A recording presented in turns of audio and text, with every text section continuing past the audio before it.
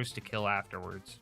Melee is the only way to deal with these guys, so I pulled out my Bladed Teeth of Terra for some bonus damage, and for the most part, I was able to kill them. I think the only kind of loader we would have issues with are Angelic Guards, but I don't think I've ever seen one of those spawn in the Preserve before. What the fuck is this? What is this, dude? Yeah, so after a good 30 minutes of trying to get the door open, I had to reset the map for a second time. The first time was just because I took too long and the enemies started respawning, whatever. For anyone wondering why I didn't just kill them off, let me show you a sped up clip of me trying to kill a bull loader.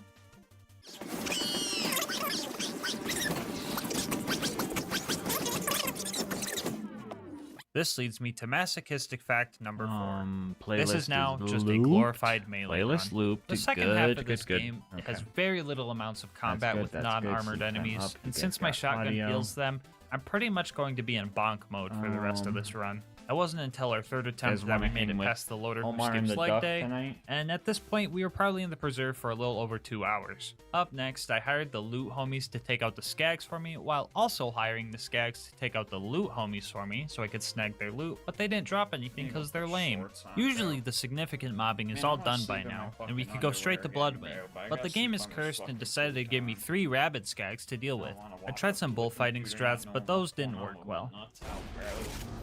Jump at me? I tried this for way too long before I just decided to commit to going for a melee kill. The funniest part is after I killed the first one, a bunch of pup skags spawned, and I just had to kill several of those to get the door open. Anyway, you know what time it is.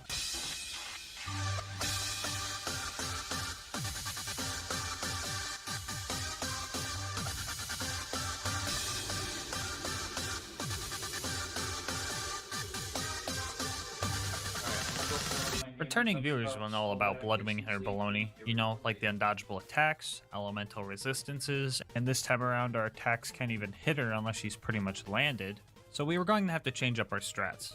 And by change up our strat, I mean do the same thing we did for Wilhelm. Skags periodically spawn during this fight, and Mordecai knows how UVHM works, so he was being a homie and slagging them to set up for melee kills. Again, with Fuel the Blood, my explosive damage was boosted. I don't know if I just don't hear people talking about this skill combo often, but it's stupid good, even without class mods that boost this skill. It's stupid good enough that using this strat, I took down Bloodwing first freaking try. Take that, Bloodwing. I'm back in the frickin' lead. Even Mordecai wants to party. Vault Hunter, get down. So glad Mordecai is changing his mind about the whole... Oh, you guys seen it? Okay, maybe not. Anyway, our next homie to recruit was Brick. The initiation was fine because of fleshy enemies and Godliaths doing most of the work. We even killed Sarcastic Slab in the most metal way possible.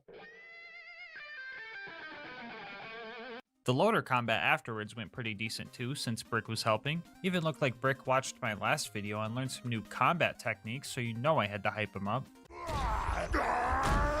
Brick. I put the stinky on him. Speaking of other videos, if you're new here and made it this far into the video, odds are you're enjoying it, so you might as well sub and hit the bell to know when new vids get uploaded. Because masochistic fact number 5 is that I go through all this suffering and a majority of you guys still aren't subbed. Joining the GASMASK gang is 1 click away. Anyway, Brick and I destroyed the rest of the loaders and we were off to our next objective, dealing with this coward. This fight is so friggin' buggy. It's a 50-50 chance between him booking a flight to Europe or just standing still and still managing to give me a hard time. Like, bro, why he standing like that? I'm glad he didn't fight back, but like, geez, this happens all the time, bro. Who coded you? Terra's dentist? Okay, now that that's done, it's time for the bunker raid. And I'll be the first to say that I was dreading this. I decided to unspec out a Buzzax Bombardier because these guys resist grenade splash, so I was better off without it. Fighting this thing was weird because I had to purposefully eat some rockets for better axe throw damage until it died. The baby turrets ahead were no match for Krieg, which is nice because I hate these little buggers and their crazy health regen. And finally, the big constructor. Had to put a lot more forks in this toaster before it decided to blow up. Luckily, it's easy to cheese because I could just stand behind it this time. And our final obstacle, Base McShooty. Alright, here we go, guys. Uh-oh. Bet you weren't expecting that, huh? Yeah, so it looks like if you want to do face McShooty with the teeth of Terra, you have to be within biting distance. Anyway, on to the bunker. To be straight up with you guys, the rest of this run is pretty much what made me deem this the worst gas mask challenge run yet. First off, the big turrets are pretty annoying because, well, you know, the whole yellow health bar situation and whatnot. The ones within melee range were pretty okay just because of the blatant big red power button on the back, but the ones out of range took a while. And then he spawned. Bunker was absolutely will shattering. He had so much freaking health, and in order to deal damage I had to play risky and get to low health. And if your playstyle is lighting yourself on fire and praying that you have a crippled loader nearby if you go down, you're not gonna have a consistent winning strategy. Like 20 times. 20 freaking times! Some hot loader would just sneak up on me, put an OP10 fire dot on me, and since I have 9 out of 5 in flame flare, it would just melt me. That's a skill issue, whatever. You know what really got my sanity dangling off the edge? So enemies in UVHM have this stupid health regen, and if you put any type of damage over time on them, they just kind of keep healing through it, right? Y'all remember that Blood of Terra relic that already seemed pretty useless? Well, I go and find out it doesn't even work if you're taking damage. Why? Why? This is all super rare gear that you get from killing a super hard boss. Why? Why isn't it good? Why does it make an edgy poem with all 4 pieces if it's not good? His teeth made them flee in shame. His breath was of fire. His hide turned the mightiest tame. His blood could inspire. It's all bullcrap. What even is this? Terramorphous? More like Terra Bowl. Okay, with Bunker's super huge health bar, I would have to take too many risks in order to get a melee kill. And I tried and tried with no prevail. So you know what I had to do? I had to kill Bunker, the flying, armored, tanky boss, with the teeth of Terra. I had to be patient and only use my action skill in emergency situations, otherwise I'd just die.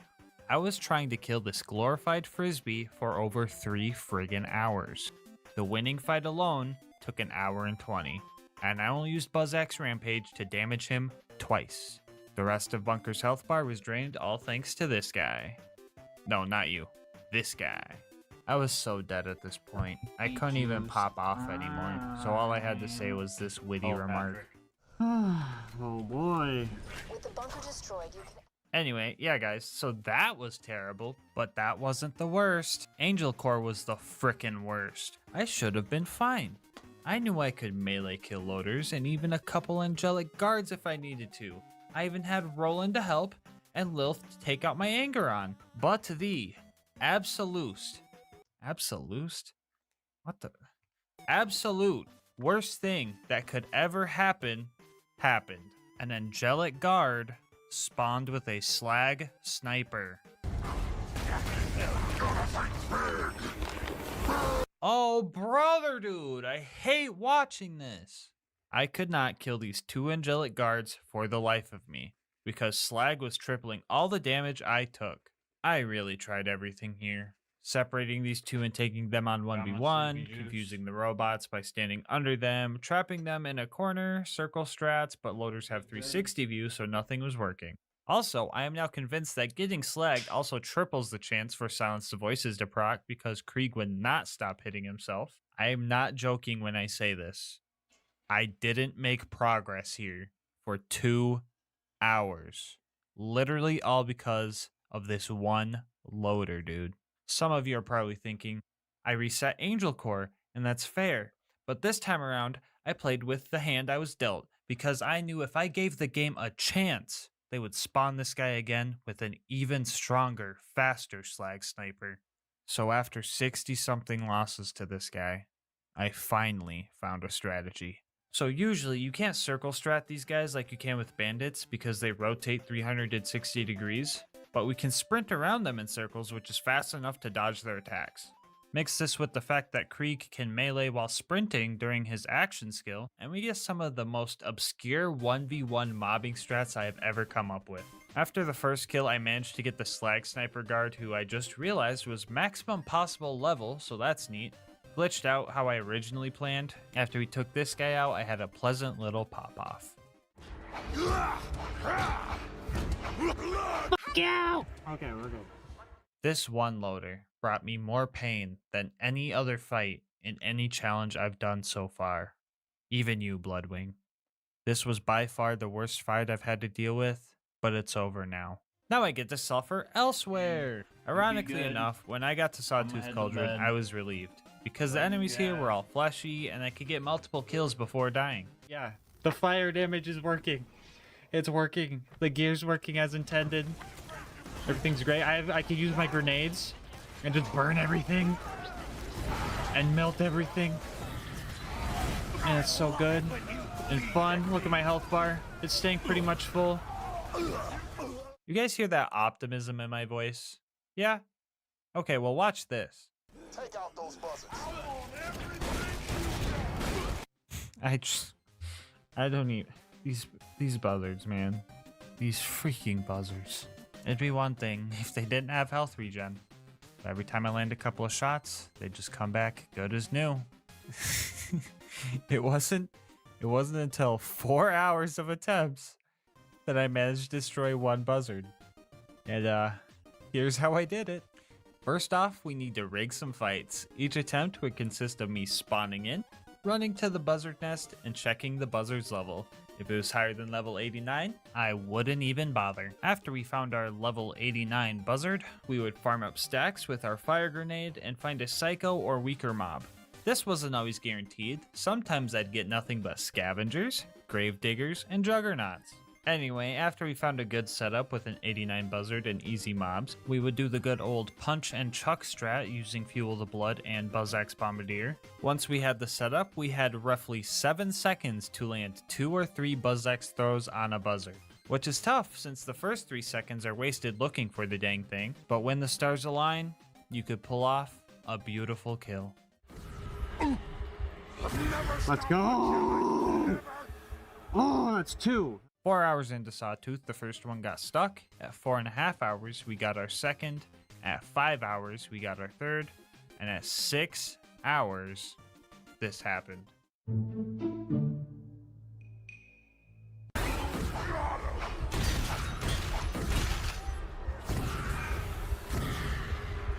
Come on. Let's go. Let's 4. Let's go. Oh, subcast. What was that you were saying, subcast? What was that you were f***ing saying? Ooh. Ooh. This was by far the worst fight I've had to deal with, but it's over now. And for anyone wondering, yes, I did just copy and paste that last voice clip from the Angelic Guard fight like 30 seconds ago. After that conniption, I felt invincible for all of 2 minutes, mostly because I was just speedrunning through the Boneyard and Badlands. I did not kill Saturn this time around for obvious reasons, and if it's not obvious, the first 25 minutes of the video explains this in great detail, so go ahead and just rewatch that and come back. Or you could just download the save file in the description and test it out yourself. Up to you. Anyway, I was like 2 seconds away from getting the info first try, and it took 7 tries after that before he made it to the final stretch. The claptrap door was our last hard bit of mobbing, and everything was going relatively good. I even managed to kill the super surveyor that spawns. Whoops, I mean 2 super surveyors. 3, okay, that's a bit odd. 4, there's definitely something. Okay, what the 5? How is that even? Okay, there's absolutely no way a 6th one just spawned. 7. 7 of them.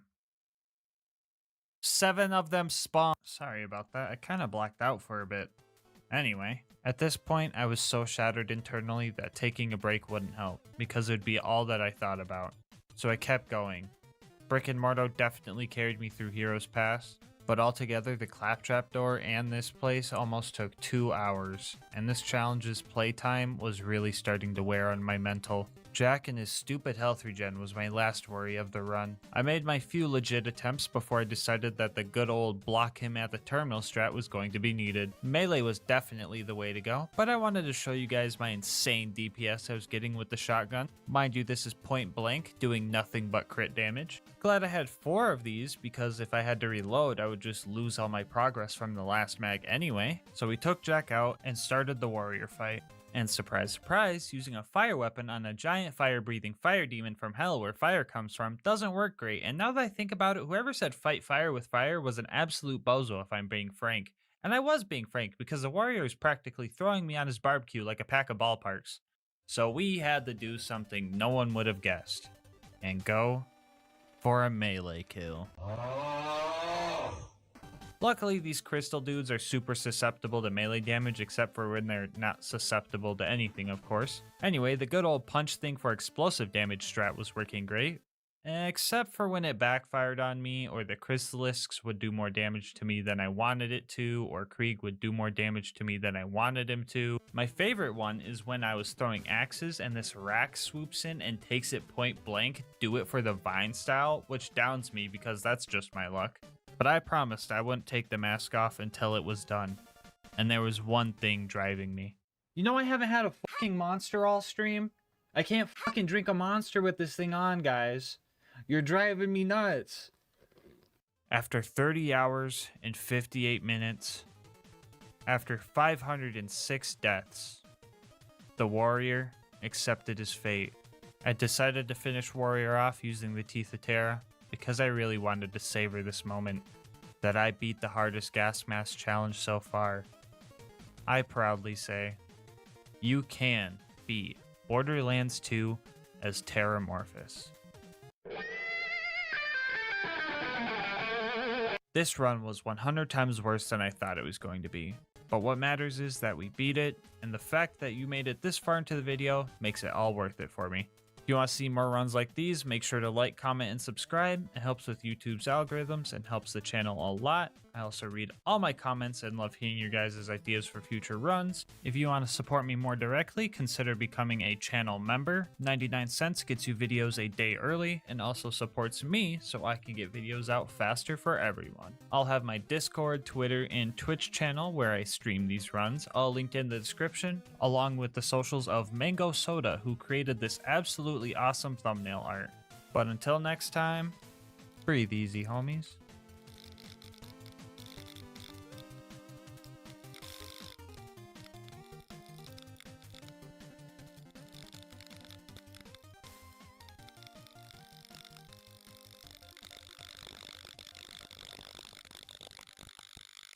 So a while back I made a video where I tried to beat Borderlands 2 with only the fastball, and that was actually pretty fun. And since my last challenge video's ad revenue barely paid for the resulting therapy sessions, I thought it might be a good idea to have a nice, fun, and wholesome run. So today we're going to try and answer, can you beat Borderlands the pre-sequel with only the snowball? Now before you guys ask, yes, I just said I was playing the pre-sequel for fun. I know I dunk on this game a lot, but if I'm being honest, it's my second favorite game of the series, right next to Borderlands 2. The third being Tiny Tina's One-Shot Adventure. You know the standalone game that's just the BL2 Tina DLC? Yeah, that one. Anyway, jokes aside, let me tell you the rules. We'll be trying to beat Ultimate Vault Hunter mode at level 70 with no bar and no guns allowed. We are going to be playing as Jack the Doppelganger, and his action skill is kinda allowed, but I'll go over that more in a bit. And most importantly, the snowball is the only grenade we're allowed to use. As for the other gear, we have a pretty normal shield, a level 1 Oz kit so that we can abuse slams, and the best main class mod for grenade damage, and 5 extra points in just compensation, which makes grenade damage higher for every grenade ammo I'm missing. Here's a quick peek at the build. I feel like I had a lot of extra skill points, so if anything seems out of whack here, it's probably because it is. I'll explain the important skills as we go, so let's get into the run.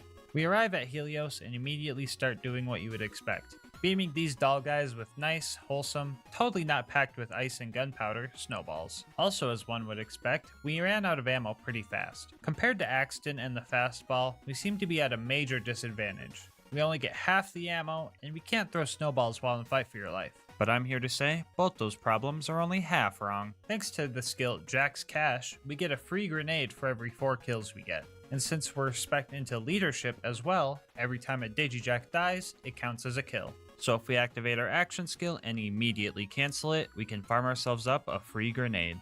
Mind you, I cannot get actual ammo like this, I just get a free throw when I have 4 stacks built up.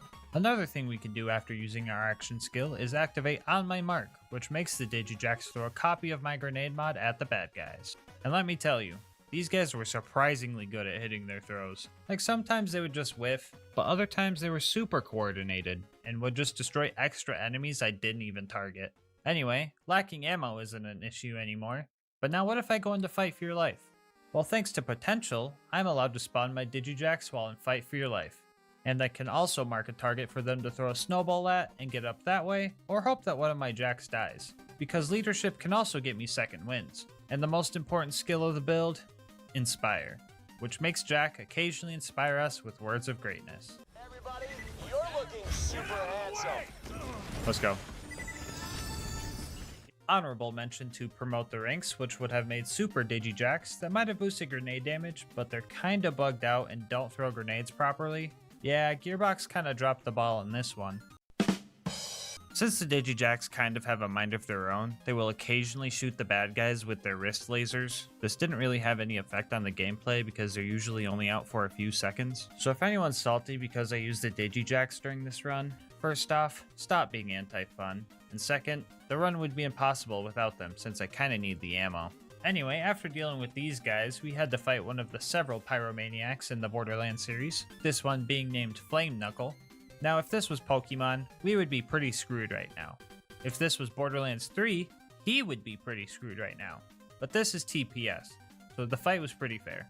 Jack was super helpful with distracting him, so I was even able to fend off any extra troops that were flying in. Also during the fight, I used a little bit of RNG manipulation to get more ammo drops from the containers. So if you're below, I believe, 1/3 of your maximum ammo with any type, you are more likely to get that ammo type from ammo crates. So if we had 3 or less ammo, we could open up the crates and get more ammo than usual. Constantly having a low supply grenades is kinda good since we're spec'd into that just compensation skill, so we're getting the best value for our chucks. After we busted Flame Knuckle's power suit, Jack, and Jack helped me finish him off. Right after that, we got moonshot down to the moon and met Janie Springs. We needed to help her take out Deadlift.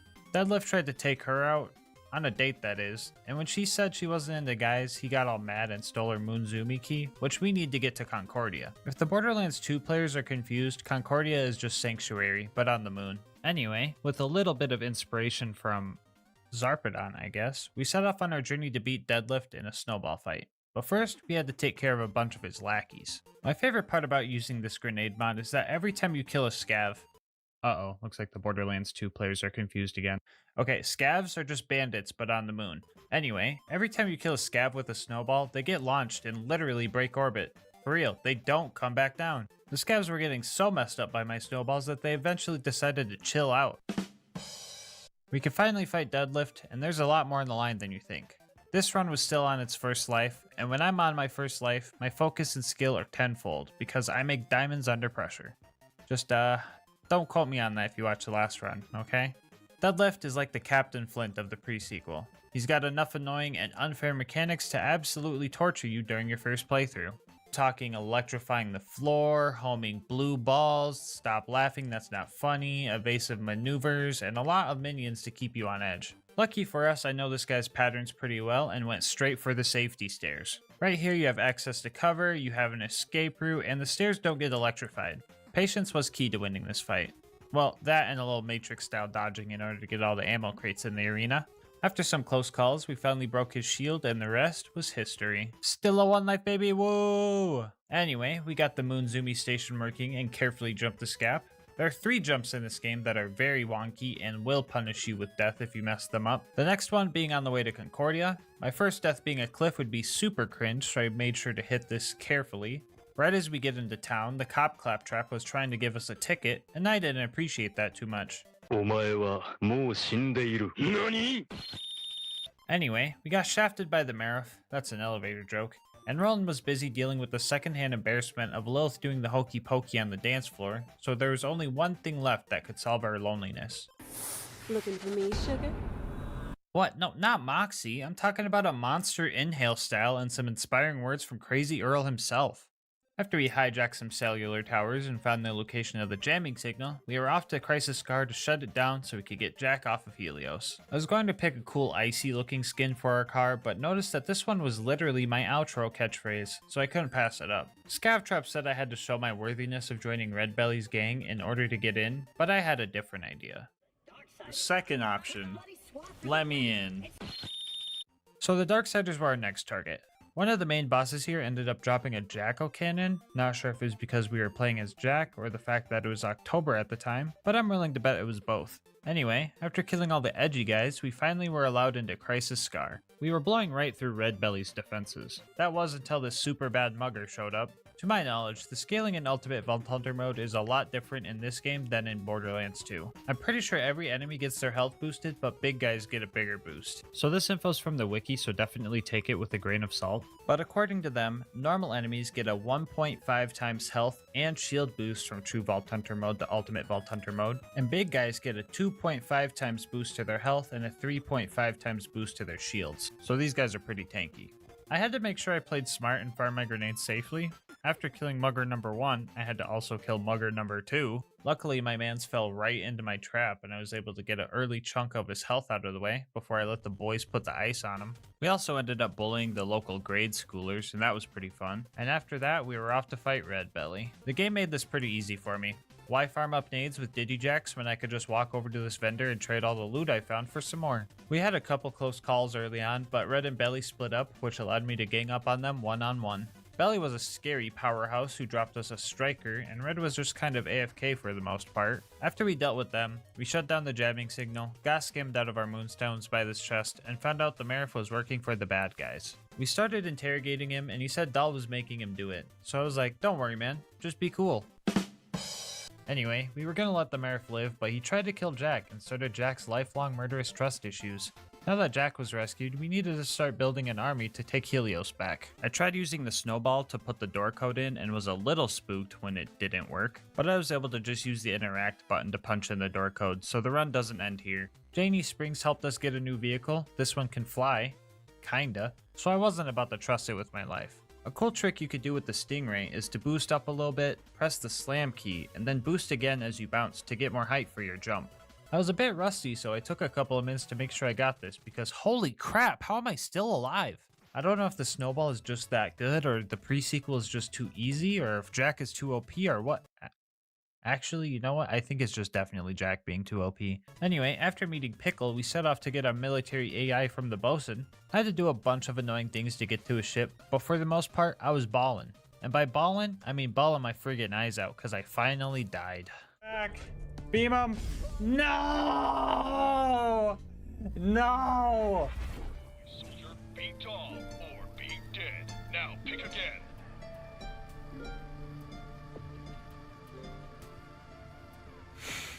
For some reason, the guy that killed me shrunk after I respawned and was easier to kill, so that's pretty neat. After a few close calls and dying again because I went down right as I hit a jump pad, we managed to get the methane flowing again so that we could get across this lava lake. Waiting for us on the other side were a bunch of cheaters, and I didn't like that too much, but I wasn't exactly playing fair either. The first thing we needed to do was destroy the bosun's engine, which was a bit tricky. The snowballs would go right through the thing we needed to hit, so I had to bounce the snowballs off other surfaces and have them explode close enough to the power stabilizers to deal damage. I just thought that was pretty weird. Oh, also, turns out the one mugger I thought shrunk didn't shrink at all, cause I found him here. Homie was screaming at me a lot, something about how could I do that to his son or something. Not really sure what that was all about, but he seemed pretty mad. He got his revenge, and he was even fighting honorably using a snowball himself. And I barely had enough energy left to fight Poop Deck after.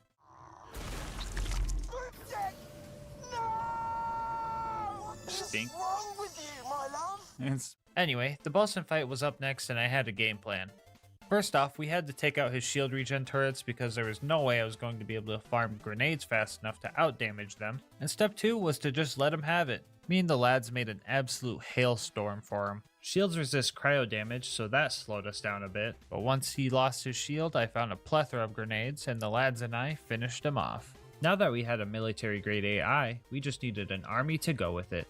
As we were fighting our way through the torque-infested robot factory, we came across Gladstone, aka the inventor of the toaster, aka the inventor of the blue toaster, aka the man that sent me to the gulag too many times! Okay, sorry about that pent-up rage. Anyway, he's going to help us create the constructor bot, which is good for us right now, but absolutely tragic for my Borderlands 2 runs. Once inside, I found a very obnoxious mugger who kept lighting me on fire. Guess it was super effective after all, because Mans killed me 4 times before I beat him. Pretty sure these guys are to blame for most of my deaths this run, and this guy alone was responsible for half of them. Because of his fire weapon, not being in a vacuum sucked. Well, being in a vacuum would suck, but in a more literal sense, I guess. Anyway, after I realized getting lit on fire hurts and kills me, I played it safer and finally killed him. After we performed the first ever cryogenic castration, we were finally able to get the power on and start making our constructor bot.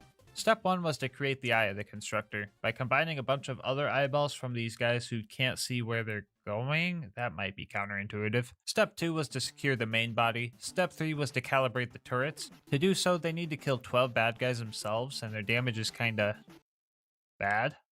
So this part took way too friggin' long. It seems no matter what game I play, turrets always seem to slow me down. Why did they spawn bad? Step 4 was to get the legs. Felicity was going to pilot the robot we were going to steal them from. Her health bar was dropping, and I was kinda curious to see what happens if she lost all her health, but she kinda killed everything too fast for me to find out. And just like that, the constructor was made. And this time, it was on our side. Oh, come on, I gotta fight a constructor in this game too? Okay, so this fight can get bad quickly if we don't manage our resources properly. Felicity often spawns 2 surveyors to aid her in battle. One that repairs her, and one that makes her invulnerable to damage. The protective bubble can be annoying, but the repair surveyor is where the issue starts to come up. If we can't gain our ammo back fast enough to keep up with the spawning of drones and repairs, we won't be able to take her down. A little bit of multitasking was needed to win this fight. I wanted to make sure my ammo was as low as possible, so that just compensation would make my throws as strong as they could be. And also, so that ammo containers would give me more ammo altogether. I was doing this while also farming up ammo with my Digijacks and having them throw their snowballs. Did I just describe the strategy I've been using for the whole run, but more dramatic? Yeah, pretty much. For real though, I needed to first try the boss, otherwise I would have to reset the map to fill all my ammo containers again. Luckily, I don't think Felicity has the 95% grenade damage reduction like constructors do in Borderlands 2, so that's good at least. I was running out of ammo crates, but luckily I managed to get her into her final phase right as that happened, so I didn't have to worry about any more surveyors. So my objective was to just survive. I just needed to farm up snowballs and make sure that these guys didn't pick up any guns. After a long fight, we finally got Felicity to short circuit and rejoin our side. As a reward, Jack gave me another Jacko cannon. I guess that's a moment of all time.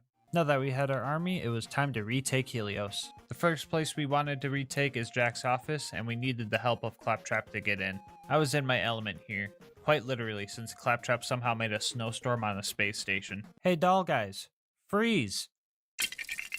Fighting the trained military soldiers felt a lot easier than fighting the dumb scavs for some reason, so getting to Jack's office was a breeze. Our next goal was to save Gladstone again along with his other buddies. Nothing too interesting here, just waiting for the scientists to open doors, oh my god! Anyway, after I saved them all, I took a quick pee break and everyone played Among Us without me. Pretty sure all the scientists got ejected, and so did I, because next thing I knew I was flying through the veins of Helios, making sure I didn't fall into the endless depths of space. Zarpedon almost got me with her mischievous tomfoolery. After blowing some stuff up though, we managed to get out of that nightmare fuel area. The last spot before our fight with Zarpedon was the lunar launching station. Here we needed to disable a force field in order to pass. I defused all the power cells without blowing them up because I'm very good at this game and I would never make a mistake like that. After that, all I had to do was survive a few waves of some extremely casual bad guys. Lucky for me, I was able to activate some gun loaders to distract them. At this point, I was ready to fight a tough boss, and I didn't have the patience to wait for the shock field to go down or the patience to wait for Jack to hop on the elevator. Zarpedon was going down. If she was going to set traps for me, I was going to set traps for her. I had 2 things going for me during this fight. Number 1 was Jack distracting Zarpedon, and 2 was that ammo crates would continuously spawn during the fight. I also had 2 things going against me during this fight. First off, cryo damage on Zarpedon's big shield was doing very little damage, and 2, she can get her shield back pretty much instantly. On the bright side, this is the pre-sequel run where I finally figured out how her shield recharge move works. If you pay attention here, you can see that Zarpedon is draining the power cores from the floor, and when she is done, it breaks and she can't use that same power core again, which means she will eventually run out of recharges. During this fight, she used all 6 of her charges before committing to trying to kill Jack. To be specific, the real Jack, not the fake one or the fake ones. Without her shield, it was only a matter of time before I found enough grenades to take her down. It was now time for phase 2 of the fight. 0.8 seconds into this part of the fight, I get distracted by an orange loot beam and snag the ZX1 drop from her power suit. I know all 12 pre-sequel players are mad right now that I got the designated drop from the one-time kill. After that, I started trying to fight Zarpedon, but geez man, she knows how to dodge. I feel like my accuracy went from good to bad so freaking quick. I feel like she was standing still trying to fight Jack and I was still missing. This phase also introduces a bunch of ascended doll soldiers, and at this point it was too chaotic to keep track of anything at all. All I could do was run around like a chicken with my head cut off and hope to find some grenades so that I could miss Zarpedon some more. I think Jack was the MVP for this fight, honestly. Still talking about the real one. Pretty sure he did more damage than me, but on the bright side, I can make all the pre-sequel players even angrier with this prismatic bulwark, another designated drop off a one-time kill. By the way, the save file with all the cool gear I found throughout the run will be in the description down below if you want it. Now that the bad guy was beaten and we had the Eye of Helios / Destroyer and its inspiration bestowed upon us, we could finally go to the vault. Feel like I'm missing something important? Probably not. Anyway, Virago Solitude was very short. The game played this cutscene for the Guardians, but also gave me the option to just run right past them. I don't know why they gave him a cutscene if it's not a required fight. Also not a required fight was this guy who surrendered. Snowball fighting etiquette is to spare anyone who surrenders, so I let him go. Unless... RK5 aka Romkampfjet Mark V aka Bootleg Bunker was our next boss to take down, and our most challenging one yet. Not only was ammo scarce, but hitting RK5 was really tough since it's usually way out of our range. My Digijax also had a lot of trouble landing shots on it, so I tried to use them to kill off the waves of churros? Also had to deal with a few more cheaters during this fight.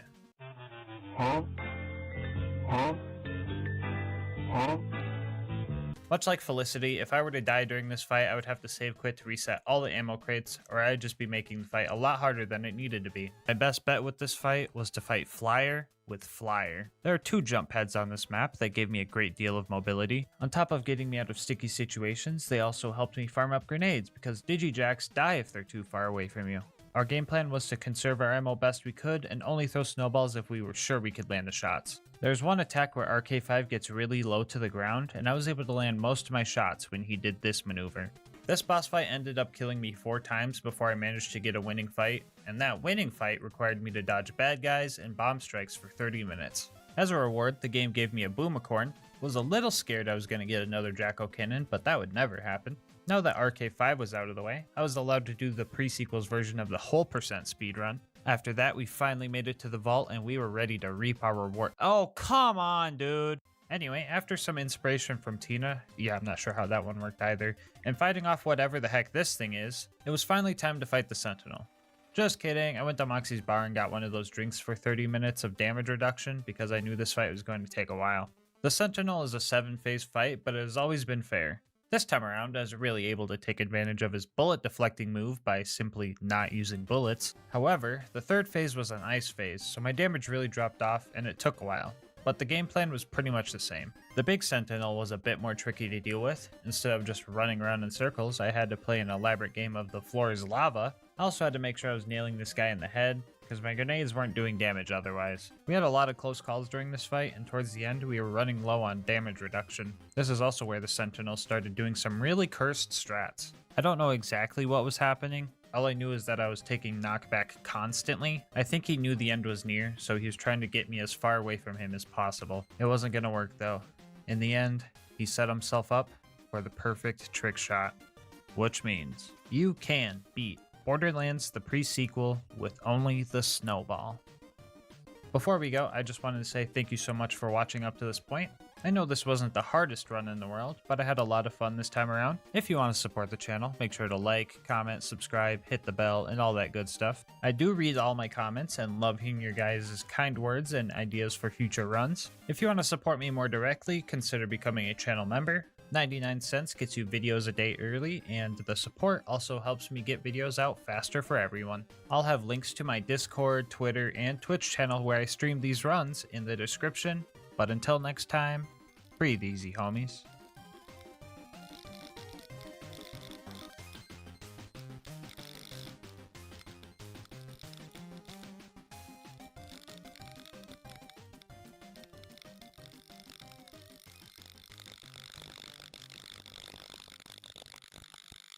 Pandora's always been a lawless place, but what if we wanted to bring some order to this wasteland of a planet? Today we ask, can you beat Borderlands 2 as a sheriff's posse?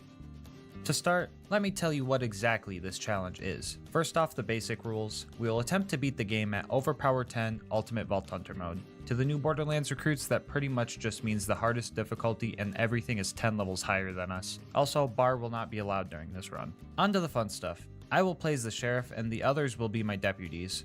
The challenge is mostly centered around these badges, therefore I will be running Jacob's pistols while the deputies run Jacob's shotguns. The badges also provide us with a little extra fight for your lifetime based on how many deputy badges are equipped on the team. So I get an extra 60% while everyone else got an extra 30. And for the real kicker, if at any point the sheriff dies, that's me, I must save quit and reset the map. This means my survival is of the utmost importance. Last thing before we get started, I'll show you all the rest of the gear and builds. We all have a basic shield and low-level grenade mod just for slagging purposes, and in the comm slot I will be running the legendary Titan for tankiness, and the deputies will be running the legendary Gunzerker comms for some DPS and longer Gunzerk duration. Here are the builds so that all the Sal mains can go make me cry in the comment section. For the deputies, I pretty much gave them an AI generated deputy Sal build.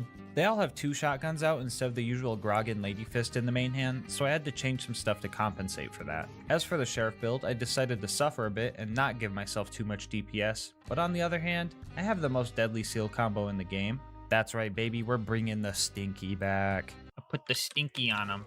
Okay, now with all that out of the way, let's introduce the posse.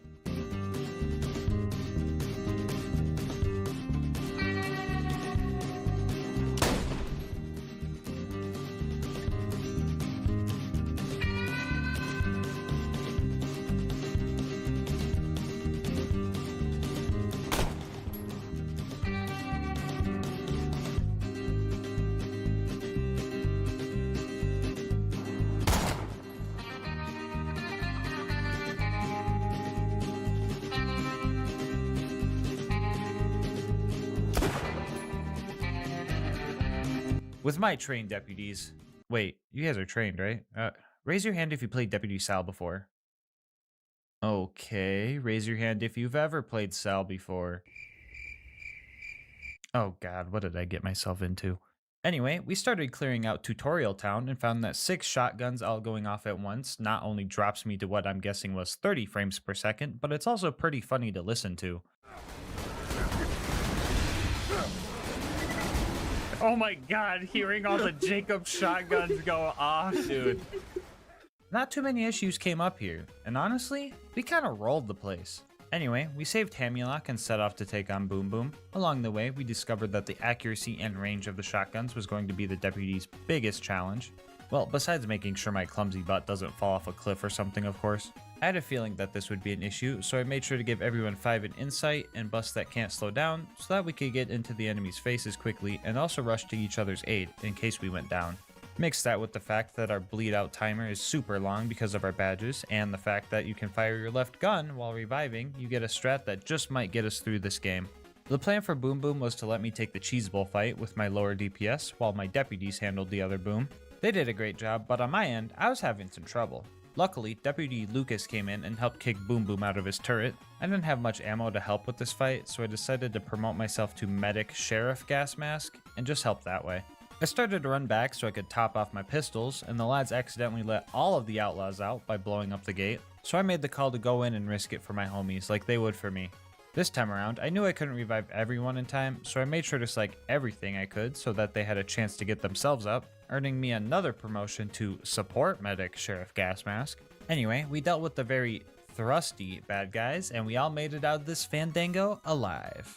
And then Queen Knight did the bleed out any % speedrun on accident while trying to save me, so that was hella depressing.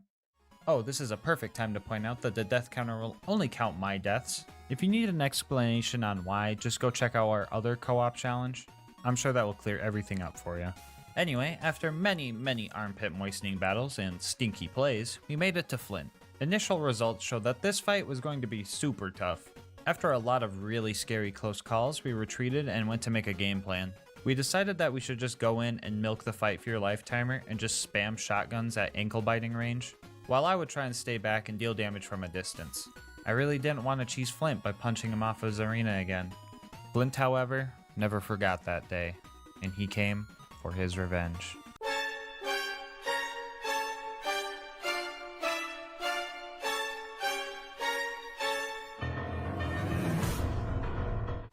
Oh my god!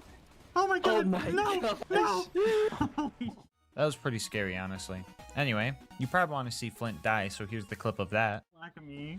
When I get gas locked. Oh my god, who's resing him? Yo. Oh, he was getting real close though. Oh, Yeah. Oh my god, we you did guys it! did it. Okay. Pretty wacky, right?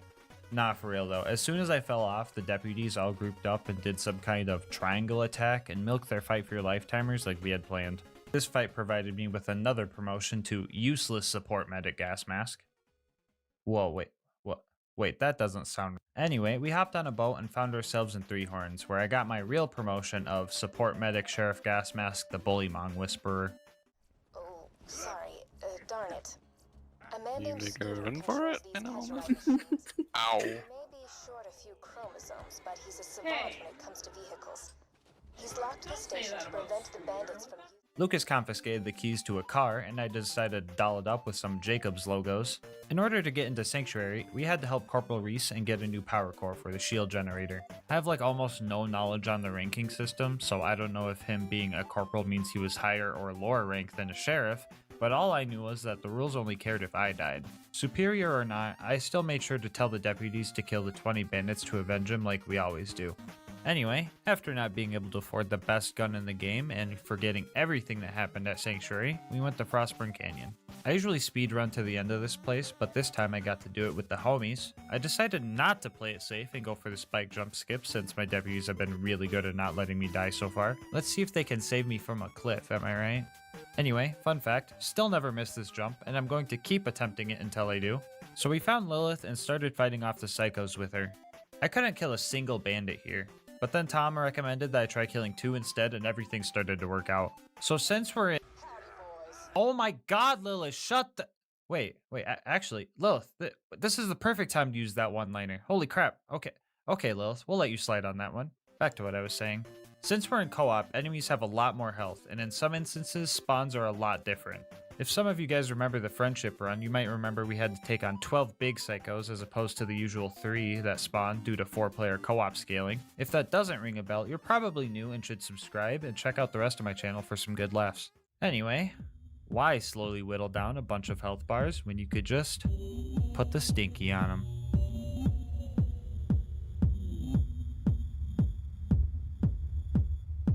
Big guys are a bit tougher, but they're definitely killable.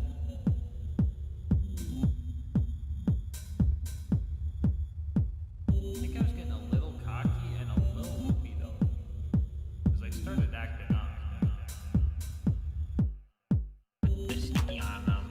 The sticky on them.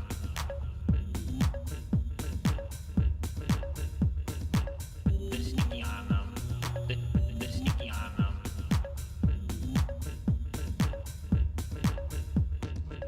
The sticky on them.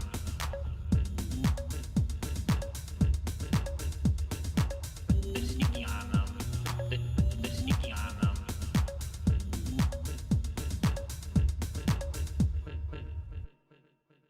Yeah, not sure why I said that or even what it means, but I think it's safe to blame some sort of insanity. Yeah, so I ended up dying and restarting this whole fight twice because I got counter stinkied. And yes, I did do the spike skip again both times. Honestly, I didn't mind though because I got this crazy stinky clip. Howdy, boys. Yeet. Oh, Lilith! No! Lilith was saved and now it was time to rescue Roland. We needed to get a new car to fool the Bloodshots, but then I realized that cowboys don't use cars, they use horses. And since we didn't have any of those, we had to fight the bandit technicals on foot. These darned horseless carriages ended up destroying Deputy Lucas early on. But after we got rid of the big one, we destroyed all the cars we needed, and then another car came up and ran me over. Joke's on them though, they just saved me a trip of running through the dust. Up next was the Badma fight, and we came prepared with a plan. Go? Here we go. Yes! The only problem with this strat is that Badma kinda took the key we need with him, so we had to re-enter the map to get the key to show up somewhere reachable. It was now time to fight through the Bloodshot Dam, or as I like to call it, Cowardsville. Using our finely tuned coordination skills, we were able to combat the cowardice of these guys by simply punching them closer to homies that needed revives. Feel like there are a lot more enemies in here than usual, probably because of the 4-player co-op scaling and whatnot, but we were keeping each other alive. Mad Mike and his toilet room were the last things I was worried about here, but there was nothing a little teamwork couldn't handle. He's standing by the fence. Can you do Combo? something here? No. Somehow we turned one of the worst mobbing sections in the game into a really fun fight by putting the Stinky on so many bandits. It's stinky. Lucas even styled on Mad Mike in the end. Looking at me. Oh, nice. Oh my. Oh, I got him. Oh, you got him. Let's go. After that, we just had to run to Roland, and then get stressed out about this toaster we had to fight. I'm willing to bet that some of you guys don't know that the Warden can actually take Roland to the Hyperion Friendship Gulag if you take too long to rescue him. If you didn't know, don't feel bad, that just means you're good at the game. Anyway, I wasn't sure if dying and the resulting save quit would cause us to automatically go to the Gulag, so I had even more to stress about than usual. So running through the dam was pretty scary. We all went down a few times, and there were very few spots where we were actually safe. Deputies Tom and Queen Knight made it there before Lucas and I, and then I noticed that the Warden was already spawned, and the clock was already ticking. I ordered them to rush in and await our backup. Moments later, I made it to the fight and single-handedly saved everyone from the big bad scary toaster with no help from Tom whatsoever. No gulag for us, baby. Anyway, after clearing out all the loaders and saving Roland, our next job was to meet Tina and Mordo and help them with a good old-fashioned train robbery. That might sound like we're breaking the law, but I'm the sheriff, and I make the rules, and I say it's legal. Anyway, after roasting up some critters, we confiscated some TNT from the local bandits, and we blew up the train in a safe and controlled manner. It was the end of the line, and Wilhelm wasn't going down without a fight. A long, cursed fight. The plan was simple. Loaders were going to be our priority 1 enemies until Wilhelm ran out of troops. Priority 2 for the deputies was going after Wilhelm himself, since they had all of our DPS. While priority 2 for me was dealing with the surveyors, since I had the accuracy to deal with them better. We were able to put the Stinky on some of the loaders, but a couple of Stinky-proof big loaders really drained all our ammo and grenades. And then, something extremely cursed happened. Something I could only imagine would come from my worst nightmares. Something so unheard of and absurd that I still don't believe it happened, even though I see it with my own 2 eyes. This was the incident. Really, though.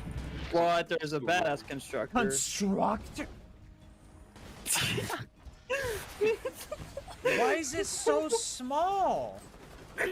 There's 2 of them. What is going on?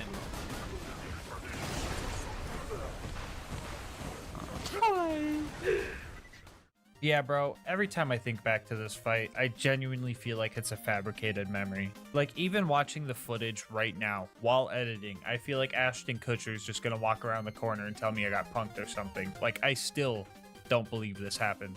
The fight was hard, and I had to really focus so that I didn't die. But, like, it only took 8 minutes to kill Wilhelm. I've had runs where I'm getting bodied by him for hours, and I have never seen these cursed baby turret toaster crossbred abominations in my life. The game really seen this and was like, oh, okay, let me help you out with that. I don't know if this is another co-op spawn thing going on or whatever, but what really has me baffled is that even with no ammo, and my mental state so shattered by what my eyes were perceiving, we actually survived the whole fight. What the fuck is even going on right now? Who am I?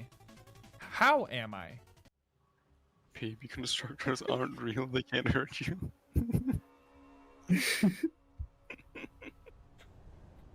After I save quit to make sure I didn't have any mods running, we made it back to Sanctuary, and never mind, it's flying now. That's a problem. So we had to go through the fridge and try not to get ambushed by all the lowlifes dwelling there. Big emphasis on try here because I ended up dying. Deputy Tom was at the end of the map ready to travel, but we all went down, and hitting rats in general is just not easy. So here was where I had my first bleed out death. And honestly, I'm pretty proud of my deputies for lasting this long. Well, except for Lucas, because this rat picked my pockets twice and Lucas tried to snatch up all the money when he died, and I didn't appreciate that. On the way to the beacon, Alyssa challenged the bridge to a duel, and she was all like, draw! And then the bridge drew, but not in the fun cowboy way, so we all had to take the elevator thing. Well, this one goes sideways, so maybe we call it a horizontal? Editor, don't take that joke out of the script. Also, don't record yourself reading this. This isn't part of the script. Oh, come on, not again. Anyway, there were some close calls fighting the loaders before the gluttonous Thresher fight, and that fight didn't go too well either. The deputies barely killed it before I bled out, so resetting the map did not mean we had to do the fight over, so that was nice at least. Also, I'm a bozo and missed this death, so add 1 to whatever you see from here on out. Jumping over to Overlook, we set up the beacon and stood ready for the waves of loaders coming our way. And by ready, I mean I was buying ammo right as they were dropping in. I was kinda hoping the game would realize we seen 2 more toasters than we should have so far and that they wouldn't send in more, but surprise surprise, hope is useless when it comes to gas mask challenge runs. This was a tough fight. Other than Lucas redeeming himself after the whole fridge fiasco, we were getting real close to losing. We tried our best to keep the beacon alive, but it got destroyed 8 times and just became invincible, which is good for our progress, but harsh on our pride. Also harsh on our pride was the escape we had to pull off. Usually you can teleport away as soon as you choose a location, but in co-op there's this 5-second timer, and if one of you guys go down, it's just like, no, and makes you stay there in pain. After the 6th attempt at escaping, we made it to the dust. Yep, I was like literally anywhere but here, please. Up next was the dreaded preserve. This is a big map, which means a death would make us lose a lot of progress and make us do a lot of the mobbing over again. I also made it a rule that we had to take out the loot homies in a 4v4 in order to progress, just to make it a little bit more challenging. Our first obstacle of wounding loaders was pretty easy since we could all focus on different baddies. We all probably went down like a dozen times at this little dock area, but we managed to set each other up with revives really well actually. Pomone and Toomba showed up after that to torture us, and attempts to kill them proved to be useless, so we decided that those guys were not our problem.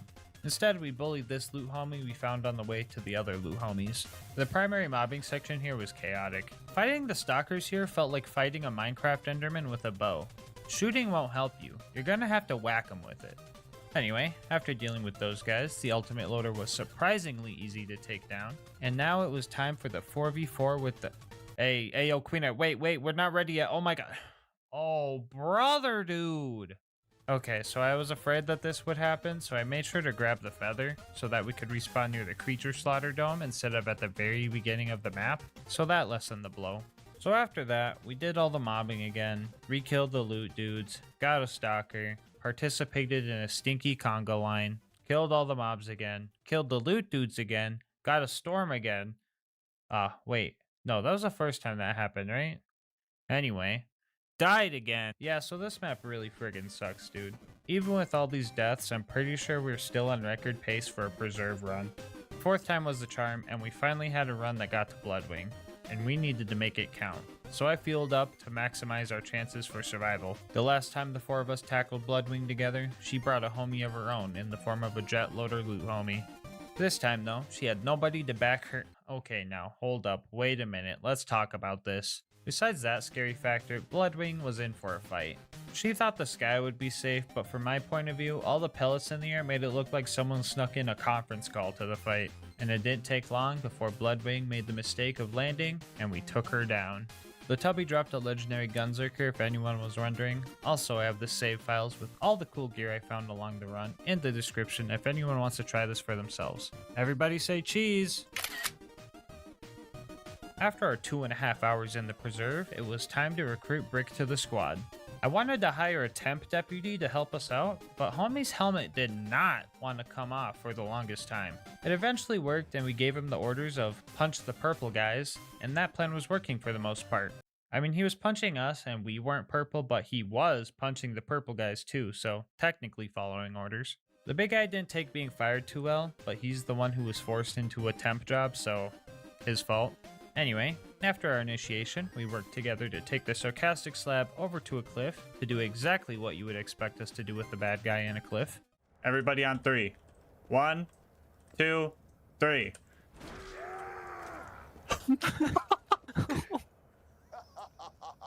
Still going. Damn. Oh my god, that... Yeah, homie got launched. I'm pretty sure multiple of us hit him, so the knockback was just amplified, and I thought that was pretty cool. I won't go over to the combat here, I'll just show you guys the good parts. Oh, Brick. Line me up, Brick. One beacon's already gone. Oh, nice one. Nice. Thank you. Up next was taking down the Jack Double. Into this part of the run, we straight up turned to assassins. The double didn't last 10 seconds against us. We took his lunch money, and then we split up to all the kiosks and made it out of opportunity in only 3 minutes and 52 seconds. It was now time for the bunker raid. Right off the bat, I learned that Lucas and Queen Knight were both not Hyperion robots, but buzzards are for some reason because that makes sense. Anyway, Tom used the strat he learned from a very cool and handsome YouTuber to get the constructor to look at the wall, which makes us safe from his rockets. This made it super easy to abuse his crit spot as a squad. The dreaded baby turrets were up next. Luckily, bouncing Betty grenades shoot bullets, which do hit these guys. For anyone new to the game or the channel, these guys are glitched and straight up don't take any splash damage at all. On top of that, they don't have a crit spot, and they also have an ungodly amount of health regen, so these guys can be pretty annoying. This time around, however, we kinda lucked out. The third obstacle in our way was the big toaster. The useful strat of just standing behind the thing wasn't working as good as it usually did. The deputies were dying and having trouble making it back up the mountain. I also had to scale the mountain again due to personal reasons. He's looking at the stage. He almost he pulled did die it. though. I gotta finish the job. Sorry, guys.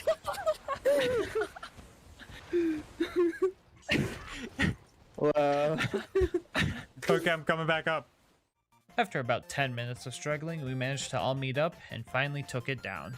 The final obstacle before the bunker was Face McShooty, who volunteered for death via firing squad. While we sit here and spam at him, I guess I'll give you a cool history lesson. Did you know that in old-timey firing squads, only one person in the firing squad would have an actual bullet? They did this so that the men in the firing squad could find some solace in the fact that the rifle they fired likely had a blank in it and not an actual bullet inside. We, however, did not do any of that goofy stuff because we weren't even sure we could land a hit on him from this far. Oh, look, we got him. That was so fast. The bunker fight was upon us, and I definitely didn't die to something embarrassing again like a cliff. Anyway, we took out the turrets, the actual bunker fight started, and the first thing it did was try to assert its dominance with a friggin' T-pose. But it kinda backfired, because it just made it way easier to hit for all the deputies. So yeah, homie just started T-posing and kinda kept T-posing every time he flew up to us. We were all capable of hitting the broad side of a bunker, so this fight was actually pretty simple. Jack was hiding something in this mountain, and we were gonna get to the bottom of this. Up next was the Angel Core, and I was dreading this place. Even if you destroy one or two of the injectors, save quitting will reset the whole fight, so you have to do everything over again. So I was pretty stressed out about this part. I already don't pay these guys to do these runs with me, so I didn't want to make them suffer more than what they already have, you know. Wait, Tom, no, don't leave! Anyway, after giving away my foreskins to persuade Tom to come back, we started the Angel Core fight. We devised an order of operations for which targets we were to prioritize. Ion loaders were at the top of our hit list, mainly because of their cheap bubble. When they bubble, every loader in the area starts running to it like the cowards they are. Lucky for us, Fistful of Hurt is a great counter to this because we can interrupt the process entirely. Up next are Angelic Guards. With no way to dismember these guys, it was important to take the tanky ones out first. And last on the list were gun loaders. One could argue that killing these guys off before the Angelic Guards would be better since you could get incoming damage off the table faster, but in reality, these guys were just our revive fodder for emergencies. War and super loaders are arguably less dangerous than the rest of these guys because of their big charge up duration and lack of mobility, and the turrets were usually the first thing taken out while the rest of the wave was still digistructing in. Our coordination was kinda at its peak in here. We were saving each other, setting up slag, and... Oh my god, Lilith. You had one chance, and you overdid it. I'm never letting you slide again. You know what? Fuck you. Frickin' howdy, boys. Good. Anyway, we made it through Angel Court and tried to kill Jack in the cutscene to save Roland. Don't think it helped at all, though, and we're pretty sure all we did was slag Roland, so, whoops. The next day I came down with a cold, so my voice was pretty bad. even though I took proper precaution by taking my cold medicine and drinking my tea, I wasn't going to be able to give out orders to my deputies, which really didn't matter because they all know how to play the game and know what they're doing. Our next stop was Sawtooth Cauldron. There was a scary part where we had to fight off a few big nomads, but luckily they came with instructions, so we knew exactly what to do. The rest of the instructions weren't that clear, like Boombringer? I hardly know her. For real though, this part was really scary. The first time we got up here, we had to bail, and the second time I was deep behind enemy lines when Deputies Queen Knight and Lucas kicked the bucket. I thought it was done for, but Deputy Tom finally managed to land the grenade jump with his across the planet 600 ping. Oh, did I forget to mention that Tom is practically playing in the past and the future simultaneously? Rubber banding, never knowing what is real? Because that's what he has been putting up with for the whole run. Tom, when you watch this, thank you. Anyway, my hero arrived and we made it back to the elevator. Up top, we were the most coordinated that we ever were. Got Alyssa. Do you?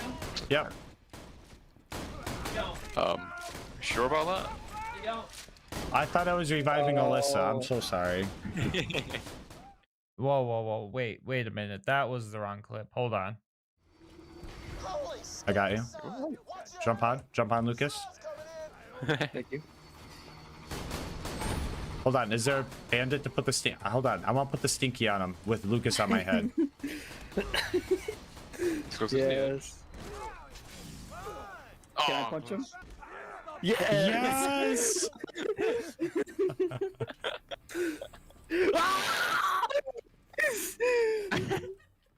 Buzzards were actually pretty easy to take down because our nades stuck to them, so let's talk about the boneyard. I wanted to split up and hit all the pumping stations quick, but this one station has nothing but sergeant and ion loaders, so I wasn't about to go in alone. Glad I wasn't stubborn here because I definitely would have died instantly without my deputies. After barely escaping that with our lives, the rest of the boneyard went smoothly. We made it to the Badlands and decided that we weren't even gonna bother with Saturn.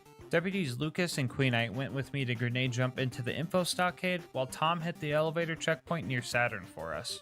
With our coordination, we were quickly in and out and finally on our way to the vault. After some quick mobbing at the claptrap door, I decided that I was just going to speedrun Heroes Pass. Well, minus the speed and the running part. Finally at the vault, we said screw the elevator, we want to fight Jack now. We dropped his shield pretty quickly, but that was but a small fraction of this fight. Not only was his health tanky because of 4-player difficulty, but this time around he kept teleporting away and spawning a bunch of these shield surveyors. Now this doesn't sound like that big of an issue, but Jack's health regen is kinda busted, so if he is suddenly invincible and on the other side of the map, it gives him plenty of time to get his health back. Even though we were doing significant damage, the fight still took about 15 minutes just because the absurd amount of coward strats Jack was pulling off. For reference, here's a clip of us dealing about half of his health in roughly 10 seconds, just to show how bad his health regen is, along with the coward strats. Anyway, we eventually took him down, and the warrior fight was up next. Let me tell you our detailed plan to make sure we got through this fight. Step 1, shoot the warrior. Step 2, until it dies. The warrior can be a pretty tough fight with its massive flame attack range and massive tail slams. Luckily, with all the defense stats I've built up though, I was handling the attacks pretty well. During the fight, we also managed to screw up so badly that one of the crystalisks became invincible. Crystalisk? More like crystal-less, am I right? Anyway, it wasn't too long before the warrior couldn't fight any longer. And with it defeated, we now know. You can beat Borderlands 2 as a sheriff's posse. Hey, hold up, don't go yet. It's bonus content time, guys. Jack and the warrior might be dead, but there's still one threat to our lawful land that needs to be handled. I'm talking about the imposter who calls herself the Sheriff of Lynchwood. That's right, this town isn't big enough for the 5 of us, so she had to go. We can make room for Deputy Winger though, he's cool. In order to get her attention, we were going to need to rob a bank and blow up a train. We managed to blow the train up pretty quickly, probably because we already had practice blowing one up earlier, and I still say blowing them up is legal.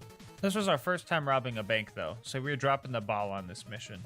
Tom put the Stinky on Mad Dog, which was pretty cool, not gonna lie. But the problem with that is that Mad Dog had the explosives we needed to blow open the bank door. So after reloading and killing him the boring way, we robbed the bank and set off to go hide the cash. Nisha's posse was playing totally unfair and hogging all the horses, so we were getting absolutely devastated during this part. These guys added 3 deaths to the counter with their horse strats, but the Nisha fight was up next, and she was no match for our homie strats. Before we go, I just wanted to say thank you so much for making it this far into the video. If you want to support the channel, make sure to like, comment, and subscribe. It really helps with YouTube's algorithm, which helps the channel grow. I also read all my comments and love hearing your guys' challenge ideas and kind words, so definitely let me know what you thought about this video or what your favorite part was. If you want to support the channel more directly, consider becoming a channel member. 99 cents gets you videos a day early and also supports me so I can get videos out faster for everyone. I'll have my Discord and Twitch where I stream these runs live, linked in the description, along with the socials of our homie Mango Soda, who created this video's dope thumbnail. He also does commissions, so if you like his style, definitely go check him out. But until next time, breathe easy, homies.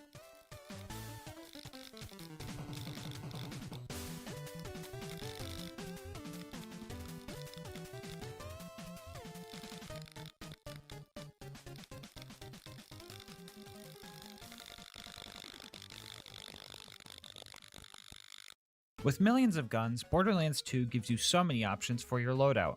But today, we look at the nuclear option and ask, can you beat Borderlands 2 with only the Nukem? I'll briefly go over the rules. First off, we will be playing on UVHM OP10. If you're new to the game, that just means we're playing on the hardest difficulty and everything is 10 levels higher than us. Bar will not be allowed for the run, and the Nukem is the only gun I'm allowed to use, which means using a Logan's gun and a sham to absorb ammo is strictly off the table. In that case, you might be thinking I'm going to be using the big boom blaster to get ammo, but wrong. If I want ammo, I'm going to have to find some or buy some. The only other unique pieces of gear I'm allowed to use are the legendary point in class mod for survivability and the Vault Hunter relic, which doesn't help me combat-wise at all and is mostly there as a placeholder. For our other 2 gear slots, we have a basic T-Yor shield and a low-level grenade mod for slagging enemies. Anything non-unique is fair game, but I only use these for the challenge.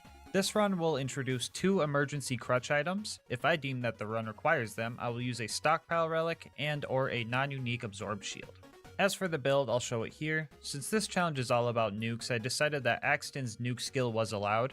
I also skipped all the offensive turret skills because I pick up the turrets immediately after they release their nuclear explosions. If you want to call this challenge Borderlands with only nukes instead of only the Nukem, that's fine by me. I just figured that this would be more interesting than throwing on a big boom blaster and having a field day. Now the turrets might be able to get some shots off before they get recalled, but these things don't really deal that much damage, so as long as they don't steal any major boss kills, I'll let a few shots slide. Now that we got the rules and build covered, let's hop into the run. Right off the bat, the good old gas mask curse kicks in, and we start out with 2 bully rods. Dealing with them wasn't necessarily hard, but these guys are so tanky that we ran out of ammo before we even made it to Tutorial Town. With all of Crazy Earl's ammo upgrades, the maximum amount of rockets you can hold is 33. Divide that by 2 and round up, we're left with 17 shots since the Nukem takes 2 ammo to fire. So with no ammo and no money to buy any more yet, we had to get creative. Cue the turret nukes. If we compare the Nukem nukes and the nuke skilled nukes, we get a sentence with the word nuke in it too many times and also see that the nukes are very different. For example, the turrets deal a lot less damage, but they also light the enemies on fire. The Nukem's projectiles just deal damage, while the turret's explosion has some very strong knockback properties. Returning viewers know I love those. And the turret nukes are also pretty much infinite, but they lose their value past generic mobs, since the cooldown of our action skill is too slow to outdamage the health regen of most bad guys in UVHM. But here in Tutorial Town, everyone is soft. Soft enough to kill with a little grape juice and 2 turret chucks. After Hemlock got the power back on, we were able to buy a little bit of ammo and set off to clear the way to Boom Boom. That ammo was specifically used for the Ironclad lads, because the turret nukes were too weak for them. A little bit of patience and careful planning and we were able to finish the mobs off. So as we were steps away from fighting Boom Boom, we were once again broke and lacking the proper ammo to take on this fight. So I did what anyone would do when they're strapped for cash. Go to the beach and look for treasure chests. Here I would farm up until I hit the money cap and also fill my inventory with items so I had extra items to sell for when I ran out. Anyway, loaded up and ready to go, we start the Boom Boom fight. After I lured Boom to the back alley and mugged him at portable nuclear warhead launcher point, we made our first attempt at killing Boom. Testing the likely highly irradiated waters of this fight, we find that it was going to be a very close fight, even with full ammo. After a practically perfect attempt with lining up kill skill combos, slag, and making sure I fire all my nukes quickly, I was still coming up short. So this fight was undoable. Which means no. You can't beat... But wait, did you guys see that? Reroll the footage, hold on. You see it now? The run is saved, all thanks to this do cut.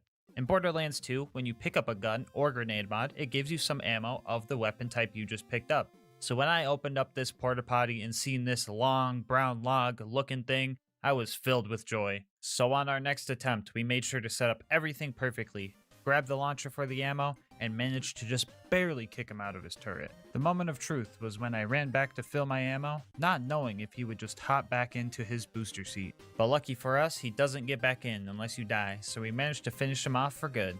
After clearing out all the mandatory bad guys on the way up to our boat, we start our fight with Flint. My plan was to just fight him from down here, but I forgot that my turrets had knockback for a second, and I ended up launching him out of his arena, which bugged out his AI. Again. But it looked like this was going to be necessary to cheese him like this anyway. While lobbing these nukes, I was slowly realizing that I wasn't going to have enough money to keep buying the ammo I would need to take him down, so after round 2 of farming the money, we knocked Flint off again and spent like 10 minutes trying to get him into a good spot closer to the ammo vendor. Slide to the left. By now you've probably seen that the nukes we're firing don't go very far. That's because this thing is nothing but Torgue parts, so firing at anything while below eye level likely means I'm getting a dose of the radiation too. Anyway, after lobbing 61 nukes down at Captain Lead here, he finally died. Arriving at 3 Horns, I used my Bullymong whispering skills to convince the Bullymongs into fighting the local bandits while I decked out my new ride. I didn't know the blue steel skin was a Torgue skin, so I was pretty hyped to show up to Sanctuary with style. Dorguy thought it was cringe though, so I decided to give him the good old 1-2, or as I like to call it, the Deuce Nukem. Anyway, Corporal Reese needed our help. Excuse me. Should I leave that in the video? Screw it. Long story short, I learned a little something about collateral damage. To make up for my friendly fire shenanigans, I made sure to kill the 20 bandits in his honor. I mean, I shot a nuke into their camp, and realistically, there's no surviving that, so I'm pretty sure I killed more than 20. After making it to Sanctuary to realize that all the important people that we were supposed to meet there weren't even there, we set off to Frostburn Canyon to meet the least important person there is. Blowing up the psychos here was pretty easy with my noob tube launcher, right up until they class swapped into Black Ops 1 flak jacket builds. Joke's on them though, because they can't have flak jacket and lightweight pro, so using gravity against these guys made it child's play. We also dropped the nuclear stinky on the big psychos because I didn't feel like taking another loan out to pay for the ammo costs. Here we took our first death after running out of grape flavored grenades, but I didn't let that stop my gamer momentum and I was still bodying these bandits. Oh! This momentum carried on to our next task of upgrading our car to get into the Bloodshot Dam. Vehicles in this game aren't balanced properly for OP10, so they actually get easier to kill as you increase your OP level. So for a brief period in time, I got to feel like Duke Nukem himself by sending body parts and car chunks across the horizon. This was honestly therapeutic, and in my masochistic profession, you learn to milk the good times. So I destroyed a few more cars, bodied this tubby spider ant, and even took on the caravan just for the heck of it.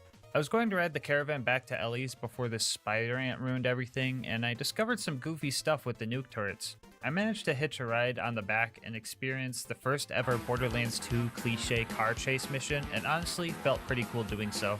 After pulling a prank on myself, I decided that I wanted to destroy the caravan, so I set up a roadblock and blew the thing straight off the cliff, finding one more reason why nuke turret wasn't as bad as I thought it was. Anyway, Badma was our next target, and I wanted to get rid of him as quickly as possible. Wanna meet my girlfriend? Watch out, they got a badass.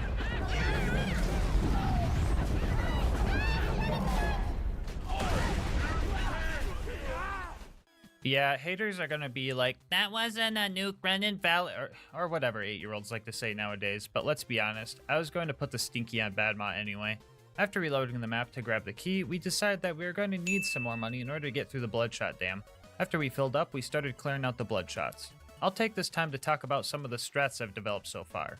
First off, smart ammo purchases. Each set of rockets bought gives you 12 rockets, so if you were to buy 3, that would get you 36. But since our max ammo is 33, that third purchase is kind of a ripoff, so to conserve our well-earned funds, I would only buy 2 at a time, or make sure I was actually getting my 12 rockets per purchase. It might mean more trips to the vendor, but it also means less trips to Wham Bam Island, and there was already a lot of those in this run. As for actual combat, I found that swapping weapons is way faster than reloading, so in many situations I would use my 8 shots, retreat to reload, and run back in to deal some more damage again. Anyway, let's talk about Mad Mike and his toilet room. You guys know the drill here. Enemies with the high ground, cowardice marauders, all that jazz. The high ground proved to be especially tough during this fight since my nukes turn into boomerangs if I look too high up. Despite the hardships, I just made sure to play patiently and utilize the knockback of the nuke turrets to their fullest. What the Angry Michael doing?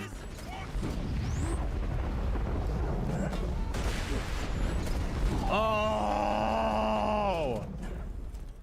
The next fight, however, will be the hardest one yet. The Warden posed an actual threat here. With no ammo vendor nearby, I wasn't sure if we were going to have enough firepower to destroy the Warden before he flew off and took Roland to the Friendship Gulag. So I had to make sure not to use any of our ammo on the mobs along the way, which resulted in a few of our untimely demises. We made our one and only attempt at Warden, with high hopes and on God, bro, is that 3 angelic guards? Okay man, whatever.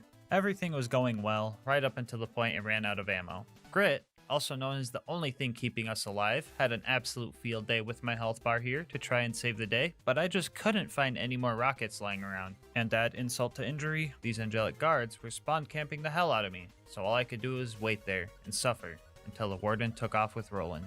Before we went to that dreaded place, we had to go farm up some more money to make this fight work.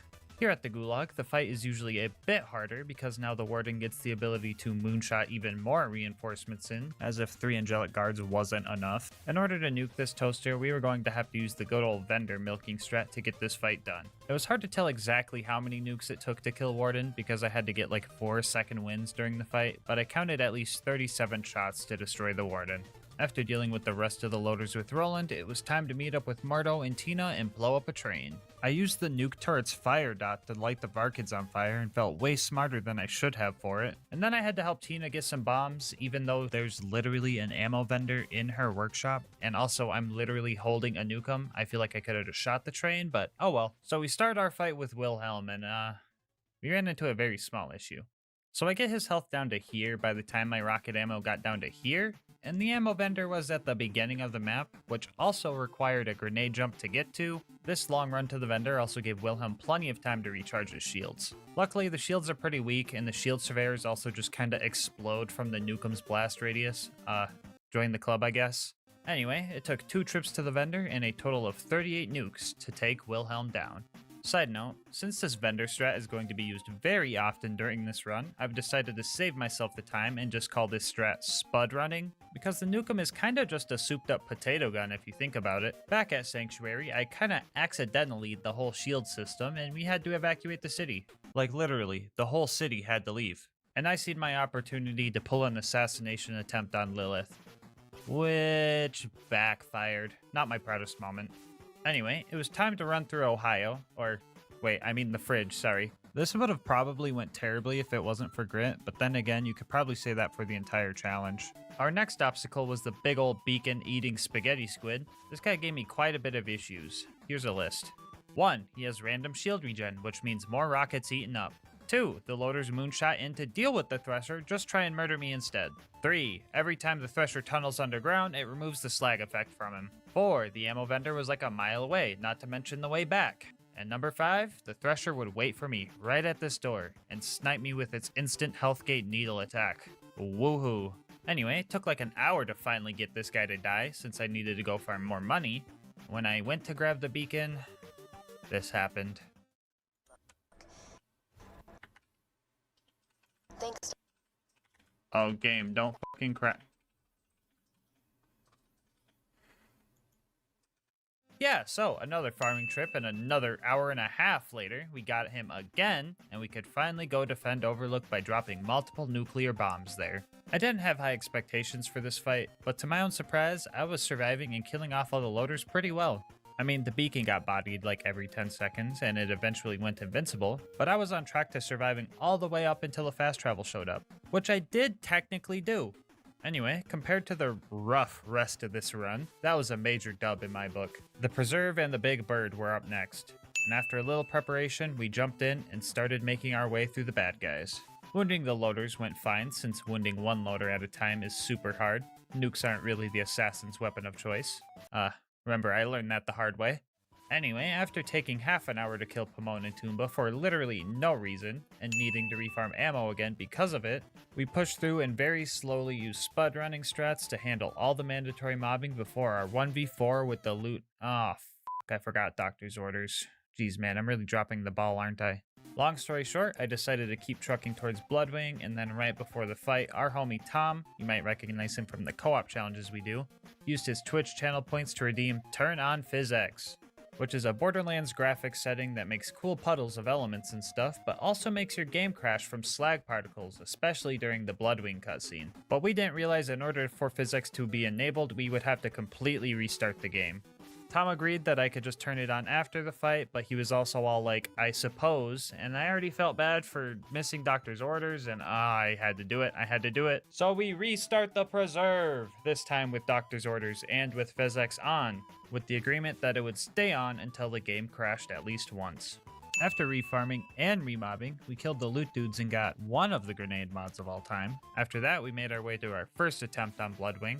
The strat for this fight was a bit different since there are no vendors we can run to, so we had to make sure to wait for her to land so we could get slag and utilize our 2 free nukes from the turret.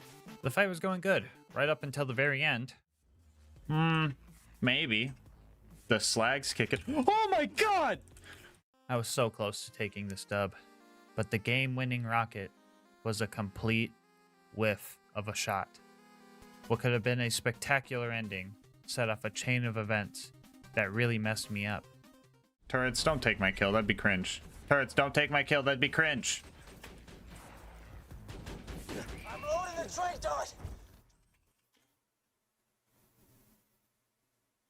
Was she really that close? Won't hurt, I promise. That's cringe. Preserve round 3, here we go! Okay, real talk. Attempt 3 is when this run started to get really cursed. For example, this clip. Right off the bat, let's go. Oh! Oh, what the f***? No way! This attempt ended better, but it was a nuke from the turret that got her, and that was so freaking unsatisfying. But oh well, we had to continue. To round 4, the Preserve! No, don't fucking steal my kill. Don't steal my kill, turret. Loading the trade dot. Round 5 of the Preserve really started to break me. Fun fact, if you save quit during the Bloodwing fight and retry it later, Mordecai just stops helping you, so I had to slag the skags if I wanted to survive, but also resource manage my grenades so I had enough for Big Bird over here. I was in the Preserve for 5.5 hours in total, before I finally got over my skill issues and nuked this friggin' bird. The rivalry score between us prior to this run was 5-3, and I'm not really sure who to give this point to. On one hand, I technically killed her first try, and on the other hand, I was here for almost 6 hours, so, let's just give the point to the turret this time. The next homie we had to recruit was Brick. In order to recruit Brick, we had to get recruited by Brick. I knew that dropping into this fight that I was going to run out of ammo eventually, so I decided to recruit some of his recruits. Jeez man, what kind of pyramid scheme is this? Yeah, I took this opportunity to take a break. I got back and I don't think the Goliaths killed like anything, so I just started nuking everyone. I was also making sure to get as many bandits in the blast radius as possible to conserve ammo. Fun fact, 1v1ing a scavenger is pretty tough when you have no ammo. I searched the whole place looking for more rockets and found some in a trash can, but I still had like 3 waves to go after that scavenger. I was able to use nuke turrets for the little guys, but the buff boys proved to be a little bit tougher, so I ended up dying and just buying ammo on my way back in. After a solid 10 minutes of ammo conservation and whatever the heck this is, we managed to barely kill the last Goliath with a couple of nuke turrets. I wanted to launch the sarcastic slab off a cliff, but homie just straight up ignored the nuke turret's knockback, so I went to get ammo so I could just trick shot him or something, but straight up forgot he existed apparently, and just started going after loaders with Brick. It was kind of nice to just play the support role for once, especially since Brick is a master at the craft. Get him, Brick! Yeah! We also had to fight 3 ultimate loaders, which was a big bite out of my wallet, so it was back to Wham Bam to prep for the next few fights. Up next was the Jack Double assassination job. Like most of my assassinations so far, I thought everything was going to work before something bad happened. This little rat straight up booked it as soon as I went down. You guys are like, silly gas mask, that's not a rat, that's a human. Well, I got news for you. God. Hold up. Wait, what? Who just heard a rat? This game is so cursed, bro. If I wasn't killing this double, I would be pointing him towards the nearest exorcist because he's got some demons inside him. As per usual, I died to the double, and when I came back, he just stood still for me. No idea why this happens, but it's not my fault the game is like this, so I took it and ran. Now that we had all the pieces required for the bunker raid, we started our climb up the mountain. Obstacle 1 was this constructor right here. We've dealt with these toasters before, but this one kind of mixed things up for us, which is a very Blender-like thing for a toaster to do if you ask me. But the issue was spud running wasn't going to be an option, since he despawns if you get too far away. Step 1 to winning this fight was reloading the map until I got lucky enough to fight one that's level 89. This would save ourselves some time and ammo. And step 2 was to hide while slowly whittling down its health with nuke turrets. I could only land one at a time because if I got too close, I was toast. So after hiding under these stairs for 20 minutes, we finally took the first obstacle down. Obstacle 2 were these demonic heathens. If you didn't know this already, these guys are bugged and just completely immune to splash damages, so no grenades, no rockets, and most notably, no nukes. So at this point in the run, you could argue 2 things. 1, the nukem can't do it, the run is busted, or 2, this is a glitch, so therefore it should not count. If you ask my opinion, I'm on the ladder. Not literally on a ladder, I'm actually just cowering behind a few boxes here in this clip, but you know what I mean. I think glitches like these shouldn't invalidate the run, but if you think otherwise, that's just your opinion and I respect how wrong it is. Anyway, we had to progress, so let's just kill them with our own turrets.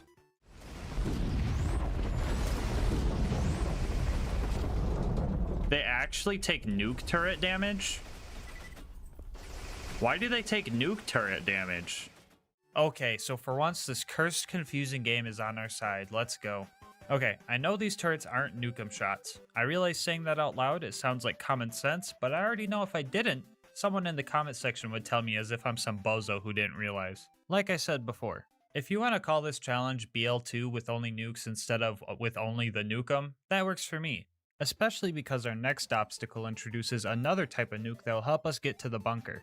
So the Super Toaster has nukes of its own, and I didn't learn until recently that the toaster can hurt itself with these nukes, meaning I could T-pose here all day and just wait for the thing to die on its own if I really wanted to. Quick shout out to SpuddyCube for showing me this strat. He does challenge runs over on his channel too, so I'll have him linked in the description. I would definitely go check him out. Thanks to him, this also means one of my old challenges is no longer a failure. I won't spoil which one if you're new here.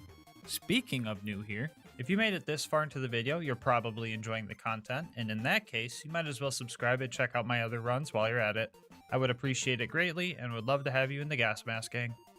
Anyway, we used the same strat as the last toaster, but this time it only took 15 minutes, probably because I was able to use both turrets to damage it and also the whole nuking itself thing.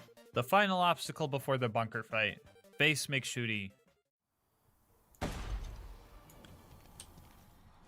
Oh. I forgot, it arcs. In that case, maybe we gotta do one of these. 45-degree angle up.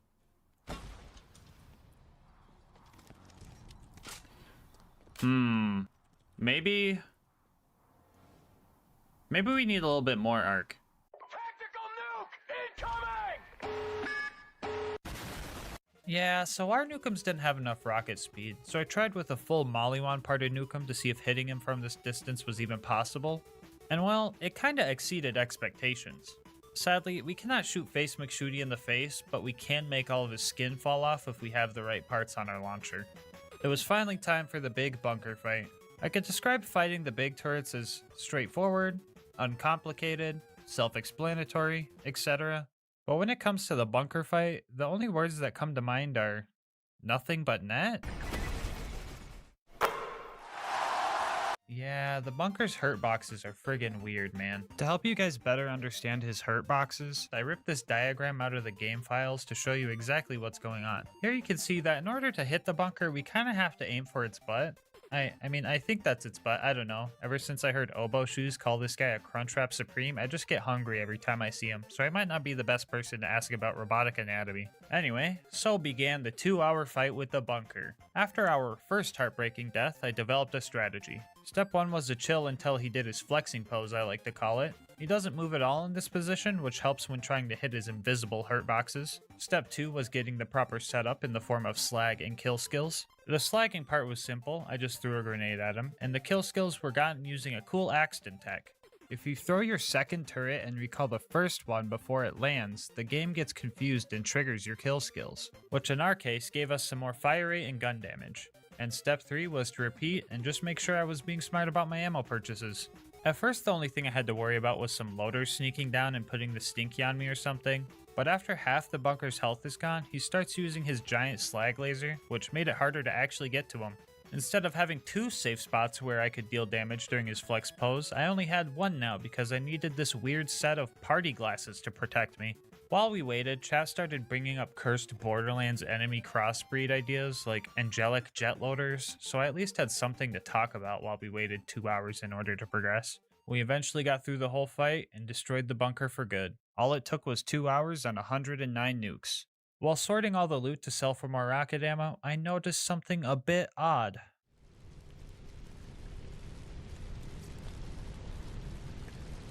Oh, okay.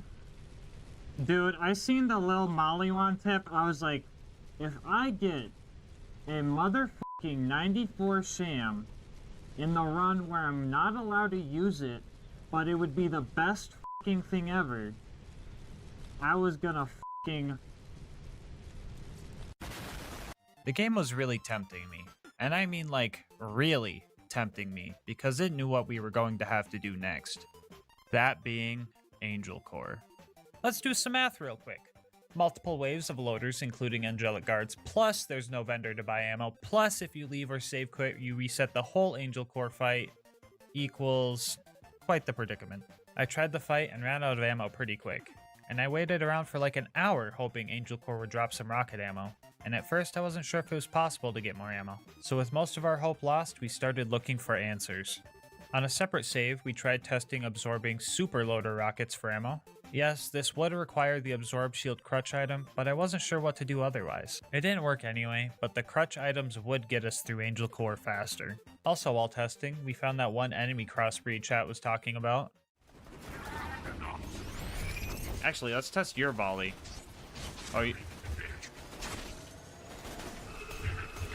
somebody clip that. I know that angelic guard didn't just fucking fly. I know that angelic guard didn't just fucking fly. Can somebody clip that? Was that not just a jet loader?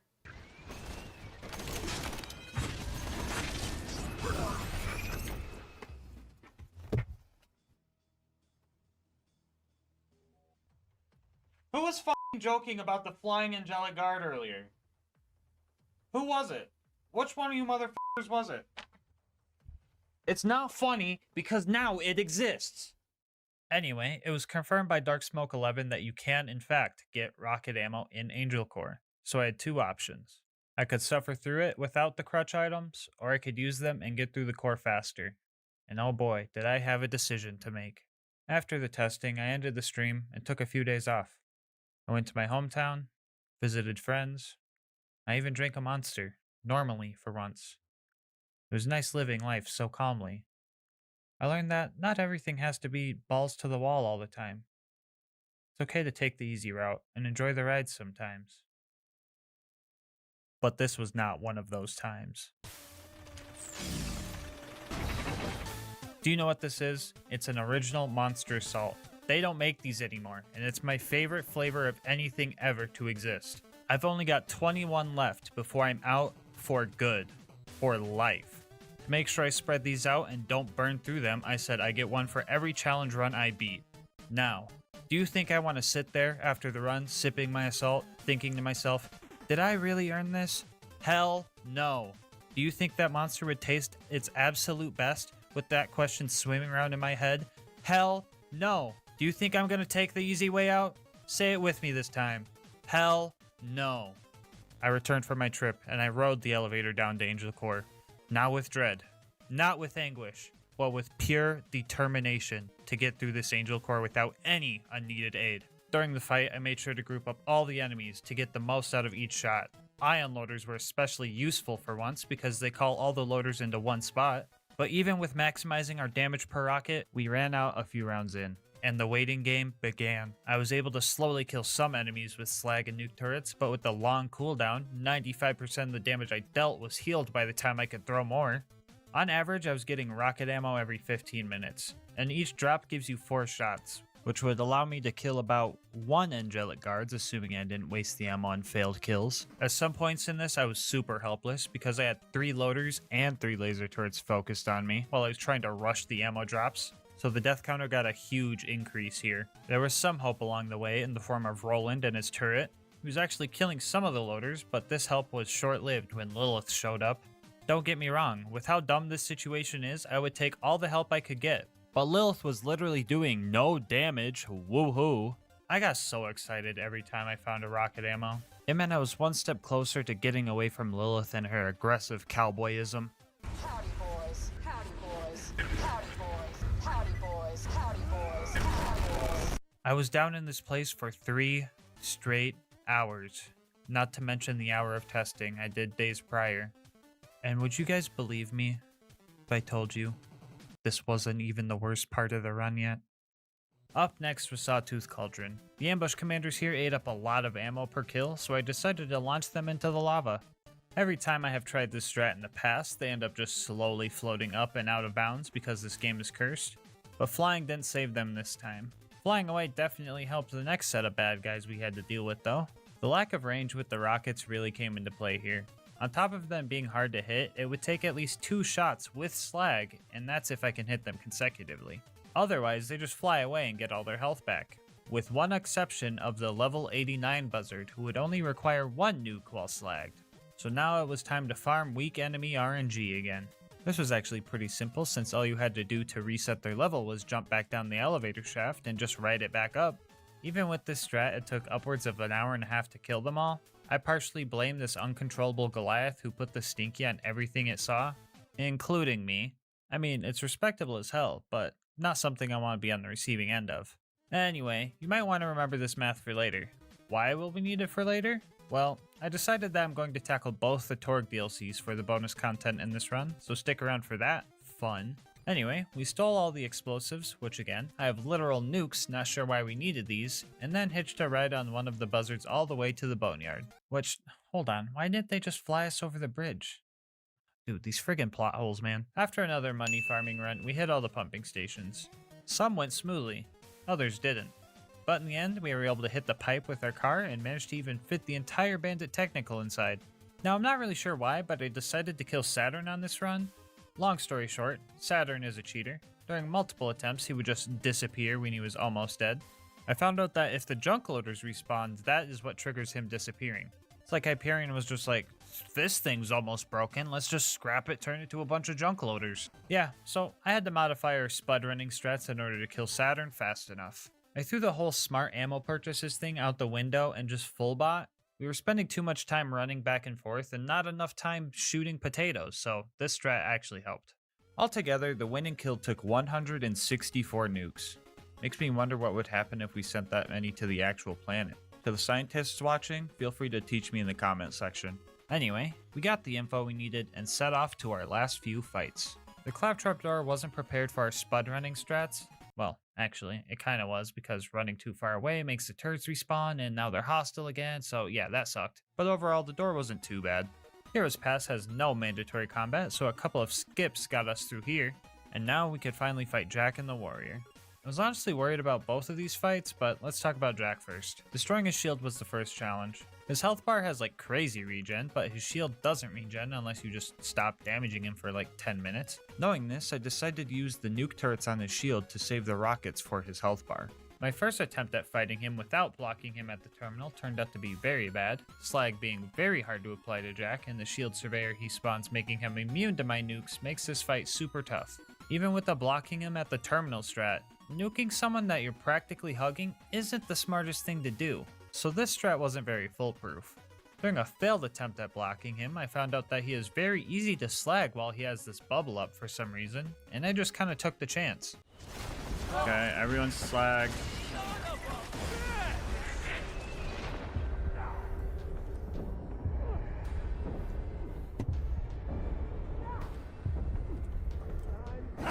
Oh, let's fucking go!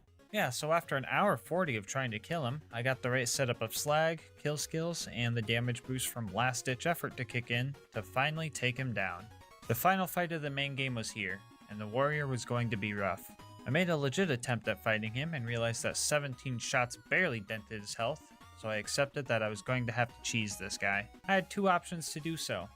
First off, the super safe but probably very long process of waiting for ammo drops here where he can't hit me, or the quicker and riskier strat of jumping up to this spot and spud running the warrior to death. The latter being the one that gets this video out faster. Again, not actually on a ladder, I'm more role-playing a volleyball for the warrior in this clip, but you know what I mean. So after practicing this jump and refarming for the fight, we start the slow process of killing the warrior. Attempt number 1 ended in tragedy when I got distracted and jumped into the arena. I tried to grenade jump back out, which is possible, but I didn't figure it out in time, so there went an hour of progress. Altogether, I was fighting him for 3.5 hours. 2 hours of that was just the final attempt, and altogether it took 195 nukes to take him down. With the last rocket in our possession, we finished this challenge. Which means, you can beat Borderlands 2 with only the Nukem. As promised before, the run is not yet complete. We're going to do a couple of DLCs, starting with the Waddle Gobbler DLC. We got here and Torg immediately turned some dude into a puddle. After that, he then proceeded to tell us we need to poison the Waddle Gobbler in order to kill it. And so we started blowing up the kitchen. We even styled on this Gordon Ramsay guy by putting the stinky on him with a meat grinder. After that, we went to the meat locker and blew up some pirates. Before you ask, yes, we're still in the same DLC. The last thing we needed was some poison, but in order to get to the jabbers, we had to fight this clown-shoed floaty dude that just reminds me of Sora from Smash Bros, and that just made me angry. The jabbers up ahead were a bit challenging, mainly because they needed to be slagged in order for them to drop a gland, and the hallucinogenic poison didn't help my grenade aim either.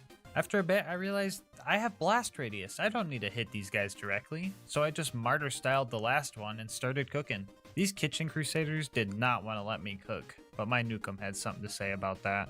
Anyway, after stuffing myself full of money, I started my first attempt, and my ammo got me about this far, and since we don't have any access to vendors here, we were going to have to use some turret nukes to take the Waddle Gobbler down. I was kind of worried that all these tribute dudes would target me, but the baby gobblers took their full attention while the big one targeted nothing but me. Attempt number 2 ended in turret gun kill cringe, but attempt number 3 ended with a bang.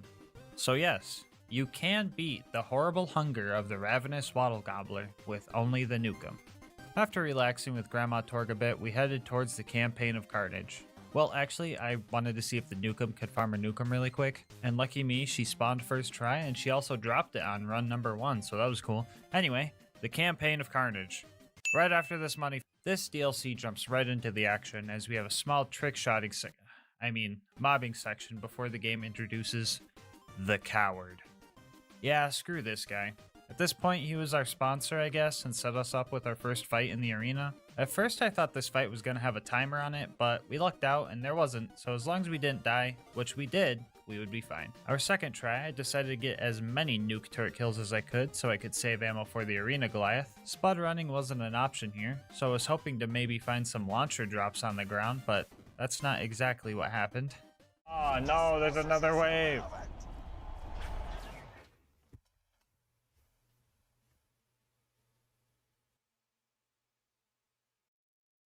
Yeah, that was my first ever Cobra drop. It feels kinda wild that I found one during a goofy challenge run like this. I wanted to do a Cobra run eventually and call it an excuse to farm a Cobra at the end of it, but now it's not really an excuse anymore, so now I gotta get another Cobra eventually. Anyway, I literally failed my only job when I forgot to wear my gas mask like an idiot when the coward filled the arena with Armstrong gas, so big oops on my part. With our sponsor now being our enemy, we had to get a new one, and Torg knew exactly where to find one. During this challenge fight, we only had to kill off the buff dudes, which we had enough ammo to do so this part was actually pretty simple. Then we jump into the Pyro Pete fight, which shouldn't be anything too hard. Sure, we will probably run out of ammo, but we can just use our nuke turret. Oh, what is that? Okay, real talk guys. This fight is super dumb because of this health regen. If we break his shield before using any of our rockets, full ammo will maybe take 40% of his health away. And if we want more ammo, we have to use these 2 respawnable crates and get lucky. But even with extreme luck and getting 1 drop each, that only gives us 16 rockets, which would get him down to 40% health maybe. And since these crates have a timer on them, we still wouldn't have enough ammo. Even if we got a double drop and then immediately reopened them and got another double drop of ammo, it still wouldn't be enough. And to make matters worse, the game started tempting me again by giving me another Logan's gun and sham during a money farm for this fight. A homie by the name of Stormin said they would give me $200 if I managed to kill Pete that day, but I didn't want the allure of money to stop me from testing every possible strategy before I used a crutch item. So I had to get creative. If we grenade jump out of this arena, we could trigger the Moxie cutscene before we even kill Pete. This, however, doesn't help us since the Pyro Pete objective remains. Moxie wasn't the reason we came up here though. We came up here for these 2 red chests. If we get a rocket launcher in one of these, and or this porta potty I found out here, we might have enough ammo to kill Pete. But for the life of me, I could not find a launcher chest with launcher ammo in it. I did the math, and even with 4 ammo drops from the respawnable crates and 3 launchers, assuming we got 1 out of each red chest and the porta potty, we would have enough ammo to kill him. But we need to grenade jump up there, run to the back room, etc., which gives him plenty enough time to out-heal our DPS. I was straight up out of ideas, so I had to use the stockpile relic. With 64 rockets, we were sitting at practically double our old ammo capacity. A couple attempts with this strat, and we managed to kill Pyro Pete with our last rocket. The worst part about this is that Stormin was a frickin' liar. They didn't give me $200. They gave me 300. Okay, jokes aside, the real worst part about this is when I found this after the fight.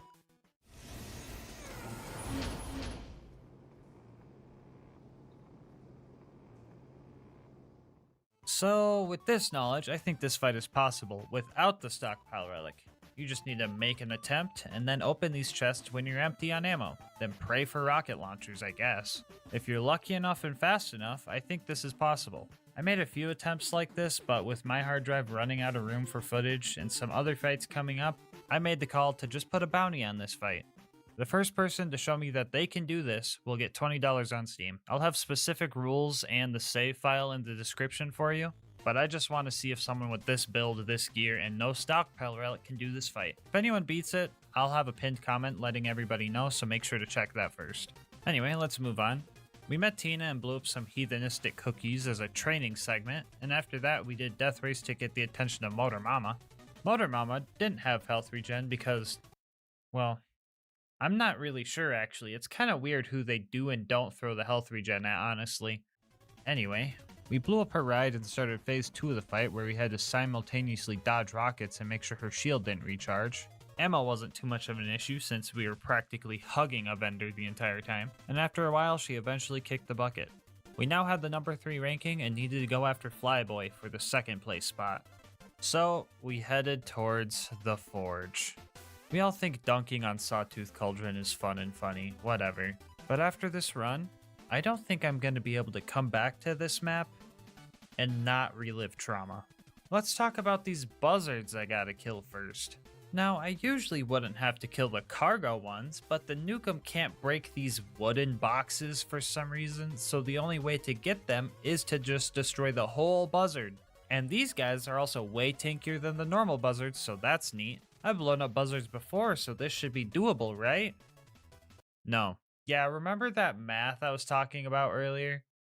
Yeah, you guys can see why this isn't gonna work. So after many tries, we had to mix things up.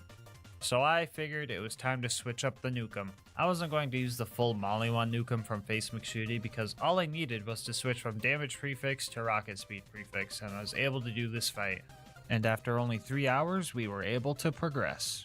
And there goes Stormin again. Okay, well in that case, just like Pete, I'll have a bounty on this fight if you can do it without the rocket speed nukems. 20 bucks on Steam to the first person that can show me they did it. Save file and rules in the description. Anyway, let's get this part over with. The coward and his stupid blimp are truly something I do not wish upon anybody. Okay, well, maybe Lilith, but that's besides the point. Literally everything that could go wrong in this fight did, and with great intensity. I can just barely hit him with the limp shot nukem if he flies over the arena, and I'm on the highest part of it. And on top of that, the damage I deal is quite negligible. Like it would take multiple nukes to see his shield or health bar even move. At first I thought I could just play smart and, hide until he flies over and just slowly kill him.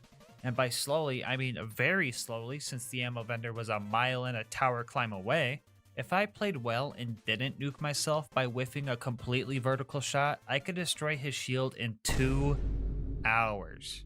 But that's where the real kicker comes in. He summons 4 buzzards to help him, which fighting 4 buzzards with the limp shot nukem and not dying proved to be extremely hard. Now I could have used these turrets up here, but that didn't feel very right. And I could also land a few nuke turrets if he flew past certain spots on the map, but the damage was so minimal it might as well have been nothing. I had multiple 3-hour attempts just fail because of death. I had to wait so long just for him to even be close enough to hit. I fucking loathed this fight. After some testing, I thought the buzzards didn't respawn after they died, making this possible, and that gave me some hope. I'm gonna be honest guys, I kinda have newfound hope now. I am once again hopeful, knowing this. 2 seconds later. The new plan was to take out the buzzards and not care about dying, since the buzzards wouldn't come back. And well, I was kinda rolling these guys and felt good doing it. That excitement was quickly destroyed when I came to find out they did in fact respawn after 20 minutes, so I went back to not knowing what to do. Oh yeah, did I mention the fact that his health bar has a 80% damage reduction to explosives? Because his health bar has an 80% damage reduction to explosives. Honestly, I'm too mad about this fight to make a Led Zeppelin joke, so you're gonna have to fill that one in yourself. Guys, guys, I fought this thing for 20 hours. Nearly a full day. 3 days of testing and attempts with no progress whatsoever. I really wanted to find a way to kill this thing with the derp nukem, but it just wasn't happening. From here, I had 2 options. Camp here and wait 5 minutes in between laps just to kill him with nuke turrets after another 20 hours. Or use the rocket speed nukem and kill it from the safety of this cave spot right here, completely avoiding the buzzards. The latter, well this time I'm actually on one, was the way to go. Day 4 of Zeppelin was upon us, and I came ready. I brought a monster to get me through this fight. And then a Twitch viewer named Stinky on him redeemed Mask Up, making me wear the mask until my current objective is done, so no monster for me. I grabbed all the high-priced legendary items we found throughout our 31 farms so far, and started what I hoped was my final attempt. 4.5 hours. 4.5 hours of stress upon my shoulders, of shooting the coward blimp and dodging its rockets before I decided that this was now personal. I sold almost all the legendaries I had left, so failure would mean further attempts likely would require more legendaries to be sold. Legendaries that I would have to farm. But I didn't let that stop me from finishing the blimp off the right way, with the derp nukem. I filled my pockets with rockets and started climbing up the tower. Or, I guess, the stairway to heaven. There's that joke. I went down twice on the way up, likely making my next bleed out very short. I made it to the top and rushed to the highest building and took cover, waiting for Piston to fly by. I can still hear the buzzards flying around me, circling, waiting for their chance to destroy what sanity I have left. They haunt me to this very day. I wasn't even gonna bother with slag or turret kill skills just in the off chance that they stole my satisfaction of a nukem kill from me. My heart was racing. And you guys can't blame the monster, because remember, I didn't even get to drink one. The pressure was at its max, and I had to finish this fight.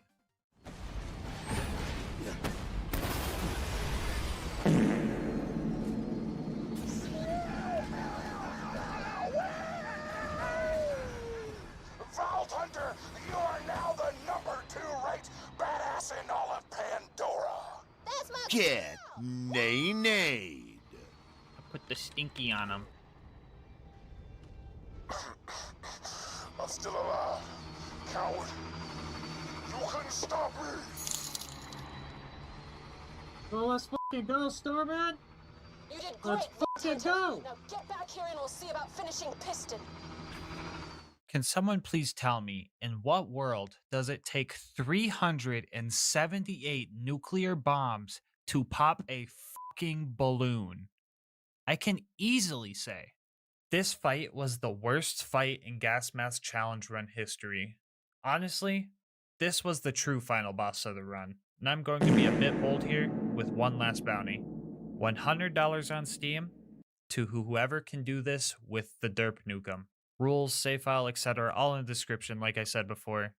Before you get overzealous and try this, realize that this fight took 4.5 hours. So the buzzards would respawn probably 15 times, which equates to 60 buzzards. And that's assuming you can hit the blimp as consistently as with the rocket speed nukem. So it's probably a lot more.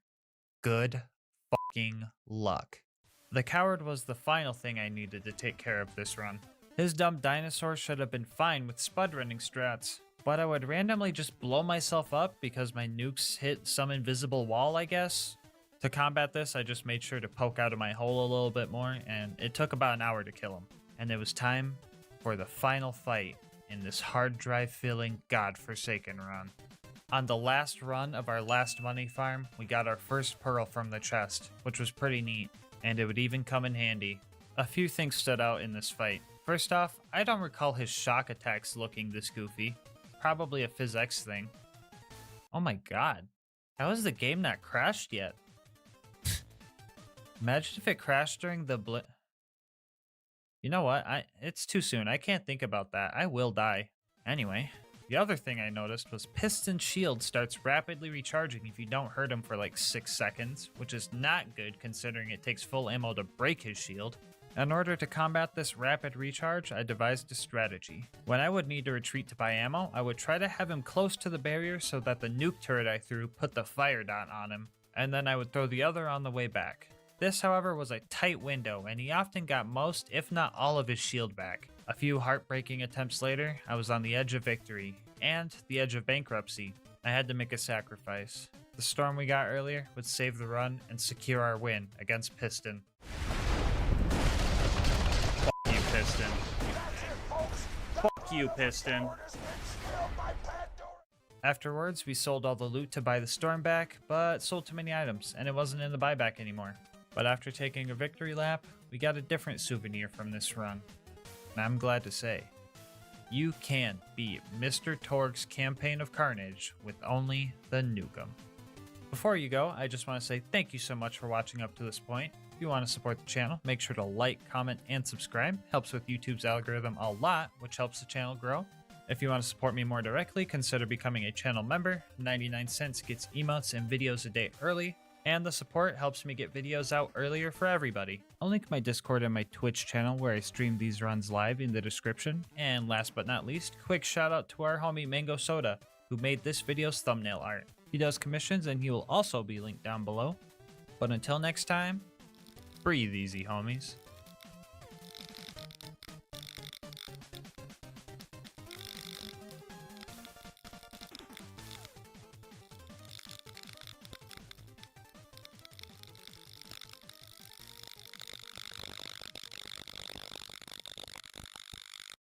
Today's video is sponsored by Instant Gaming.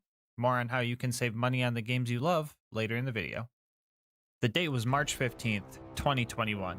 I had just posted my first video on this channel titled, Can You Beat Borderlands 2 with Only the Bane? Fast forward 2 years to today, and the channel has grown way more than I could have ever guessed or hoped for. And so for the 50k special, I've decided to make this challenge a throwback. Today we ask, can you beat Tiny Tina's Assault on Dragon Keep with only the Bane? I'm going to lay down the rules for you real quick. Bane only, Bane always. I can't equip guns that aren't the Bane, and I always have to have at least one Bane equipped. This way there is no way to escape its movement penalty. I will also not be using bar during this run. Any non-unique shields are fair game, and stock grenades are allowed so I can hit some sick grenade jumps. And for the relic, I'll just throw this thing in there as a placeholder because it does literally nothing in single player. Now, I usually do these runs on UVHM OP10, but to make this run truly cursed, I've made some decisions. First off, we aren't actually playing Borderlands 2 this time around. We're playing the standalone release of this DLC. This game only has normal mode and TVHM, so I'll be trying to beat TVHM. This might sound easier than what I usually do, but worry not. The Bane can only legitimately be obtained at level 7, 8, 9, 10, and 25. So for a majority of this run, we will be using severely underleveled gear. For example, we will start at level 17, matching the level on the first mission, and our Banes are already 7 levels under us. Cursed decision number 2 was picking Salvador this time around instead of Maya. That's right, baby. Double the Bane, double the pain. To make sure we can stay gunzerking more often and really minimize our speed, I'll be using the legendary Berserker for the cooldown rate. As for the skills, I'll go over them as we go, but Insight and Bust That Can't Slow Down are both banned for this run since they make me move faster and I'm not trying to get any motion sickness. And for the third and final curse decision, I'm going to play this whole run with all the volume settings set to 0. Some of you guys might be thinking I'm just trying to dodge the annoying screaming that the Bane makes, but you couldn't be farther from the truth. Returning viewers know my video format. I put muted gameplay in the background while I talk about challenges throughout the run and make jokes, kinda like I'm doing right now. But the only difference here is that this clip in the background isn't muted at all. For real though, it's not muted. This is just the gameplay when everything is set to 0. Well, that is until. The entirety of this challenge was an audible roller coaster, going from pure silence to raw, ear-shattering pain in an instant. We start our journey at the unassuming docks, and honestly, the lack of audio felt pretty weird. I mean, Lilith was talking, so I was kind of popping off at the fact that I couldn't hear her, but still. Anyway, if you want a reference for how slow we're actually going, the time it took me to get from here to here was about 3.5 minutes. I did the math, and if my calculations are right, we're moving at a solid speed of turtle. With this speed, it was super hard to dodge the arrows from the skeletons up ahead. On top of that, I'm pretty sure the arrows they shoot slow you down even more. Yeah, I didn't think I was ever gonna get stun locked in a Borderlands game, but here we are. Anyway, Mr. Bony Pants guy showed up and our first boss fight started. I would say this fight went decently, I guess? I mean, my Banes are dealing decent damage even though they were 9 levels under. But this being a cursed run and all, Mr. BPG just started going after his own homies. Guess he just had a bone to pick with them, I don't know. Okay, that's a little uncalled for, the joke wasn't that bad. Alright game, we've been through this before. You throw some major wins my way early on to build up my hope, and then later on you just make new rules to smack me down with some other cursed shenanigans. But joke's on you game. I already planned on torturing myself extra for this run. On the way to Flame Rock Refuge, I kept one of the skeletons alive, or unalive I should say. Anyway, I kept him around and had him just smack me forward to save some time. I'm going to be calling this strat baddie boosting. Wait, scratch that. Boner boosting. Anyway, we made it to Flame Rock and started doing all the town tasks, but I messed up big time when I was trying to block the bar patron so he didn't run away. I felt really smart right up until the point I realized I was blocking the wrong one. I'm not really in any shape to chase someone and honestly thought I soft blocked the run. Lucky for us though, he just does laps around town and we just had to wait for him to come back around. The next area we had to traverse was the forest. Combat here was still reasonable. The tree ants and stumpies were relatively easy to fight. I thought it was kind of funny that the subtitles from the Bane were blocking my gunzerk duration meter. It was such a minor inconvenience compared to everything else going on, and I just thought that was funny. I also managed to catch a fairy, and she even gave me the speed boost effect. After getting a speeding ticket and fighting through some spiders, we made it to our first orc camp. This is where things really started to go bad. Like, what if you wanted some blood fruit, but God said, Yeah, I don't think I have to show you the equation for a super tanky boss that's 6 levels above us and 13 levels above our gear to show that this wasn't going to work. It was time for a new plan. That plan being stealth. All I really needed to do was get the blood fruit and head out, so if I could just get there without being seen, I would have a chance at progressing.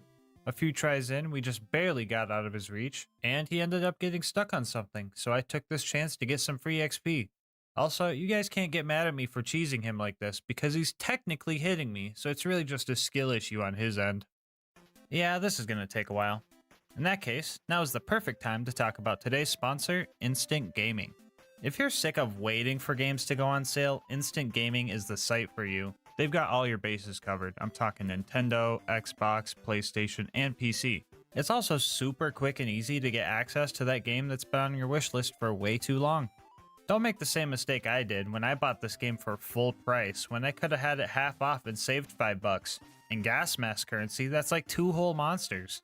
Maybe you're looking for a deal on a co-op game to play with your friends. Or maybe you just got a new PC and want to fill up your game library without dropping a fortune. Instant Gaming has you covered. How about this? Think of a game that you've been wanting to play right now. Then check out the link in the description and see what kind of deal Instant Gaming is offering on it. And if you like the deal and decide to make a purchase, just know that on top of saving yourself some money, you're also supporting the channel. Anyway, let's see how much progress we've made. Okay, yeah, I think I'm just gonna jump cut this one. We got our fruit and made it to the Immortal Woods. We didn't make it too far into the woods before I realized that, oh yeah, we need to farm XP for this run, so we went back to Flame Rock to grab a few side quests. We got some easy XP by watching Reginald, die, and then we got Ellie some armor. These 2 missions combined got us a total of 1 level, which doesn't sound like much, but it made the scary skulls next to the bad guys' names go away, so I felt a little bit more comfortable in the woods. Here we did 2 more side quests. We suffered through the Dark Souls quest that took like an hour and a half because I kept dying. Very reminiscent of when I tried to play Dark Souls for the first time. And we also completed the critical fail mission to unlock a very useful experience farm. Instead of trying to find more missions, I decided to farm Arguk the Butcher and all the tree ants along the way. We were kind of getting rolled most of the time, but it was all worth it when we got the style on Arguk at the end of each run. I put the stinky on him. We farmed up to level 21 here before we went back to the woods and met up with our homie Roland. Wait, Roland, no, I just got here, dude, wait. Anyway, another 10 minutes later, I caught up to Roland and started the scariest fight yet. The Ghost Kings are usually tough even if you're not doing a challenge run, so I was prepared to suffer here. There is no running away from these guys. Well, actually, there's no running away from anything, actually. Even the Stumpies could chase me down, but you get the point. Something kind of unexpected happened, though. They would bully me to the edge of the arena, but then their attacks would just start whiffing because I was way lower than them. This kinda felt like a cheese, but it also kinda wasn't. Okay, let's say I didn't want to kill them from this safety spot. That would require me to just run directly into oncoming attacks, which doesn't feel like I'm avoiding a cheese, it just feels like I'm throwing for content at that point. I mean, they're the ones that kept smacking me down here, so again, I have to say, it's a skill issue on their part. To be fair though, their laser eye attacks were still super deadly and they did end up killing me multiple times. I mean, come on top of my gear being level 10, these guys are also unslaggable and resistant to all elements. So getting a kill was just a matter of did he use the eye laser during the attempt or not. Even with this pseudo safe spot, it still took about an hour to fight through all the Ghost Kings. I was genuinely surprised how well that fight went and went to the mines with plenty of confidence. Yeah, then my confidence was absolutely destroyed, stepped on, kicked, lit on fire, etc. I'm going to throw up the map here and just show you guys my travel history as I talk about this dump. We start off by trying to fight the bad guys that were now 12 levels over our Banes. In order to get second wins, I had to ditch some of our Gunzerk duration skills for down not out, which allows us to Gunzerk and fight for your life. If it seems like I have a lot of skill points, that's because I do. But that's just because this game gives you 2 skill points for every level up. Anyway, this fix didn't help much, especially since the next bad guy we had to face was another Duke of Orc. Maxing out at level 27, I figured that the likelihood of me shooting this guy to death was practically non-existent. So I caved, and let my inner instincts kick in. And the nade, please. I put the stinky on him. After that, we slowly made our way to Ragnar and then proceeded to uppercut him and make many of my cloned brethren hate me. After that, we found Claptrap and started making our way to the runes to unlock the exit before realizing I didn't hit the objective for looking at the door and having to turn around. A tiny mistake I usually wouldn't bring up, but since it took up a percentage of my lifespan that could probably fit on a small calculator, I thought I would bring it up. We got our first rune by bullying Claptrap into submission and started fighting some big rocks. Here I realized I was living in a reality where rocks were more animate than me. A lot more deadly too. After fighting and dying to a bunch of the angry clones, we made it to the jumping puzzle. Now I think this jumping puzzle is possible to do with the right grenade jumps. However, the jumps would need to be extremely precise. Like you would have to use your jump momentum from the platform launching you upward and have a grenade explode in the right spot at the exact perfect time. I failed enough times to make the bridge just pop up and felt super depressed because of my lack of skill. But where I lack in physical ability, I make up in mental ability, because I was able to complete this next puzzle with ease. After that, we jump into the fight with Greedtooth to secure our final rune piece. This is where our underleveled gear went from being an issue that slowed us down, no pun intended, to a literal impassable wall. Much like the Ghost Kings, I was bullied into a corner and was just left there to take hit after hit. Even with a damage shrine, this was about as far as I could get. Yeah, so our only hope at this point was to get to level 25 and use the next legitimately obtainable Bane. So we ran back to Claptrap to do some side missions. On the way, I found a melee shrine. Some of you guys may not know this, but on top of giving you melee damage, these shrines turn every melee hit into a strong knockback punch, meaning literally anyone could put the stinky on these doors if they wanted to. But when you combine the power of a melee shrine and the power of the best skill in the game, you unlock a move I like to call the stanky. Wait, here we go. Can you survive a punch from me? Oh my god, that does launch him. Anyway, we made it to Claptrap and took his first mission where we need to crush some dwarves in a crusher. After that, we need to run through pretty much the entire map again, just to beat this beard with a sledgehammer, I guess. And then we had to run all the way back to Claptrap. I would like to mention that the enemies have already respawned 2 or 3 times by now, so every corner of this map was still combat dense. Almost as dense as the rocks forcibly being shoved into my eye sockets. The next mission was to kill some magic enemies to charge up Clappy's wand. First off, we had to blow up a magic golem with some explosive damage. The plan was to get him low and then bounce a stock grenade at him. However, I messed up and soft-locked the mission somehow, so I had to run through the whole map again and re-stinky the Duke of Orc. That is a word now, so make sure to add it to your dictionary. Anyway, we blew up the golem, backtracked to kill a magic orc with a crit, and kill a magic spider with a shock bane. And after all that, it was time for one of my favorite missions in Borderlands 2. Or, sorry, I should say one of my favorite missions in Tiny Tina's Assault on Dragon Keep a Wonderland's one-shot adventure. During this mission, Clappy spawns several waves of brooms that you have to fight. I would highly recommend you play this mission on Krieg with a Bloodsplosion build, because you can create a never-ending chain and get a decent chunk of XP. Anyway, we weren't Krieg, so we had to use the build and just hope we survived enough rounds. Fetch me their soul! We had some very close calls. I mean, at one point, a broom almost put the stinky on me. Yes, a broom almost humiliated me more than I have ever been. Not gonna lie, I probably would have deleted my channel if that happened to me, so thankfully it didn't. We got about 4 bars of XP for sending all those things to the storage closet in the sky, and we are really close to getting level 25. Another cool thing we got from this mission was our first kite shield. Now, if you haven't played this goofy standalone game, you probably don't know what this is. For some reason, they added a new shield type in this game. If we read the description, it says knocks back melee attackers with a burst of wind. And honestly, they had me sold at knocks back. Also, a burst of wind? Yeah, I don't know about that. I think they were just taking the stinky too literally. The stinky was now streamlined, and I was one step closer to godhood, and I couldn't be happier. Anyway, I started fighting my way towards Greedtooth again in hopes that I would reach level 25 before I got there, and to my luck, the last set of dwarves got me to where I needed to be. They even left some bad guys left over so I could test the new power I held. Finally at Greedtooth, we jump in for the fight. Not only were we now 1 level over-leveled for this fight, we also had the damage shrine to really secure our win. We grabbed the final rune and thanked Gearbox for putting these teleporters here, because I've already been in this cave for 6 whole hours. Anyway, here's the map with the full route that I took. And now let's add all the extra walking from dying and getting sent backwards. Yikes! Anyway, as if we weren't already barely able to walk, we now had to climb up Hatred's Shadow. On the way up, I talked to Sir Gallo and started another side mission for a little bit of XP. This made it so we had plenty of targets to take on the way up. You know, we had Sir Boyle, Sir Mash, the Darkness, and Sir Stew. We were doing pretty well, and we even got to see our kite shield put in some major work. And we made it to the top with little to no issue. And, well, the one issue we kinda needed didn't show up. And by that, I mean the handsome sorcerer's dragon just didn't show up. I tried to re-enter the area in case I missed the trigger somehow, and I was greeted with this. Yeah, I don't know what kind of cursed shenanigans were going on, but I had a theory. Bro. I know Sir Gallo doesn't count as a player now. So yeah, we went back to finish the mission and also save quit to make sure it wasn't any other glitch and just reclimbed the whole map. And yeah, that didn't work at all.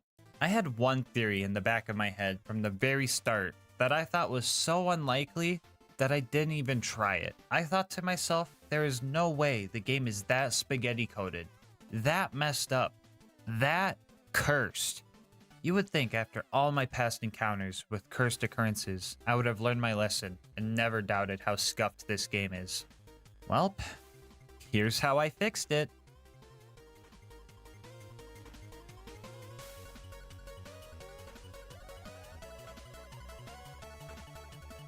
The Bane made me too slow to activate the cutscene. Bro, this game is so cursed. I cannot make this stuff up. Why does this always happen? Yeah, I was literally too slow to trigger the fight. And if I had just tested my theory, I would have saved a whole trip back up here. Anyway, the dragon fight was pretty simple. Pretty sure the dragon was focused on Roland most of the time, and the game even gave me baby dragons if I ever needed a second wind, so this was pretty easy. After the dragon was killed off, we made our way to the Lair of Infinite Agony. I know this map is right down there next to Sawtooth Cauldron on the map tier list, but if you account for the name of this place and the challenge I'm doing, you would find that I fit in pretty well. After straight up outplaying this trap by having to pretend like it got me good, we met Simon, who immediately put a curse on us. Like, can you believe the audacity this man has? What does he take me for, a curse dumpster? Aw, fuck. He had us do a bunch of his dirty work, which was fine because that was more combat experience and mission experience at the end of this map. But that's just the thing. I had to get to the end of the map. And well, things just went from, oh my god, this is terrible, to, oh my god, this is terrible. But there's also a giant crusher trap preventing us from continuing on our quest. At first, I was pretty confident that I could just grenade jump through this. But I think the upward movement of the platforms ate the grenade and just made it so it didn't hit me at all. Like a lot of problems in Borderlands, I assumed it was a frame rate issue, so I capped it at 30, and this seemed to help, but I was still not getting the distance I needed. Throughout the run, many people predicted with absolute certainty that this was gonna end the run. And honestly, I didn't appreciate those doubters. Like, bro, did you see what I went through in the last video? Leave me alone! If any of you viewers didn't see the last video, there's a good chance you're new here. And in that case, consider subscribing and checking out my other runs if you like the content. It helps out the channel a lot, and I would love to have you in the GASMASK gang. Anyway, yeah, screw these doubters, man. I still had plan B. So we head back to Flamerock Refuge and respec our skill points, this time going for double your fun so that we could throw 2 grenades while gunzerking. After that, we fought back to the Crusher Trap and did some testing, which looked very promising. Even with my confidence now at 100%, our homie Happy Turtle was still doubting me. He was so confident that he even wagered a week-long ban if I succeeded. And let's just say, we didn't hear from him for a while. Grenade jump now. Grenade jump. Grenade scoot, I should say. Grenade scoot.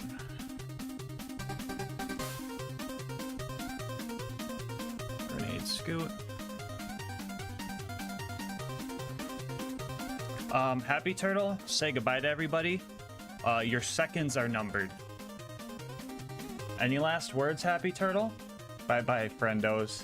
Doubters and shambles, baby, let's go! After we got through that scary part of the map, we fought our way back to Simon and was presented with a choice. kill Simon, or kill Simon's brother. And since we still needed Simon to remove the curse he put on us or else we'd die in a week, I think the choice was obvious. After killing Simon, we only had one more obstacle in the Layer of Infinite Agony. There goes the masochism talking again, my bad. Anyway, Giant Spider Lady of Anger and Scariness was our next boss we had to tackle. This fight wouldn't be bad if it weren't for one move. No, it's not the floor spiders that I can't dodge. No, it's not the invincibility shield. It's the frickin' life drain move that really biffs up this whole run. Usually, you just have to run away from her, and she can't steal any health from you. And I swear to God, if I have to explain why that isn't an option... Oh, for the love of... What is it, Mick? Why can't you run away from the... Because I have the movement options of Flappy Bird! Anyway, our first attempt ended in big tragedy because we were actually really close to getting the kill. Worry not though, I had an absolutely masterful plan. I think Past Me explains it pretty well, so I'll just let him do the talking. Alright, I'm gonna make a tactical decision, guys. I'm supposed to be wrapping up stream right about now and starting dinner. I'm gonna go make some dinner. I'll be right back. I'm just gonna start it.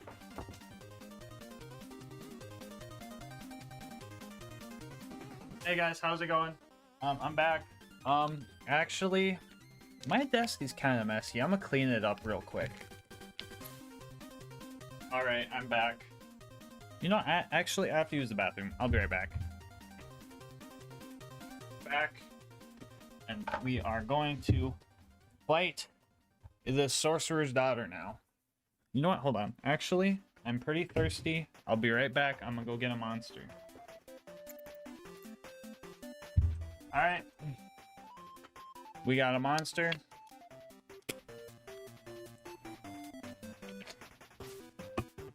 Let's kill this thing. We fucking did it. Let's go. That was fucking easy.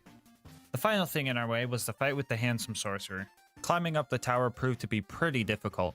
The sheer amount of wizards and dynamite skeletons and... Oh my gosh, don't even get me started with these things either. Skeleton Seer? No I fucking don't, Seer. Finally at the top of the tower, we start phase 1 of the fight. We quickly use a slag and shock combo to destroy the sorcerer's shield, and then a slag and fire combo to finish off the first phase. Phase 2 got a little bit tougher. On top of trying to keep the skeletons at bay, I had to make sure to shoot the skull spells out of the air in order to not get downed, which with the Bane's starting accuracy was relatively hard to do. Even if one of your Banes is at max accuracy, the recoil from a freshly reloaded one just throws everything off. This was all manageable, but phase 3 is where things started to really drag on. Get it? Because he summons drag. The sorcerer was now resistant to fire, and on top of that, this phase also has the biggest health bar out of them all. Our next best option was going back to the slag and shot combo. By this time I was running out of ammo, so I tried to inch my way to the ammo shrines when I could. We were so close, and this challenge was almost over. But you know how these things go. Oh, he limping.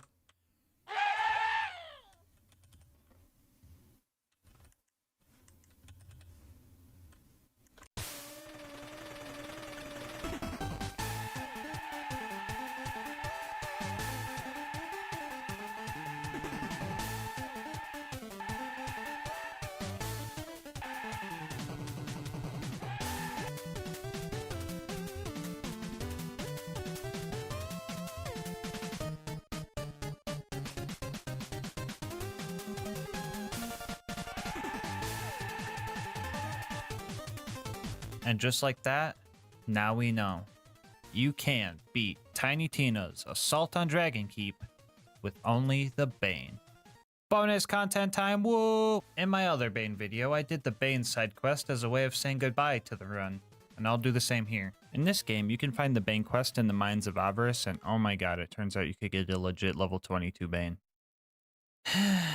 Anyway, we talked out to the dripped out version of Marcus, found Horus out by the docks, marked McNally in the forest, did a sick grenade jump to get Gar's map in Flame Rock Refuge. I promised this was first try and did not take a full hour to get right, and finally met my demons face to face. And with this, our true final victory has come. Before you go, I just want to say thank you so much for making it this far into the video. If you want to support the channel, make sure to like, comment, and subscribe. Doing all that helps with the algorithm a lot. If you want to support the channel more directly, consider becoming a channel member. 99 cents gets you emotes and videos a day early. It also helps me get videos out faster for everyone.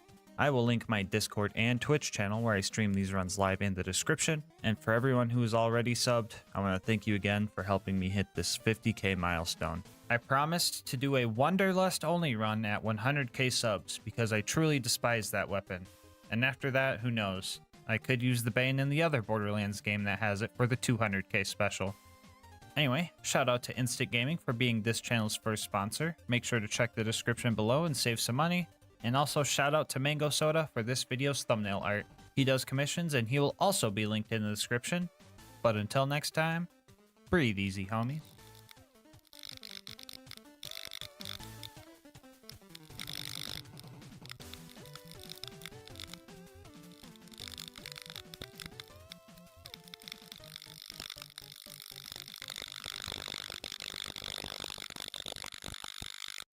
Hey guys, just wanted to let you know that I'm partnered with Instant Gaming. More on how you could save money on games later in the video.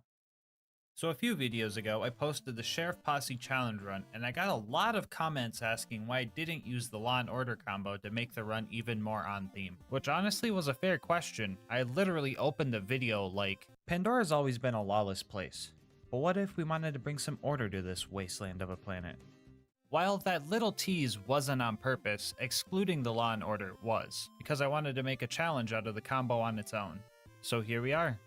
Today we ask, can you beat Borderlands 2 with only the Law and Order? Before we start, let's go over the rules. Or should I say laws.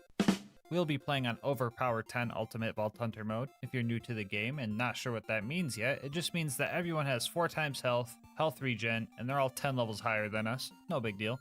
Bar will not be allowed for this run, and of course, the Law and Order are the only gun and shield I can use. Shooting the Law is allowed, but we're going to mainly focus on the melee aspect of the combo, cause how do I put this? This thing sucks. Even though it does more damage than the purple rarity non-unique version of itself, the bullets are practically useless. So I'll only be shooting to activate Be Like Water for more melee damage, to kill any enemies I cannot melee, or to get second wins if needed. Spoiler alert, I think that last one only happened twice. For the other gear slots, I'll be using the Vault Hunter Relic as a placeholder and the Legendary Ninja class mod for obvious reasons. This being a Melee Zero run, you might assume I'll be using the Lightning Bolt to strip my shield to get access to that juicy Roy damage. But come on now, when do I ever use meta strats? So instead, I'll be using a Slag Grenade. Yeah, you heard that right. I'll be throwing a Slag Grenade at myself and also be calling it Strategy. Why a Slag Grenade, you ask? Well, 2 reasons. 1, masochism is a hell of a drug, and 2, Zero's kunai are great for applying Deathmark, but the slag chance is very inconsistent. So when I'm using a grape Kool-Aid jammer as a smoke bomb, I'll have another chance at making the bad guys purple before I go in for the kill. Here's a quick peek at my build. I am very confident that this was the best setup I could give myself skill-wise, but I'm probably still going to have people in the comment section tell me I should have spec'd in the money shot, but whatever. Anyway, let's hop into the run. We start our journey in Liarsburg because UVHM has you skip the whole Claptrap Optometrist appointment section of the game, and we started clearing out Tutorial Town. It's been years since I played Melee Zero, so it took some time to get the setup down. That setup looking a little something like this. First we activate Deception and throw our kunai at the baddie we want to attack. This will apply Deathmark to him and hopefully slag. Then we set up ourselves behind the target so we get the backstab damage boost. And then we wait for the last 2 seconds of deception before throwing a grenade at ourselves and going for the kill. If we got the kill, Many Must Fall would let us possibly get an extra kill or at least get a decent chunk of damage before we ran off and hid. The timing for this might be a little bit more precise than you think. So when I set up for these runs, I usually make all my gear have matching parts to the manufacturer because, well, aesthetic reasons. But for some reason, the Order Shield cannot spawn with Bandit parts, so I opted for Hyperion parts instead. Reason number 1 for this is because Hyperion parts have the second best stats for special damage, and this being OP10 and all, we kinda need that damage in order to, exist. Reason 2 is that they have the best recharge delay stat out of them all. But GASMASK shield recharge delay is bad for roid shields. Yeah? And? The extra challenge of timing my melee strike in a 1.79 second window was a fun added challenge for this run. And the third reason for this decision was because the order actually uses the Hyperion accessory model instead of the bandit one, so we still got those aesthetic points. Anyway, we cleared out Tutorial Town with 1 casualty and headed towards Boom Boom. Mobbing along the way was simple enough. After I got rid of all the gun guys, 1v1ing the Ironclad Psychos was a piece of cake. Them being 10 levels higher than me and all meant that one slap would healthgate me instantly, but the Law and Order combo heals us for all melee damage we deal. Quick math says 0 melee build plus OP10 Roid boost trying to heal a level 80 0 is just full health on every swing. Yeah, you would not want to be in a slapping contest against 0 in this build. Anyway, after we made it to Boom Boom, we decided to target Boom first and well, homie just got outplayed. After that, we jumped up on Boom's turret and started his operation. Things weren't looking too good at first, but luckily my trusty operating assistants were there to help. Psycho, scalpel please. After a successful operation, Boom was dislodged from his turret. After our first use of deception, he was 1 hit away from being finished off thanks to Killing Blow. But this game being made out of spaghetti, he just wasn't taking any damage from melee hits. I'm pretty sure it has something to do with his armor pieces or backpack because scavengers also have this issue, but we managed to shoot him down not too long after this mishap. Boom and Boom both dropped a bonus package, and I thought that was pretty cool because that's never happened to me before. Anyway, we mobbed our way up and made it to the Flint fight. The main issue of this fight was closing the distance and getting close to Flint. And even if we did manage to get close, the amount of enemies shooting at us would leave us very low on shields. And in order to strip our shield without blowing ourselves up entirely, we need at least 85% of our shield left. It also didn't help that Flint would run up to our hologram and spam his AoE slam move, making it practically impossible to get close. So if we wanted to deal significant damage, we had about 5 seconds after throwing out our decoy to close the gap, throw kunai, strip our shield, and land the melee within the small window where we still had Roid damage. Which I did. Oh! This is a historic day in GASMASK Challenge history. Today, we defeated Captain Flint without any cheese whatsoever. Our next goal was to make it to Sanctuary. To get there, we needed a car, so we stealthily stole one and dripped it out. Our character skin, gun skin, and car skin were all matching, and this boosted our confidence stat by a solid 100%. After that, we found Corporal Reese as he was skillfully fending off hordes of psychos without even breaking a sweat, but we decided to help him anyway. Alright, Reese sent us to go grab this power core. This should be a piece of cake. Oh, look at this clown. He actually fell for it. Get stinky. Oh, wait, no, we needed that power core, didn't we? Guess we could just kill the 20 bandits for Reese while we're here. Well, in that case, now is the perfect time to talk about our partner, Instant Gaming. Instant Gaming is a website that gets you set up with deals on the games you love. I'm willing to bet a good portion of you guys have a huge wish list of games. And from my experience, that wish list can end up being a graveyard. You either have to wait an unknown amount of time to get a deal that might not even be good, cave and end up purchasing a game for full price, or just completely forgetting that game ever existed. That's where Instant Gaming comes in. No waiting for deals, no full price games, and no missing out. It's not just for PC gamers either. They got deals if you're on Xbox, PlayStation, and even Nintendo Switch, so they've got everybody covered. You can see the deals for yourself right now. Just think of a game you've been wanting to play and use the link in the description. And if you like the deal you see and end up making a purchase, just know that on top of saving yourself money, you're also helping the channel a lot. Heck, if you want to take your savings and support even further, make sure to bookmark the link so that your gaming is always instant. Anyway, let's see how the run's going. Oh, it looks like the power core just checked off. Weird. What were we doing again? I don't know, I forget. Let's get out of here. We got back to Sanctuary and did all the not dangerous at all tasks. It's pretty much impossible to die here, so I'll just skip to Frostburn Canyon. As per usual, we just ran through this place, bobbing and weaving through bullets, jumping over spikes, doing some things we aren't very proud of, and doing some things I am very proud of. Oh yeah, I should have specified this earlier, but Zero's execute skill has the stinky property, aka knockback, which if you've watched this video, you would know is my favorite way to deal with bad guys, especially these tanky psychos. The rest of the mobbing was going great.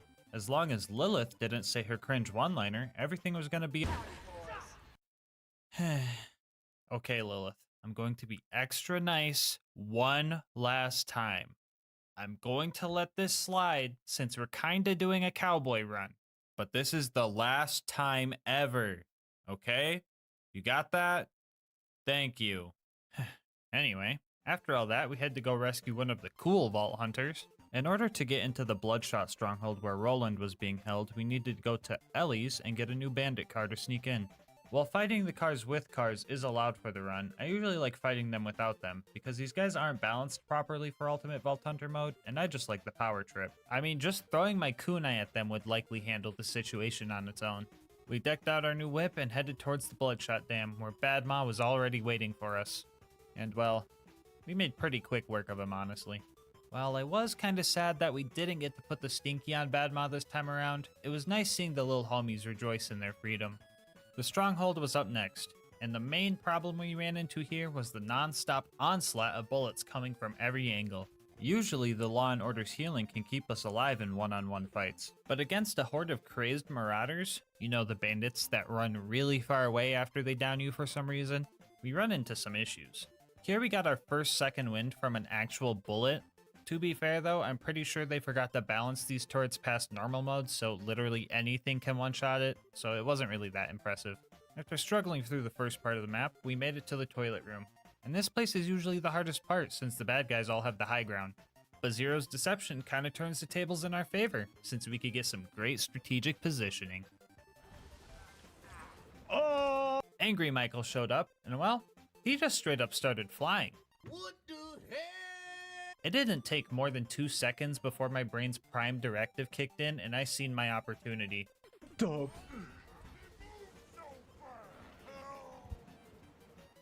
I was so baffled that this man just alley-ooped himself, it somehow triggered my flight reaction. After that, Roland managed to escape his jail cell, but in probably the worst way possible. The blue toaster, known as the Warden, took Roland, and that was a big problem for us. If we don't kill Warden fast enough, he can actually take Roland to the Hyperion Friendship Gulag, where the fight can be even harder. So we needed to make sure we were focused and got this fight done here and now. We fought our way through the chaos and started our fight against Warden with a good amount of confidence, but then things started to take a turn for the worst.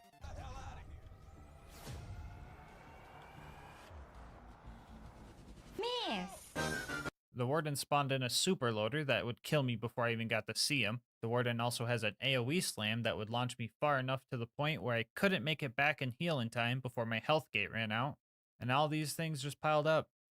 I died a bunch of times, and the drop barge showed up to take Roland away. But I wasn't gonna let this toaster run so easily. Moments away from losing this fight, I had a Jimmy Neutron brain blast type moment. If I couldn't heal because I couldn't stay close to the Warden, I would just have to make it so I couldn't get knocked back. And thus, a new strat was born. I'm talking about wedging. Using the ramp that is so conveniently placed behind Warden, we can absorb his slam attack and take little to no knockback. This way we could stay close enough to keep our healing up. We even went down close to the end, but Killing Blow came in clutch.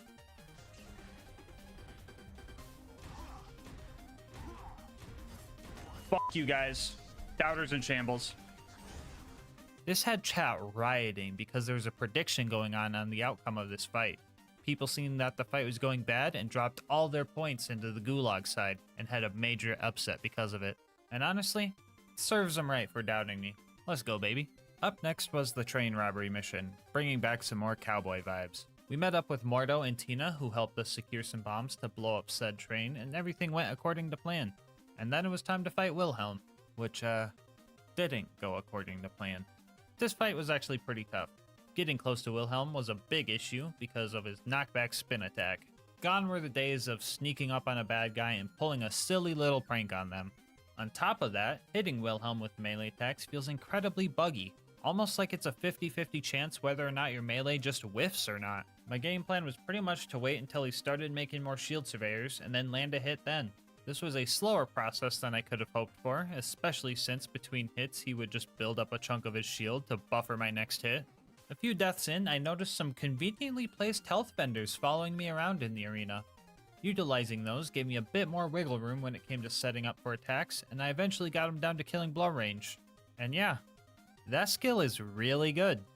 After that, we got back to Sanctuary and we found out that the siren that's been talking to us was actually working for Jack the whole time. Bro, I knew we shouldn't have trusted Lilith, man. Now she kidnapped the whole city. Anyway, after running through the fridge and probably contracting some sort of disease because I had to do a little lifesteal to get through, we made it to the other side and found ourselves a spaghetti monster.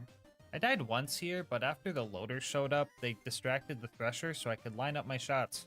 Or stabs, I guess. We made it to Overlook, and I was not expecting good things to come out of this place. Mobbing is fine with this build, but it definitely takes some patience, which the beacon definitely doesn't have.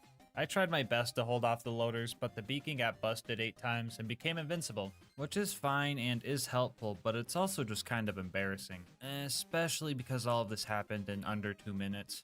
Anyway, yeah, I just kind of had to brute force through all the loaders and constructors until the fast travel landed and I could run away. Our next stop was the Preserve. After wounding the loaders, we infiltrated the Preserve and joined on the Stalkers vs. Loaders chaos. Here I stuck to the shadows, waiting for my time to strike. But I obviously didn't know when that was because I was getting rolled. And oh boy, was I not ready for the boss at the end of this mobbing section. Like bro, I was genuinely surprised when I took him out first try. Yeah, I'm not sure why this was so easy. The bull loaders were way more of a threat, honestly. Anyway, we started fighting the loot homies and also started getting bodied again. The war loader loot dudes have an AoE slam. Jeez, man, this is like a recurring issue, isn't it? Anyway, we died a few times, but we started using wedging strats and eventually got them all. And they didn't drop anything cool. After petting some puppies and experiencing the most unsatisfying thing ever, we made it to the Bloodwing fight. Early testing showed that this fight could be doable. I just had to wait for the Skags to be released because Bloodwing usually lands when they come out, and then just go to town swinging. A few mishaps in, Bloodwing adapted and decided to, well, stop landing. I'm pretty sure I waited for a good half hour for it to land, and I just didn't think it was gonna happen. And instead of resetting the map, I just dealt with it and brought the fight to her. Yeah, so the new plan was to wait for her to do her stationary fire breath attack, flank around, and go in for a hit. Eventually we got through fire phase and she started landing again. Shortly after she reached corrosive phase, the stars aligned and we got a satisfying finisher. I don't really have revives, so this is kind of scary.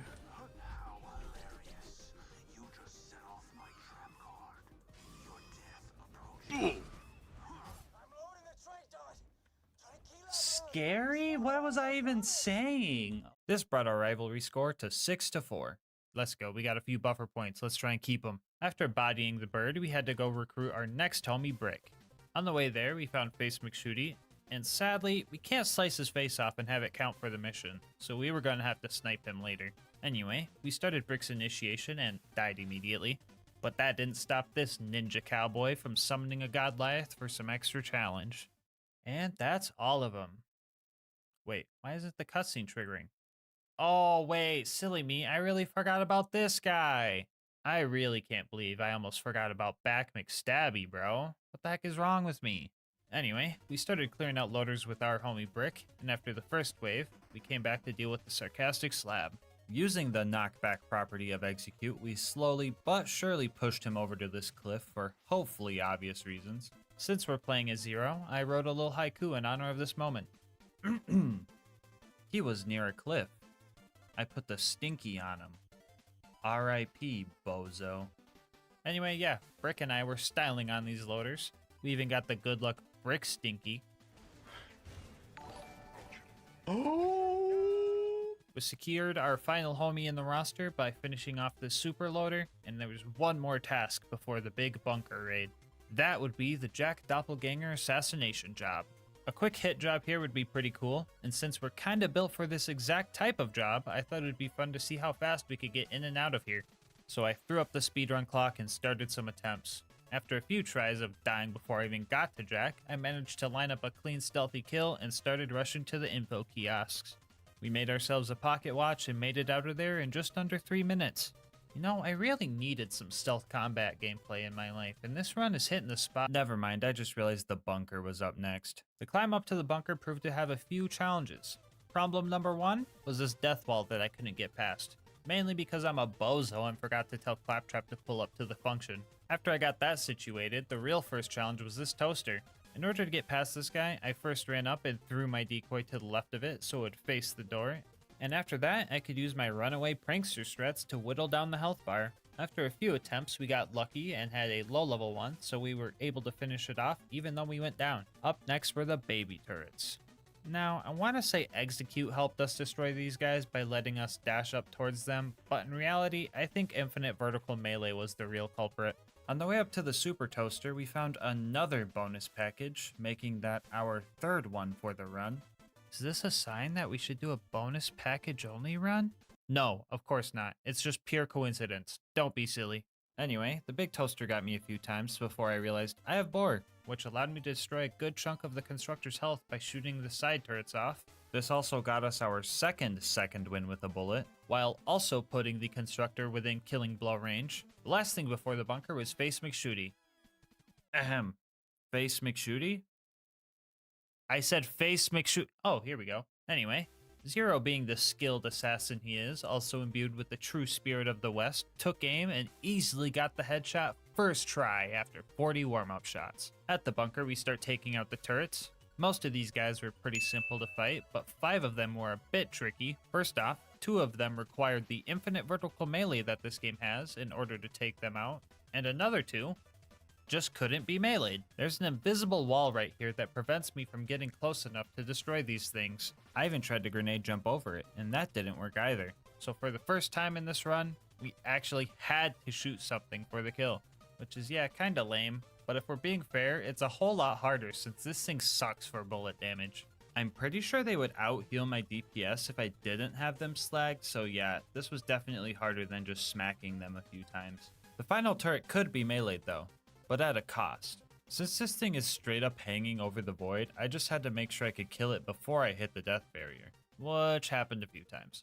Execute is great, but sometimes you just slip right past your target and fly in some random unfortunate direction. Anyway, I think I was messing up because I kept missing the roid damage window, but ended up one-shotting it in the end. It was now time for the bunker fight. The bunker, being airborne and constantly hovering over a death pit, meant that melee combat was a pretty bad idea. So the best thing we could do was just use Boar. But that's boring. You're watching this video, and that means you've seen the thumbnail, so you could probably guess where this is going. If you can't tell, this strat was incredibly risky. If I didn't miss the bunker and managed to actually land on top of him, I would be in a constant state of bouncing and would have to focus on micro movements in order to not fall off. We also rarely had roid damage up here, so the process was also very slow. After the bunker had enough, he would just kind of shake us off, and that was honestly the scariest part. I'm pretty sure this would stress anyone out, knowing that at any moment, this could happen. Goodbye.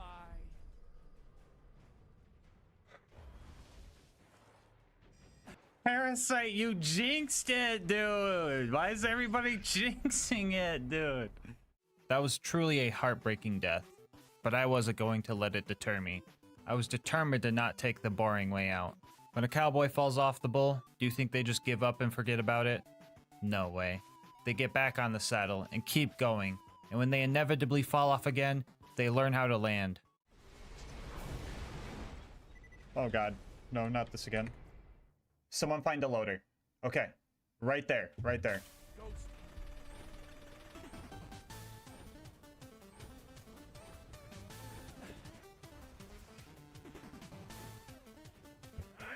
Yeah, that's right.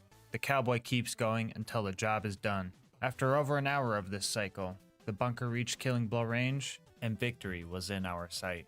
We set ourselves up under the bunker, and we castrated this raging mechanical bull. After partaking in some cowboy caviar, we started the fight down in Angel Core. Things were going relatively well down here. Loaders aren't exactly the best at running away from you. As long as I went down close enough to them, I could get a second win. To help ensure this, I started jumping at them. This way, if I did go down before I got to them, I would keep getting closer instead of just stopping in my tracks. After that adaptation, the rest of Angel Core went smooth. Howdy, boys. Lilith, you fucking piece of shit. I swear to God, I hope... Hey guys, sorry about that. My lawyer said I should not include that in the video, so I just had to take that out real quick. Anyway, Roland ended up dying. I tried to give him a new shield, but homie just didn't listen. After that, Jack kidnapped the giraffe and Mordecai suspected he was taking her to the vault. I would have guessed the wildlife exploitation preserve, but we'll just go with Mordecai's plan, I guess. I'm just following orders. So we headed to Sawtooth Cauldron. The ambush commanders here reminded me a lot of Badma, which also reminded me of my regret, so it took it out on them appropriately. After that, we hit the conveyor skip using one of the Gravedigger's grenades, and that felt pretty cool. We blew up Boombringer and also murdered its pilot, and then made our way up to a tough part of the run. You see, we had to destroy some buzzards up here. If at this point you're still not sure why this is an issue, let me ask you this.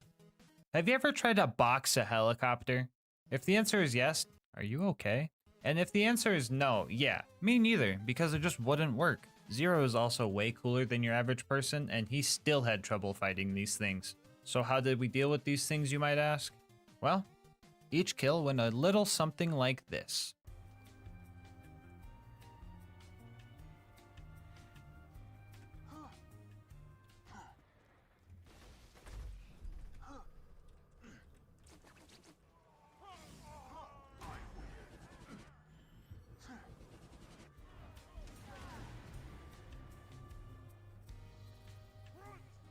Yeah, if I wanted a chance at taking these things out, I needed to get them right as they were taking off.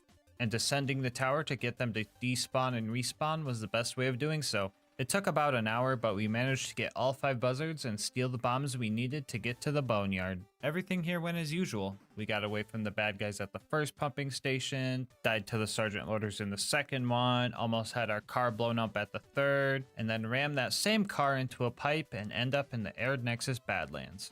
Now, I could just run through this area, but I seen Saturn, and I thought, yeah, I could take him. Okay, maybe not in a fist fight alone, but I had some ideas. I started shooting at his turrets and letting Boar deal some damage. I wasn't completely killing the turrets off with this, so I was able to keep boring them by letting them heal a bit in between shots. This also staggered Saturn every time, and it felt very weird being able to bully him around like this. After I got him low enough, I figured I'd go for his Achilles heel and deliver the finishing blow. The only other thing I had to worry about here was the big toaster, but I ended up killing that thing on accident by barring both turrets at once.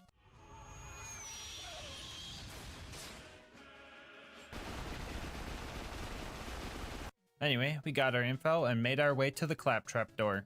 The culmination of all the mobbing practice I've had throughout the run was going to be shown in this fight. Oh, never mind, I died to my own grenade on the first loader. Neat.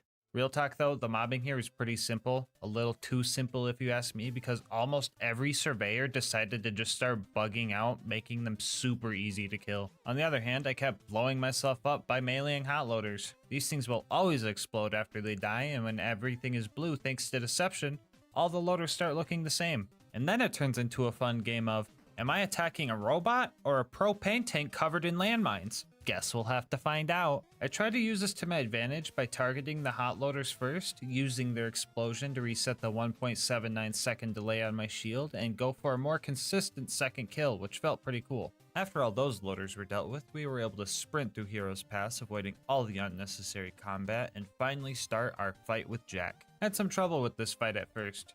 The entire run, I never realized that you only get healing from melee damage if you deal damage directly to the enemy's health bar, so Jack's shield was holding us back a bit. That issue is easily fixed compared to our next problem. You see, Jack has a number of advantages in this fight. First off, he has some very strong health regen, meaning our kill was going to need to be quick. This comboed with his ability to literally teleport away and spawn an invincibility shield drone makes it very hard to pull off a quick kill. And to top it all off, Jack is extremely hard to slag, meaning if we executed our setup perfectly, no pun intended, it was still up to chance. During our first attempt, we got lucky with slag and found out how much damage we could do in one hit to his health bar. This wasn't going to be a one-hit kill, but we could for sure get him down to killing blow range and finish him off. So what happened here, you might ask? Well, he cheated. I was literally 1/3 of a second away from finishing this guy off first freaking try, and he just leaves. And after that, things just started falling apart. Jack managed to keep getting more and more shield surveyors, which were kinda hard to kill because they moved around so awkwardly. At first I thought I was just whiffing a lot of hits, but I found out that landing a hit on this specific surveyor doesn't end your deception for some reason, and you could just get big damage at no cost. Learning this, I got used to landing consecutive hits on it and destroying it quickly. At this point, I had been playing for a while, and after several deaths, I decided to continue the next day. What's the likelihood you're gonna do this the first time? The first try? Yeah.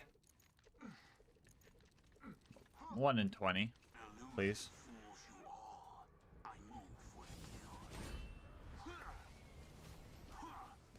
I'm gonna be surprised if this works, honestly. Alyssa, I did it first try! Well, I guess that just leaves the warrior now. This final boss was definitely a worthy one. The fight was nothing but back-to-back constant risk-taking. Getting close enough to the warrior to melee him also meant I was in the worst possible spot if the warrior decided to do a slam attack.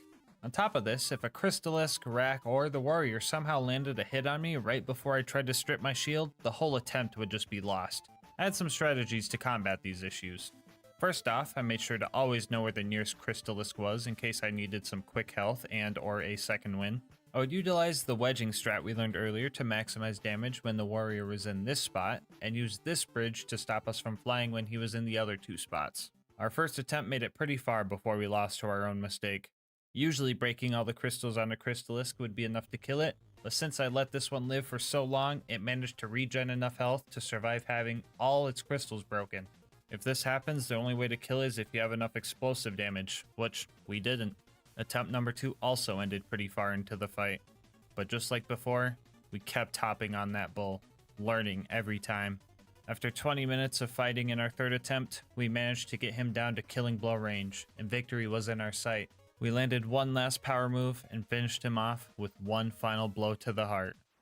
Which means, you can beat Borderlands 2 with only the Law and Order. Bonus content time, woo! So Jack might be dead, but there's still a lot of crime on this planet, so our work isn't done yet. We're going to investigate the 2 sanctuary crimes and also go take down the outlaw Nisha. First off, let's talk about the gutter quadruplets. If you're impatient like me, you probably figured out who did the crime by accusing someone, and if you were wrong, just saying, oh well, guess I'll try again in the next playthrough. But today I actually wanted to crack this case. Talking to Marshall Friedman, Moxie, and Zed, we found out the murder was from a single bullet. He has a shield and took some damage, but then Zed patched him up good as new. So the one who has a sniper, shield, and full health is the only person who could have done this crime. Case closed. Let's move over to the other case in Sanctuary, where we gotta find out who stole the cash from their homies. Marshall Friedman told us that only one of these guys will tell the truth and the other 3 are liars, and using that info, we can easily find out who took the money. Jim pretty much said it wasn't me, Lindy says Sam took the cash, Sam said it was O'Cantler, and O'Cantler just says Sam's full of crap. That last one was actually verbatim too. So if we factor in our 3 liars and 1, truther rule, we can quickly find our answer. Sam and O'Cantler's responses both contradict each other, so we can deduce that one of them have to be telling the truth. And in either case, that would make Jim a liar, meaning his response of I didn't do it is proof of his thievery. So yeah, you could solve the case in this convoluted way, or you could just look at Jim's back and see that the money is literally right there. Anyway, let's move on to Lynchwood and Nisha. The first mission here was pretty easy. We pressed a few buttons and then a train blew up, so that was pretty cool. And after that, we put the Stinky on Mad Dog while also managing to keep the dynamite from falling off this time. And then we robbed Nisha's bank and set off to hide all the money. Oh boy, I sure hope Nisha doesn't sick her posse on me. Oh my god! After all that, Nisha was mad, and now she wanted to challenge us to a pistol showdown to see who came out on top. But honestly, screw all that noise.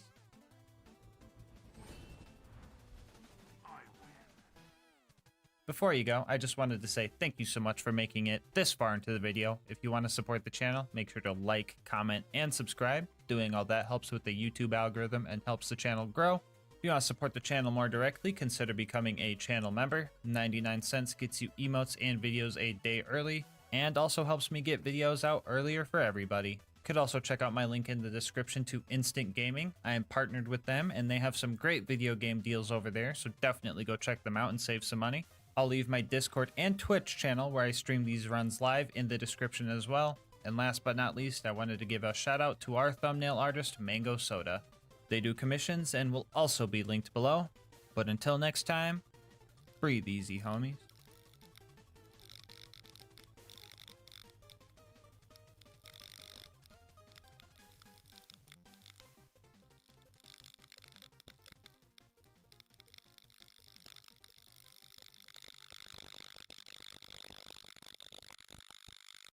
Today's video is sponsored by Instant Gaming. More on how you could save money on video games later in the video.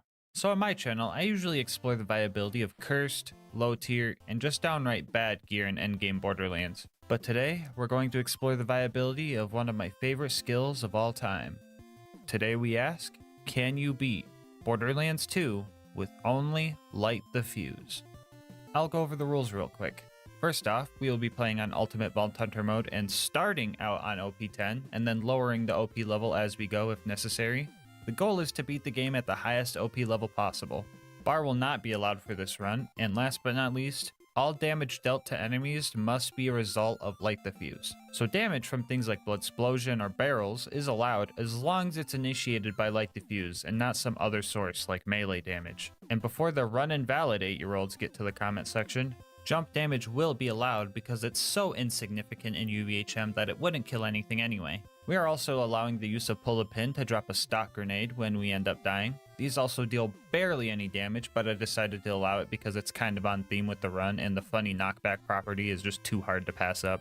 Damage done to myself can come from any source. So things like hitting myself, throwing Buzz-X bombs, throwing stock grenades, and punching barrels are all fine as long as I don't hurt the enemy in the process. As for the gear, we're only going to be using an explosive relic and a flesh crunch class mod. Both these things together gives me an extra 166% explosive damage. I should mention that if I do end up dropping my OP level,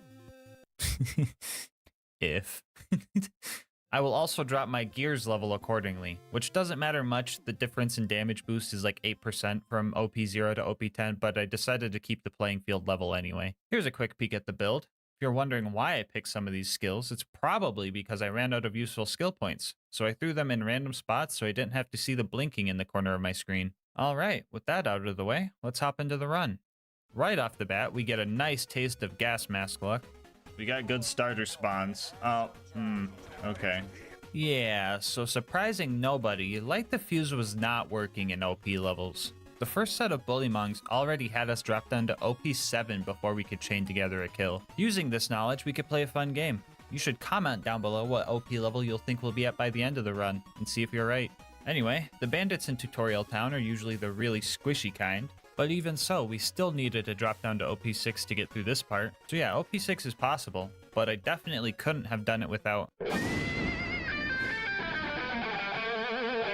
So if you're using light diffuse and you want to make sure you throw as many dynamite sticks as you can before you inevitably blow your arm off, make sure you're not spamming the click button. Instead, time your clicks for right when Krieg is touching the bundle of dynamite, and you will throw them a lot faster. This allows you to throw 22 sticks of dynamite instead of the usual 14 per light diffuse duration. After repairing Claptrap, we started fighting our way to Boom Boom. After ignoring some major wannabes, we hop in and start our first boss fight. Light the fuses, bitches! He said the thing! I'm ready to blow! Our first attempt ended near instantly since my bleed out timer was still scuffed from the last fight. Our first real attempt made it painfully obvious that OP6 wasn't gonna happen.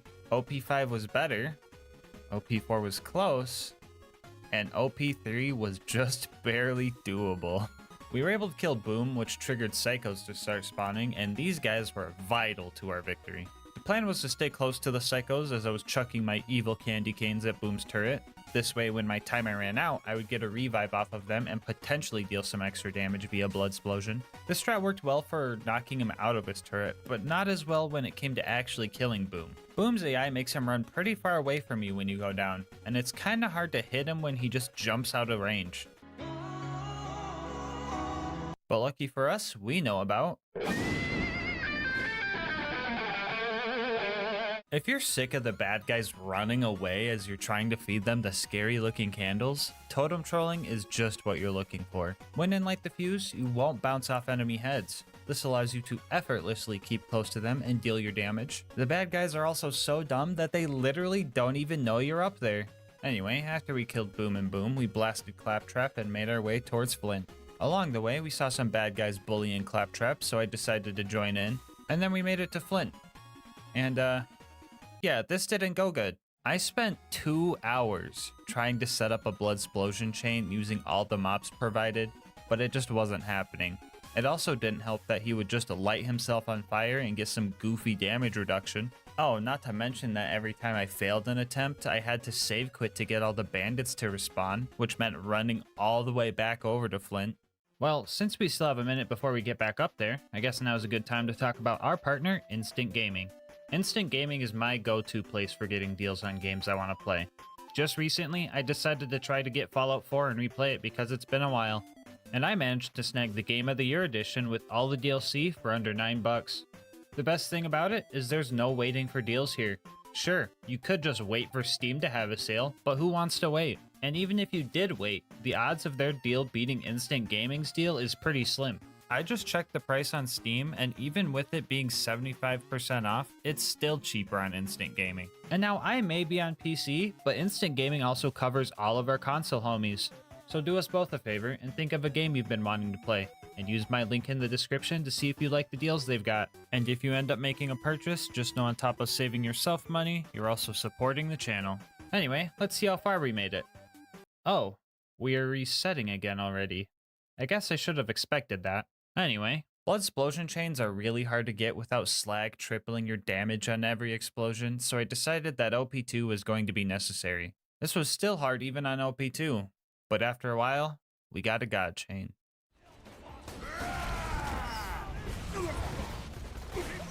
Let's go, dude! After that, we made it to Three Horns and stole ourselves a car, visited Door Guy, hit a sick quad feed, stole some guy's batteries, and let the blood explosion chain handle killing the 20 bandits for Reese, before finally making it to Sanctuary.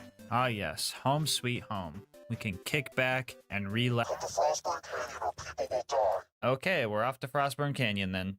You know the drill. We usually speedrun through this map because all the mandatory fighting is at the end. Running through this time was especially fast because of a largely forgotten part of Light Diffuse is the speed boost awarded to the player after detonating the bundle early. If you get a kill like this, you get a speed boost for the remainder of time that you had left in Light Diffuse. And the best part about it is that speed boost can stack. That's what we call some high risk, high reward gameplay. Anyway, after making it through the bandits and spike pits, we found Lilith and happily revived her. Psych! Real talk though, it didn't take Lilith long to utter her cringe one-liner.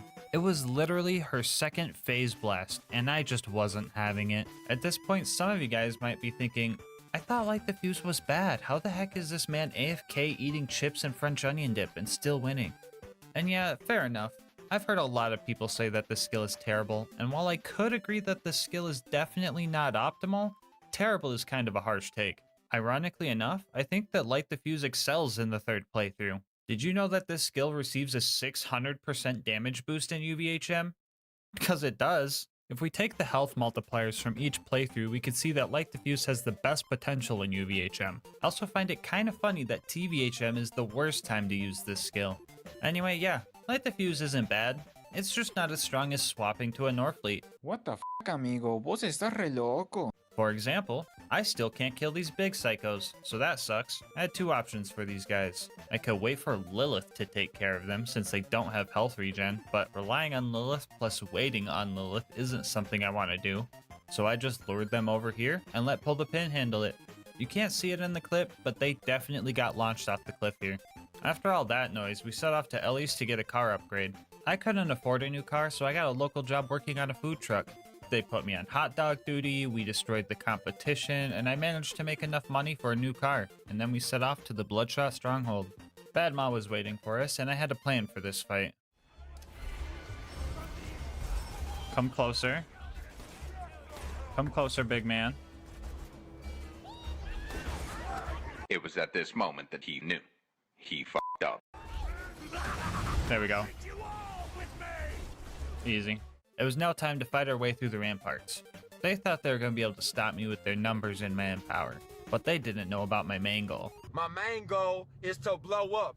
The close quarters combat here made it easy to set up blood explosion chains and corner enemies. After we made it to the toilet room, I managed to survive 7 back-to-back instant bleedouts. We even ended it on this cool stylish one. Hold that, wait. Hold on. Come down here. Truck it. Oh my god. Angry Michael showed up and he made the mistake of standing too close to the edge. And then we had a little family gathering. Oh, he's got a... That's a suit. That's one of me behind me. It's my own brethren behind me. We caught up to Roland and watched him get kidnapped by our next big problem, the Warden. Fun fact, constructors have a 90% damage reduction to grenade splash. Also fun fact, Light the Fuse and Bloodsplosion are both considered grenade splash. Another fun fact, the Warden can take Roland to the Hyperion Friendship Gulag if you don't kill it fast enough. Fun fact, we're going to the Gulag. Yeah, I tried my best here, but we just did not have enough damage to take him out. Especially because our potential revives were all super loaders or angelic guards, so bye Roland. Anyway, usually the Gulag version of this fight can be harder because the Warden also has the ability to moonshot loaders in over there. But like, what's the worst that can happen? They down me? Yeah, the extra bad guys actually came in handy to set up for bigger Bloodsplosion chains here. Only thing we had to be careful of is our bleed out timer not getting too low. So how bleed out timers work in this game is that every time you go down, your bleed out timer will be reduced if you went down within 26 seconds of your last second wind. In order to reset this, you would not only need to wait longer than 26 seconds before your next down, you would also need to get a second wind with that already bad bleed out timer.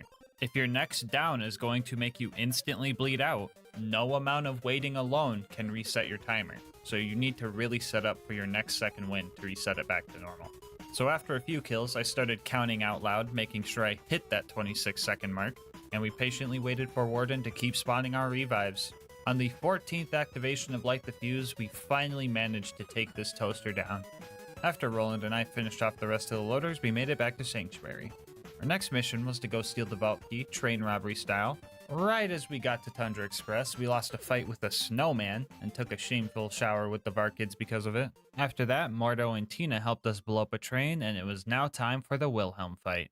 This fight was honestly kind of a joke. Homie straight up just spawns 2 surveyors every 20 seconds, and that makes it way too easy to just blow up. Altogether, it took 7 full detonations and 1 beef stick to take Wilhelm down. After that, we got back to Sanctuary. Lieutenant Davis wanted to try our build out, so I tried to show him the ropes, but I don't think he understood that well. Oh no, I got all of Sanctuary doing it now. What have I done? What the f***, Lilith? On the way to the fridge, we found a tubby skag and blew his cute little head right off of his body. He dropped an Unforgiven, so that's pretty cool. Which reminds me, I've got all these save files on my Discord channel. If you want to try any of the runs you've seen me do on YouTube, there's a link in the description. Anyway, after almost surviving the fridge, we fumbled again and forgot to hit the fast travel objective. After we got that fixed, we started our fight with the hungry moon squid. Yeah, this one didn't go good at all. I had no hope of killing this thing, especially since it can just hide underground as I try to detonate, or just say, I have a shield now, and ruin everything. So I decided to hire some friends to help me out. Except, they weren't my friends at all, actually. It was really hard to get them to stay mad at the Thresher because as soon as it went underground, their lack of object permanence kicked in and they just started blasting me. After like an hour of trying to figure it out, I got to a spot where they would just leave me alone and fight it out themselves, and I just took my hands off the keyboard. About 2 minutes later, the Thresher kicked the bucket and I made off with the contents of its stomach. Overlook was up next, and with the hordes of loaders, you would think this wouldn't be too bad. Only problem is, they really just didn't want to target me. Shoot me! Shoot me! Shoot me!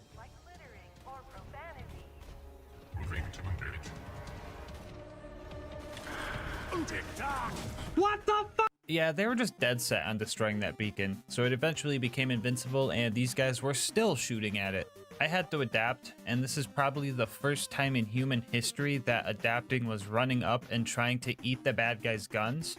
But we gotta do what we gotta do. After what felt like the longest Overlook fight of my life, the fast travel landed and we made our shameful escape. We weren't at Sanctuary long before we were given another job to do while everybody else sat around. What is our job anyway? Oh, come on! Anyway, after wounding all the loaders by simply not getting a second wind, we ran through the preserve and started taking out all the required bad guys. I had to be a bit careful here because I knew an UBA was coming up. That's an acronym for this, by the way. And in order to take this thing out, I was going to need to really utilize the 2 loaders it spawns with.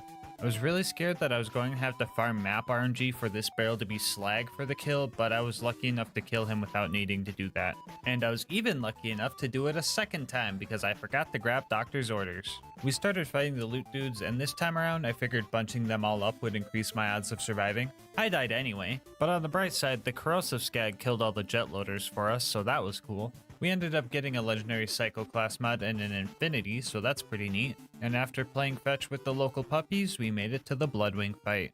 At face value, you might think this fight is just not possible. She has 3 phases to fight and resets if I end up dying, and that math just doesn't add up to me winning. But lucky for us, right about the same time she lands and gets into our range, she also spawns a bunch of skags. Those skags are also getting slagged by Mordecai. I think you guys know where this is going.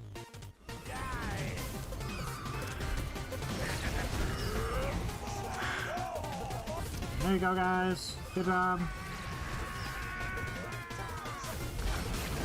GG. Let's go. First try, baby.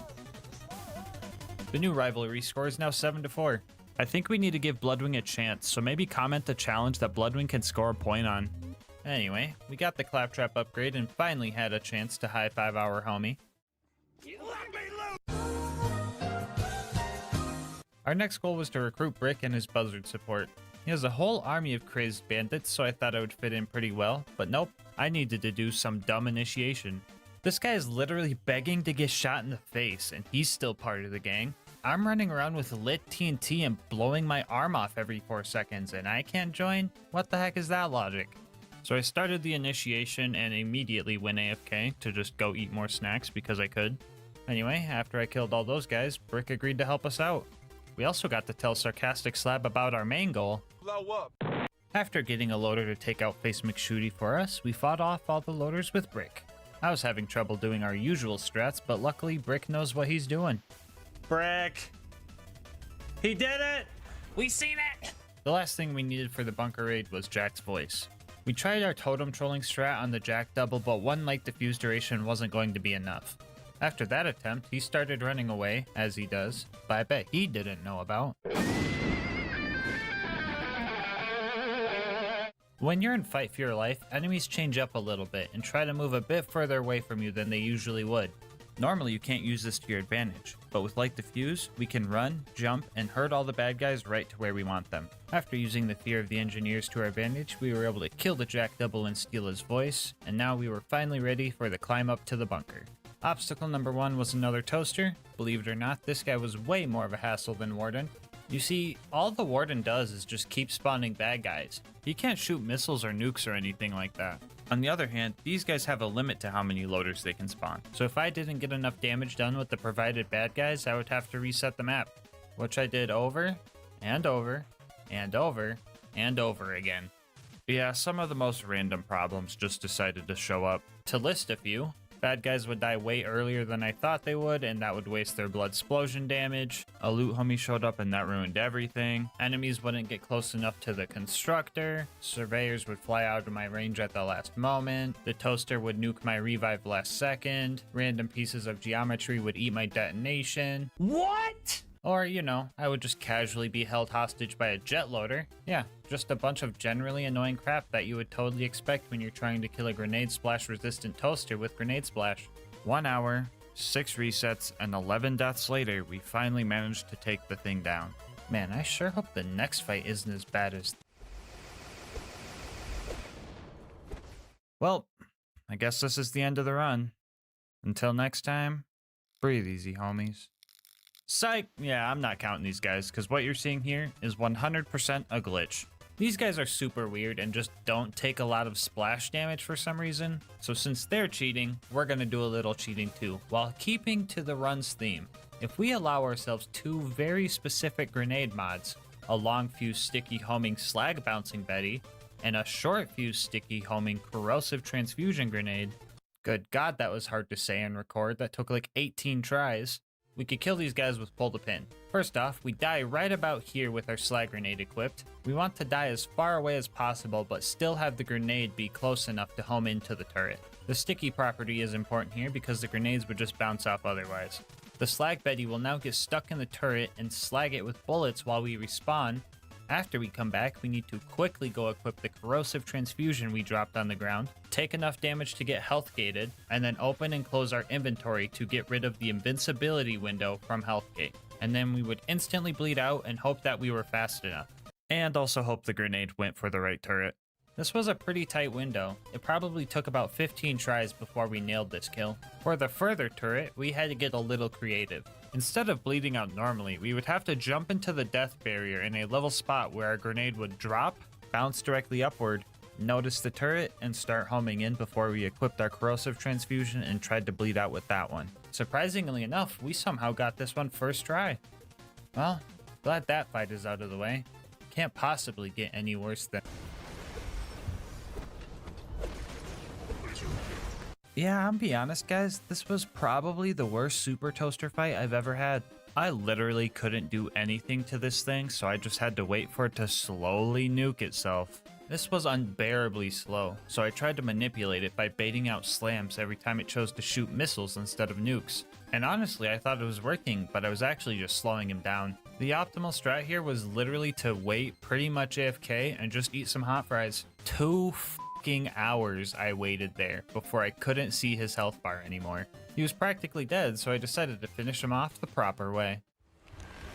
This is probably stupid, but oh well.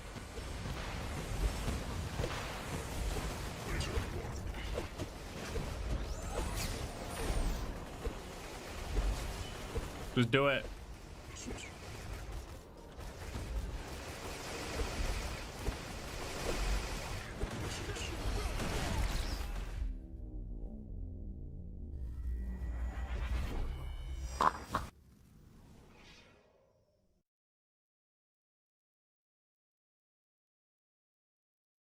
Would like to remind you that there is only one thing worse than respawning, and that is not respawning. After another hour and a half, we got it low again and actually took it out proper. Okay, now there really shouldn't be any other annoying thing we have to deal with on the way up to the... What the f even is this? Alright, we're finally at the bunker now. Step 1, blow up some turrets. Step 2, blow up some more turrets. So in order to destroy the bunker, we were going to have to be patient and wait for him to stand still on the edge of the arena and blow up his turrets to get second wins. Now this is some tricky stuff to land consistently, but we had a trick up our sleeve. Alright guys, it's time to teach you about my favorite light the fuse tech, short fusing. How many of you guys have tried to jump last second in order to reach a surveyor or rack, but in the end just landing before the dynamite has a chance to blow up anyway? I'm willing to bet a good portion of you that have tried this skill. But with short fusing, this problem will be no more. As long as you're not throwing a stick of dynamite as this animation starts, you can click at any moment to detonate the bundle early. My mind was blown when I found this strat, and honestly, it was the tipping point to starting this run. Anyway, by short fusing, we can jump at the bunker and detonate early enough to destroy the turrets and deal a little bit of damage to the bunker in the process. We lost our first attempt while we were still warming up, but on our second try, we got the bunker all the way down to his deathbed spot. It got a little trickier here because he was way higher up than I felt safe going for, so after I got second wins from the turrets, I lured a backup plan closer and started chucking. 3 loader sacrifices in, we secured our win. Our next objective was to survive the Angel Core fight. I was so hyped to see all the dumb loaders run towards their silly little ion loader homies, not knowing they grouped themselves up and gave me a free way to down myself and blow them all up at once. But then like maybe 2 ion loaders showed up, so that was kind of lame. But honestly, that was fine compared to the rest of the stuff I had to deal with down here. 10, 11, 12, shut the f up, Lilith! 14, 15. Alright, I've been getting a lot of comments lately asking why I despise Lilith so much, and honestly, it's more than her just dropping that cringe one-liner. She just constantly blinds me and is of no use in combat. You would expect her to deal some type of fire or even slag damage in combat, but no, she just doesn't deal damage in Angel Core. All the other Vault Hunters are cool. Roland can actually kill stuff and his turret gives you health and ammo. Mordecai understands UVHM and slags everything for you. Brick puts the stinky on loaders? And, what does Lilith do again? Fuck you, Lilith. Get stepped on. No, Lilith, what the fuck are you doing?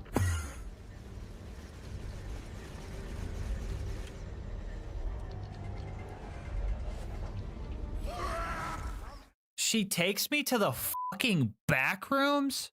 This game is cursed. Why does this always happen to me? I can't make this up. Anyway, so the last few loaders are all the super ones, and in order to kill those, we were going to need some fodder enemies.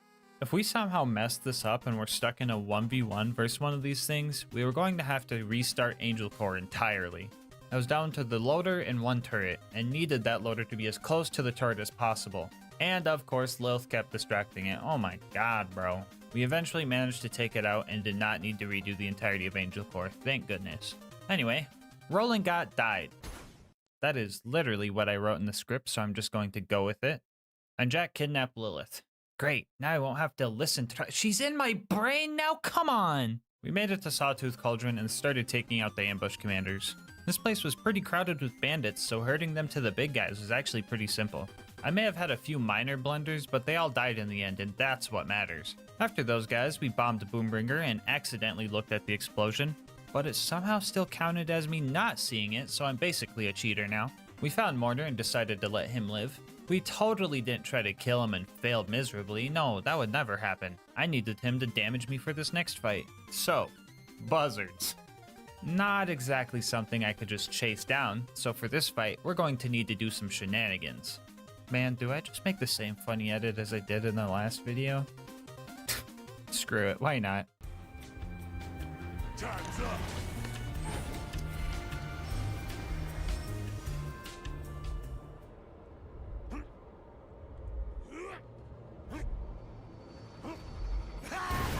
Explosions of life!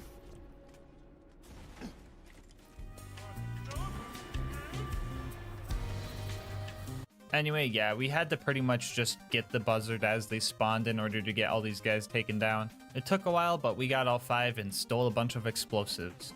Wait, why are we even here? I've got tons of dynamite. Anyway, after the usual run through the boneyard, we made it to the Badlands and found Saturn. I humored the idea that killing Saturn was possible, so I made one attempt. Guess how much damage I did?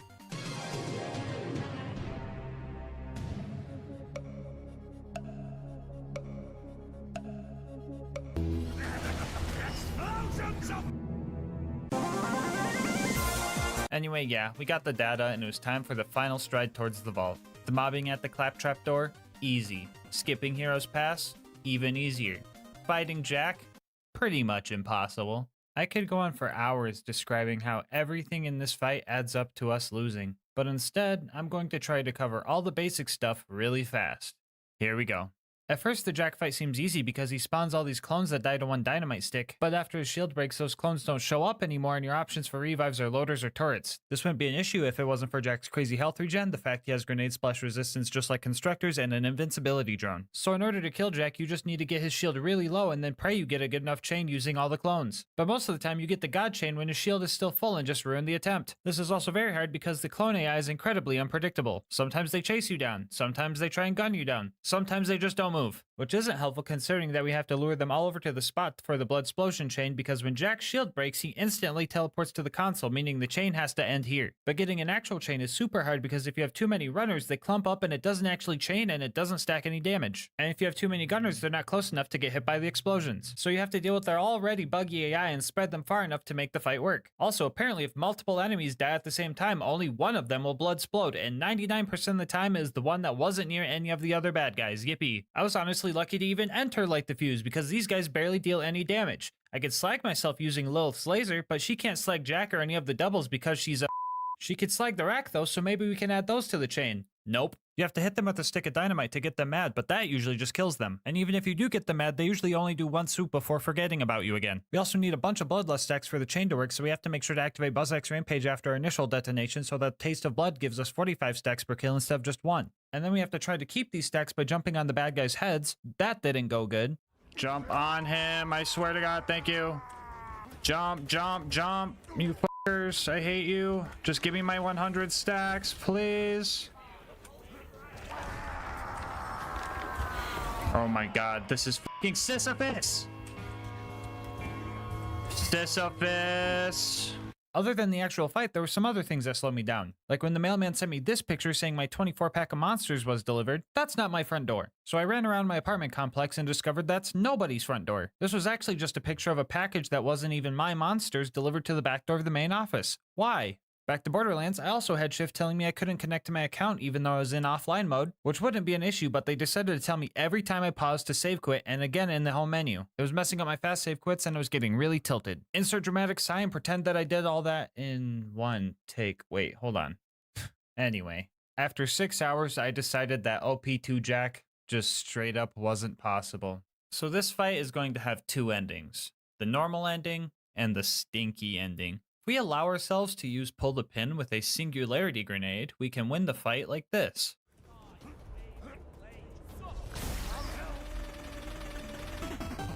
Let's go. Let's go. That looked really easy, didn't it? Well, it actually took 3 hours to figure out. Stock grenades don't launch Jack, otherwise I would have just used one of those, so the singularity was needed here. On top of that, the singularity needed to be in a high place. This would give him more airtime and he'd get pulled further. It was also super annoying to make sure he stayed aggroed to you, and even harder to get him close enough to this corner to pull it off. I had to be at a specific distance where I'm out of his melee range, but still close enough to where he would try to run up and melee me instead of disappearing. I would then have to kite him to this corner because just standing here wouldn't get him close enough. After that, I just needed to spam jump and have him down me. If I didn't spam jump here, he would just run away and this wouldn't work. Also, the actual walkable area of this rock I had to climb was super slim. Too far to the right and I would be the one getting stinkied. Usually I would just be kinda mad that this fight was so convoluted and obscure, but like, we fucking put the stinky on Jack. This is fucking awesome. Anyway, for the normal ending, we were going to have to drop the OP level all the way down to 0. Hey guys, Future GASMASK here. So yeah, we managed to kill Jack at OP 0 after about 2 hours of attempts, but I was really mad that we had to drop out of OP levels after making it this far on OP 2. So we popped it back to OP 1 and did some testing, and within the first 10 minutes we had some promising attempts, and I instantly knew that this was possible. So I put my nose to the grindstone, letting my stubbornness completely overtake any urge to settle for the win at OP 0. I knew it was only a matter of time. But what I didn't know was that matter of time was 10 hours. Anyway, I just wanted to explain everything that happened. I'm pretty sure 50% of this challenge was this fight alone, so that's something. Also, this bit is 100% an excuse to show off the new merch. Queen Knight designed all of it, and I think she did an awesome job. If you want to cop some of this for yourself, find the link in the description or just go straight to GASMASK'S.com. Anyway, here's me killing Jack after I fought him for almost 20 hours.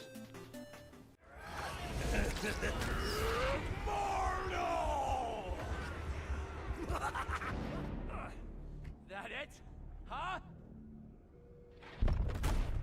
We're still in OP levels! We're gonna fucking do it! And that just leaves the warrior.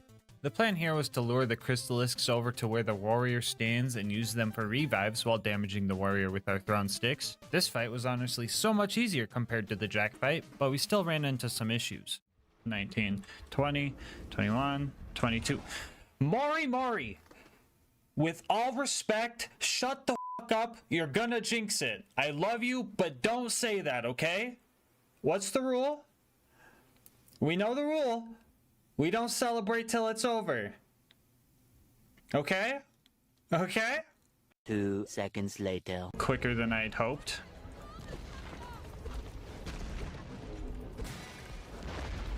What the fuck?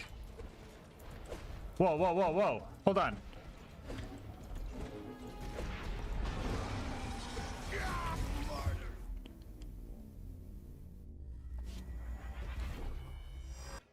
Alright, I'm not gonna get mad. But Mori. This is a direct example. Anyway, our other issue was that the crystalisks just straight up disappear when he enters his deathbed spot, leaving our only options for revives being rack or blowing off his chest pieces. So after a few failed attempts, we devised a strategy. When the warrior was close to entering his deathbed, we would make sure not to put him under that health threshold while he was already sitting in that spot. That way, when his health did get low enough, instead of standing there with no chest pieces for revives, he would dive under the lava one last time and regain his chest armor so we could guarantee at least one revive in deathbed phase. Using those chest pieces and this rack that luckily glitched out, we were able to take down the warrior and finish this run. Which means, yeah, you can beat Borderlands 2 with only Light the Fuse, even at OP1. Bonus content time, woo! We faced many hardships in this run, and we prevailed over every fight we were faced with. All except for one, and I think revenge is a dish best served cold. So we started blowing up snowmen. All these bandits and frosty dudes were no match for me. I was in a constant state of instant bleedouts, but they just couldn't escape me. Oh, the delightful sounds they made when their existence came to an end.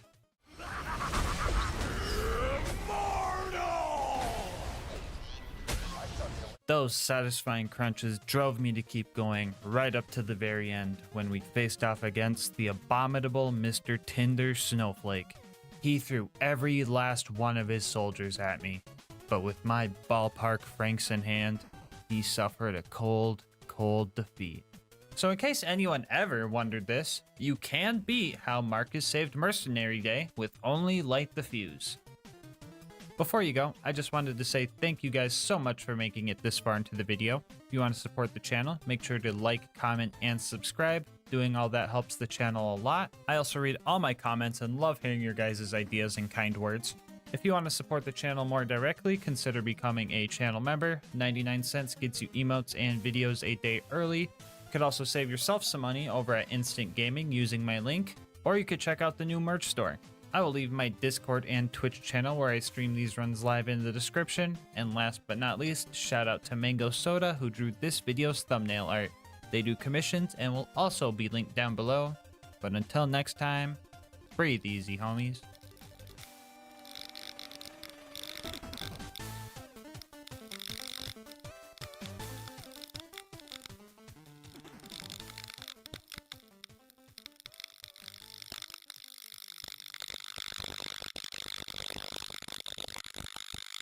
This video is sponsored by Instant Gaming. More on how you could save money on games later in the video. Borderlands 2 is full of Easter eggs and references, but the most memorable one for me has to be the Minecraft Easter egg in Caustic Caverns. So today, we're going to ask ourselves, can you beat Borderlands 2 with only the longbow?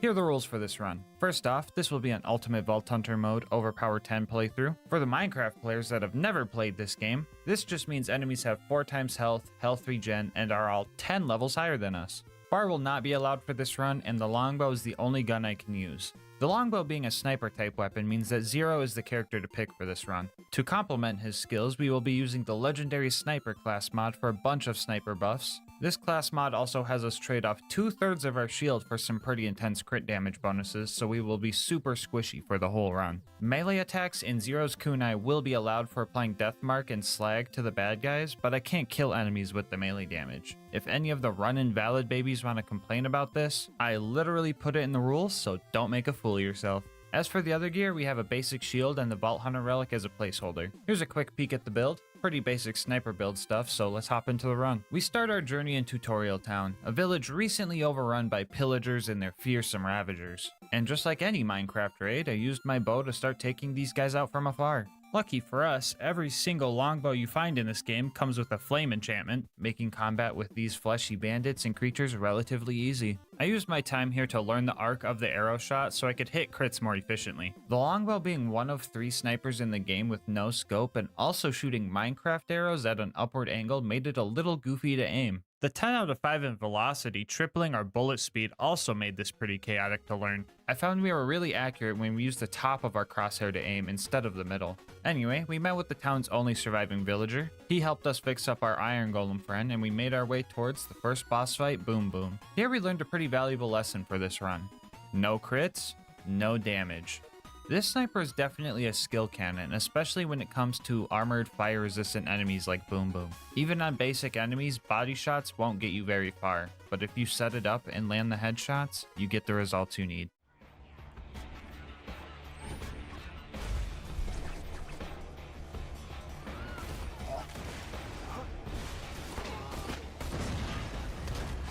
Oh god, that hurts. That hurts. That hurts. That hurts.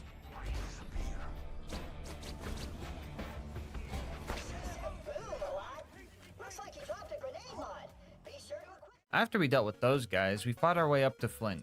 And I actually took my time here because I somehow survived this long while being super squishy this whole time. In most of my runs, I'm around 20 deaths at this point, so I was super focused. We made it to Flint and totally expected that this run could end here. Flint being a fire-resistant boss that has a phase where fire damage heals him was one thing, but also giving him a mask that blocks most of your crits made this fight pretty dumb. Before this run, I was under the assumption that you just couldn't kill Flint with fire weapons. Like, look at this clip of me spamming him with a fire Norfleet. That's not a great sign, eh? I knew this fight could be a roadblock before I even started the run. So I came up with a strat so cheesy, so goofy, and so impractical that I really didn't want to use it if I didn't have to. I'll be calling this strat Plan B. Plan A was to knock Flint out of his arena and bug out his AI, and then we would just feed him crits and hope that we could fight against his health regeneration. And at first it looked like my arrows weren't doing anything, but Zero had a trick up his sleeve. I'm talking about Critical Ascension. This skill gives Zero more crit and sniper damage for every crit he hits. These stacks of Critical Ascension will start decaying if you stop getting crits after a short period of time or swap to a non-sniper weapon. So now the question was, could I stack enough Critical Ascension to actually move his health bar? Slag, please. Please slag.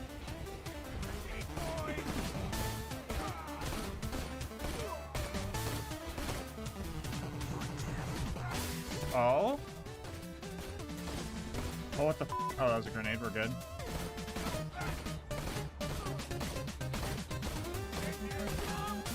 No way. We have enough ammo, dude? We don't need slag. We don't even need slag. Oh my god.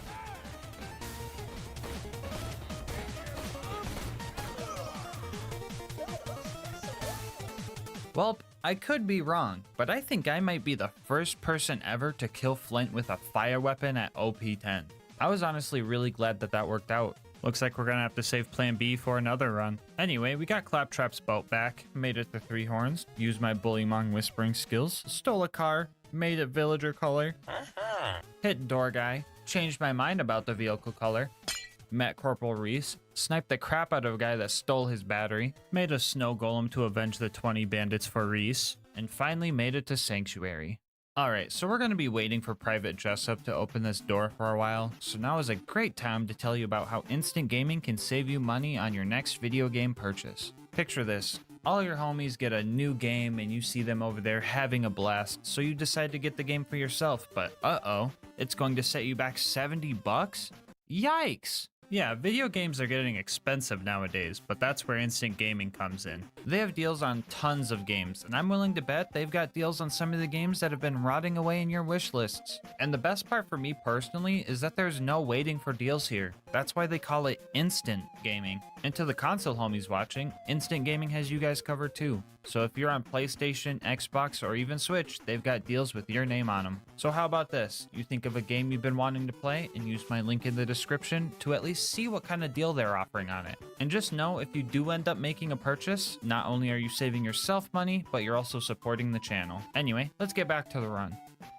What are we still doing here? Anyway, the Firehawk left us a pretty frightening message, so we set off to Frostburn Canyon. I usually run right through this place because all the mandatory combat is at the very end, but my haste got the best of me. I got greedy and died to a couple of fire-resistant nomads halfway through and took this run's first death. My first life in a run is usually the best, so this number is just going to start increasing fast now. Anyway, we made it to Lilith and died a couple more times. And honestly, I'm blaming Lilith for this one. For the Minecraft players, imagine Lilith as an annoying Enderman that is supposed to help you fight, but in reality just blinds you most of the time when it teleports, and you also have to constantly feed its drug habits. Oh yeah, and it also has a really dumb catchphrase. Anyway, some big boy Vindicators showed up, and I proved that they are killable with the longbow before dealing with the others in my signature style. Rebozo. Whoa. I put the stinky on him. After all that was dealt with, our next goal was to go save our boy Roland. He was captured and being held in the Bloodshot Woodland Mansion, and we were going to need a new car to sneak in. Now usually this is the part of the run where I get a break from the harsh, cruel combat and get to fight some cars that aren't balanced properly for endgame and feel like a god for 2 minutes. But like I said before, no crits, no damage. Even with Boar, fighting the cars was actually pretty scary stuff. This just goes to show how important hitting crits was during this run. After stealing enough parts to make ourselves a new minecart, we made it back to the Bloodshot Mansion and took on Badma. This fight was a bit rough. Homie had a shield and it was making it really hard to hit the crits we needed. It was sloppy, but we took him out and made our way inside. So we start fighting through all the mobs and things were going great, right up until the dreaded toilet room. Yeah, these bone crushers, they were turning me into bone meal. Anytime a bullet hit me, it would just break my shield and just take a chunk of my health in the process.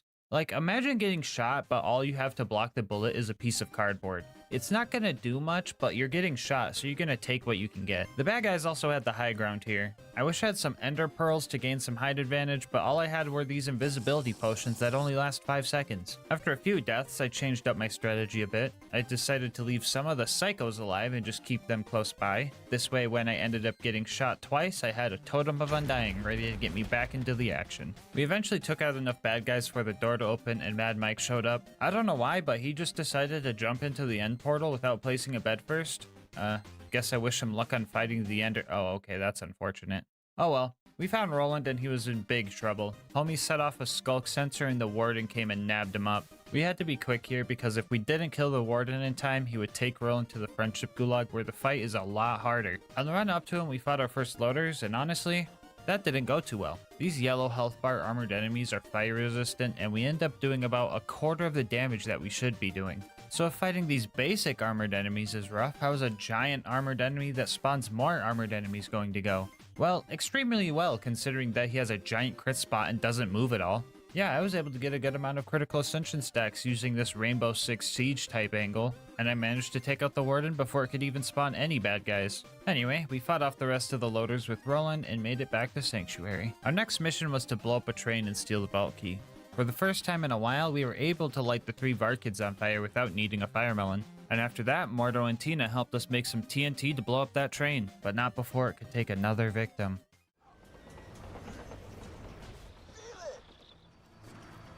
Okay, maybe a couple victims.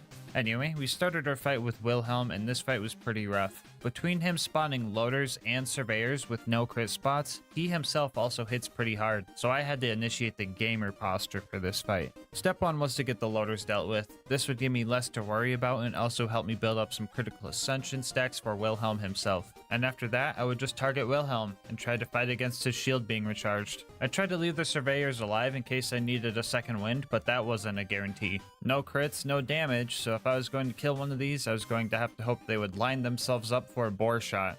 For the Minecraft players, think of boar as the piercing enchantment, but the bullet doubles its damage every time it hits something. This skill can one-shot some enemies if their hurt boxes are overlapping because the damage just keeps stacking, so that was something we prayed for during the fight. This was actually a pretty close fight. I was running out of ammo towards the end of it. Gosh darn it, dude, I knew mending wasn't worth it. But we had plenty of critical ascension stacks, so we had just enough ammo to finish this fight. Anyway, we stole another battery for the city's shield system, but turns out it had a virus planted in it, and now Herobrine is hidden somewhere in Borderlands 2. I guess please leave a comment if you end up seeing him in the video. I'm kind of scared right now. Yeah, so Sanctuary turned into a giant end island and then disappeared. I forgot to place a bed up there, so now we need a new way to get home. I found a route through the fridge where all my other skeleton brethren live. Us bone boys need to stick together, so they didn't do me any harm as I passed through.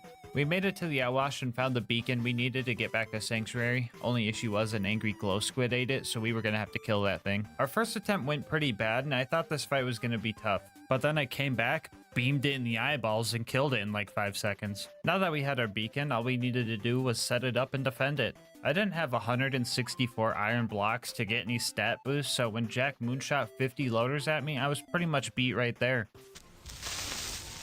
After struggling my way through another 15 deaths, we were finally able to make it back home. Our next mission was to prep for the big bunker raid, and step 1 of that was getting Claptrap's upgrade from the preserve. We started trying to wound the loaders to get the front door open. Emphasis on trying. Like, we could wound the loaders, but by the time we wounded the next one, they would just heal and not be classified as wounded anymore.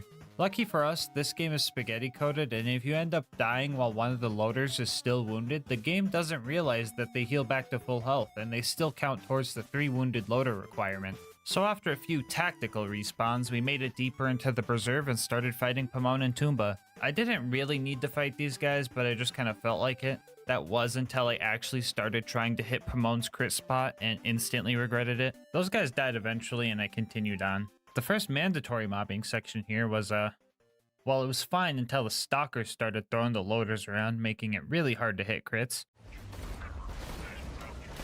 Oh my god, dude, this goofy on fight, dude! We started prioritizing the stalkers to avoid this issue, and the Uba eventually showed up. This thing is big and slow, so hitting crits on it was pretty easy. Right up until both of his arms fell off and no longer had any crit spots. Honestly not sure why his eyeball is in a crit spot just like literally every other loader, ever, but at least these guys are one of the few enemies that don't have health regen. So we just had to be patient. But this still took a long time. Long enough that the loaders we previously killed hit their 25-minute respawn timer right as we were running out of ammo, so that was a bit scary. We managed to clutch up though and made our way to the loot dudes. Much like the baby zombies in Minecraft, you want to fight these guys one at a time because having 4 of them on you would be pretty bad. I think our gear had looting on it because this time around we got 3 legendaries, a Logan's gun, a Shred-a-Fire, and a Maggie. Pretty good haul. Which reminds me, if you want any of this cool loot or to try this challenge for yourself, I have the save file on my Discord server, link in the description if you want to join. After that, it was pretty much a straight shot to Bloodwing. Uh-oh.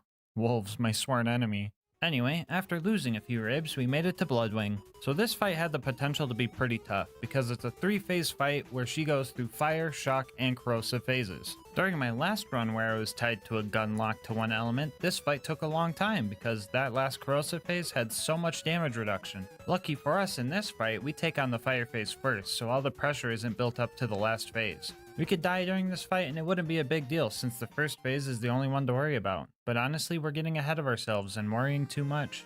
This gun killed Flint, and I fought the Ender Dragon before. So you think some spicy bird can stop us? Thank you.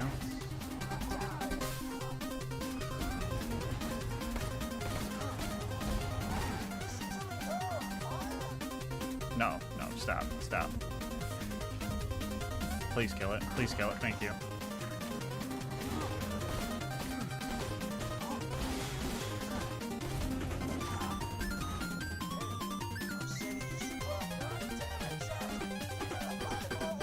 Cool.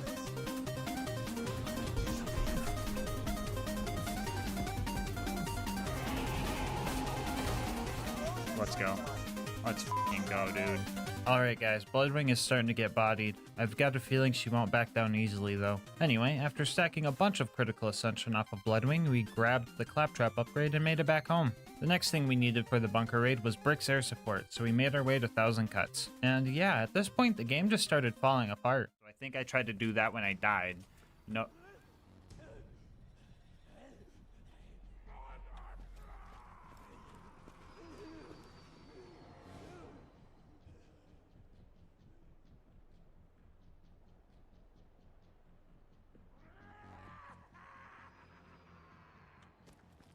Anyway, we made it to Brick's initiation and decided to make all the Goliaths mad. We eventually got one to go full Godliath and we had to take him on. But for some reason, I just couldn't hit any crits on this guy. Sure, his head flails around a lot and that makes it harder to hit, but with the amount of rounds I shot in that general vicinity, I should have at least hit a few. I ended up dying and just summed it up as an anomaly, because as soon as I got back, I just bodied him, so I guess that's kind of funny. After that, we put the Stinky on Sarcastic Slab, put the Stinky on a loader, Brick put the Stinky on a loader, and then Brick and I used the power of friendship to put the Stinky on a loader together. Oh, set me up! Set me up!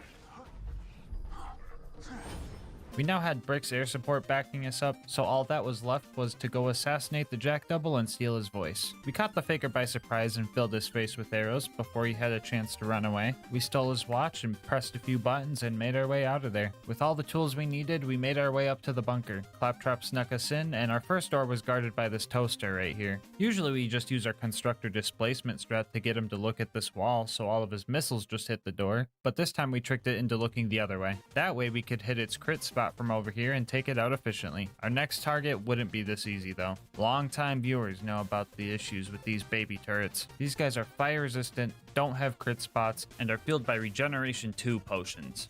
And am I forgetting something? Oh yeah, they're just straight up immune to splash damage because of a glitch. The longbow doesn't deal splash damage, so that's not the problem. The issue comes from our kunai not being able to slag these turrets so that they would take triple damage. The kunai still apply death mark, but that wears off quickly and is only an 80% damage boost. So in order to kill these things, we needed to use some type of slag grenade to make these guys purple. Or do we? Right before I went to go find a slag grenade, I had an idea that might make this fight doable. Right before you get to these turrets, a couple of loaders spawn. My plan was to disarm one and slowly fire shots at them to stack critical ascension, giving us some more sniper damage to use on the turrets. And this process was pretty tedious. I had to make sure I waited in between each shot to let him regen as much health as possible, but also not wait too long so that I started losing my stacks. Two Fang, aka our multi-shot enchantment, would proc as well. This is not good for stacking because it deals extra damage to the loader but doesn't give us an extra stack of critical ascension. I also couldn't unspec into it because I needed Two Fang for that extra DPS on the turrets. Ammo was also an issue. In order to have enough ammo to continue stacking, I would have to jump off this cliff to get the free ammo from respawning. I would lose about 10 stacks in this process, and the whole thing was just a constant tug of war. Eventually I got 35 stacks and went after the first turret and just barely got away with the kill. And for the second one, I accidentally killed off my stacking loader, so that sucked. I didn't want to have to reset the map and fight both turrets again, but I noticed that this turret was level 89, which is the lowest possible level it could spawn at, so I tried to brute force it. For this to work, we were going to need Two Fang to proc more times than not. We were also going to have to utilize all 4 of our longbows. We could not waste any time reloading, so instead we decided to swap to our other 3 fully charged crossbows to have a chance at killing this cursed turret. And after like 10 attempts, we managed to pull it off. Oh my fucking god, dude. This game's stupid. Well, that only took 120 shots to handle. Let's see how many this giant toaster takes. Oh, like 15 maybe? That's cool and makes sense. And the last thing we need to do before the bunker fight was face McShooty. Oh! So we made it to the bunker and our objective was to blow up 11 giant turrets. And if the tiny ones went bad, you can only imagine that the big ones would be worse, right? Nope, they have a crit spot conveniently placed on the back of them. After that, it was time to fight the bunker, aka the greatest defense spot ever built. If some tiny turret ate up all of our ammo, I can only imagine that this fight was going to be impossible. Oh yeah. Alright, for the Minecraft players wondering what the heck just happened, this boss has multiple hurt boxes that overlap on each other. So if you know where to shoot this guy, Boar just lets the bullet get stuck, bouncing back and forth and practically one-shotting this boss. It leaves it at 1 health since it has to die in this spot, so I decided to finish him off with style.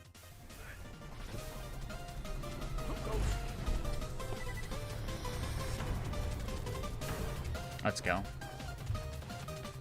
It was now time to jump down into Angel Core and deal with multiple waves of loaders. This should be fine though, right guys? Sure, the laser turrets have aimbot and no crit spot, but there will be plenty of loaders to stack critical ascension on. Everything's gonna be fine. Howdy, boys. Ah, fuck, the Enderman is back, hold on. Anyway, a fight that should take 5 minutes maybe took about half an hour. And then the last injector we had to destroy glitched out and just became invincible. Still not sure what caused this, but it has to be something to do with the other injectors respawning after 25 minutes or just taking too long in general. We got lucky and our kunai managed to take it out for some reason. I don't know, spaghetti code or something. I'm just glad we didn't have to redo this whole fight. Anyway, Roland died, the Enderman got kidnapped, and now we had to go to Sawtooth Cauldron. Here we had to take out 4 more shielded nomad dudes, and honestly, I was just kind of getting farmed by these guys. I was just constantly surrounded, and if you mix that with how squishy I was, you get an experience similar to falling into a mob grinder. We eventually got enough sneaky headshots and destroyed Boombringer so that Mortar would come down and fight us. The last thing we needed to do was fight a few ghasts, but this blaster Goliath was causing chaos up here. I decided to knock his helmet off so he would enter rage mode, but then my guy just started trying to punch the buzzards and just fell off the tower. That didn't matter though, because homie just set his game mode to creative and flew his way back up here.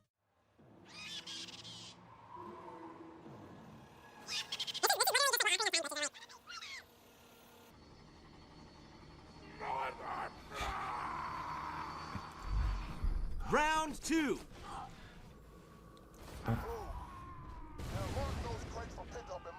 Honestly, I don't even want to talk about killing the buzzards anymore. Just know that I did. I was way too invested in this guy's journey. He was launching other bad guys around and I wanted to see what happened. But tragically, he ran off too far before I had a chance to put a name tag on him, so he despawned. We'll miss you, Blaster Goliath. Anyway, we used the bombs we stole to get to the boneyard and spun a bunch of valves before crashing our car into a pipe and Tony Hawking the thing. We made it to the Badlands after that with the goal of sneaking in, getting the data we needed, and getting out. And if you thought I was gonna fight Saturn, the giant, tanky, fire-resistant, no crit spot having scary robot of death, pfft, yeah, right. This guy's optional. Maybe when Skags fly. What the? Oh, come on, dude.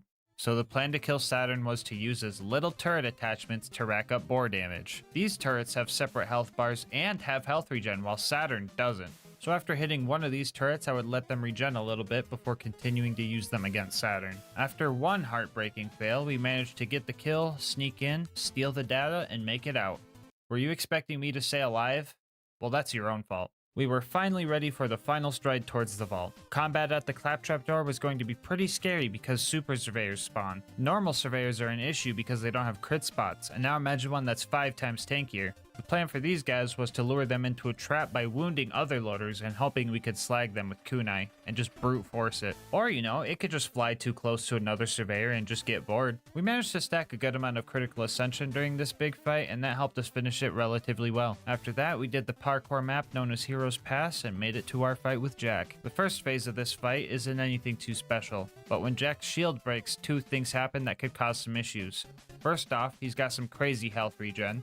And second, he spawns another one of those darn surveyors that gives him an invincibility shield. After 5 attempts, I managed to accidentally bore kill the drone, and then Jack just glitched out, letting me finish him off pretty much for free. And just like that, it was now time for our final fight with the warrior. So this fight would be pretty tough if we did it the intended way. The warrior has multiple slam attacks that are pretty much undodgeable, and our only realistic revives were phantoms, and healing was out of the question because the slams were just way too frequent.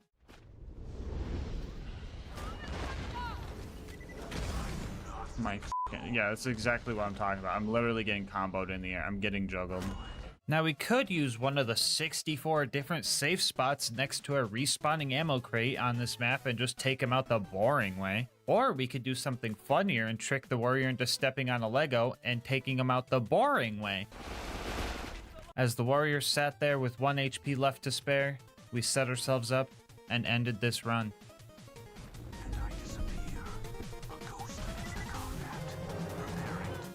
And just like that, now we know. You can beat Borderlands 2 with only the longbow.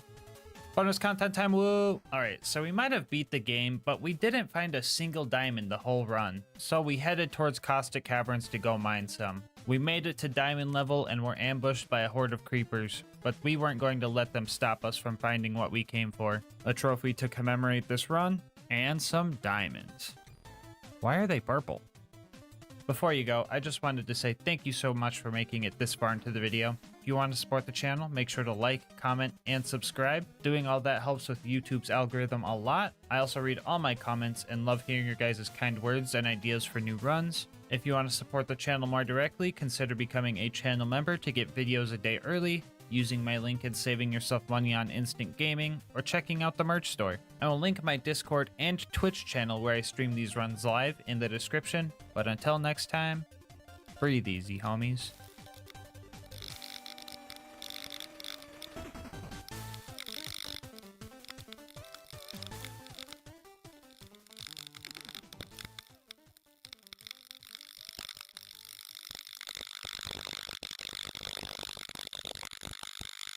The Alien Blaster is arguably one of the best weapons in Fallout New Vegas, but when you factor in its limited ammo, you realize it won't last forever, which makes you wonder, can you beat Fallout New Vegas with only the Alien Blaster? The rules for this run are simple. The Alien Blaster is the only weapon we are allowed to use. Any type of environmental damage from other NPCs or traps is fair game, with the exception of companions. It would be too easy to let them do all the work, so we're just banning them outright. And to add some challenge, we are going to be playing on hardcore, very hard difficulty. For the Fallout newbies that are usually here for my Borderlands challenges, hardcore mode adds hunger, thirst, and sleep meters and makes healing broken limbs a bit harder, and the very hard setting makes it so I take double damage and only deal out half damage.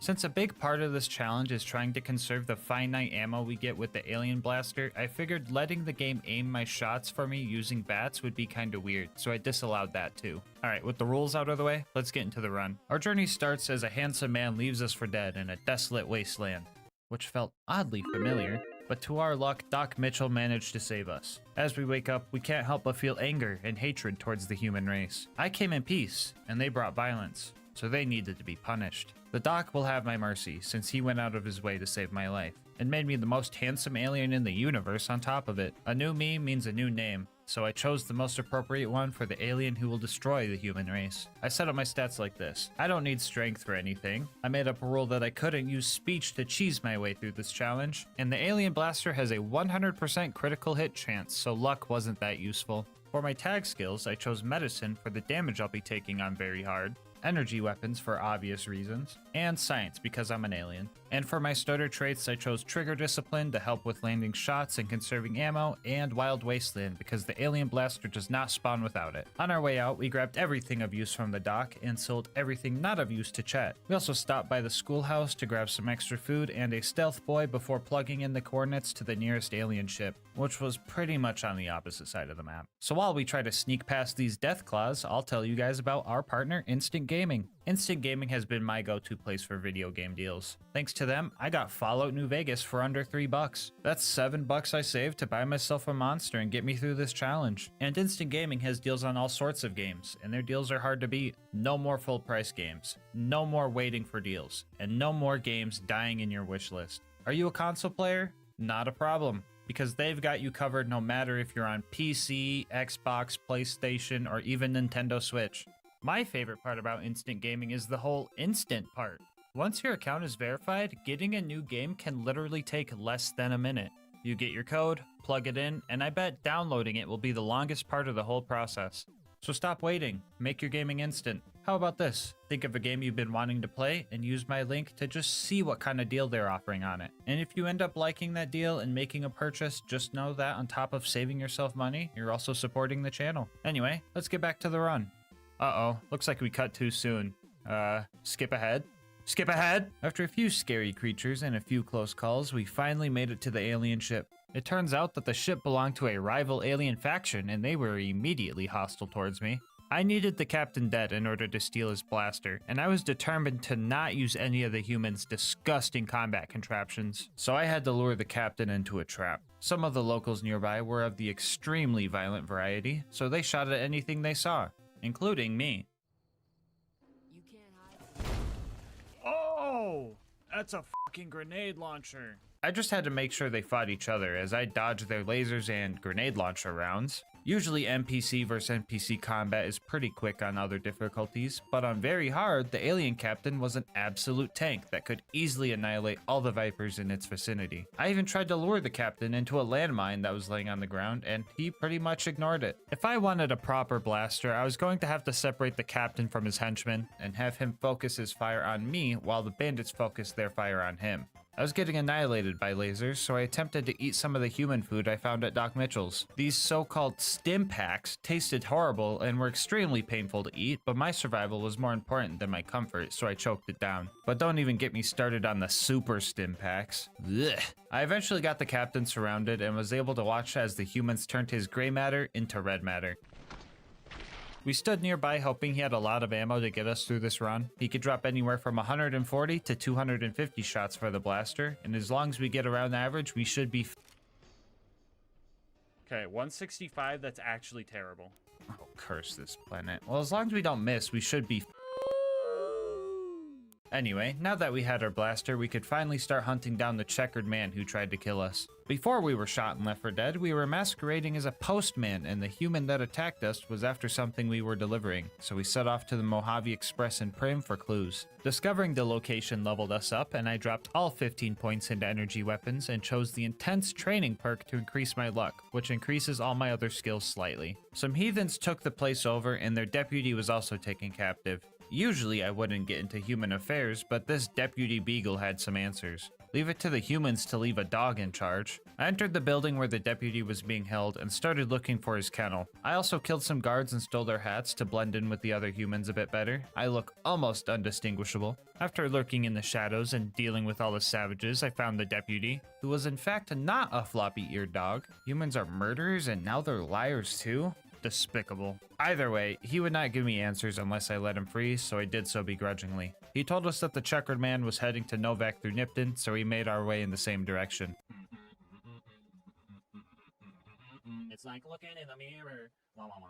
It's like looking in the mirror. Wah, wah, wah. We made it to Nipton, and we only found one person by the name of Oliver. What sort of lottery did you win? What lottery?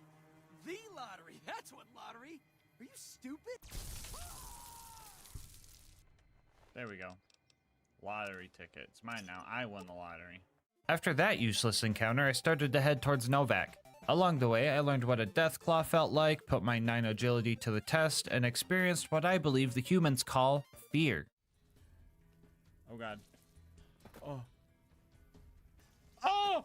The trader at Novak offered to sell me a bunch of rocket ships for a really low price. I would have been excited to get off this planet, but the ships he was selling were much too small to fit my size. This human was absolutely delusional. Much like the one called Manny Vargas. He tried getting me to go to some far-off place and kill a bunch of irradiated humans in exchange for his info on my target. I told him I would not be doing that and decided to just steal the information from him. Don't get me wrong, I would usually just destroy anyone that got in my way, but under these circumstances, I needed to conserve ammo. If my pickpocket attempt failed and I was caught, I would have made him eat my blaster like a stim pack, but lucky for him, his senses are not up to par. We made our way to the next clue and found a couple factions at a standoff. A military group called the NCR had the Khans pinned down, but the Khans also had some NCR prisoners. As much as I would have loved to see both groups just take each other out, I needed info. So I talked to the Khans and paid the NCR to leave them alone. The Khans helped with my assassination attempt, so I badly wanted to end them all here. But I had to think about the long-term goal. So I put their death off for now and got enough experience from this little mission to level up twice. I dropped all 30 points into energy weapons and chose the perk Educated to get more skill points for future level ups. We now knew exactly where this Benny human was, and there was nothing else in our way. Submit to a credit check or present your passport before proceeding to the gate. Trespassers will be shot. Apparently a robot army guards New Vegas, and I was quite jealous. Imagine the work I could do with my own robot army. I'm getting sidetracked. Anyway, we were going to need to find a passport. My instincts told me that I was going to need to find a leader around here, so I went to see the king. He offered me work and I took it in hopes of getting into Vegas. I was ordered to hire a bodyguard and pretend to need his help. It was such a degrading task to act so weak. Even more degrading when I found out that the bodyguard in question was an actor himself, who hired other actors to pretend to be dead to raise his own business up. We were all pretending at that point, and it just made it all the more embarrassing. But the king appreciated my work. After that, I had to investigate some conflict between the locals at Freeside and the NCR. Long story short, the humans didn't communicate well, so they resorted to just murdering each other. Typical. Either way, the king rewarded me for my efforts with a level up and a passport. I used my skill points to max out energy weapons and then threw the rest into science. I also took another rank of the intense training perk to up my luck to 4. We stocked up on supplies before we entered the strip. So far, hunger and thirst haven't been an issue for hardcore, but I'm assuming stim packs are just very nutritious. Speaking of human food, I quite enjoyed this Nuka-Cola stuff. I mean, the shell tastes kinda bad, but this caffeine stuff on the inside made me feel great. Anyway, we finally made it to Benny, and upon entering his base, his henchmen demanded my weapons. You know, I went through a lot to get this gun, and they think I'm just gonna hand it over when I see my target right in front of me? That makes me angry. I could murder everyone in this building right now. I could level this place. Ah, fuck, I think the caffeine is kicking in. Pull it for the fun, I guess.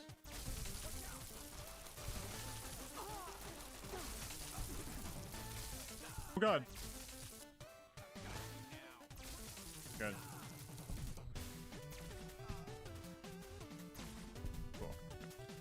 Oh. Okay. Stop. Good. Oh. Good.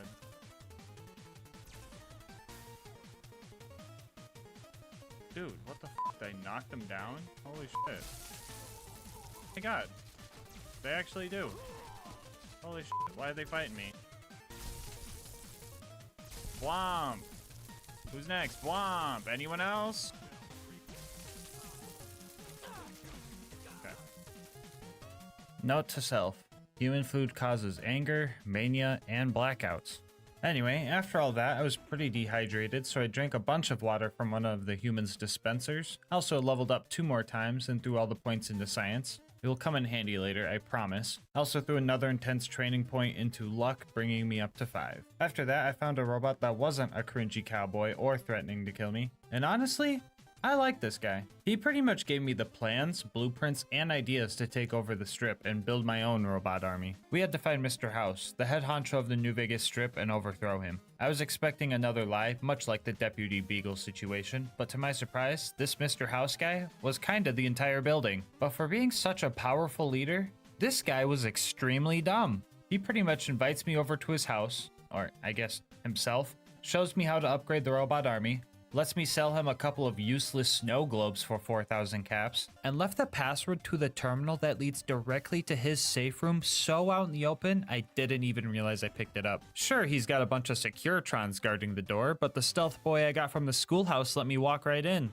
The great Mr. House, bested by literal school supplies. Well, I'd say it's about time for a boss fight, eh?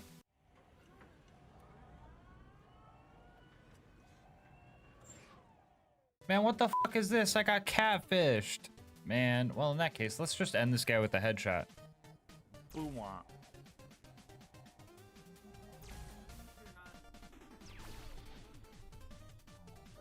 Okay, what about this kind of headshot?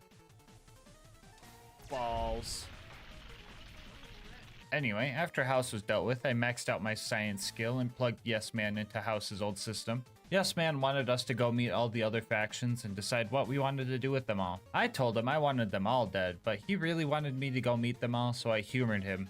Maybe not all humans are so bad. First on the list was the Brotherhood of Steel. I get there and they not only demanded my weapons, but my clothes too? I want you stripped down to your underwear. I didn't like that, so I started blasting. And so did they. Yeah, taking these guys on all at once was near impossible, so I decided to hide over behind some crates for cover and let the guy walk over to me to start the conversation. I killed him there and then killed off the 2 other door guards before getting out of there. So yeah, screw those guys. I got out of there and headed to finish off the other 2 aliens I totally forgot about until now. But I guess they realized their captain was weak and I was superior, so they joined my forces instead, meaning I had a ship to get off this planet when all was done. After that, I got lost at a Deathclaw construction site while trying to find Red Rock Canyon. I eventually found my way there and found their leader surprisingly easily. I asked them about their ways and they seemed like a clan just trying to defend themselves. But then I remembered these are the guys that left me in that ditch, so I murdered them all. Their leader was a coward anyway. The next faction to meet was the Boomers, and with my experience with human language, that could either mean they really like bombs or they're a bunch of old people. And when some guy bet me a bunch of caps that I couldn't make it to their base while dodging mortar strikes, I think I figured out which one it was. I took his bet, but I never got those caps back. Not because I didn't make it, but because I totally forgot to come back for my winnings afterwards. Anyway, I made it to the Boomers' front gate and gave them the good old "take me to your leader" line. They love that one. Oh, I guess they're old and like explosives. Okay then. Either way, they made the number in the top left corner of the screen go up multiple times, so I killed them too. After dealing with them, we leveled up again, dropping all of our points into medicine and grabbing the quick draw perk because it sounded cool. After that, we had a few factions in New Vegas to deal with, starting with the Omertas. No one but Omertas are allowed to carry guns into Gomorrah. Check your weapons with me.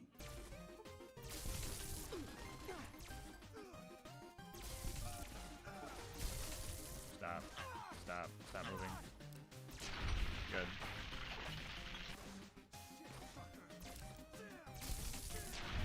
Okay. Man, I am so sick of these humans demanding my weapons. Let's hope that the white gloves are a little more understanding. Beg your pardon, but could I trouble you to turn over your weapon? Jeez, man, I don't know why people just keep demanding things from me. Is that just how humans work? In that case, subscribe to the channel or I'm gonna confiscate your weapons. Anyway, at this point, I realized that I killed all the factions leaders that I've met so far except for the Brotherhood, so I went back down to their bunker and burned through a lot of ammo dealing with these armored troops. I managed to hack into their turret systems and turn them against them so I could sneak by. I had quite a few deaths and resets at this part trying to assassinate Elder McNamara, but with a little bit of stubbornness, we eventually figured it out. Man, I told Yes Man this was gonna be a waste of time. We were down to 33 shots, which sounds like just enough for the final fight at the Hoover Dam. But just to make sure, I decided to take Yes Man's optional mission to upgrade more Securitrons over at House's hidden bunker, which at first sounds like a quick button pushing mission, but it turned out to be quite the opposite. I didn't realize Caesar's Legion was built right on top of this bunker. I played this game a few times before, but I got so into the side missions that I never really did this part. Is anyone else like that with side missions? Comment below if you do the same. Anyway, I snuck into their camp and rode the boat to the bunker, and I was immediately given the default human greeting. For anyone not looking at the screen right now, that means they shot me. With me not knowing how far I would have to go, I decided to conserve ammo and just power through it. That was a bad idea because the next hour of my life was now devoted to dying, respawning, and eating super stim packs. By the time I suffered into the actual bunker, the entire Legion was behind me with power fists and combat shotguns. A 94 sham would have been great for this part of the run, but I'm at the wrong kind of bunker for that. The defense system down here also hated me, but lucky for us, our 100 in science allowed us to hack a few terminals and shut the systems down. After that, it was just a matter of threading the needle and closing all the doors behind us. What you're watching now is every single death I had in the fort.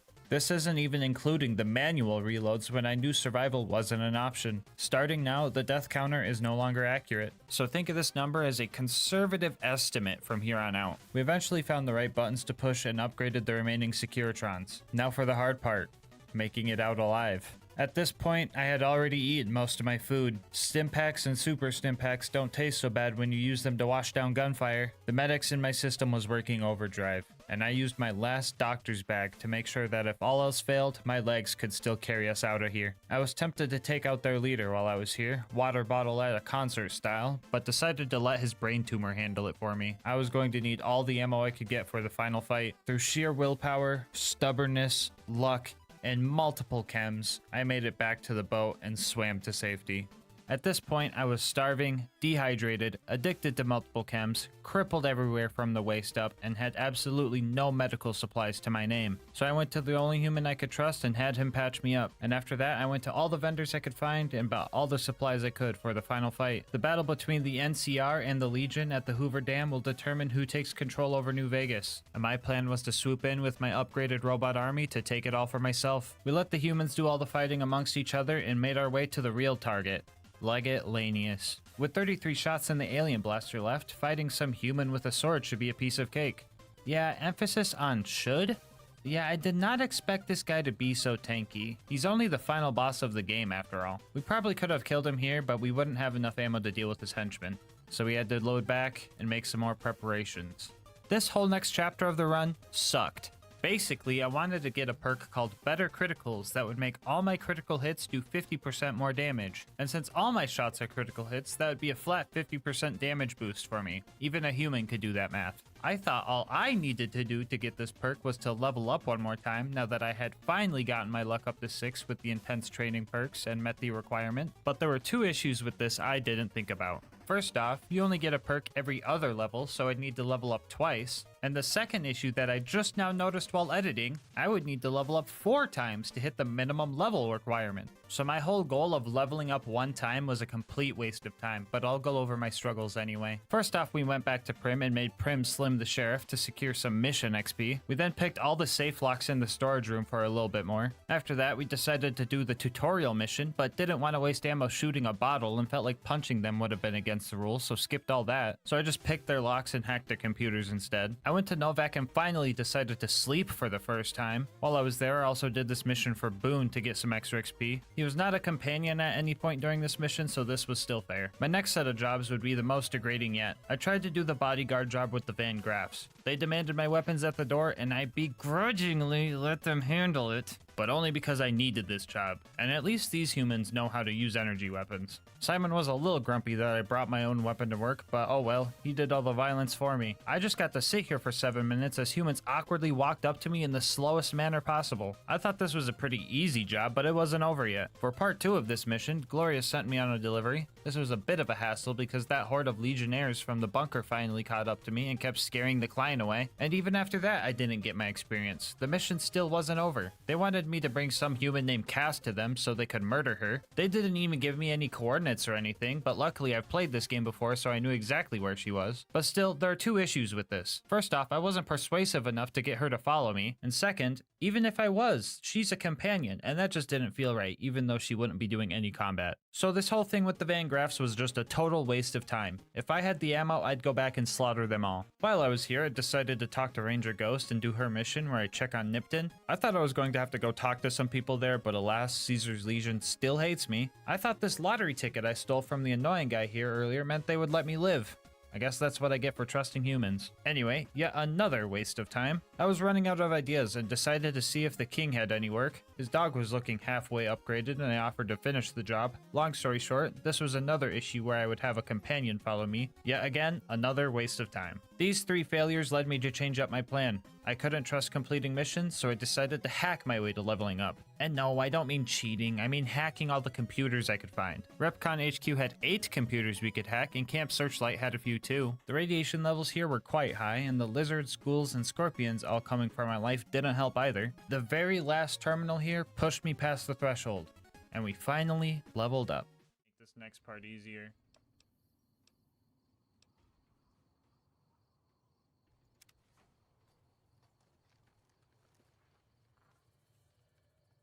No, I need another level up for a perk. Fuck.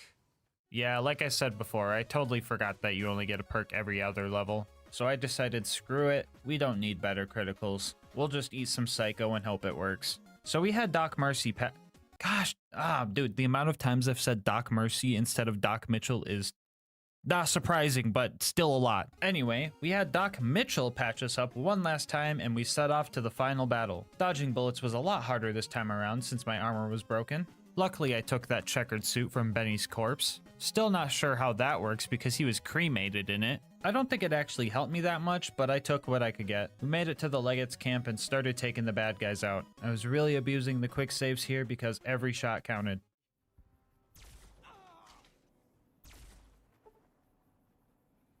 Dude, you can't make this shit up, dog. Somebody clip that, man. When we got to the Legate, I pooped all my chems. I'm pretty sure I meant to write popped all my chems, but that's what the script says, so we're going with it. Hit a sneak attack headshot, and quick saved after every successful headshot because, well, just watch.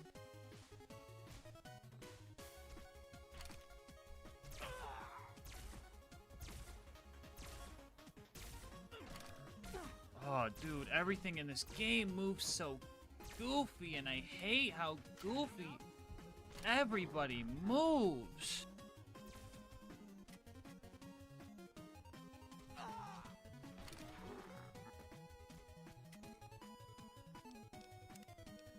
After a bunch of that, I found a rock that bugged him and his henchmen out and used that to my advantage. Halfway through the fight, he goes full coward and leaves to get more backup. When he returned, he decided to throw a bunch of grenades at me. He doesn't really care how close you are to him or his men, so I tried to have him blow himself up a little bit. That plan worked out as well as one would expect.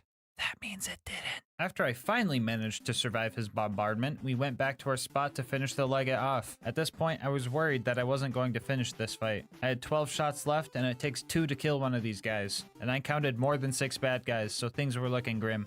But lucky for us, it turns out we only needed to take care of a few of these guys before we could move on and deal with the NCR leader, General Oliver. The final faction leader on my hit list was right in front of me. And with my final few rounds, I secured the dam for me and my robot army.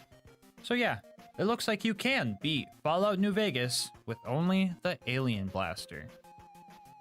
Well, that's gonna wrap up this video. I know this is the first non-Borderlands video on the channel, so your support is very much appreciated. And honestly, this was a lot of fun. So if you want more Fallout videos sprinkled in, make sure to let me know by liking the video and dropping a comment. Also, don't forget to subscribe. It helps the channel out a lot. If you want to support the channel more directly, consider becoming a channel member to get videos a day early. checking out Instant Gaming's deals with my link, or check out GASMASK'Gang.com to get some merch. I'll have my Discord and Twitch channel where I stream these runs live linked down below. And last but not least, shout out to Mango Soda for making this video's thumbnail art. They do commissions and will also be linked down below.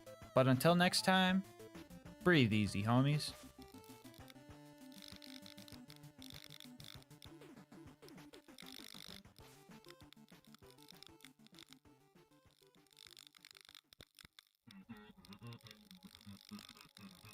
It's like looking in the mirror. Wah, wah, wah. It's like looking in the mirror. Wah, wah, wah. This video is sponsored by Instant Gaming. More on how you could save money on video games later in the video. Whether you like Borderlands 2's slag mechanics or not, I think we can all agree that when you are the one being slagged, it's not that fun. Well, maybe for you guys, but I'm a masochist, so today I ask, can you beat Borderlands 2 while perma-slagged? As per my usual, this is going to be an Ultimate Vault Hunter mode Overpower 10 playthrough. For anyone new to the game, that just means enemies have 4 times health, health regen, and are all 10 levels higher than us. Bar will not be allowed for this run, and I must be slagged at all times. Now, usually to become perma-slagged, you need to get to the Arid Nexus Boneyard and get slagged while driving a car. Exiting the vehicle before the slag has time to wear off will leave you in a state of permanent slag until you save quit out of the game. The issue with this setup is that you don't get access to this map until the second to last mission of the game. But worry not, because there's a way to be slagged 24/7 without the need of a glitch. And all you need to do is use this. That's right, everybody. This video is also going to be, can you beat Borderlands 2 with only the wait, how the heck do you even say this word? Cuckoo lane. Cuckoo lane. Yeah, I'm gonna be in the cuckoo lane after this one. For real though, I'm 99% sure it's pronounced Cullen, but I'm 100% sure some people who call it the Chulane are going to convulse if I say it like that, so I've decided it's called the Chalupa now. That way, everybody's mad. Anyway, the other gear for this run is going to be a basic shield, Vault Hunter Relic to maybe get some funny drops, and the legendary Nurse class mod. Now, the legendary cat would have been the optimal decision with its crazy SMG damage buff, but I thought the nurse fighting against me getting one shot all the time would be funnier, more thematic, and more challenging. Here's a quick peek at the build. I'll answer any questions about it in the comment section, but I pretty much went for every type of indirect damage source that I could. Anyway, let's hop into the run. So, since I am perma-slagged, all damage that I take is going to be tripled. Therefore, my main game plan is to not get hit. However, that game plan came to a full stop when a bullymong forcefully threw me into Liarsburg where all the bandits were waiting to kill me. Just about any attack that hits me deals well over enough damage to just one-shot me, but BL2 has a mechanic known as Health Gate, which prevents you from getting insta-killed as long as you have over 50% of your health. This effect gives you 2 seconds to get your health back up to 50%. A good indicator of knowing if you hit that 50 is the animation of your health bar. If it's shaky, take a breaky, and if it's not, you're ready to get shot. Anyway, yeah, for a lot of this run, we're going to be playing like a cover shooter. Oh yeah, you remember that shield I showed you? Fucking worthless. Any amount of damage would just health gate me anyway, so this was pretty much just a security blanket for me. Now that we've covered damage taken, let's go over damage given, which, there's almost nothing to talk about.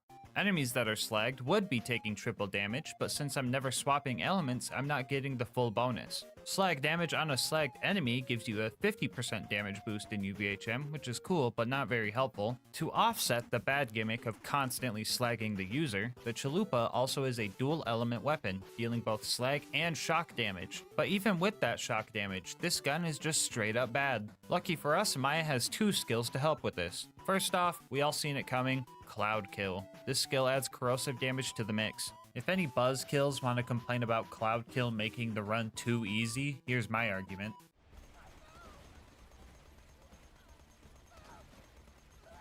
Yeah, so it was Cloud Kill or the legendary cat class mod, and I chose the harder of the two. Anyway, the other helpful skill I was talking about was Immolate, which adds fire damage to our shots while we are in fight for your life. So when we're trying to get a second wind, we actually have all the elements at our disposal. Why do I feel so handsome saying that? Anyway, Tutorial Town was a bit rough because of a bully rat we had to deal with, but using Thought Lock, we had the bandits and bullymongs deal with each other. This was actually super helpful because the power wasn't even on to buy more ammo yet. I had like 1,500 rounds before that bully rat ate them all. I know I kind of forced this bullymong to be my friend, but he was actually pretty cool. Yo, you put the stinky on him! I almost feel bad killing you now.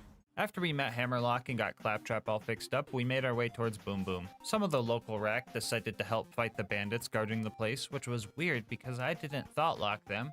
But I did thought lock the lunatic bombers and got them to blow each other up. The same plan also kind of worked for Boom Boom. I almost died 0.2 seconds after the cutscene ended by nearly running in front of Boom's cannon. This thing ignores health gate, so I would have been dead for sure here. This time around, I decided to go for Boom first and kick him off of his cannon. After that, I tried to get the brothers to fight each other. This was pretty awkward because they would just jump around like crazy when they would start fighting each other. I would try to use Cloud Kill on one of them, but they would just jump out of it. My god, dude, what the f is going on? Why does he jump around so much?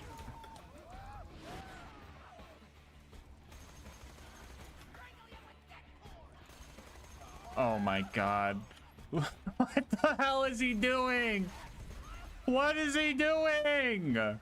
Stop! Oh god, I'm so dead. I'm so dead here. After Boom died, I eventually distracted Boom with some psychos and put enough rounds into the back of his head to make me lose some frames. Oh yeah, he died too. I should tell you guys that. After that, we convinced most of the bandits we worked here before saving Claptrap and taking on Captain Flint. This fight was pretty tough. My initial plan was to just thought lock Flint to take his aggro off of me and unload into him the best I could. But I quickly ran into an issue, because I guess you can't activate Cloud Kill on enemies that you have thought locked? And we kind of need Cloud Kill for this kill, so we had to change up our strats. We would use Thought Lock on the other bad guys and hope he focused on them as we laid into him. I wasn't the only one adapting though. Flint's AoE slam seemed a lot bigger than before, and on top of being stronger, Flint also got a lot smarter. I think he's finally sick of getting cheesed.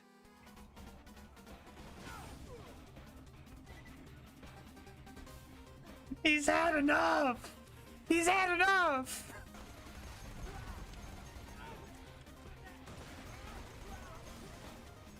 Oh my fucking god, dude! Fucking oh, I'm dead. I'm dead. I'm dead. I shouldn't have ran that way. This is staying on until Flint's dead. Huh? Huh?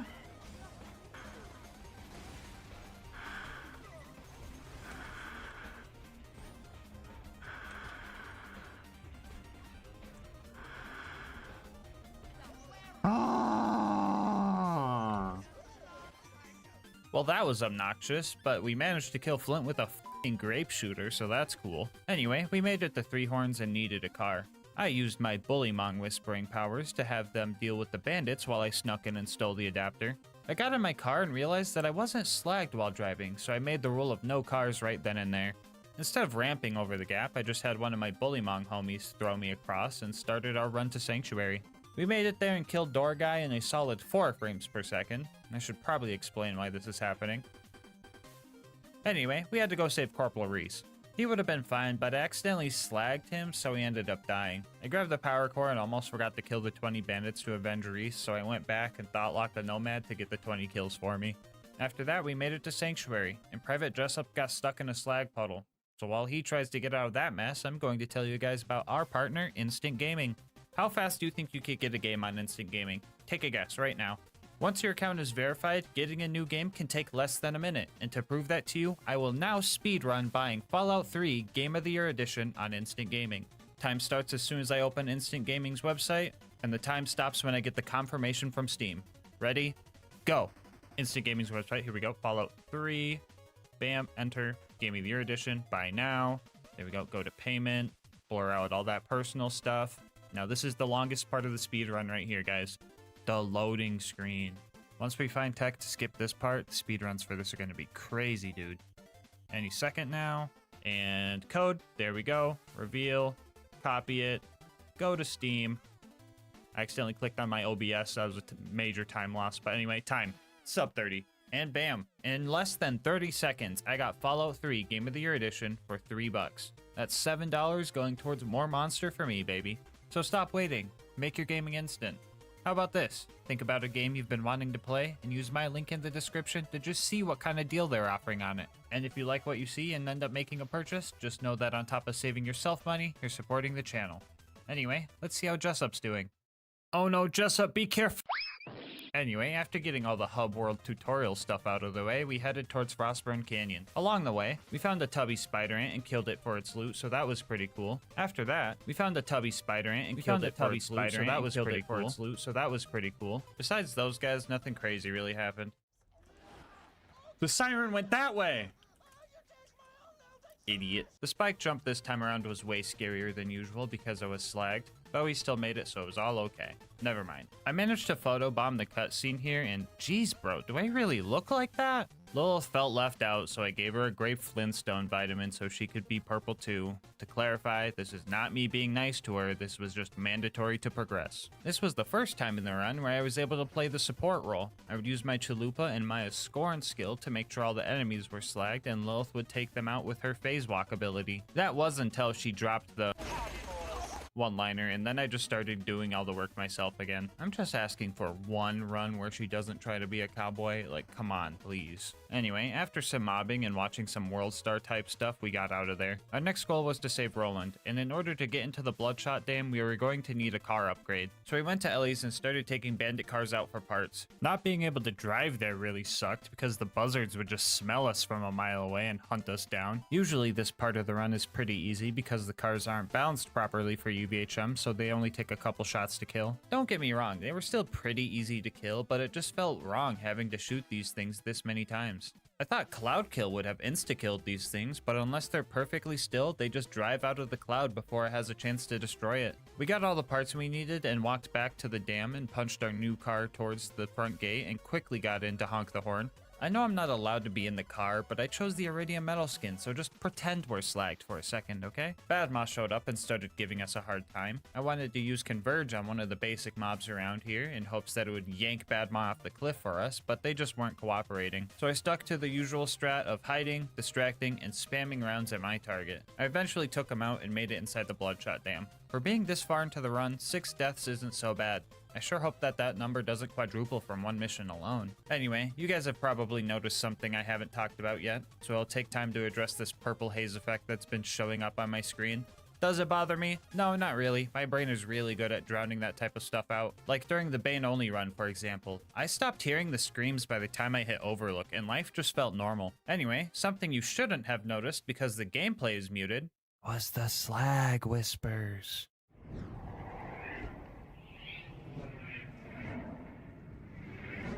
Yeah, that's what I was hearing for the whole run. They would tell me the silliest things, you know, like, become one with the purple, drink the grimace shake, subscribe to LilGasmask, yeah, and a bunch of other nonsense. Anyway, we pushed our way through the bloodshots and made our way into the toilet room. The bad guys in here were just absolutely wrecking me. There's not really any good way to push forward in here without getting shot, and Thoughtlock wasn't too useful because everyone was so spread out. I tried desperately to wash the slag off of my body with no luck, and after a few annoying deaths, I decided to step up my game a bit and get back to my roots. Yes! That's right, baby. I started getting some momentum and making some progress. It wouldn't be too long before... Aw, f***. Alright, I got some explaining to do. So my game crashed because I have my physics settings set to high. That's also why you've been seeing slag puddles and low frame rate kills when I'm point blank on enemies. Slag particles is usually what makes the game crash with these settings, and Twitch chat redeemed their channel points to make me turn it on until the game crashed. Immediately after this crash, Lucas spent a bunch of points to re-redeem it, so yeah, don't use this setting unless you want to crash. After refighting our way through the dam, Mad Mike showed up. He almost put the Stinky on a Psycho, and that would have been pretty cool, but he failed pretty horribly, so I had to show him how it was done. Yes! Yes! Alright, bye. We found Roland and decided to keep our distance from him. We didn't want any of our slag rubbing off on him because he might get hurt if that happened. That plan backfired when the warden came and nabbed him up. As I was sneaking past all the bandits and loaders, I found a legendary siren class mod. Doesn't help me at all, but if you want any of the cool gear I found in this video or to try the challenge out yourself, I'll have the save file in our Discord server. Link in the description. Anyway, we made it to the warden and started our fight. To the new viewers that know how to have fun without needing to impose restrictions and challenges to your run, you might not know that the warden can actually take Roland to the Hyperion Friendship Gulag if you don't kill it fast enough. And with our damage output, that that means we would only get 1 or 2 chances to take the Warden out. The Warden really gave me a run for my money during this fight. I think it spawned like 4 angelic guards, which are pretty tough even with Cloud Kill. Thought locking them proved to be helpful for distracting the bad guys and aggro relief, but I still had to make sure to keep one around at low health just in case I needed a revive. At one point, I thought locked an Exploder and it just took a chunk of the Warden's health, which felt pretty cool. Near the end, I was getting pinched from both sides of my cover bus. I had to put all of my trust into my ears and the minimap so I could lay into the Warden as much as possible. After a good long fight, I managed to take the Warden down right as Lilith was telling me that the drop bard showed up. That was definitely a first try or gulag situation. We fought the rest of the loaders off with Roland and made it back to Sanctuary, where he gave us our next mission to go steal the vault key. Nothing crazy happened at Tundra Express, just the usual. Burn the Varkids, meet Mordecai, meet Tina, grab some bombs, use your Dami Mami mind control powers to get some guy to shoot his friend with a rocket launcher. Basic stuff. We made it to the end of the line and managed to die before I even had a chance to see any of the bad guys.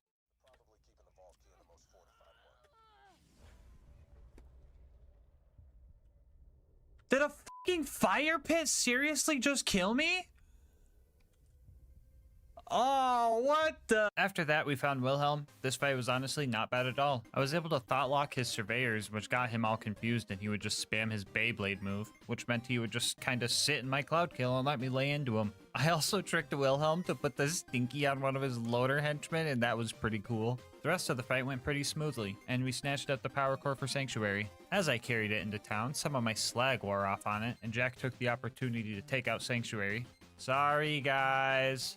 I made my way to the fridge and managed to burn myself to death again. Absolutely ironic and embarrassing. At least dying to the rats is understandable. Those guys suck. Anyway, we made it to the outwash and started our fight with everyone's favorite spaghetti squid. A one-on-one fight with this thing probably would have been a real nightmare, but lucky for us, loaders get moonshot down to deal with it as well. Unlucky for us, loaders get moonshot down to deal with us as well. After I got all the loaders to focus on the real threat, we all worked together to fight against the shield regen and took the squid down. I made it to Overlook expecting that dealing with all the loaders would be pretty easy due to Cloud Kill. Yeah, I couldn't be more wrong. The loaders here are just dead set on destroying the beacon, and I just can't Cloud Kill them because of it. One of the best skills in all of Borderlands 2 is countered by the fucking Cha-Cha slide of all things. Anyway, the beacon became invincible, I died a few more times, and managed to kill off the last loader before making it back home. The next stop on our journey was the Wildlife Exploitation Preserve, and for once, I felt like I fit in somewhere. The animals here were being experimented on with slag, and I too was also being subjected to the long-term effects of grape Kool-Aid. Wounding the loaders was tougher than I expected. Ironically enough, it was because Cloud Kill was doing too much damage and just killing them too fast. Pomone and Toomba showed up after that. The Pomone fight, as always, felt like I was in a boxing match with SCP-372. That reference might be a stretch, but if you get it, you get it. Toomba, on the other hand, decided to get as close to a cliff as possible and cause some neuron activation in my head. He's asking for it, dude!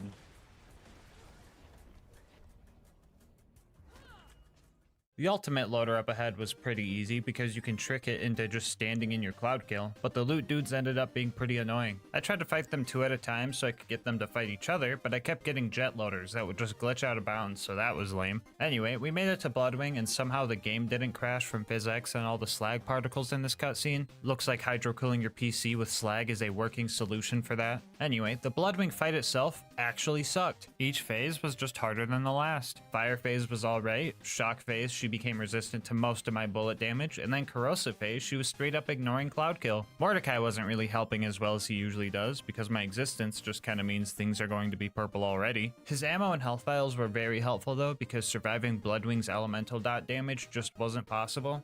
Come to think of it, surviving any dot damage wasn't possible. I was also burning through a lot of ammo trying to stay alive and dealing with these skags. Bloodwing would also power them up with elements, and that made second wind super sketchy. The third attempt at this fight was an absolute roller coaster. With so many close bleedouts, Bloodwing really made me work for this win. At one point, I had a fast bleedout and survived only because I got a lucky critical hit. And after 15 minutes of straight up dodging and getting second wins, the attempt ended like this. Get back, back, back, back, back, back, back, back, back, back, back. No, you fucker, Bloodwing. Don't fucking do this, Bloodwing. I swear to God, Bloodwing. This one was a tough call, but I think Bloodwing gets the point on this one. I feel like with those last 2-second wins, I got a little lucky. She also reminded me of my mortality by nearly killing me with her dying breath.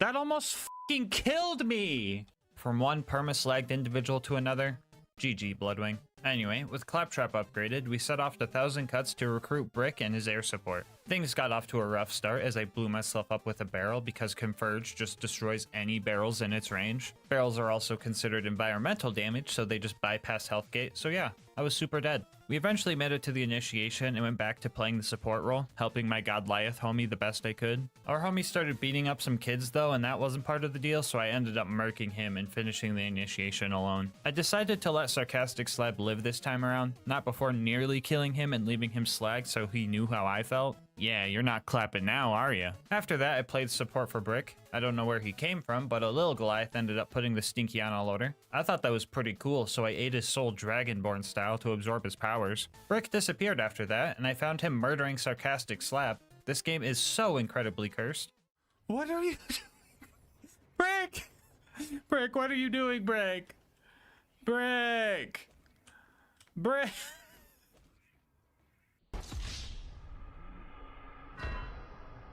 Anyway, after our usual loader launching shenanigans, we made it back home and set off to our next objective. We needed to steal Jack's voice from one of his body doubles. This guy is programmed to run away from you, so Cloud Kill wasn't too helpful. He is also considered a large enemy, so phase locking him just does damage without taking their mind over, so that didn't work either. Sometimes after a few attempts, he just bugs out, and this time around I noticed something extra cursed. If you watch closely, you could see that the Jack double is using a Hyperion SMG. But if you keep watching for just a second, it turns into this thing. The fuck is that? Anyway, yeah, he stood still and just let me kill him. We now had all the tools necessary for the bunker raid, so we went to 1000 Cuts and started our climb. Obstacle 1 was this basic toaster. We were really close to first trying a max level one, but on our second attempt we got a lowest level one, and that went a lot easier. But that's where the easy ended, because up next were the baby turrets. Yeah, so this is obviously bad. For the new players watching, these turrets are glitched and are completely immune to grenade splash damage. And they also have insanely strong health regeneration. But GASMASK, you're not using grenades. While that is true, a lot of guns in this game deal grenade damage on top of their bullet damage, the Chalupa being one of them. The gun's bullets deal shock damage, and then the slag grenade splash is added to them, so when we shoot these turrets, we are only seeing the blue damage numbers. I should also point out that Cloud Kill is proccing, but I do not see the cloud and I do not see the green damage numbers, so we are going to have to pull through with only our shock damage. First thing we did was save quit out of the game. These turrets can range from level 89 to 91, so we wanted to make sure they were both at the minimum level. Lucky for us, we got this on our third try. Now for the hard part. We had to sit in this spot, use Scorn to slag the turret, and just try our absolute hardest to fight against the health regen. The Chalupa is also pretty inaccurate compared to its non-unique counterpart, and with the slag particles, it was hard to tell if I was even hitting it. I kid you not, the first turret took about 900 bullets to take out, which is like over half of my ammo pool. I had an idea for the second one that made it a little bit easier. There was an angelic guard nearby, so I lured it over and thought locked it. It helped shoot the turret with me and also gave me some extra fire rate for Maya's wreck skill, so this one only took about 700 bullets. Yay! Up next was the Super Toaster. This guy is super easy to cheese by just standing behind it, but even then I ended up dying multiple times.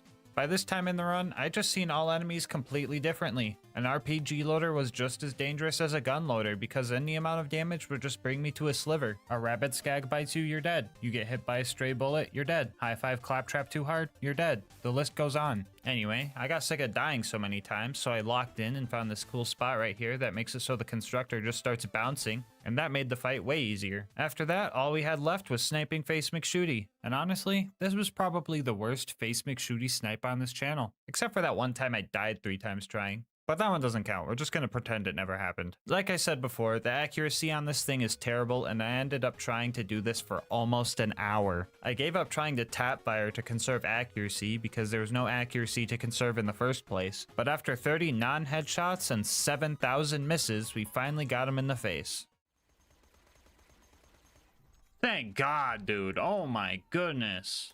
Finally at the bunker, we started taking out the turrets. These guys aren't glitched like their tinier counterparts, so Cloudkill actually put some work in on these. After that, the bunker showed up and we started our fight. The game plan was to phase lock a loader, lane to the bunker, and have chain reaction help us out for this fight. Chain reaction, combined with bunker's overlapping hitboxes, lets our bullet hit multiple times, which gave us some extra DPS for this fight. We almost had this first try, but this loader decided to die like 1 frame after I bled out, so that sucked. After another 20 minutes, we managed to take the bunker down and bask in its blood. Angel Core was up next, and let me tell you, that place was just paradise. Everything was purple, there was giant slag feeding tubes, I befriended some ion loaders to protect me. Everything was great. Never mind, get me the fuck out of here. Anyway, Angel Core went decent, Roland showed up and I got to play support again while him and his turret distracted the loaders from my wet toilet paper squishy body. Alright Roland, let's get this vault key. Uh-oh, Roland, it looks like some of my slag wore off on you. Just make sure not to get shot until it wears off, and you should be... No! Anyway, Jack kidnapped the wrong siren. You would assume the one full of iridium runoff would be the one you want to charge the iridium-fueled key, but oh well, at least Lilith is gone now. Now the only voices in my head are my own and the slag whispers. No! Sawtooth Cauldron was our next destination, and my worst fear ended up happening. Some of you guys might remember the Death Cubby. You spawn here, and you're trapped. You try to leave, and the ambush commanders are there to ambush you. Who would have thought? My only hope was to make a break for it as all the bad guys were getting thrown around from Converge and make it to a safer spot, which was standing on the cliff of a volcano, so that was cool. Or warm, I don't know. I'm not allowed to make jokes about other elements right now. I was having trouble killing these guys until a heavy nomad showed up and I tricked him into shooting them with a rocket launcher. After that, we found another slag homie, blew up Boombringer, let Mortar get his revenge, and rode the elevator up to deal with the buzzards. Man, these guys had the audacity to not stand still in my cloud kill clouds, and I ended up dying multiple times because of it. Luckily enough, when you're as bad at this game as I am, you learn to send the elevator down so you don't have to wait for it when you inevitably die. I tried to yank some of the bad guys up here off the tower so I had some breathing room, but that didn't go too great. So close. A loot dude showed up as well, and he decided that he was unslaggable, so that was fun. We eventually managed to take out enough bandits to give us the chance to take out the buzzards and watch the sunset with one of our homies we met up there. We made it to the boneyard and we were finally able to do the permaslag glitch after pushing a car over to a slag puddle. Fun fact about this glitch is that you can stack it as many times as you want. One stack will be 3 times damage, 2 would be 5 times damage, 3 would be 7 times damage, etc. I thought that since any amount of damage would just health gate me anyway, what's the harm of just getting like 10 stacks? That way, Recompense would deal some crazy damage when the enemies attacked me. Yeah, that didn't work at all.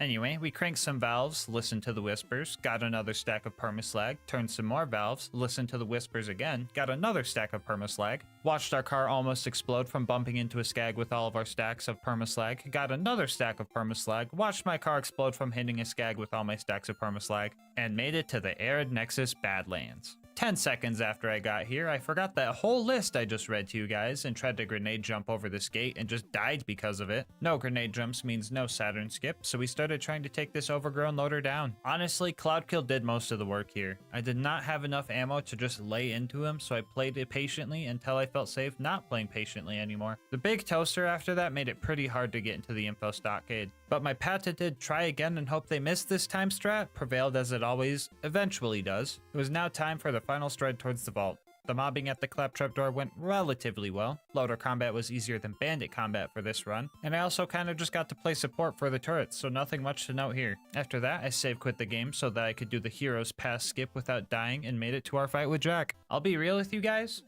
this fight sucked. This fight always sucks, but some even goofier stuff happened this time around. You know that invincibility shield drone that Jack gets when his shield breaks that lets Jack just teleport and heal all his health back in like 2 seconds?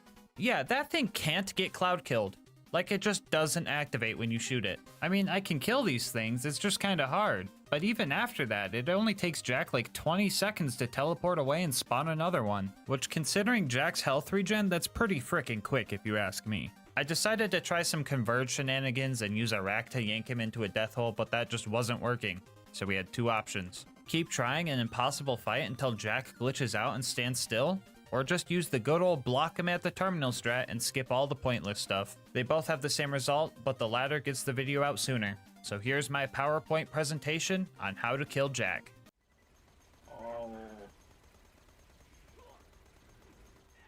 Yeah, so if there's any part of you that thinks we can win this fight without some cheese strats, you are incredibly wrong.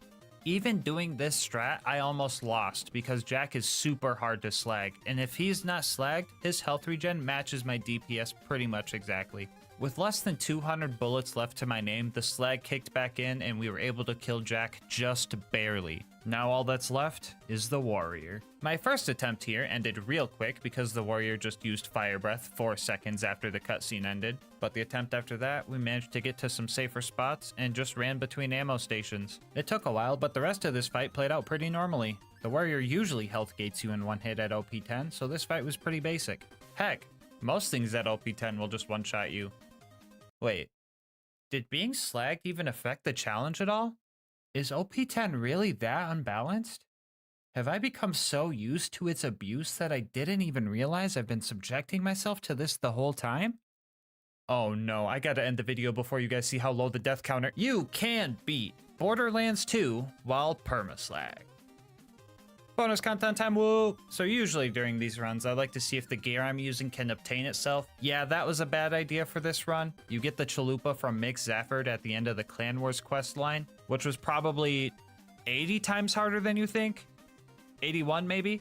We start off by blowing up the Hodunk's big tire because we hate them, and then we blew up the Zafford's distillery because they have an alcohol problem and we want them to get better. After that, Mick hired me to go blow up some of the Hodunk's race cars. The race car fighting was actually pretty easy. Dealing with the slag hallucinations was a bit weirder. After that, we went back to the Zaffords and had to kill their bagman. We're supposed to side with the Zaffords, so I tried befriending the bagman and chilling near the waterfall, but that didn't work, so I launched him off of it. Only problem with that is I can't reach the key if he falls down there. No biggie, I'll just kill him with a gun. Oh darn, where did I put that footage of me killing him with a gun? Okay guys, I triple checked and I don't think I could kill this guy with a gun. He just moves and teleports around so much that he doesn't even stay in the cloud kill long enough for me to even think about doing this. I'm pretty sure he's corrosive resistant too, but I wouldn't know since I can't hit him with cloud kill. So it looks like we can't continue. It'd be pretty cool if I spent like 3 hours of my life trying to do some extremely convoluted setup where I put the stinky on the bagman and tried to grab the key as he died. Wait, where did all this footage come from? What is this? Oh! Get some food in your system. This is my last one. Drink of water. You've been saying that. I know I have. On GASMASK, this is my last one for the day. Come on. Just grab the fucking key. Just grab the fucking key. Yes! Yes! Yes! Yes! Yes! Yes! Yes! Yes! Fucking A! High five! That's odd. I don't remember any of that. Guess I must have blacked out or something. Anyway, that has to be the hardest part of this quest line, right? Oh, what the f— So yeah, we tried using Immolate's fire damage and that didn't work, so it looks like we can't continue. It would be pretty cool if I spent like 2 hours of my life trying to do some extremely convoluted setup where I farm the enemies at this house until I find a bandit with a fire weapon, and then go to the boneyard to permaslag myself so I'm allowed to drive cars and slowly ram that bandit to the Hodunk camp and have him shoot at me while I use the fire tanks as cover. Wait, what the fuck is this footage? Did I black out again? Bro, I need to lay off the slag. This stuff messes you up like lean. Wait a minute. Anyway, that made the Hodunks mad, so they told me to crash the Zafford's wake. So I got drunk at Moxie's to get in. Yay, more visual clutter. I got them Ice King wizard eyes, man. Anyway, we went to the wake, paid our respects, and left. This is not a lie for a comedic bit. The objective will check off even if you don't murder everyone inside. After that, it was finally time for the final fight. I started blasting the Hodunks and throwing my slag orb out, and played support one last time for my Zafford homies. Before you go, I just wanted to say thank you so much for making it this far into the video. If you want to support the channel, make sure to like, comment, and subscribe. Doing all that helps with the algorithm a lot, and I love reading all your guys' comments. If you want to support the channel more directly, consider becoming a channel member to get videos a day early, saving money over at Instant Gaming using my link, or go to GASMASK'Gang.com to snag some merch. I will leave my Discord and Twitch channel where I stream these runs live in the description. And last but not least, shout out to Mango Soda, who made this video's thumbnail art. They do commissions and will also be linked below. But until next time, breathe easy, homies.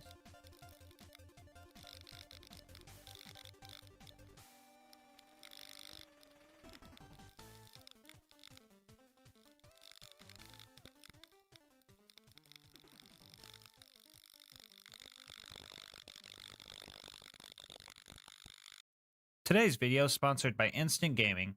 More on how you can save money on the games you love later in the video. Borderlands and The Binding of Isaac are my two favorite games of all time. So when I found out there was an assault rifle that was a reference to The Binding of Isaac in the pre-sequel, I was pretty excited. Well, that wasn't until I found out that it kinda sucks. But to heck with that. Isaac Online is coming out soon, so what better way to celebrate than with a good old co-op challenge. So today we ask, can you beat Borderlands the pre-sequel as a bunch of crybabies?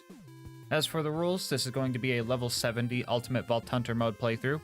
Bar will not be allowed, and we will only be allowed to use the Crybaby Assault Rifle. If you don't know what this gun does, well, it kinda depends. Most unique weapons come with a special barrel that gives its unique properties, but the Crybaby can spawn with 2 different unique barrels, 2 unique elemental damage types, and 2 unique accessories, for a total of 8 unique combinations, and that's not even including all the variants when you get a normal element or accessory.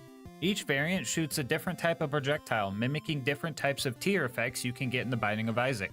To keep it simple, we will only be using the variants with the cool unique parts, minus the default shot barrel because wobbly bullets are more fun. Which leaves us 4 part combos, and each of us will use a different version. Speaking of each of us, let's meet our band of crybabies. Wait, who the heck are those guys?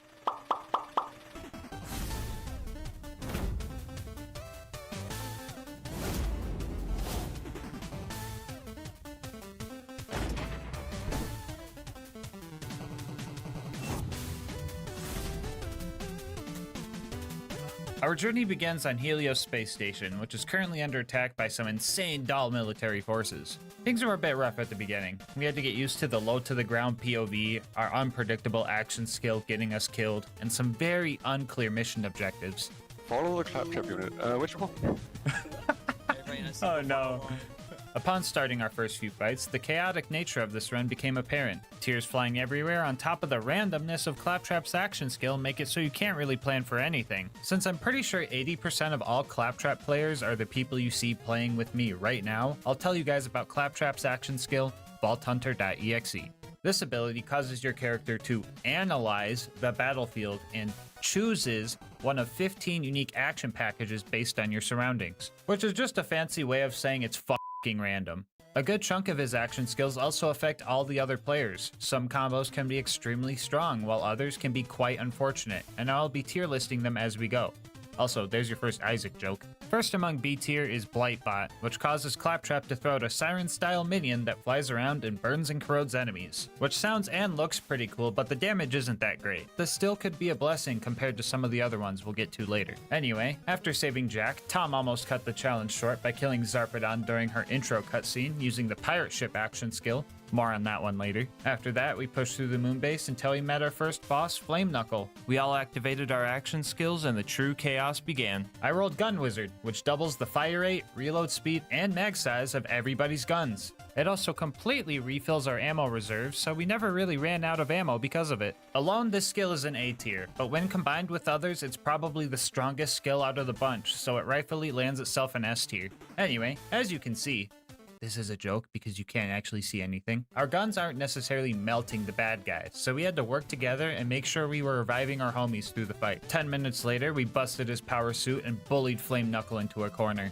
where we used our tears to put his flame out. Moments away from escaping Helios Station and our quotation mark escape pod quotation mark, Lucas ruined the One Life challenge by getting crushed by its door, so that's cool. After all that, we made it to the moon and met Janie, who was gonna help us get to Concordia. She told us the key to getting there was in Deadlift's hands, and the path to his hideout was filled with giant tanky Kragans. But that's nothing pirate ship mode couldn't handle. This action skill would be joining Gun Wizard up in S tier based on its awesomeness alone. The cannons deal great damage, and the way the shots sync up to the beat of the 1812 Overture playing is truly awesome. Well, usually. I had to turn the music off for copyright reasons or whatever, because people hate fun, I guess, but oh well. After fighting through some goons, we made it to Deadlift and started our second boss fight. This boss fight was definitely harder than the last. Deadlift was a lot more tanky than Flame Knuckle. On top of that, he would bounce around on his beloved jump pads and electrocute the floors. We had to make sure we were reviving each other here, because second wins were tough even with our extended 5-year lifetimer from Best Buds for Life. But reviving each other also wasn't much of a hindrance, as you would think. The kick 'em while he's down skill made it so that the bad guys would just focus on shooting the down player instead of the one that's trying to revive them. Best Buds for Life gave us health regen and damage reduction for reviving our homies, and reviving was the perfect time to activate High Fives, guys, which lets you high-five your friends to gain some increased gun damage, fire rate, and health regen for a short time. Not to mention oxygen revives are a thing in this game. At the cost of oxygen, you can revive your teammates twice as fast, and Claptrap doesn't breathe, so it was just free. Not sure why oxygen helps get another Claptrap up, but we can literally turn into pirate ships, so I don't know if logic matters that much. Anyway, we eventually murked Deadlift and all started dancing on his corpse. Bye, Nene. Oh. Get Nene. During our escape from Deadlift's base, I rolled Rubber Ducky, which causes all players to bounce around and reflect bullets. This skill makes it hard to aim or revive your homies, so it should realistically go in D tier. But the fact that it allows you to abuse slam knockbacks better and makes putting the stinky on bad guys easier bumps it up to C tier for me. We managed to get the Moonzoomy station working with Deadlift's key and had a little too much fun with our new cars. The car, not the tow. Hey, hey! Why are you parked there? That jumps hard, Tom, by the way. Don't f it up. Oh, no! Okay, Rigged, give me my money. What? How are you? Wait.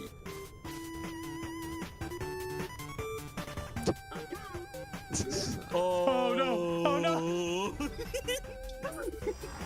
Anyway, we made it to Concordia, got arrested by a cop baby, gave him the crystal ball to bail ourselves out, met Nurse Nina, met Moxie, found another Isaac reference, had a few drinks with the boys, watched Lucas ruin the One Life again, flew around the town, and found out that Crisis Scar was our next destination. Red Belly was controlling the jamming signal blocking us from Helios, so we had to take him out. Scavtrap met us at the gate and told us we had to join Red Belly's gang if we wanted to get past, and our initiation consisted of just wiping out the entirety of their rival gang, the Darksiders. So we high-fived for the big fight, and I immediately rolled Clap in the box, our first F-tier skill. There are so many things wrong with this skill. You can't shoot while it's active, you can't revive your homies while it's active, the explosion can hurt your homies, the damage isn't worth it, and that's comparing it to the Crybaby of all things. You can sometimes melee during it, but it doesn't always work, and finally, if you don't hit an enemy, you get downed.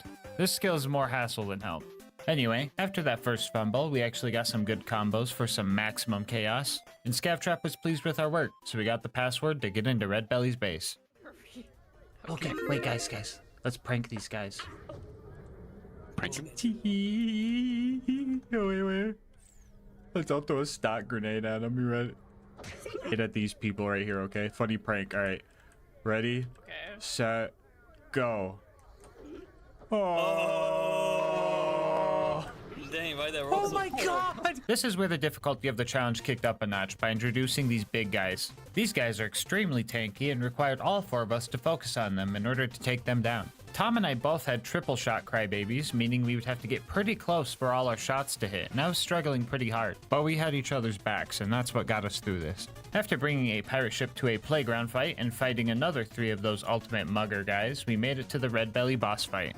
This fight pretty much went as expected, and by that I mean I couldn't see a thing. If this game didn't have health bars overlaid when you're looking at bad guys, they could have just snuck out of the brawl like some kind of old-timey cartoon gag and we wouldn't have known a thing. The amount of action skills we were able to pop out was insane. Our class mods gave us each 49% action skill cooldown rate, and Claptrap's through thick and thin skill gave us another 25 that could be transferred to your teammates when your action skill is active. This pretty much allowed us to have some kind of crazy going on at all times. Red Belly eventually split up and we focused on Belly first. After he died, the smaller flying guy got all angry and started glowing red. I feel like they stole that from somewhere. And we eventually threw enough tears down range to finish this fight. And the dude dropped the perfect fucking Shred-a-Fire. Which reminds me, if you want this save file with all the cool loot we found, or to try this challenge for yourself with some buddies, I'll have it on my Discord server, link in the description. After we took out the jamming signal, Jack was able to escape Helios, and now we just needed a plan to take it back. Jack decided to meet with the Mayor of Concordia to make a plan to do exactly that, so while the grown-ups are talking, I'll tell you about today's sponsor, Instant Gaming. Anytime I want to look for a new game to play with friends, I always check Instant Gaming first, because odds are they have a deal on what I'm looking for, and the deals that they offer are just hard to beat. One of my favorite things about Instant Gaming is how fast you can get your games. Once your account is verified, getting your activation code takes less than a minute. Even the console homies can save time and money on Instant Gaming because they've got deals for PlayStation, Xbox, and Switch games. I'm pretty sure the only time you're ever going to have to wait on Instant Gaming is if you pre-order a game. But even then, if the price ends up dropping even lower than when you made your order, they will refund the difference to you, making getting the best deal even more effortless. So stop waiting for deals. How about this? Think of a game you've been wanting to play for a while now, and just check to see what kind of deal they're offering on it. And if you like what you see and end up making a purchase, just know that on top of saving yourself money, you are also supporting the channel. Anyway, let's see if the grown-ups are all done talking. Whoa, whoa, whoa, what just happened? Anyway, Jack wanted to take back Helios Station and needed a robot army to do so, because just like in real life, we weren't enough. The first step was getting a combat AI, and Janie knew a guy that could help us out. She also gave us a password to get some new vehicles to help us get to them. The jump to get over this lava lake is like really dumb. It killed me once and killed Lucas twice. Man, it'd be cool to have individual death counters. Anyway, we met Pickle and made our way to the bosun's ship.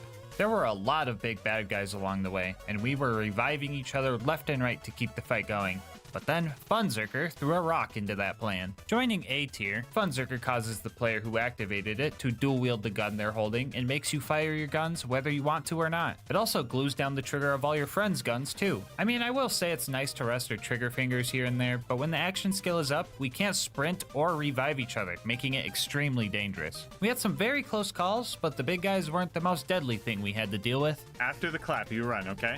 Okay. Oh, use your boost, use your boost! No, I can't make that. What the heck? Why not? Wait, no.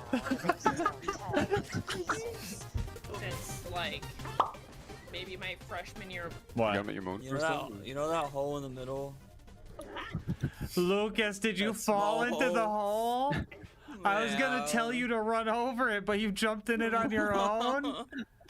No, Lucas died again? I couldn't see. Oh, no. Anyway, we finally made it to the bosun's ship, and a few steps, or rotations, I guess, through the front door, PhysX strikes again. Just turn that off, and there we go. I wonder if that will help with the visual pollution. Back in the bosun's, we started taking out the bad guys and dealing with a lot more of these big guys. Lucky for us, we were getting some good action skill combos, and it was right about here we found the God combo, which is Gun Wizard and Mecro Magician. Joining S tier, Mecro Magician does a few things. First off, you throw out Mini Trap, and he seeks out enemies and damages them. All of the familiars you could throw out as Claptrap are kinda much like another game I like to play. But the real magic, no pun intended, comes from the stat boosts you get. While active, you lose a third of your mag size and accuracy, but you do gain a 263% damage increase to your guns. So you can see why this would pair well with Gun Wizard. The cons aren't really that bad either. Our mag size was already big to begin with, and the accuracy never really existed in the first place. Anyway, yeah, when you get that combo going, it's actually possible to see the big guy's health bar move with the naked eye. Why Alyssa contemplating her sin right now? He's like, what does it mean to take a life? And stop, guys! The bosun was throwing a lot of goons at us, but lucky for us, the skipper, aka the bosun's AI girlfriend, had enough of that nerd and started helping us out instead. Pushing through to the engine room, I found out that you can revive your homies during Funzerk if you spam your weapon swap key, and I also got medbot a few times, which kinda helped. We were all pretty tanky with our health bars from Claptrap's All the Things Are Awesome skill, giving us a 55% bonus, and another 30 from his Pain Simulator's Painful skill, which added an extra 20% damage reduction cherry on top. So if you're wondering why my shield is so small, it's not. Our health bars are just huge. And now that you mention it, I feel like I've seen this blue health bar over the red health bar mechanic before. Anyway, yeah, the healing doesn't seem like a lot, but I guess it's better than nothing. Also, there's a cool glitch where you could drop the laser and re-pick it up to use it infinitely, so I started hoarding them in my inventory because it's funny. Anyway, I'm dropping this in D tier. Even with all of our healing and teamwork, we couldn't keep up, and here we took our first death that wasn't Lucas falling into some kind of pit. This time, he bled out. I don't have Lucas, I don't have Lucas! No! I died! It wasn't just that either. It was so much more sorrow. Oh my goodness. Oh, I had one bullet to barrel troll fucking Lucas and I fucked it up. No! No! I stinkied myself! No, sir! You know what? No. We're not gonna let this stop us. We're not gonna let this bring us down.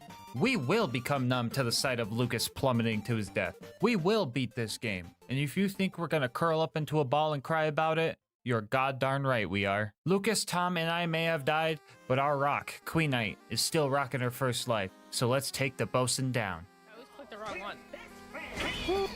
Oh, what the heck was going on? Oh, no. No, this is not how we're supposed to start the fight. Alyssa died. Alyssa died. Alyssa died? Underneath the elevator. Yeah. Oh boy, Torg Fiesta. Yet another liability roll.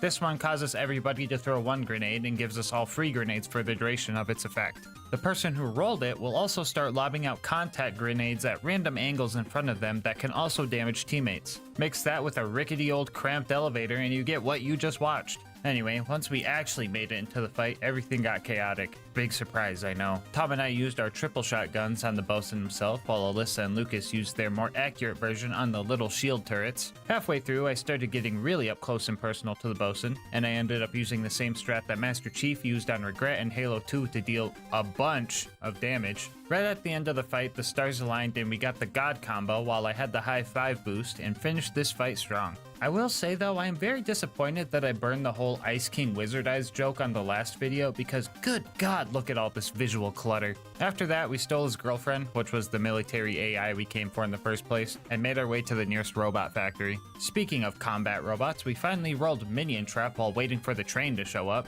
which causes Mini Trap to turn into a rocket turret, which sounds pretty cool, but this one's going into B tier because it's kinda eh. The damage isn't that good and you just kinda throw it wherever you're looking, and since you had no idea that you were throwing this thing out, it usually ends up somewhere useless. It's not dangerous like some of the other action skill rolls, but it's just kind of a boring dud, just like the character it's based off of. Anyway, we found a friendly scientist trapped behind all the scavs and torques, and by sheer coincidence, he was working on a military robot that could create near infinite amounts of other combat robots, which was exactly what we needed, which warranted a little bit of celebration. Are you hitting the gritty? What the We made it into the factory, and I knew this part was going to be a doozy from past playthroughs, so we decided to spend some of the moonstones we found throughout our journey to get some moxtails for the fight. I got the one that boosted fire rate and reload speed for 30 minutes, which gave me just enough time to kill one of these big mugger guys. Too bad there were 3 of them. Yeah, this trio messed us up bad. One of them had a cryo rocket launcher, and that was making it really hard to revive each other. Cryo? More like made me cry, yo. Oh, brother, this guy stinks! We were all downed and crawling towards a hopeless kill, and one by one, we all fell. First me, then Lucas, then Queen Knight, and then Lucas again. This defeat hurt more than all of them so far, but we couldn't stop here. We had to tough it out and keep going. After we finally managed to take that guy out, we started taking steps toward building our constructor. You know, steal some robot eyes, put them in a toaster, find the main body of the constructor, feed Queen Knight to it. Michael, don't leave me here.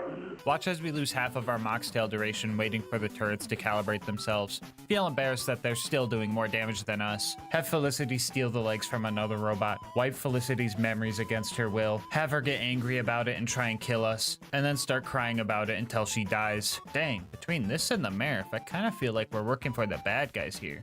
No, just me? Okay. Anyway, this fight was a little scarier than the rest because Felicity can spawn this repair drone that turns the whole thing into a tug of war. Usually repair drones aren't that scary, but our damage output was relatively poo-poo. Like, you know it's bad when Lucas says, "Oh, that's good damage, that's good damage." But her health bar only moved down 1 tick. She also has a shield drone that gives her bullet deflection, causing us to straight up shoot each other at times. The drones themselves are also pretty tanky, so we had to prioritize these things in order to win. You can kinda see why I wanted to do this as a co-op challenge. Imagine trying to get second wins with this gun. In between dealing with the drone waves, Alyssa and I would try to focus on any bots that Felicity spawned so that we could activate the rage element in our gun and deal a little bit more damage.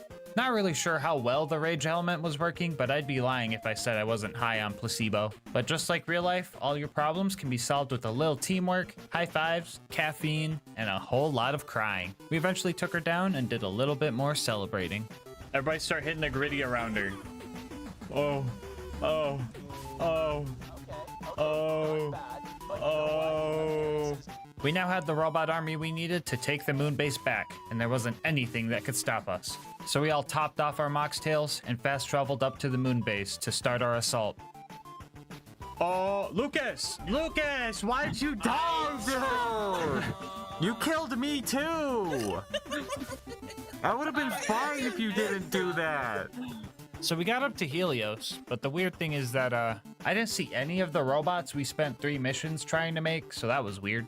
Oh well, maybe we are enough. Just kidding, no, we can't even open a fucking door. We had to find another baby to do it for us. This one was blue, locked in a box, and had a neglectful mother nearby. Come on, guys, this one has to be an Isaac reference. Anyway, the scanner that would let us into Jack's office was a bit busted, and I'm not sure if this blue baby was fixing it or making it worse. Access denied. Scans reveal subject is a cat wearing a birthday cap. Oh! Yo! Lucas is a cat! Scanned or scammed? Scans reveal subject Whoa! We made it to Jack's office and secured our base of operation. The next job was to go to the R&D section to rescue all the scientists there. Nothing out of the usual here, you know, turning into pirate ships, questioning if my shots are actually hitting even though I'm at point blank range dual-wielding assault rifles, watching Lucas lose to gravity and getting rejected by Queenite. Just your basic Borderlands meta. Anyway, we saved all the scientists and they disabled the force field blocking us from Helios's giant eye laser. And then Jack airlocked all of them because they were acting a little sus. Oh, come on, dude. Is that my boss again? Hello? Come on, dude. Are you really squeezing in another Among Us joke into this part just like last time? Yeah, what's wrong with that? It's funny and it's relevant to... What? No, what? Relevant? Among Us is a dead fucking game, and it definitely doesn't help that you're playing the pre-sequel. What do you think you are, some kind of comedic necromancer? Yikes, dude. That's harsh. You know what? Just chill out, okay? I'll change the joke. No need to get hostile. Good. Now get back to work. Jeez, I hate that guy.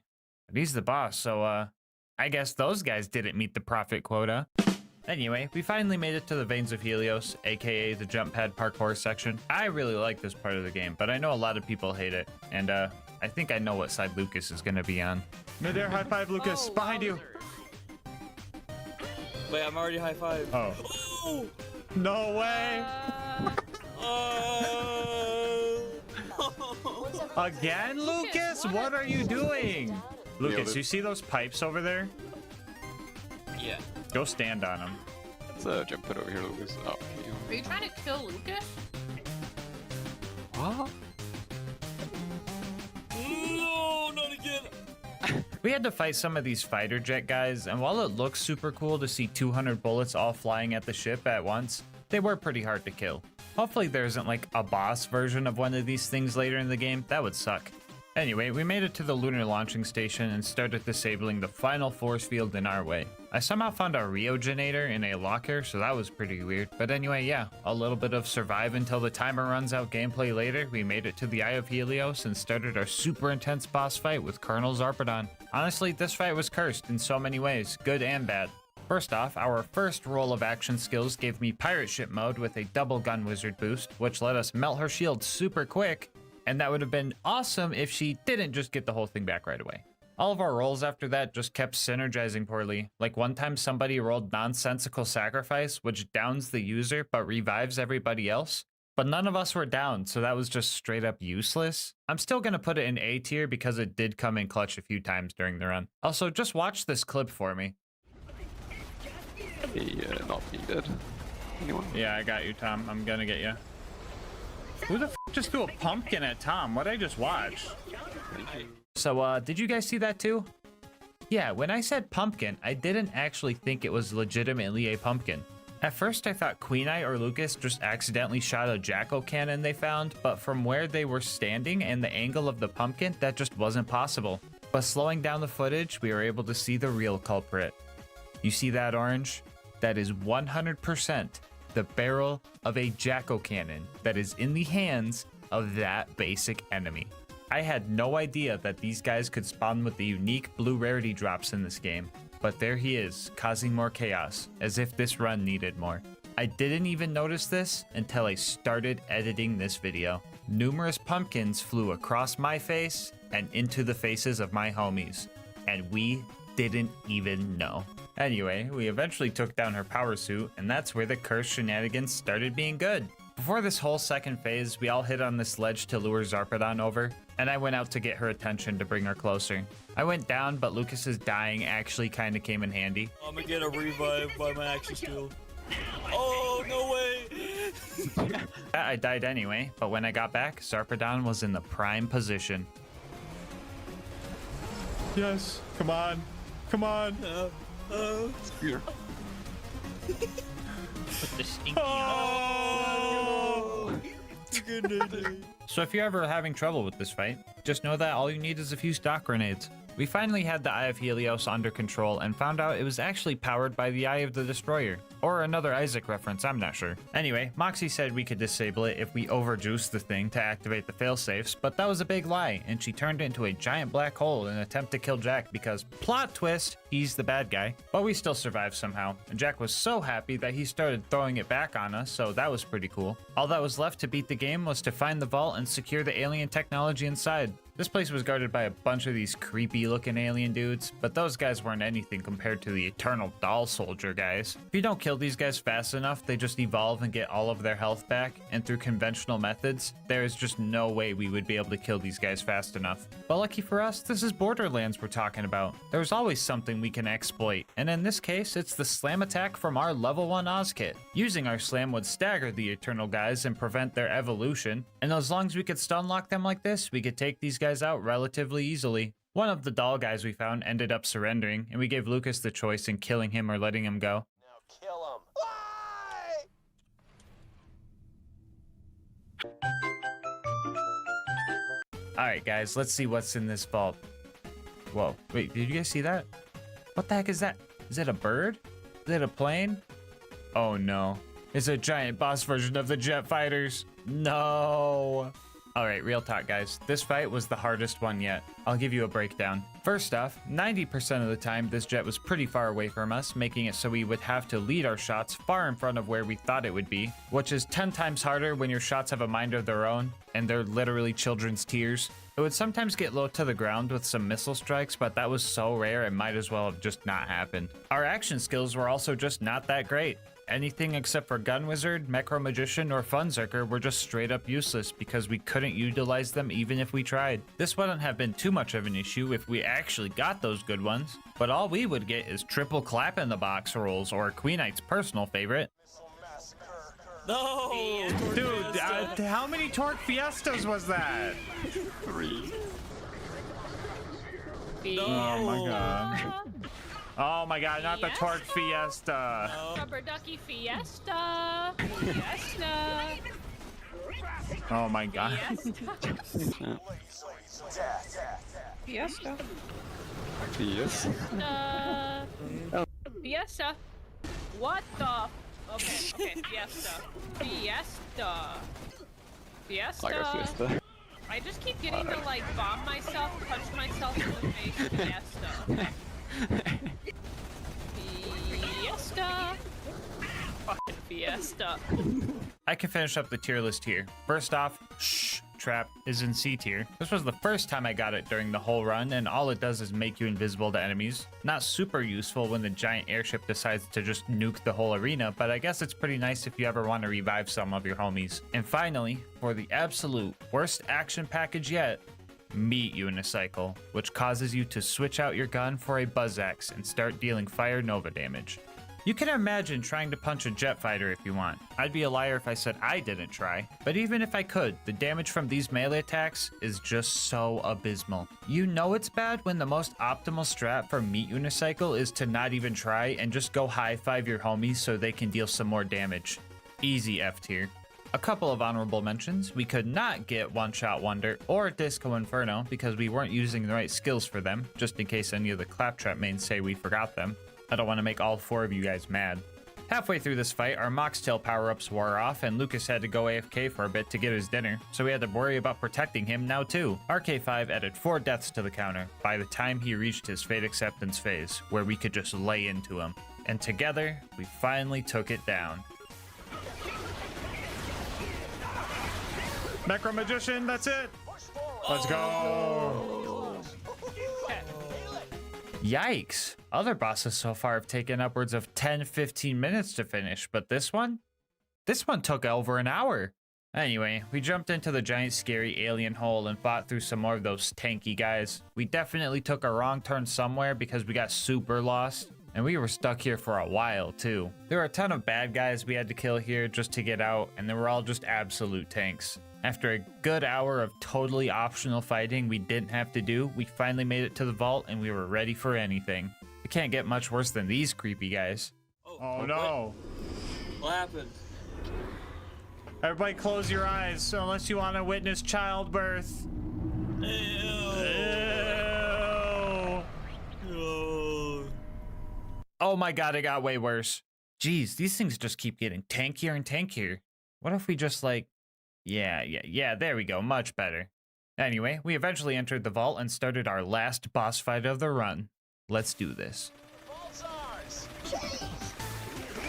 Oh god, no, not the bullet deflection on Gunzerker. Okay, resting. Well, that was a rough start. I really rolled Funzerker right as it entered bullet reflection mode, so that was cool. And everything after that went downhill. For the Sentinel, we started getting so many good action skill combos. We even rolled 3 pirate ships at the same time, which was just absolutely awesome. We started waiting for each other's action skills to be ready and just kept popping them all at the same time.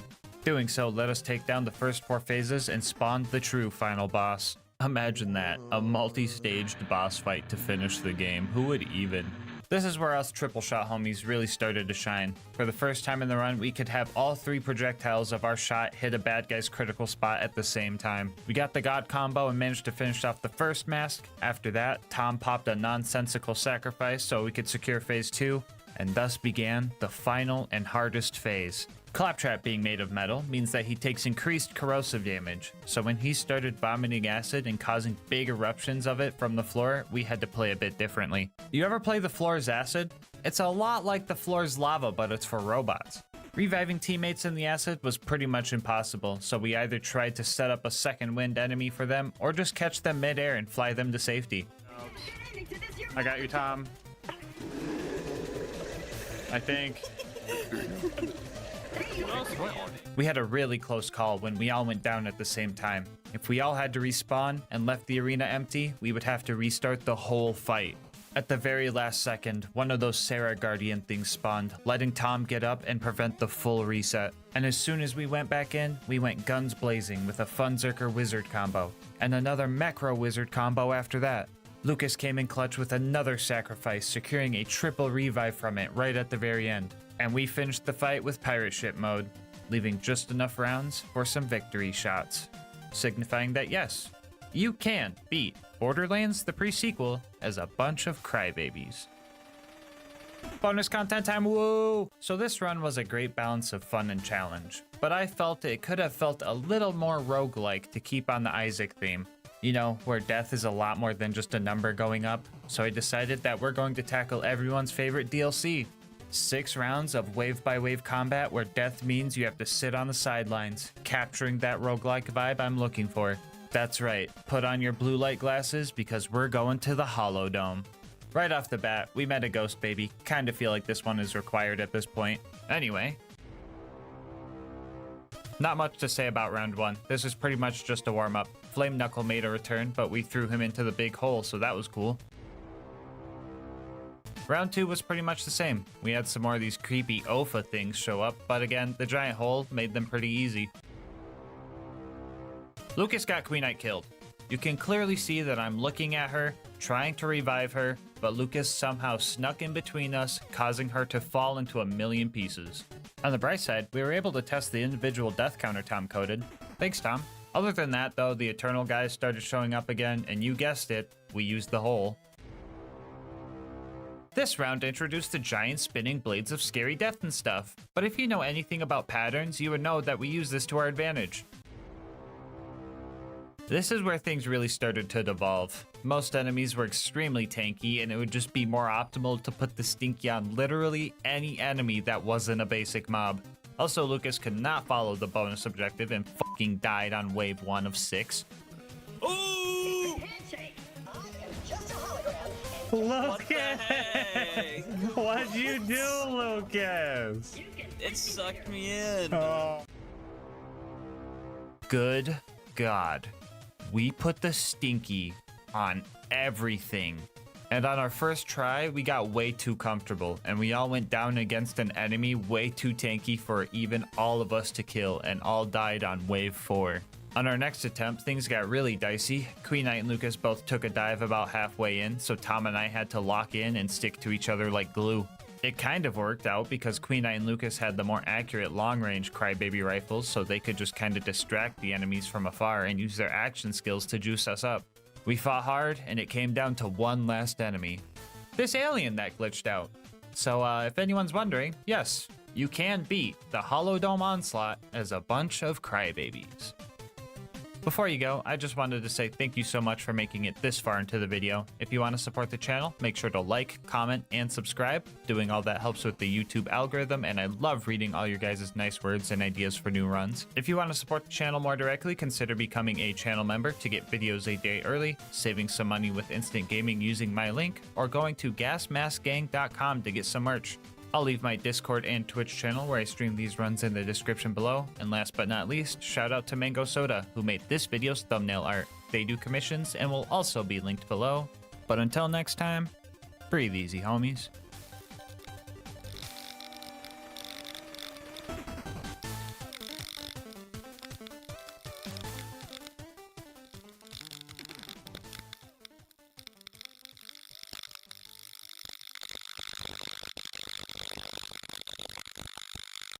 When it comes to FPS games, your HUD can provide a ton of important information, like telling you how much health you have or finding your next objective. But how valuable is that information? Do you really need anything else? Can you beat Borderlands 2 with only the minimap? The rules for this run are simple. I can only see the minimap. And to make that happen, I cut a minimap-shaped hole in the box of my latest monster shipment and taped it to my screen. My webcam will also be aimed at the screen as proof that I cannot see anything but my minimap and Twitch chat.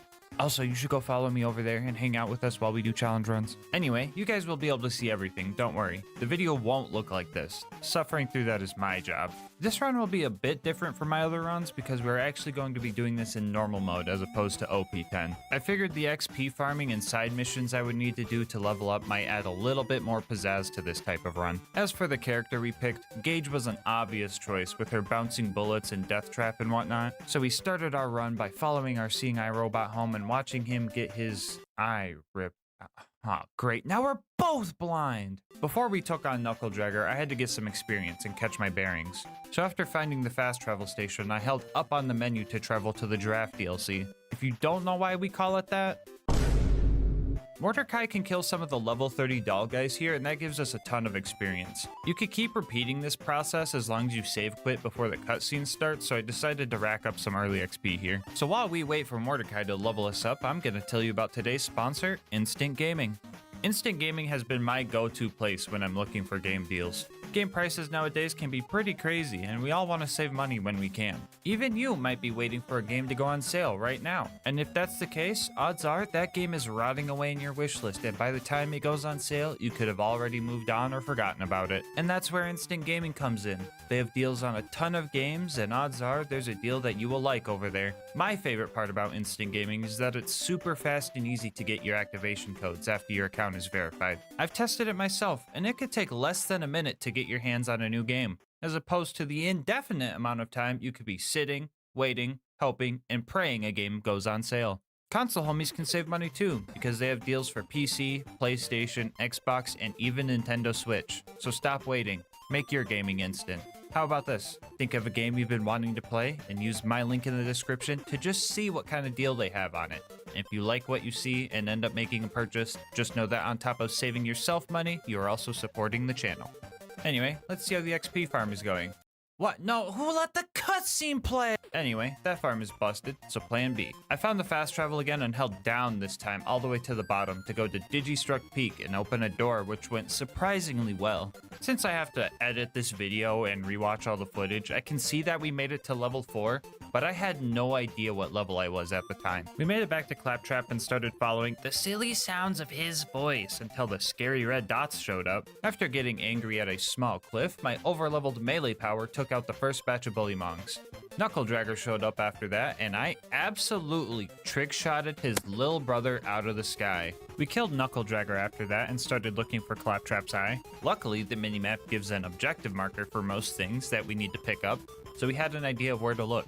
Items also make a distinct noise when their item card pops up, indicating you're looking at it. Here's an example of that noise. So we calmed our surroundings and listened for that sound until we found Velma's glasses and got a reward. I've played this game enough times to know that this chest always gives us a Jacob shotgun. So I snagged that because more pellets equals more chances to hit. I did not realize what I was getting myself into, so I shotgunned a monster to get me through this run. And honestly, I think that was kind of OP because I was clearing out Liarsburg way too easy. I was hitting more shots than I anticipated and developed a few strategies along the way. For example, I found the best way to line up melee attacks is lining up the inner angle of my yellow marker with the bottom corner of the bad guy's red dot.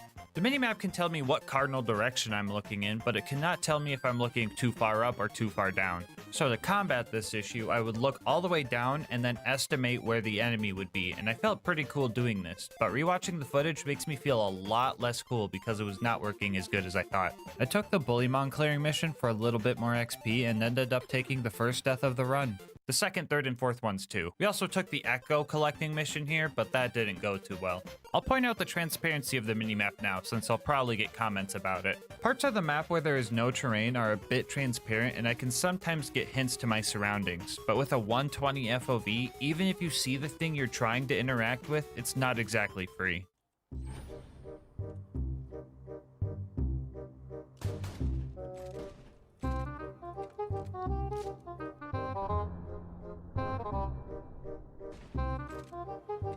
I see the bullet holes, okay. Oh, I think I got it. I didn't. Where the f*** is this thing? I don't know.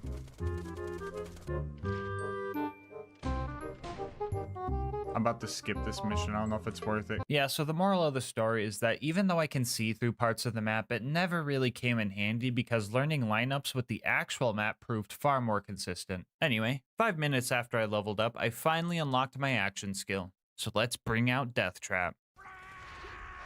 Oh no, I didn't pick Gage. I picked Salvador. Anyway, we made our way towards Boom Boom. I wanted to wipe out the bandits here with a skyrocket, but I only managed to kill one psycho with it, so that was pretty cringe. When I got to Boom Boom, someone put a bounty on killing them in under 3 tries. My guess is they didn't have faith in me because I was trying to fight the clouds the whole time, so I don't really blame them. I jumped in and immediately tried to find my way to the back of the arena to lure Boom to a dark alley and take his loot. I was surprised when I got the kill here because I didn't hear any of the noises that usually play when you land a melee hit in BuzzX Rampage. But like, Boom is dead, so I'll take it. Boom and Boom both drop a bunch of grenade ammo when killed, so I knew I had plenty of skyrockets I could throw at Boom. Too bad I whiffed like all of them. On my second try, I ran back to Boom's body in hopes that there were more nades lying around. I heard the ammo pickup sound as I ran by, so I knew I had at least one and managed to knock Boom out of his cannon. A few blind swings later, I made 15 bucks and leveled up. You might think that picking skills would be hard if I can't see the skill tree. But honestly, it was super easy because I have Krieg's entire skill tree memorized. Do other character mains memorize the entire skill tree? Or are Krieg mains just built different? I don't know. Anyway, if you open your menu and press 4, it will always take you to your skill tree tab. And you'll always start hovering over your action skill. So all I needed to do was press down once and then enter to spec in to pull the pin, which makes it so we drop a copy of our grenade mod when we die. And if it gets a kill, we get double the amount of XP. Using our new skill, we decided to farm Boom Boom until level 10 by running into the arena, dealing a little bit of damage, and then finishing them off martyr style. Oh look, a bonus package! I wish I seen that. The other 4 points I put into Empty the Rage because a majority of our damage is going to be melee, and the empty mag bonus actually came into play here quite often. We started our climb up to Flint's ship, and things started getting a bit dicey. The mini-map is locked to a 2-dimensional plane and will only show you the highest point of the map, so we were practically blind when we had to go under the ship. Yeah, I got really lost down here and started taking cryo damage? How the f did I end up in the pre-sequel? What the? We had to keep pushing forward with nothing but muscle memory from playing this game so much. And making it through this part was tough. But now we had to climb up the ship, and that was a nightmare.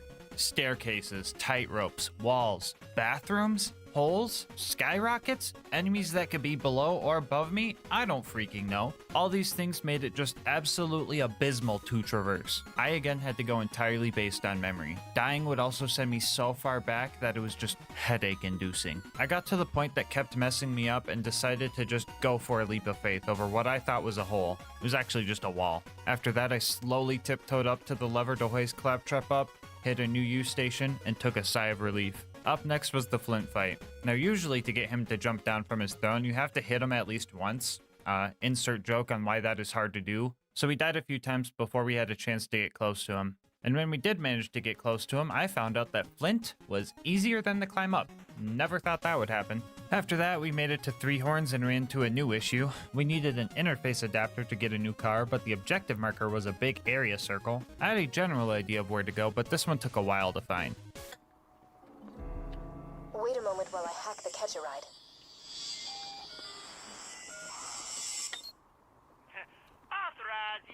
After that, we got behind the wheel and somehow things got easier. I hit the jump on the first try and even nailed Door Guy pretty good. Finding Reese's Echo was pretty rough too because of the whole big circle objective thing, but the 2,500 hours in BL2 saved me there. A little bit of Snake gameplay later, we saved Reese and headed towards the Power Core Psycho. Oh my god. Wombo combo. We managed to nab the power core and absolutely slaughtered the 20 bandits to avenge Reese before making it to Sanctuary. At this point, my guns were very underleveled, and finding new gear would be tough considering I can't see any of it, and my numerous deaths would make buying whatever's in the shop a bit hard. But lucky for us, this mission turn-in always gives us a choice between an assault rifle or a shotgun, so I dropped my SMG and went for the shotgun. Glad I remembered it was the second option because I got a decent bandit shotgun from it. I was hoping for another Jacobs shotgun, but I wasn't disappointed once I heard the bandit gunshot sounds. I had to grab a bunch of stuff here in Sanctuary. I'll try not to go over everything I pick up unless it was tougher than usual, but one thing to note here was I spent my iridium on what I hoped was grenade SDUs. Fun fact, all the upgrades here are alphabetized except for the bank and backpack upgrades, so this was a rare case where extremely obscure Borderlands knowledge actually came in handy. Anyway, Frostburn Canyon was our next destination, and I made my way there after fast traveling back to the Draft DLC in Claptrap's place by accident. Frostburn was honestly kind of rough. First off, I'm not used to the map not being already filled out because this is a fresh character, and the terrain was far from flat here. I didn't mind dying often because that just meant pull the pin XP, but the fire damage on fire nomads was proving to be ineffective. Once I crawled out of that mess, I had the spike pit skip. Now, I have never failed this jump, but this time around, I wouldn't be able to see my usual lineup. I had a lot in the line, so I just had to go with my gut. Yeah, I can't see shit over here.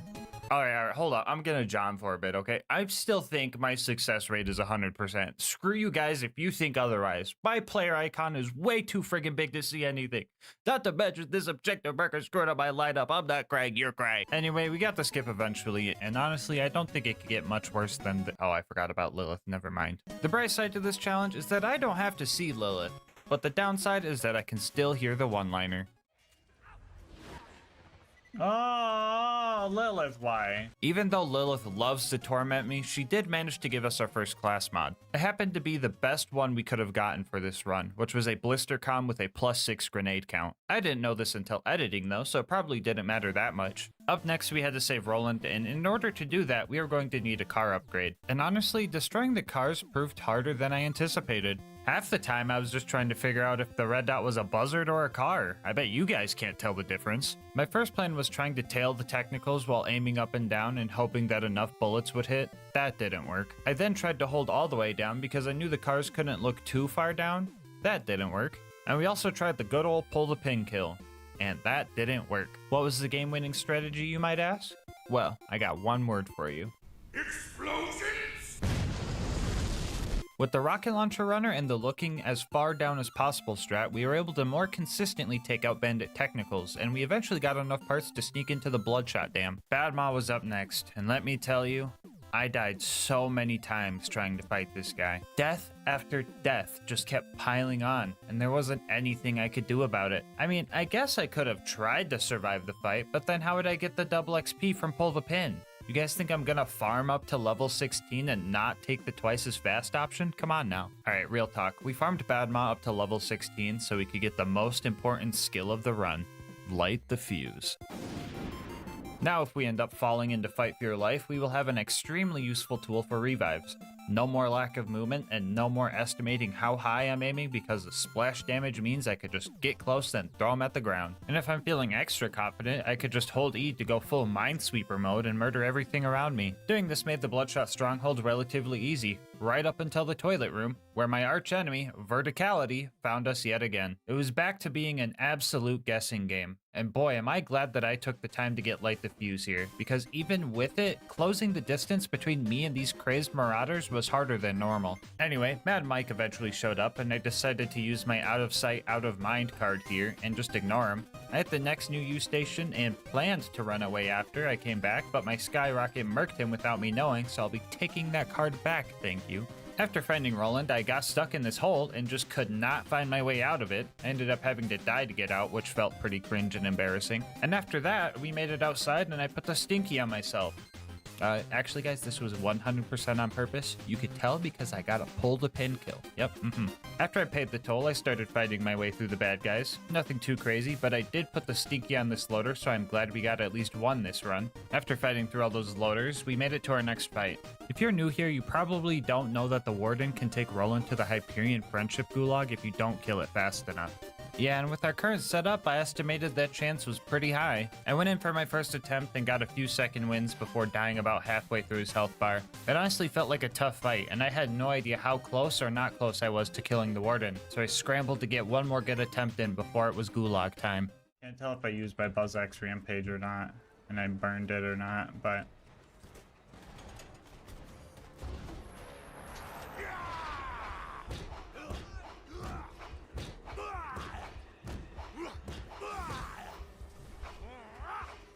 Okay.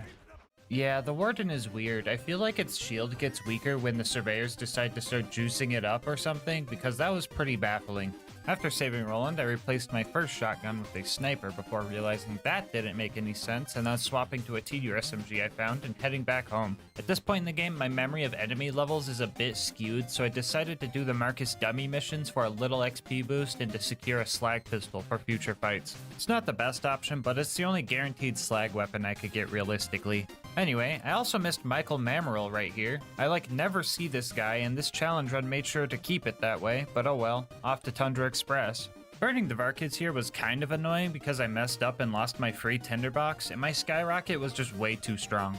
I could have used this fire shotgun I found, but alas, I didn't know it was fire. I eventually got stuck on the fire melon and managed to wake up Mordecai, meet Tina, dodge a train, and grab the badonkadonks. The first one was pretty easy to grab, but for the second one, I needed to do a little bit of parkour to bypass the confusing staircase system. On the way to blow up the train, I gained the title of only person ever to unintentionally die to these giant cartoony proximity mines, so that was pretty cringe. I also had my first fight with a ladder and my second fight with a train. We made it to Wilhelm, and this was probably the toughest fight yet. Every challenge about this run piled on right here. I had no idea what level he was, so I had no idea how much damage I was dealing, or if I was even beating out his shield regeneration. I couldn't see incoming attacks, so I had to use audio cues to kind of guess where to dodge. And to top it off, Wilhelm is pretty hard to melee because he kind of has this spike shield effect when you get too close.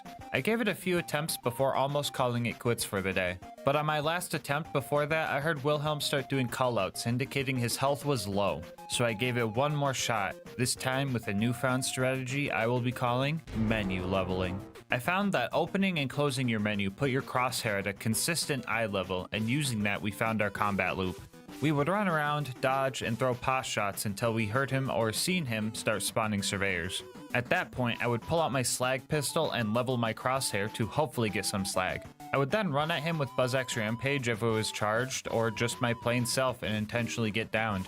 After that, I would instantly detonate my bundle. This would damage Wilhelm, stop his surveyors from giving him too much shield, and give me a second win, all at the same time. Once I started hearing his low health callouts again, I threw any skyrockets that I had and finished Wilhelm off.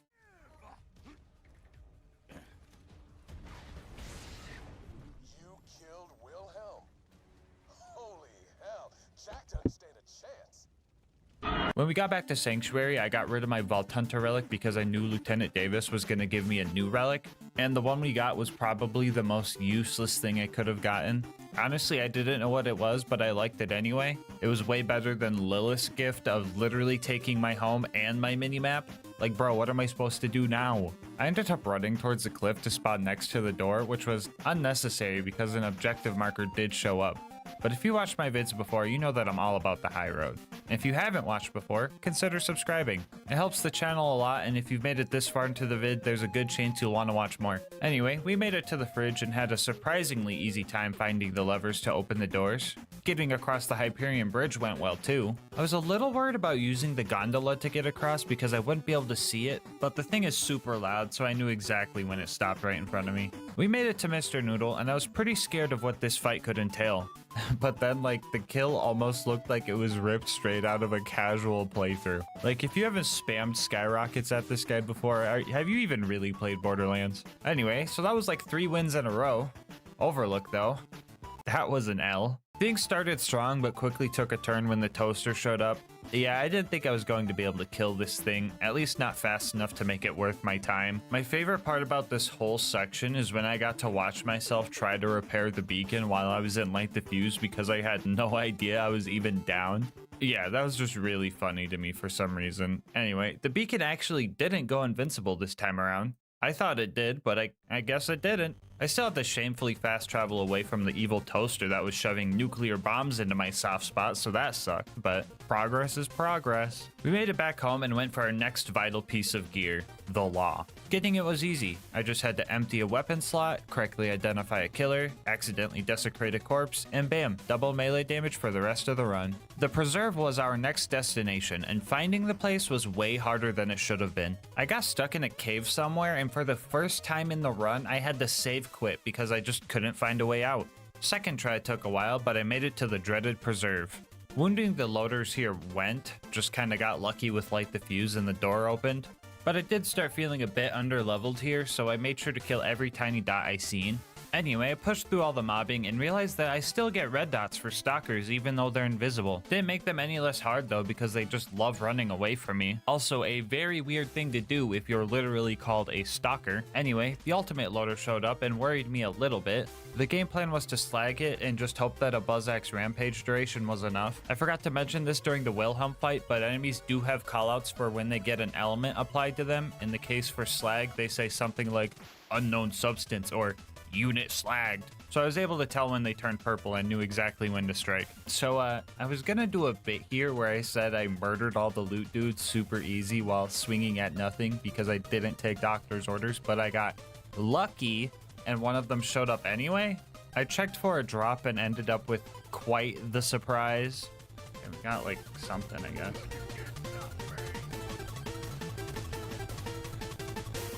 Don't tell me it was a grenade.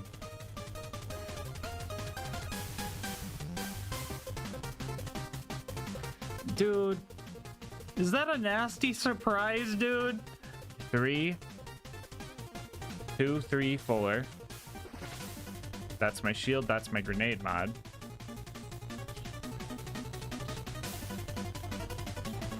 Skyrocket's back, okay. After a little bit more mobbing, we made it to Bloodwing. This was going to be our first real fight with a flying enemy, so I wasn't sure how it was going to go.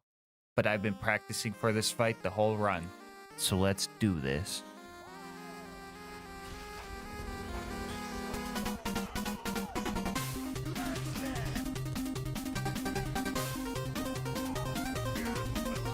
Okay, yeah, no, that's fine.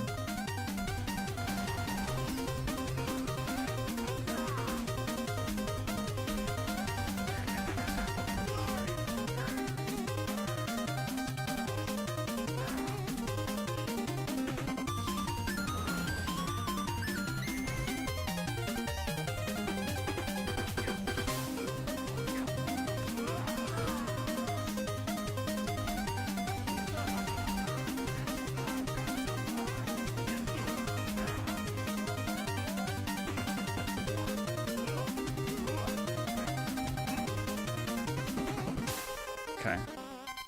Tab menu.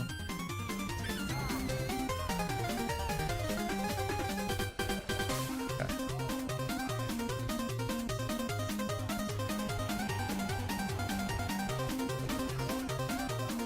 Let's go. Let's go, dude. All right, Bloodwing, you had me in the first half, but you gotta step up your game again. I'm about to hit double digits. After the fight, I made the mistake of trying to upgrade my gear and ended up losing my +6 grenade count class mod for something pretty much useless. But on the bright side, at least we got the high five our homie Claptrap. Up next was recruiting Brick and his air support. The initiation was pretty much just handled by the Skyrocket, if I'm being honest. Apparently, I wasn't supposed to use this thing indoors, but like how the heck was I supposed to read that? I can only see the mini-map. Sarcastic Slab could have survived this time around because he didn't show up as a red dot, but his loud clapping let me find him using echolocation. Get it? Because the minimap comes from the echo. Oh, come on, please laugh. Fighting the loaders with Brick was pretty simple. I was mostly slagging bad guys while he fisted them. I'm pretty sure every single mortar strike killed me here, so that was rough, but hey, Brick is on the squad now and I can finally get rid of my level 1 shield. What the fuck is Michael doing here again? Whatever.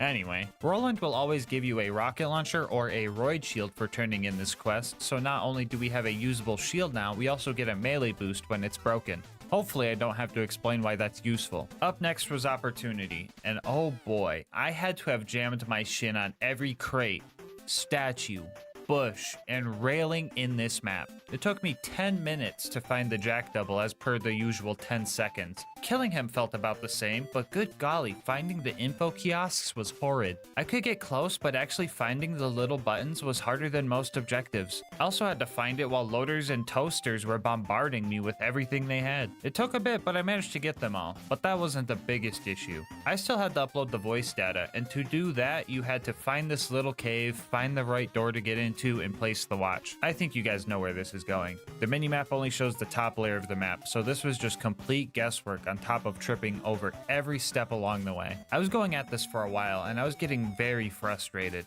but then my salvation arrived. I've never been so excited to hear about a hot loader in my area, because I knew that this loader always spawns in the room I needed to get to, so I found my way in and took a big sigh of relief. That breather would come in handy because up next was the climb up to bunker. Things started out really rough here. I absolutely butchered the ravine jump, I got pranked by Claptrap, and then I just got absolutely decimated by the loaders. I was positive that I was super underleveled at this point, and forcing through this would have been way too hard. So I had to do what I was regretting, and decided to farm some XP.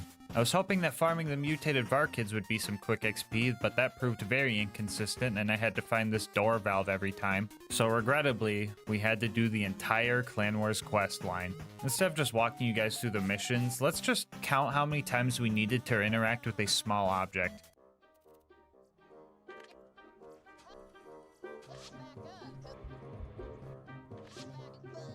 Nice.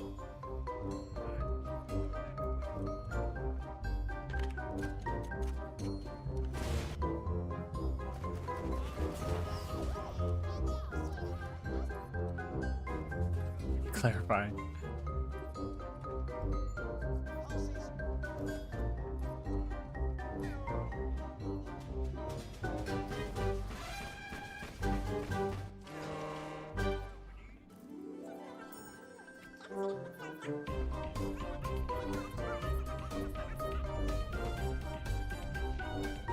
Ah.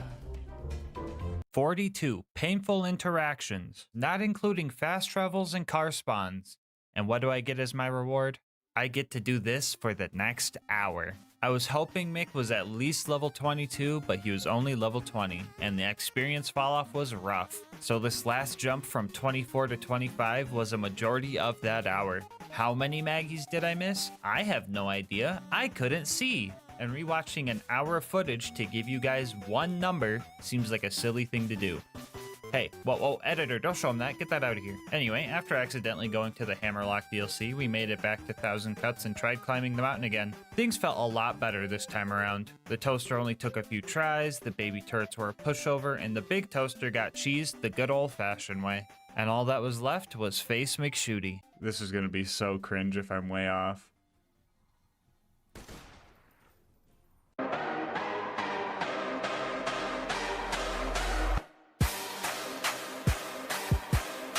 Alright, so, the bunker.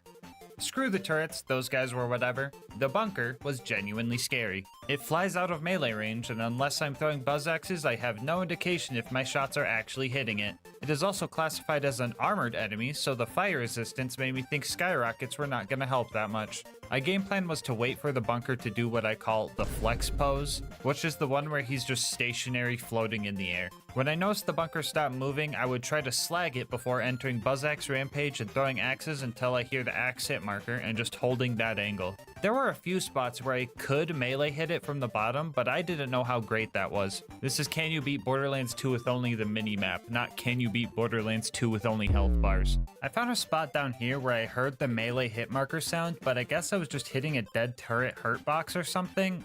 It's super complicated. This game's made of spaghetti. I shouldn't have known this, but someone in chat gave me a hint, which they weren't supposed to do, so I had 3 options. Use the hint and stop doing this strat because it wasn't actually dealing any damage, which felt cringe. Keep using the strat, consciously throwing to replicate what I would have done without the hint, which felt cringe. Or spec into silence the voices and just tell myself that throwing axes was safer because I didn't want to hit myself, which felt less cringe. No hints! I'm about to start strangling people who give me hints. You guys are getting cooked the f up in the video. It's a joke. I know this was not intentional, and I'm just probably being like an asshole over arbitrary challenge, arbitrary rules. Here's the lore, okay? I spec'd into silence the voices, so I did not feel comfortable meleeing the bunker in the way that I was. That way, I can lie to myself, instead of having to lie to myself through throwing. There's the lore. Exodeagle! What are we literally talking about? My fucking god. Oh my god. No hints! No hints! No hints! Someone sacrificed Exodeagle! Oh my fucking god. We love you, Exodeagle. Don't forget that. If anything else, Exodeagle, that's going in the video, and you get to hear me scream your name in the video. Anyway, this fight was tough, but I knew it was possible because the bunker started bringing out its big slag cannon, which meant it was at 50% health, which meant I was doing damage. But this also meant that standing still trying to throw axes wasn't gonna work anymore. So preying on the good old skyrocket was the way to go. Instead of going into Buzz Axe Rampage, I would try to slag the bunker and throw any skyrockets I had. If I was out, I would patrol the outer ring for Brick's air support drops, and then just hide up here until the bunker was in a good spot. It also probably would have helped if I didn't accidentally sell my class mod and lose my burn damage, but oh well, who needs a class mod anyway? My stubbornness was really put to the test here. 1 hour in, I had this heartbreaking death. Another hour later, history repeated itself, and after 3 hours and 1 extremely close clutch moment, the bunker entered its deathbed spot. Jump, jump. Land right on him. Oh! Oh! Okay, here we go. Let's play this right.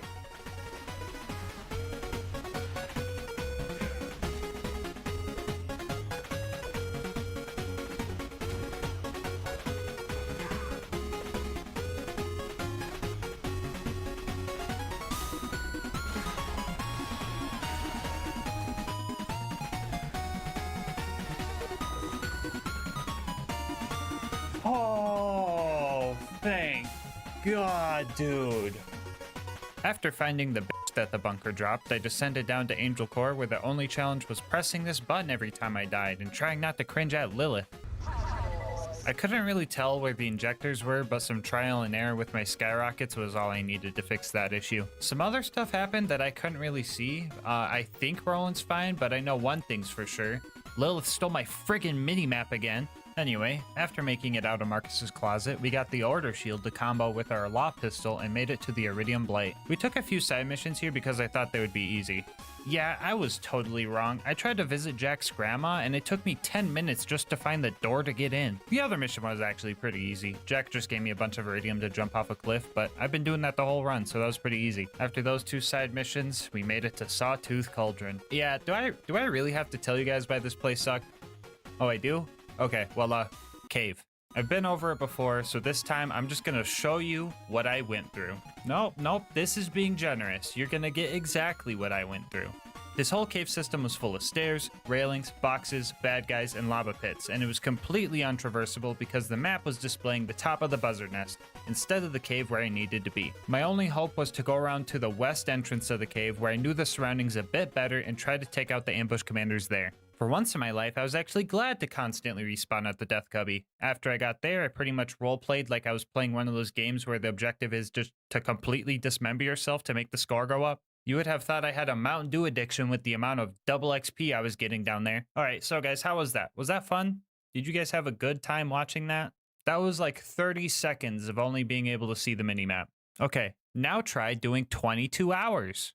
Okay, hopefully that gave you guys a little taste of what this was like. Borderlands players hate Sawtooth Cauldron anyway, so I bet this was therapeutic for some of you. After I killed the ambush commanders, I got lazy and save quit to go to Boombringer to blow it up. The game said I looked at the explosion, which was a fucking lie. I'm looking at cardboard, so that got me a little angry. So I took out my anger on Mortar and took the elevator up to the buzzard's nest. It was very important that I sent the elevator down before leaving it, because finding that other button without an objective marker would have been horrendous. I died many times up here trying to kill the buzzards. Throwing skyrockets and getting lucky with light diffuse was pretty much my only hope with these guys because I had no way to tell how elevated they were. I lost track of how many times I had to take the elevator up trying to kill these things, and the last one survived my stormtrooper aim for quite a while before I managed to take it down. Oh, I forgot to mention that we grabbed $9 off of Kai's body while we were here. It will come in handy later, I promise. We made it to the boneyard and leveled up. I didn't realize we leveled up, so get used to the skill point blinking now. I'm still surprised how much easier driving was compared to walking. Like, this shot through this narrow gap made my jaw drop while I was watching through the footage. I'm also surprised that I didn't perma-slag myself a single time here. I have trouble doing that when I can see. The tunnel pumping station, aka the Sergeant Loader Gang hideout, was another one of those places where the minimap just told me nothing. I was stuck in this little corner I didn't even know existed for such a long time, but we eventually hit all the levers, rammed the pipe, and somehow climbed the ladder sideways to make it to the Badlands. This part was concerning. Killing Saturn was just off the table, but I still had my out of sight, out of mind card that I stole back from Mad Mike. Running past Saturn was still pretty tough. Like, I had to scramble to get on this elevator fast enough, and then I had to deal with loaders, giant evil toasters, frickin' stairs. A few resets in, my muscle memory guided me all the way to the top floor before the exploders got to me again. I wasn't mad at all though. I knew how to get to where I needed to be, and it was just a matter of staying alive.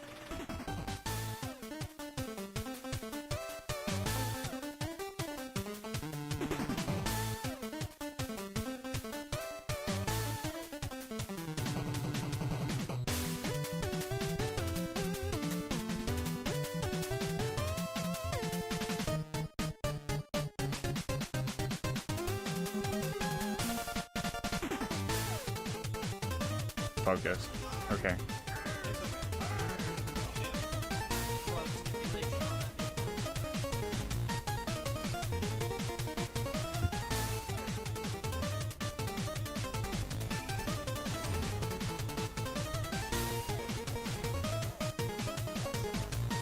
Come on. Come on, no. Oh, that fucking constructor stole my kill. Oh, no shot. Hold on. Okay. Run, run, run, run. Okay, I'm not in. I don't think I'm in. And then I go to the right.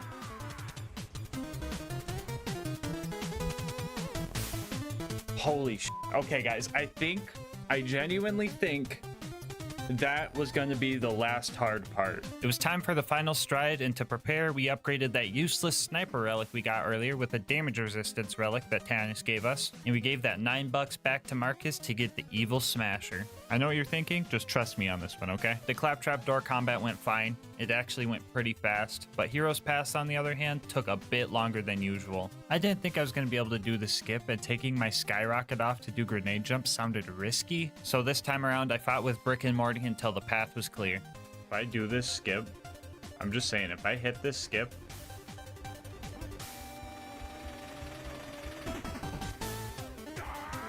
I am pogging so hard right now. The final battle was upon us, and Jack was gonna put up a fight. Never mind, he just got swept. Like, absolutely rolled and smoked. The real final boss was a bit harder. The lava got me a few times because I just couldn't see it when it was rising.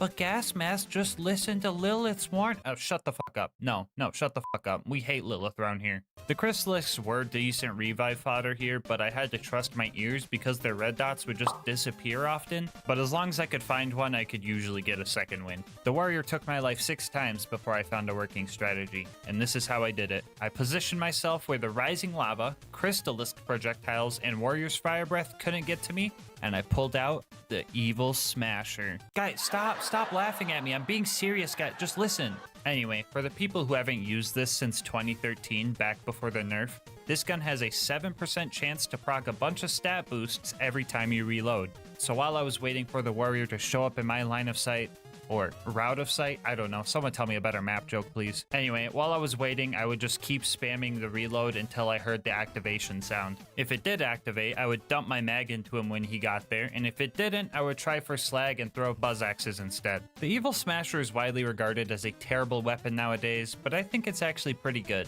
7% of the time. I still had no idea how much damage I was doing or if I was even shooting the warrior sometimes, but I had faith in my strategy. And eventually, we noticed something. He's not moving. He might be in deathbed. I'm gonna give it a second just to make sure. Oh, you know what? Super obscure Borderlands knowledge coming in handy. That Crystalisk is gone. That Crystalisk is gone because Warrior is in fact in deathbed phase. Come on, let me smash some evil. Let me smash some evil. Let me smash some evil. I want to end this run. Let me smash that evil. I'm gonna drink that fun. Let me smash that evil. The evil needs to be smashed. We smash that evil. Evil needs to be smashed. Everybody with me now. Let me smash that evil. That evil needs to be smashed. Let me smash that evil. That evil needs to be smashed. Don't let that 7% get you down, cause you know when it procs it will flip your frown. Come on. Evil Smasher. I hardly know her. I ain't the sharpest smasher in the shed, but 7% of the time, that evil do be dead. Okay.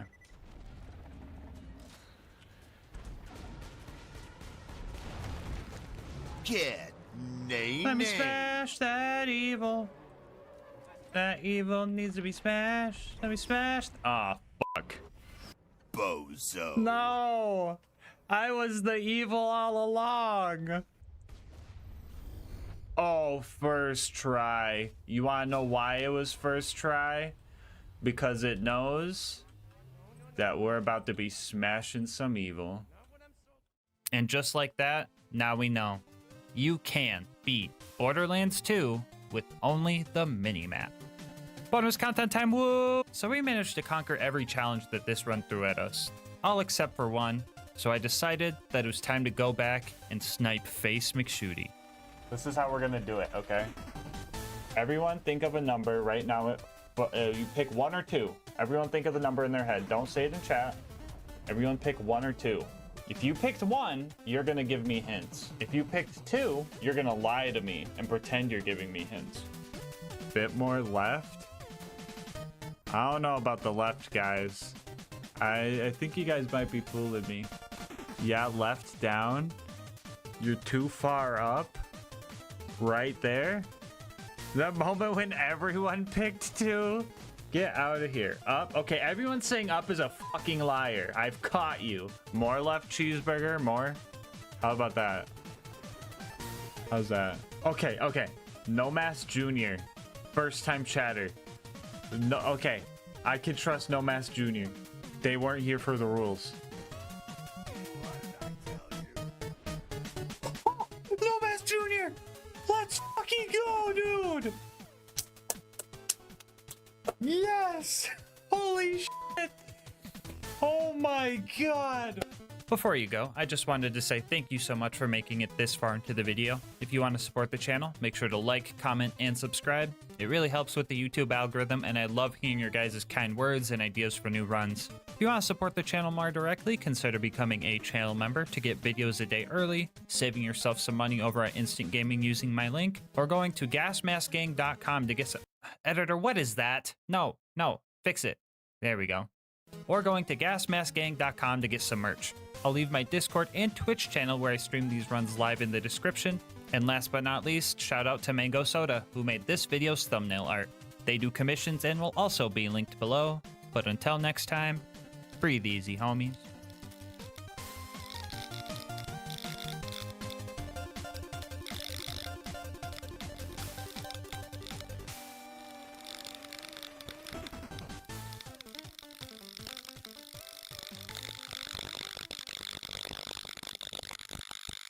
Today's video is sponsored by Instant Gaming.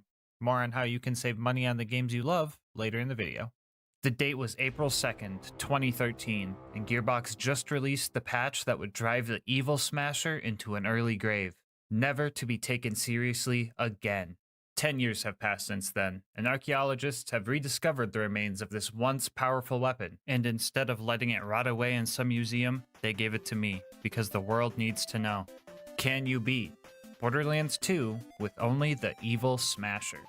I'll go over the rules for this run really quick. This is going to be an Overpower 10 Ultimate Vault Hunter mode playthrough. For the new players, or the players that never touched this game since the nerf, that pretty much just means enemies have 4 times health, health regen, and they're all 10 levels higher than us. Bar will not be allowed for this run, and the Evil Smasher is the only gun we are allowed to use. Also, just for clarity, the Evil Smasher glitch will not be allowed. This might be common sense because it was patched out, but the way we use it kind of makes it seem like I'm using a glitch, but I'll explain that more later. And finally, we are going to be playing as Krieg, but melee will not be allowed for this run. I know, not letting Krieg do his favorite thing is a war crime, but the run would devolve into a pure melee run really fast.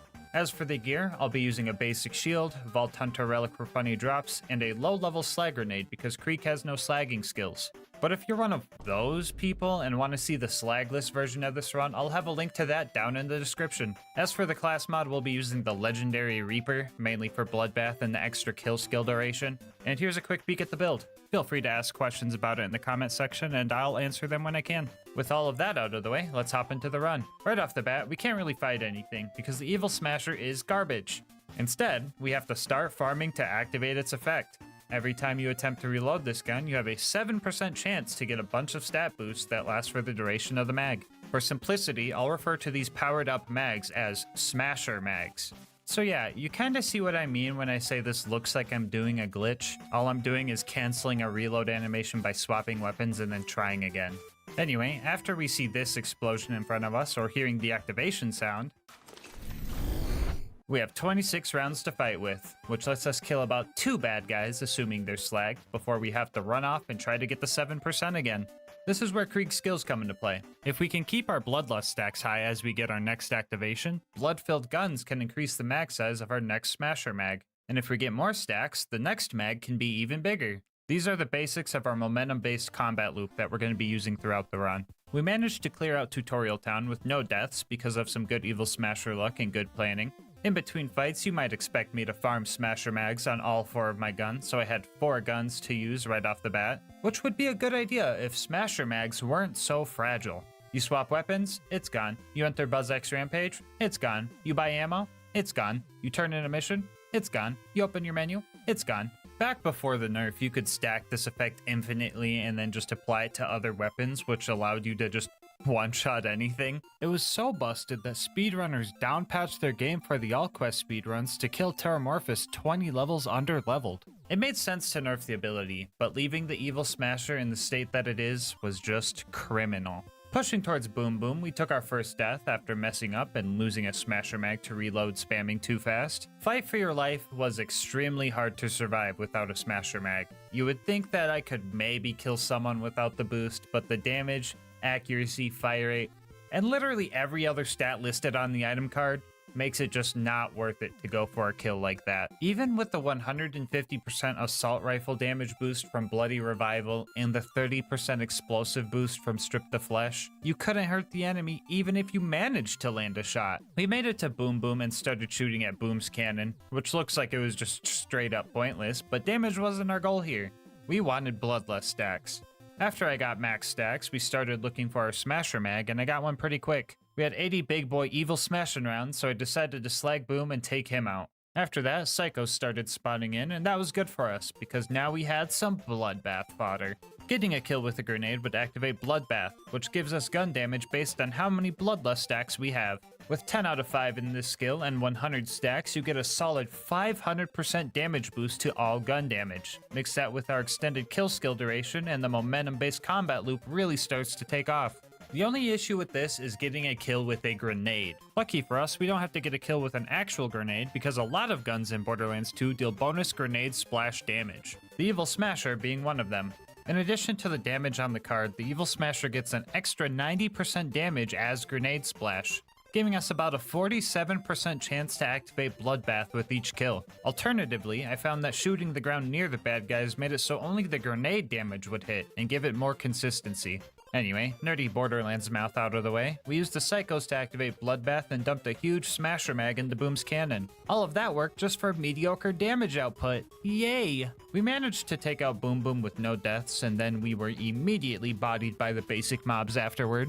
We pushed our way through the mobbing to save Claptrap and made it to the Flint fight. The plan for Flint was pretty much the same as Boom Boom, but this time with a lot more dying. I was specced into a few skills in the Hellborn tree, including Flame Flare, which made me stay on fire for longer. This is good if I can light myself on fire using delusional damage, but not good if Flint puts his OP10 fire dot on me. I burned through a lot of mobs here trying to get second wins, no pun intended, so I had to reset the map and reclimb the ship so I had some weak guys to get Bloodbath off of. That took a while, and so did getting another Smasher Mag to restart the fight. Jeez, man, if the Evil Smasher has a 7% chance to proc, but Silenced Voices has a 12% chance, why do they feel so far apart? Alright, watch this. We're gonna see how long it takes to get a Smasher Mag. And while we wait for that Smasher Mag, I'm gonna put this up in the corner and tell you about our partner, Instant Gaming. I've been using Instant Gaming for a while now because it's a great place to find deals on games I want to play. Thanks to them, I managed to snag Fallout 3, Fallout 4, and Fallout New Vegas, all with great deals on them. I also love using Instant Gaming if I'm looking to get games for friends or games to play with friends. My favorite part about Instant Gaming is that once your account is verified, it's super quick and easy to get your games. They give you the code to plug into whatever platform you're on, you plug it in, and most of the time, downloading the game is the longest part of the process. Even if you're on console, they have deals for everybody. I'm talking PC, PlayStation, Xbox, and even Nintendo Switch. So stop waiting for deals. Make your gaming instant. How about this? Think of a game you've been wanting to play and use my link in the description to just see what kind of deal they have on it. And if you do end up making a purchase, just know that on top of saving yourself money, you're also supporting the channel. Anyway, guess who still hasn't gotten a Smasher Mag? One eternity later, I found some creative cover and managed to build up enough damage to finally take Flint down. We made it to 3 Horns and started our Sanctuary initiation. You know the usual, ramming door guy, saving Reese, and retrieving the power core. We're playing Hitman now.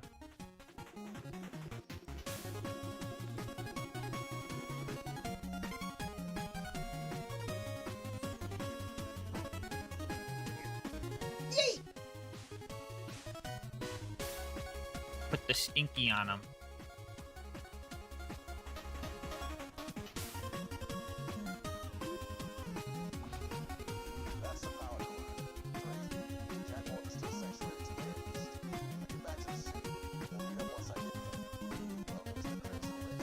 It's patience, guys. You gotta be patient. You gotta know when to strike. All right.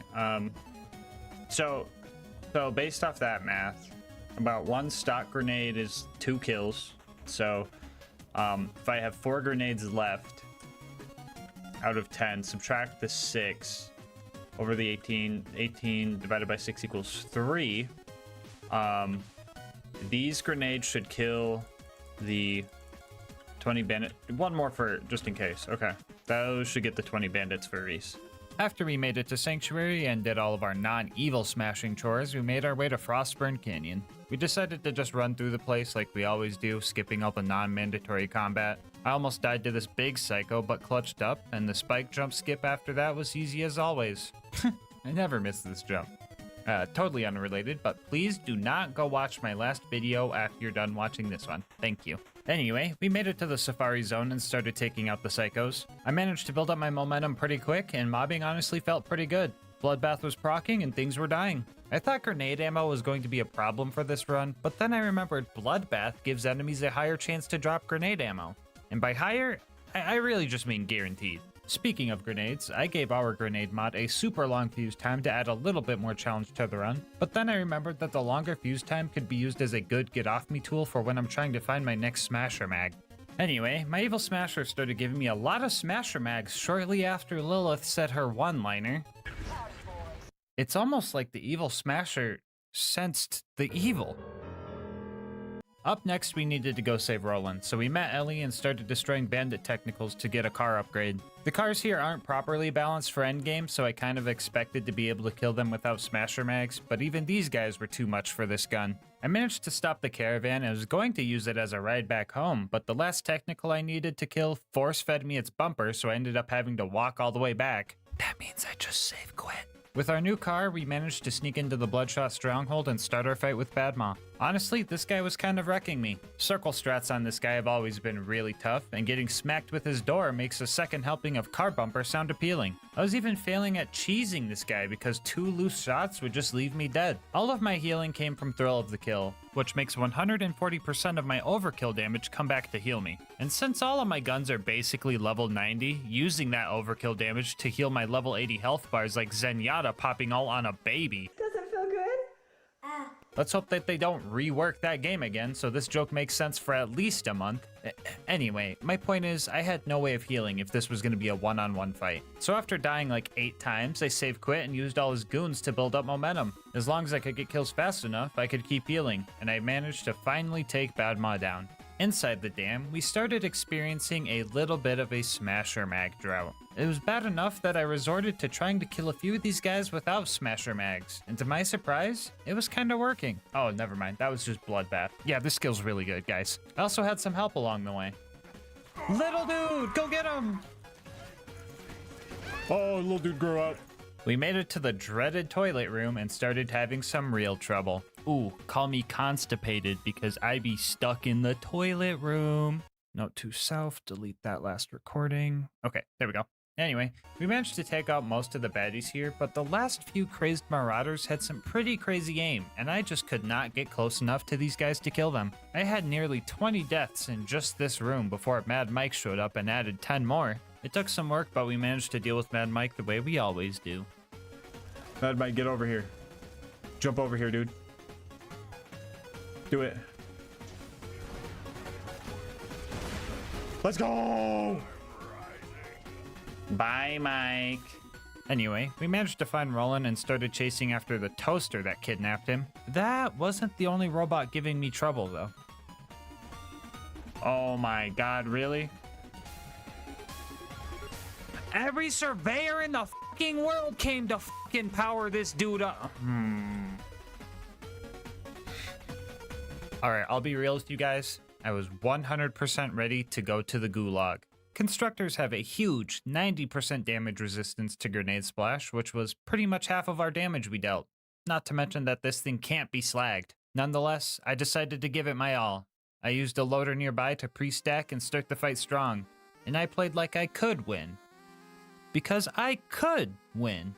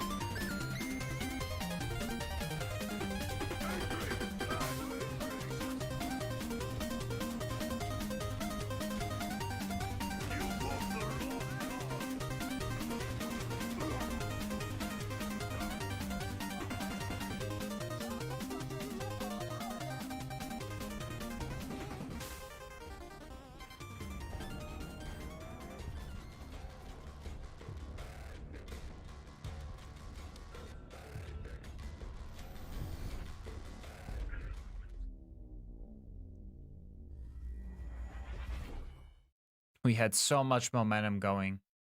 We actually had a chance. And we were so close. I had an entire bleed out timer to get one more Smasher mag. But the fragility of this build finally came into play. This sliver of health bar led us all the way to the Hyperion Friendship Gulag, where we had to fight the Warden for another hour. And the fight gets harder here, because there are just bad guys everywhere, and now the Warden can just call in moonshot reinforcements that I can't do anything about.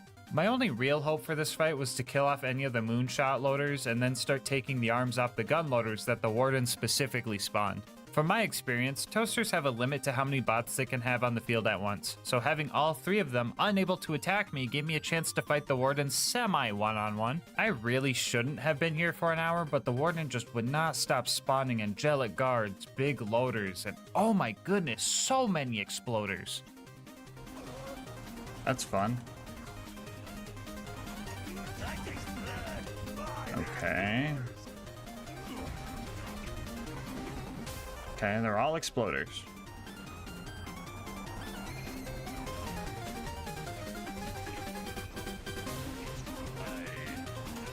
Alright. Fuck the exploders, whatever. Anyway, we eventually took the Warden down and saved Roland. After that, we headed towards Tundra Express to burn some bugs, meet Mordo, meet Tina, and blow up a train. There isn't any mandatory combat here, so not much to mention. I did find out that ladders can destroy Smasher mags, which really just says something about society. Wilhelm was up next, and I just killed him. Like first try even. All I had to do was keep my distance and kill off the loaders quickly so they didn't kill me. You can dodge all of Wilhelm's attacks pretty easily, so I just shot the bad guy until he was dead. Easiest Wilhelm I've ever had. Not sure why the Destroyer of New Haven was easier than Warden, but I won't complain. First try Wilhelm? What the f? Why is a toaster stronger than Wilhelm? Like, try to imagine if like Wilhelm was like easy on purpose, right? And the power core we got was actually like a trap causing sanctuary shields to go down. And then like Lilith does something like crazy, like phase locks the town so everybody doesn't die of mortars. But she also like kicks us out for some random reason. That would just be wild. Oh. We made it to the fridge and ran through that joint. I died a few more times than usual because rats have the most sporadic and goofy movement I've ever seen in a carbon-based life form. I hate rats! What the? Oh! I mean, even Mr. Noodle moves like a normal person, and he's a giant space whale squid. Anyway, even with Slag and Bloodbath, this guy was pretty tanky. I had the loaders helping me out a little bit, but I just had to keep running around this building to avoid being wall-upped until I could get the beacon. We made it to Overlook and started protecting the beacon. Mobbing was where the evil Smasher in our build thrived, and this part of the game really let that shine. This was the first part of the run where the Hellborn skills we spec'd into really started to come into play. Using Fuel the Fire and Delusional Damage, my Slag grenades had a chance to light me on fire, giving me some more stat boosts. Being on fire would give me 50% damage reduction from Numb Nerves and an extra 50% gun damage from Pain is Power. No idea if the damage reduction did anything for me, but I took it anyway. Being on fire would also trigger Raving Retribution, which would send homing fireballs at any enemies that would try and damage me, potentially lighting them on fire. And that fire damage over time would then chain into Elemental Elation. With every stack of this, it gives me more mag size and fire rate, and you know we love that mag size. Slagging the huge groups of loaders being moonshot in really helped build up the secondary set of momentum, and everything was going great. I was getting second wins, I could kill the loaders pretty quickly. The only issue was that they could kill me pretty quickly too, making instant bleedouts my true enemy here. But I mean, it's just a few loaders, so there's not really anything really to work. Oh, come on! Yeah, Jack really threw a toaster into my bloodbath, if you know what I'm saying. And you know what? I'm just really sick of getting bodied by household objects. For example, this clip of me dying because of a fucking stair. Oh, I can't climb up the stairs, dude.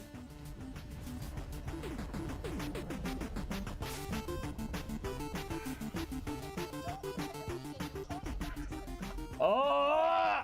Yeah, after that, I just let the beacon become invincible, and I just started messing around, honestly.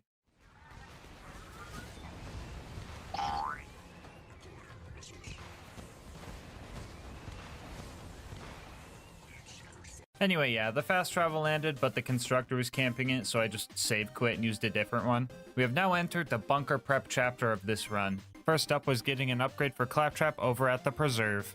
Wounding the loaders here was pretty simple, and the mobbing after that was pretty similar to what I just faced at Overlook, so I was already warmed up.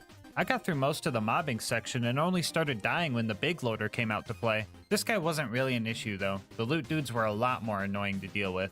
Apparently if they don't want to be slagged anymore, they can just jump and they are no longer perped up, so I couldn't really keep my distance and I ended up dying a few times. They didn't even drop anything cool, so this was just kind of a waste of time. Which is kind of awkward, because this is usually the part where I tell you guys that I have this save file on my Discord server with all the cool loot I found. But that didn't happen.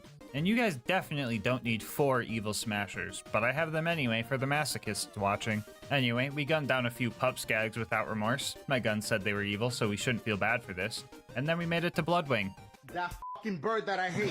I actually learned a very valuable piece of information during this fight, and that is, Bloodwing is just straight up evil, which is a good thing for us because of the whole evil smasher thing. Yeah, you know what's going on. So yeah, this fight went extremely well. Mordecai was slagging the skags for me, which meant free revives and bloodbath, assuming I had a smasher mag. Bloodwing's AI this time around was also just kind of goofy.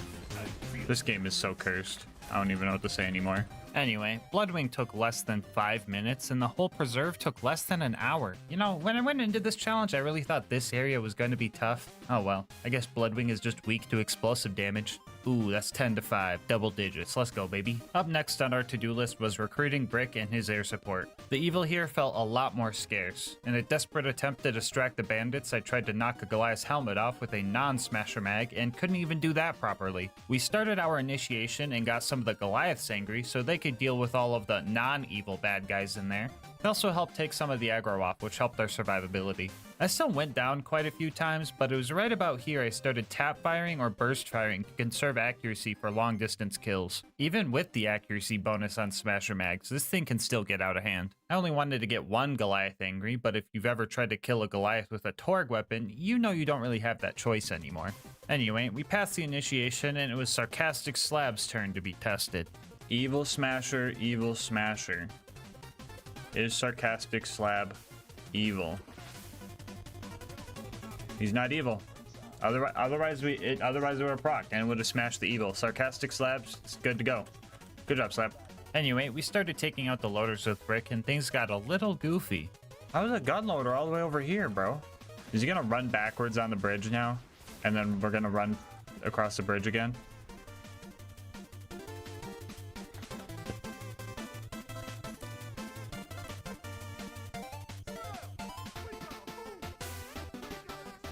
Why do I know this game so well? After all of that, we joined Brick's gang, Brick joined our gang, and the last thing we needed was for you to join the GASMASK gang. If you made it this far into the video, odds are you're enjoying the content, so you might as well sub and stick around for a while. You could always change your mind later. The last thing we needed for the big bunker raid was to go steal Jack's voice, so we went to Opportunity and found one of his doppelgangers. I found a decent strategy where I would try to land on his head as the 19 other enemies I ran past to get here downed me. That way I could just spam crits into his head. One smasher mag wasn't going to be enough though. The first try I was super close to getting the kill but accidentally fell off. The second time around, I had no luck and couldn't get a second smasher mag. And on the third try, an ion loader shot me in the face with one of its shock lasers, making it look like I had the explosion effect of a smasher mag, tricking me into wasting time and reloading into nothing. I have never had my metaphorical ankles broken this hard before. After I tried that a few more times, I created a new strat. This time, I did the exact same thing but had it work. That way, I didn't fail. The rest of this place was just running through, pressing buttons, and getting second wins when I needed. So we got Jack's voice and got out of there. Up next was the bunker raid, and surprising nobody, the toaster on the way up gave me some issues. Now that's on some bullshit.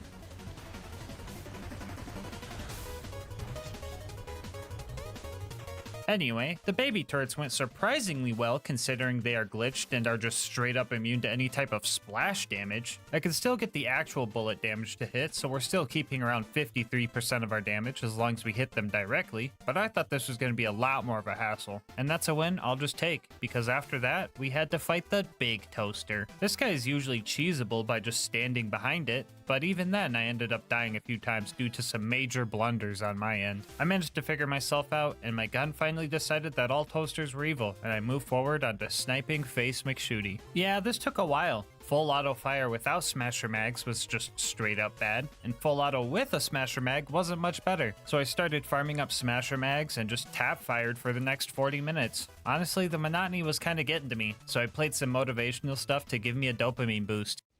We want to thank you for all your hard work.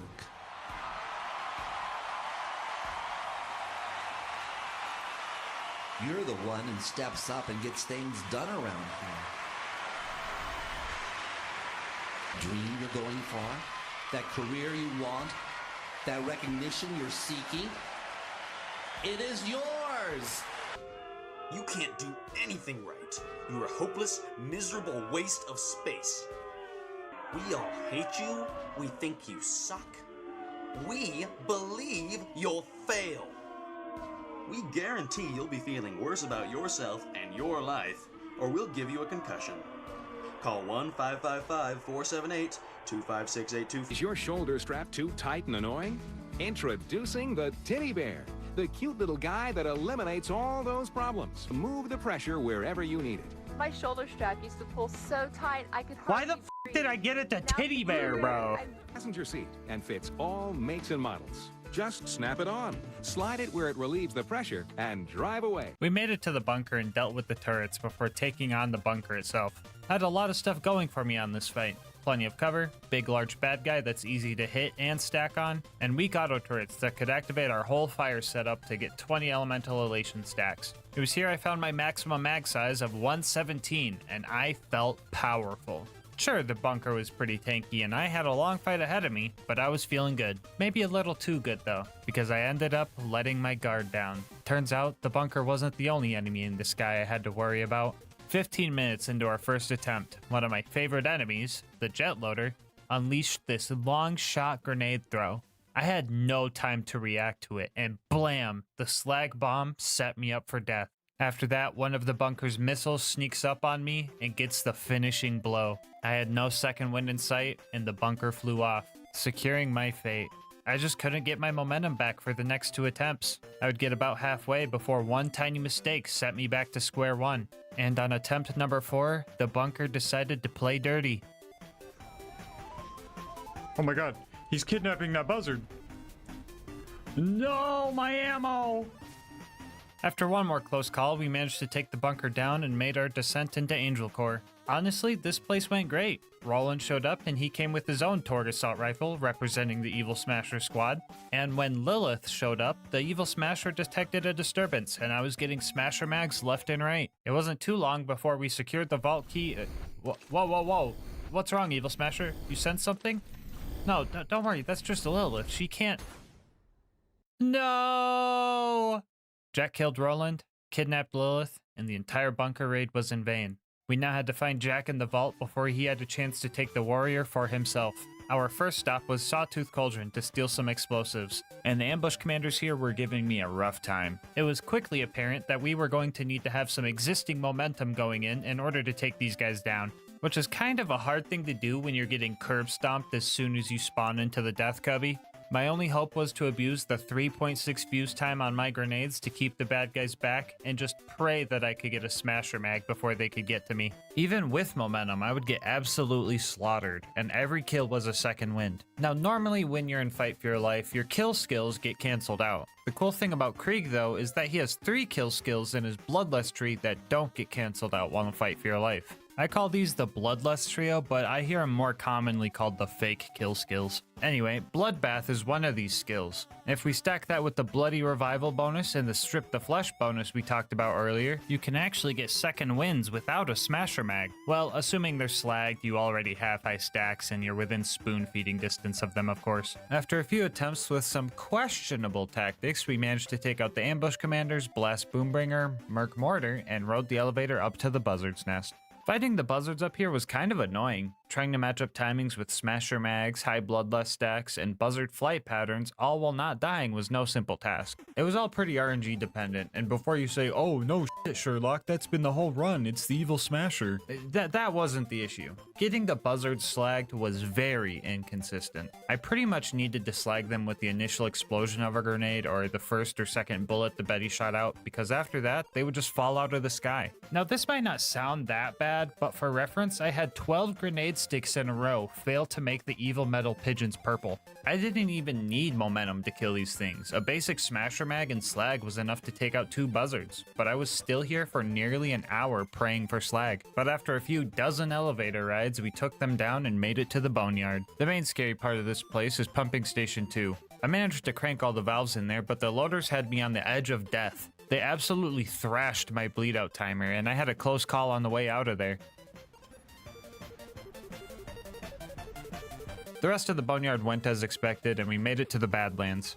Oh great, just a bunch of ugly, rusty old junk loaders to deal with here. That's a piece of cake.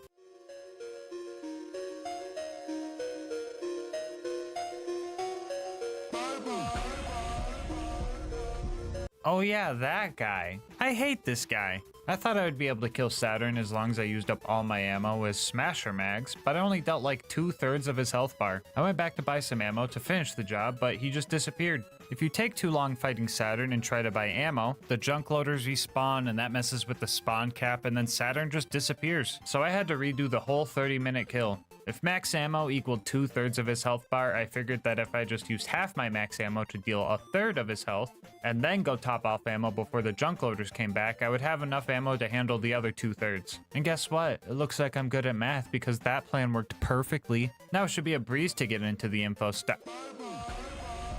Yeah, nah, f that. I've had enough toaster trouble this run. I ran past that thing. Anyway, we grabbed the data from the info stockade, fought off all the loaders at the claptrap door, speed ran through Heroes Pass, and then found Jack. And let me tell you, this fight was the worst one yet. Okay, editor, you might be overdoing the looks maxing jokes. It's time to get serious. Go look for the dramatic black bars.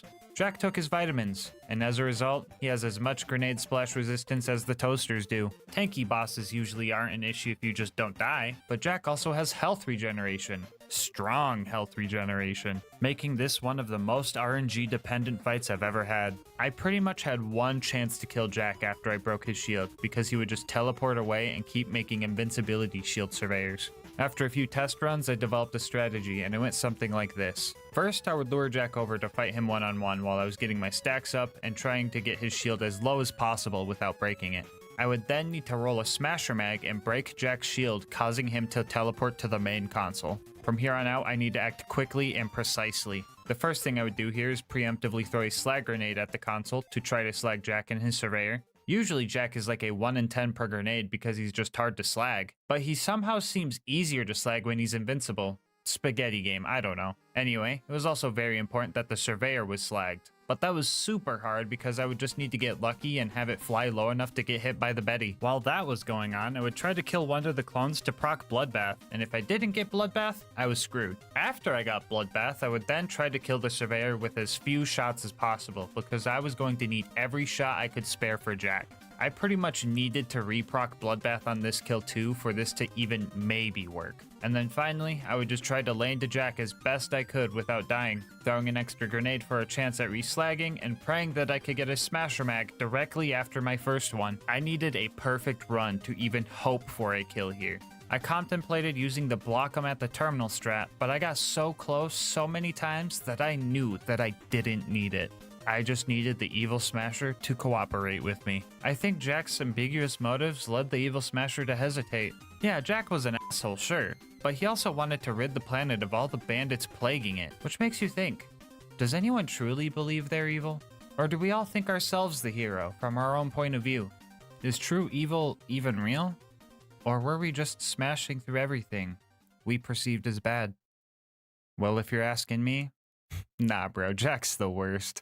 He was the last thing preventing me from victory. The last thing preventing me from my sweet reward. After every run I complete on this channel, I allow myself one of the last few original monster assaults as a reward. My own personal ambrosia that they just don't make the same anymore.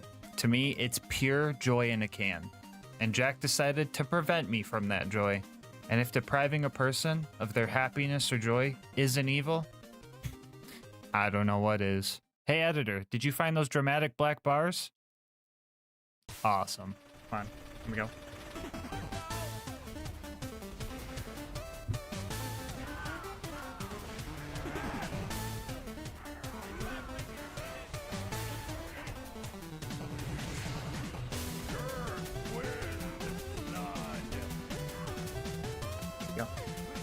Where'd he go? Where'd he go? He's over there. Okay. Good. Give me bloodbath off of this. I don't know where that nade went, but sure. Where's the surveyor, dude?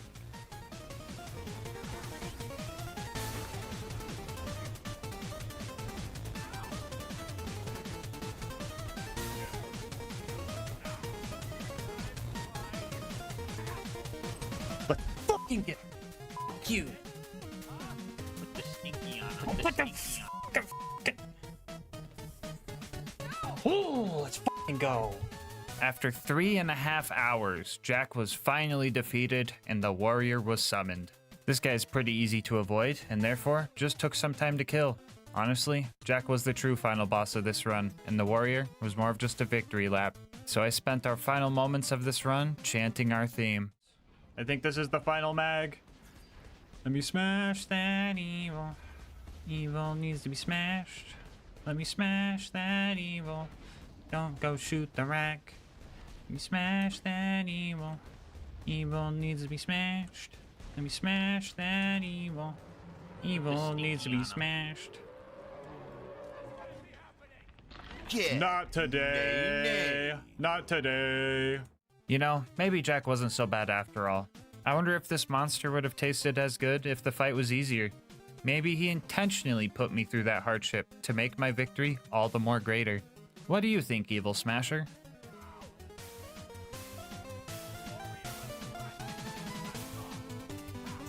How in the hell have you killed my warrior? Okay. There we go. Yeah, that's what I'm talking about. I'll do a flip. Before you go, I just wanted to say thank you so much for making it this far into the video. If you want to support the channel, make sure to like, comment, and subscribe. Doing all that helps with the YouTube algorithm, and I love hearing your guys' kind words and ideas for new runs. If you want to support the channel more directly, consider becoming a channel member to get videos a day early, saving money over at Instant Gaming using my link, or going to GASMASK'S.com to get some merch. I'll link my Discord and Twitch channel where I stream these runs live in the description. And last but not least, shout out to Mango Soda who made this video's thumbnail art. They do commissions and will also be linked below. But until next time, breathe easy, homies.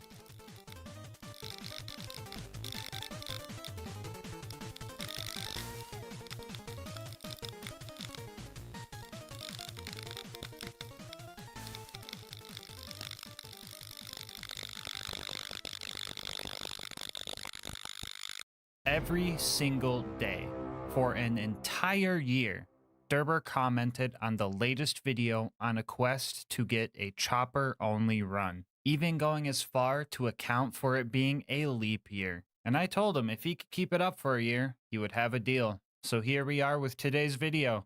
Can you beat Borderlands 2 with only the chopper? I'll go over the rules for this run really quick. This is going to be an Overpower 10 Ultimate Vault Hunter mode playthrough. For the new peeps, that pretty much just means the hardest difficulty. Bar will not be allowed for this run, and the chopper is the only gun we are allowed to use. Our other gear will consist of a Vault Hunter relic, a basic shield, and the Legendary Hoarder class mod because I want to get this video out by the end of the year. Salvador was the best in class for this challenge, but I still made 2 mistakes with our build. I will honestly be very impressed if any of you guys could guess which 2 skills were completely useless before I talk about them later in the video, but feel free to ask questions about the build in the comment section. With all that out of the way, let's get to it. We're going to use Tutorial Town as a bit of a lesson for you guys. First off, if you don't know what the chopper does, it shoots 4 pellets per shot at the cost of 6 ammo. It has a mag size well over 1,000, which means even with all the ammo upgrades and filled to the brim letting us hold even more ammo in the reserve, we can't even fill the mag on this thing. And yeah, I think that's pretty much it. Actually, wait, am I forgetting? Oh, yeah, I forgot that pressing the trigger even just once dumps all 1,638 rounds in like 9 seconds. Yeah, that's probably pretty important. I should remember that. If it wasn't obvious, ammo consumption was going to be our biggest issue here, and I learned a few strats along the way to keep a steady supply. The first and probably the worst way of getting ammo was just waiting. We had ammo regen on our Hoarder class mod, and Gunzerkin gave us some extra ammo too, but this was slow. Riveting gameplay, am I right? I know the scene hasn't changed in a while and your dopamine receptors are probably screaming right now, but I think you need a taste of what I was experiencing. This waiting was the sole reason I opted out of making a rule against canceling the chopper's fire via melee, swapping weapons, or giving them the bird. Because while not stopping the chopper from, chopping does sound really cool, all it would really do is just make more of this. Anyway, Tutorial Town was slow. I was learning how to play around this gun and experimenting with different skills. Like 5 shots or 6, which is a kill skill that gives us a chance for ammo to be added to our magazine instead of removed. Which sounds great, but in practice it wasn't that good because we already had to spend half of our ammo just to activate the skill. This skill also just kind of lies to you. It only adds ammo to the mag if your gun consumes 1 ammo per shot. All it was doing for me though was reducing my ammo cost from 6 to 4 sometimes. And on top of that, it only works for the gun in your right hand. So instead of 9 seconds of fire, we got 9.5 seconds of fire before it was back to the waiting corner. Tutorial Town took a whole 25 minutes to clear, and after that I decided I was not going to be waiting around like that for the whole run. So we went to Wham Bam Island, maxed out our cash, and filled our inventory with a bunch of high-priced items, which would bring us to our second source of ammo, just buying it. This strat was most useful for bosses that had vending machines near them, but the money farm was mostly just overkill because our third source of ammo was just way better. And that source is just dying. With OP10 ammo prices, we calculated that if I had less than $64 million, it would be more cost effective to just die, get 600 rounds added to my backpack, and take the 7% loss. I kind of found this by accident because I died on accident. So after that, I decided that every death from here on out is 100% on purpose. Anyway, we cleared our way to Boom Boom, and for a brief moment, I thought we were going to fail the run very early on.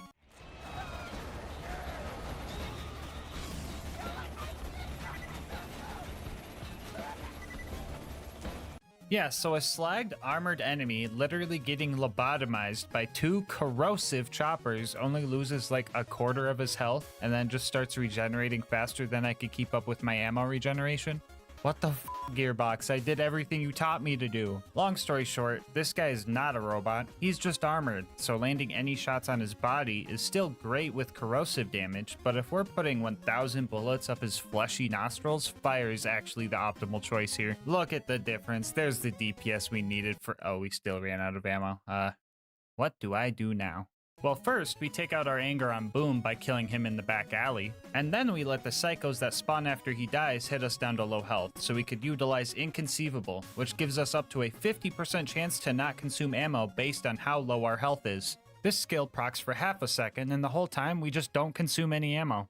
There were a couple things about this strat that were hard to play around. First off, I couldn't gunzerk because then I would just regenerate health and lose all the free shot chance. And second, I was effectively playing with 1 health and risked getting one shot by pretty much anything. I managed to pop Boom out of his turret, but that doesn't give you a second win, so I ended up dying. Remember, these are all on purpose. And when I got back to re-kick him out, I guess he got perma-slagged somehow. It's probably some glitchy stuff with him getting in or out of his turret while slagged. I don't know, spaghetti code game. But it made kicking him out again and finishing him off pretty easy. After that, I used the mobs to farm up some ammo for the climb up Flint ship. It was a bit of a grind climbing up here. My main strat was to use Fistful of Hurt to stagger an enemy and get up close and land as many shots into their forehead as I could. This was pretty much a mandatory strategy because the accuracy only barely exists on this thing. Fun fact about the chopper, it is essentially just coded like a burst fire gun with a very long burst count, which means 2 things. First off, if we enter Fight for Your Life while firing the chopper, we burn a quarter of our ammo during the animation, which is just kind of silly to me, especially if you can manage to get a second win like this. And second, Salvador's keep firing skill was doing literally nothing here. This skill doesn't work with any type of burst fire weapons, even if you do hold the trigger down. So just remind me to respec when I get to Sanctuary or something.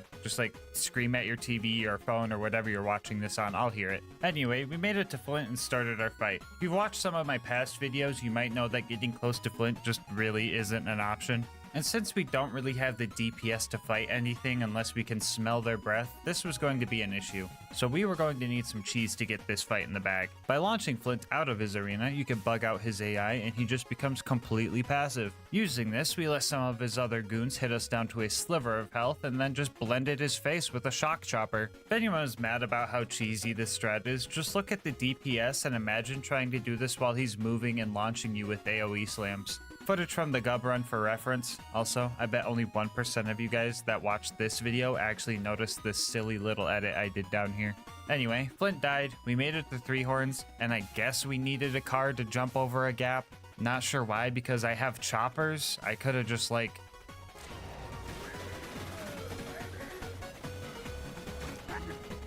Anyway, we threw some sick flames on the car, rammed door guy, blended door guy, got stinkied by a rack while trying to save Reese, watched Reese die because of that fucking bird that I hate, rebalanced the world by getting a stinky myself, I put the stinky on him, and made it to Sanctuary. If you're wondering about me killing the 20 bandits for Reese, I unloaded like 1,600 bullets in the camp, so statistically I probably killed more than 20. Anyway, the Sanctuary chores we have to do here are pretty boring, so to drown out the monotony and the sudden influx of screaming I'm now hearing for some reason, I'm gonna tell you guys about our partner, GASMASK'S. Alright, I know what you guys are thinking, but GASMASK, aren't you a monster guy? And yeah, I do like monster, but ever since they turned assault into assault, let's just say I've been broadening my horizons. Lucky for me, GASMASK'S reached out and set me up with this starter set, no strings attached. And honestly, I was pleasantly surprised. My favorite flavor I got to try was Copium. It's got an awesome cranberry flavor, and look at this little dude. He just like me for real, for real. I also got to try Raw Meat, which is a watermelon and cantaloupe flavor combo. Now, normally I'm not a fan of melon flavored things, but holy moly, this one was good.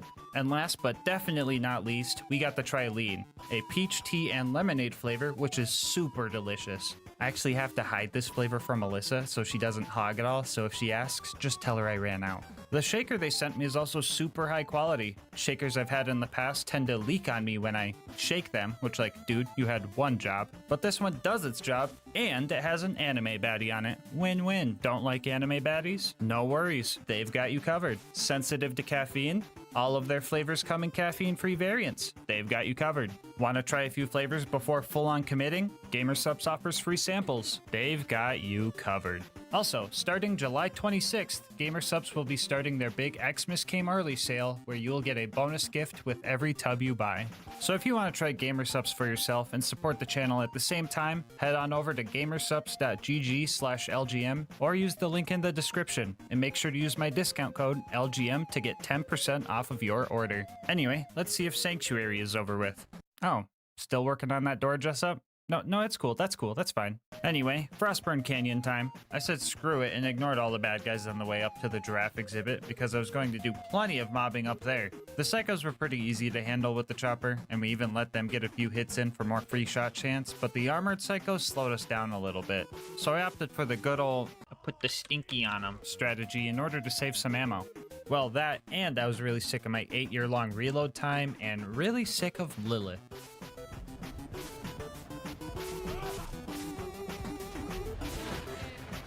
Where are my guns?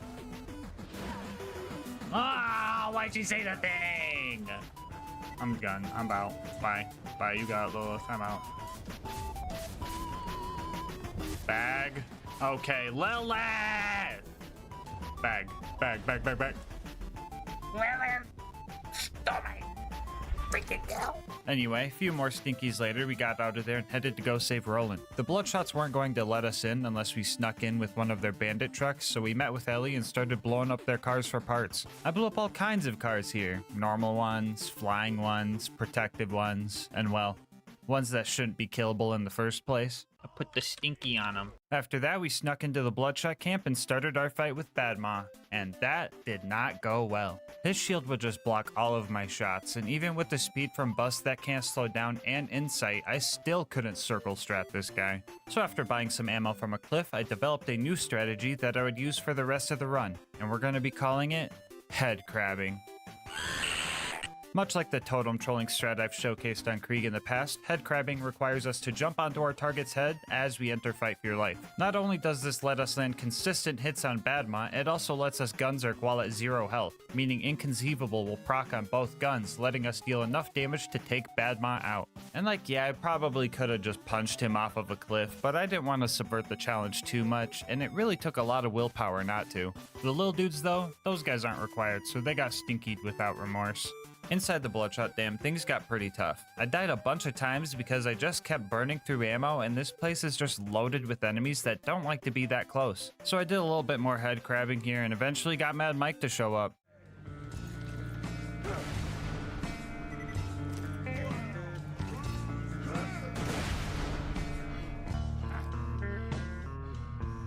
Anyway, we found Roland, and then the toaster found Roland, and then we found the toaster, and then we tried to fight the toaster, and then bad things happened. I managed to interrupt its construction process, but the exploder it was making blew up and downed me, which absolutely confused me. That didn't really matter though, because this run was destined to go to the gulag. So then we found the gulag, and then we found the toaster again, and then we tried to kill the toaster again, and then we failed again. Yeah, this fight sucked. We had to resort to the age-old strat of hiding and waiting for ammo regen. While I have you alone in this back alley where no one can hear you scream, I just want to say I think you should consider subscribing. If you've made it this far into the video, you're probably enjoying the content, so you might as well sub. You can always change your mind later.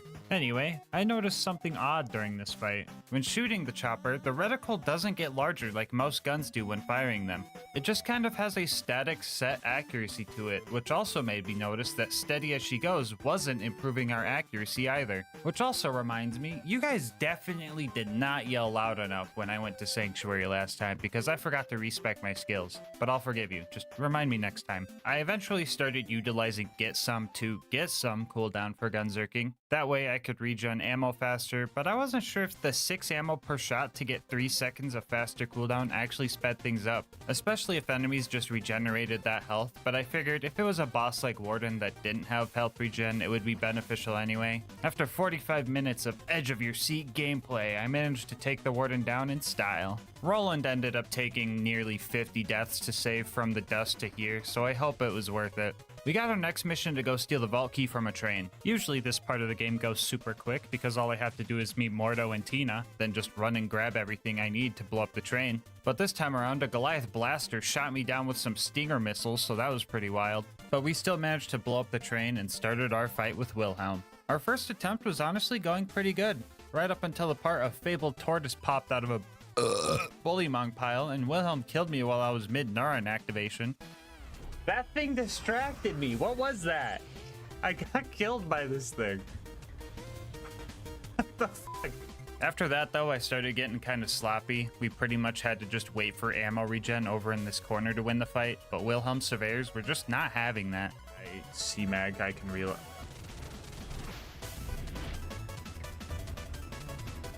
Dude, why'd they come up here and bully me like that? It's like a school playground. They come up here and just be like, loser, loser, loser. I'm gonna give you a swirly. Why are they fronting on me like that, bro? I eventually remembered that I could just run back to the beginning of the map to buy more ammo, so I tried that. That idea blew up in my face. I just kept fumbling during this fight because it was a balance between being patient and killing Wilhelm fast. I could have just waited for ammo regen and made sure my health was always full to kill him in one go with some time, or I could run around with low health, risk getting one shot by loaders and kill him faster. I just couldn't make up my mind, and the loaders that Wilhelm spawned eventually hit their respawn timer and started causing even more trouble. Eventually, Wilhelm decided to make the mistake of launching me off of a cliff, and then I really locked in. Alright, he's dead now. He's dead. Put the stinky on Okay, him. hold on, hold on.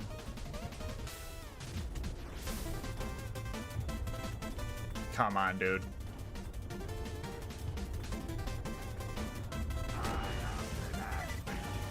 Just fucking die.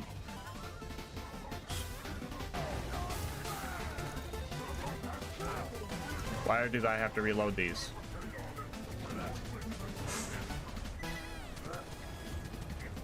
Oh, dude. Oh my god, seriously? Dude, so fucking close. Dude, just fucking die. He's right there! I'm getting edged.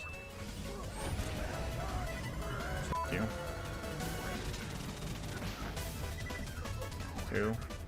Gun. Reload. There. God. Jeez, that took way longer than it should have. But at least we get to go back to Sanctuary. Oh, never mind. It's stressful here. Everyone is panicking. People are telling me to bring rocks to Lilith, and the screaming was just so Wait, screaming? Was I supposed to do something when I hear scream? Oh yeah, I need to respec my skill points. I'll just go do that real quick.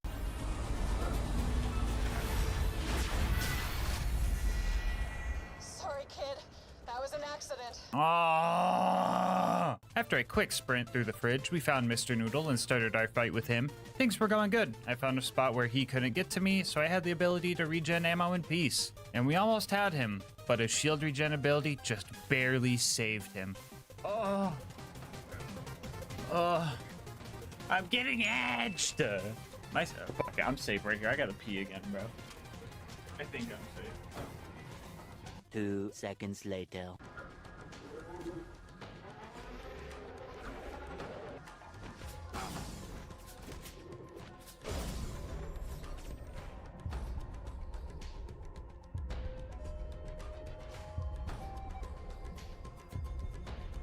Somebody clip it. What the fuck happened?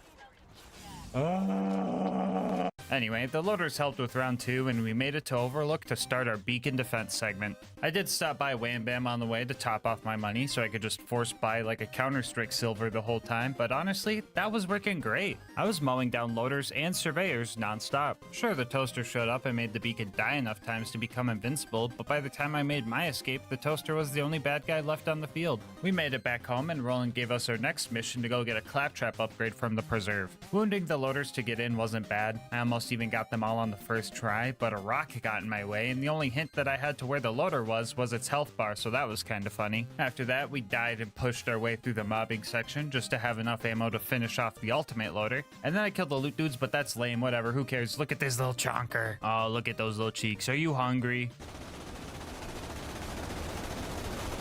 Anyway, the preserver was actually going pretty well, and all that was left was Bloodwing. I honestly don't remember the last time I had trouble with Bloodwing. She's been kind of lacking lately, so... Whoa, wait, why is there an hour of Bloodwing footage here? Oh, no. This fight seemed easy, and I really thought I was gonna first try this. Sure, I would have to wait for ammo, but Salvador can move pretty fast, which let me dodge Bloodwing's big attacks. And even if she did hurt me, I could either gunzerk or use come at me bro as panic heal buttons.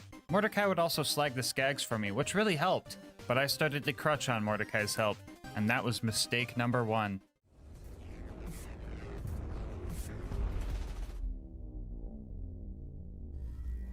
After that death, Borderlands Spaghetti Code threw me a curveball, and I got a glitch where Bloodwing kept her fire resistance through changing elements. A fire chopper on her shock and corrosive phases should have melted Bloodwing, but that just wasn't the case. I knew of this glitch's existence prior to this run, so mistake number 2 was underestimating Bloodwing. This made the fight way harder, and instead of being able to use a neutral element for 1 phase and an effective element for 2 of them, we had to use a neutral element for 2 phases and an ineffective element for 1, which leads to mistake number 3, not bringing a non-elemental chopper with me. Now, I could have went to go grab one, but that would have required me to mob through the whole preserve again, and then Mordecai would bug out and stop helping, so I decided to mask up, lock in, and just brute force this fight. Bloodwing also stopped landing as frequently, so I had to swap the chopper to anti-air mode. So anyway, the winning fight took like 20 minutes, and I ain't got much else to say except GG Bloodwing. Glad to see you on the comeback. Our next mission was to go to Thousand Cuts and recruit Brick and his buzzard support, which is okay. I just guess 1 chopper wasn't enough. Anyway, we started our initiation, and since running back to buy ammo wasn't an option here, we just opted to make a Godliath and started slagging bad guys for him. Big Guy was throwing everybody around, including me, but in the end he fell and I had to go on alone. About a dozen deaths later, we got initiated and had to deal with Sarcastic Slab. Put the stinky on him. Fending off the loaders with Brick pretty much went the same way, and it didn't take long for us to clear the place out. Our next objective was to go steal Jack's voice, so we found one of his body doubles and did the good ol' strat to take him down. A few button presses later, we had the final piece we needed for the bunker raid. Okay, just gotta grab Claptrap, and I think that's it. Am I forgetting anything? Do you guys hear screaming? Oh well, back to Thousand Cuts. We tricked the first toaster to look the wrong way and dropped half of its health before running out of ammo. After that, I hid in my Harry Potter bedroom looking spot. 5 minutes later, we got our letter to Hogwarts and finished that toaster off. The baby turrets up ahead were a bit tricky. They were slightly outside of my combat range, so a majority of my shots were missing. Oh my god. Look at all the bullet holes around the turret, dude. Ugh. The strat for these guys was to let them down me before I activated Gunzerk. That way, I could have both guns get the full extra shot chance, and that managed to do the trick. Happy late 4th of July, by the way. After those two, we started the most boring fight of the run. Yeah, this was just a waiting simulator. I would just sit behind it, shooting it every 3 seconds for Gunzerk cooldown rate, and 20 minutes later, we finally took that thing down. And the final thing before bunker was Face McShooty, which was actually a lot more interesting than you would think. My plan was to throw my 1,000 rounds downrange, and if I didn't hit him, I would just read-only farm to keep me from having to slowly regen all my ammo. But on the first attempt, not only did we hit him, we actually hit a crit. But we didn't notice this right away because the objective didn't check off, so I kept going because I thought my eyes were messing with me and continued for another 20 minutes. After that, I started to get suspicious. I knew I could hit him because Get Some was activating, but even the body shots weren't registering for the mission. I did some testing and everything seemed normal, and the chopper could in fact kill him with crits. We also reviewed the footage and there was a crit on the first attempt. I had a theory that this could have been some type of range-based thing, so I tested that for like 40 minutes before I finally found the answer.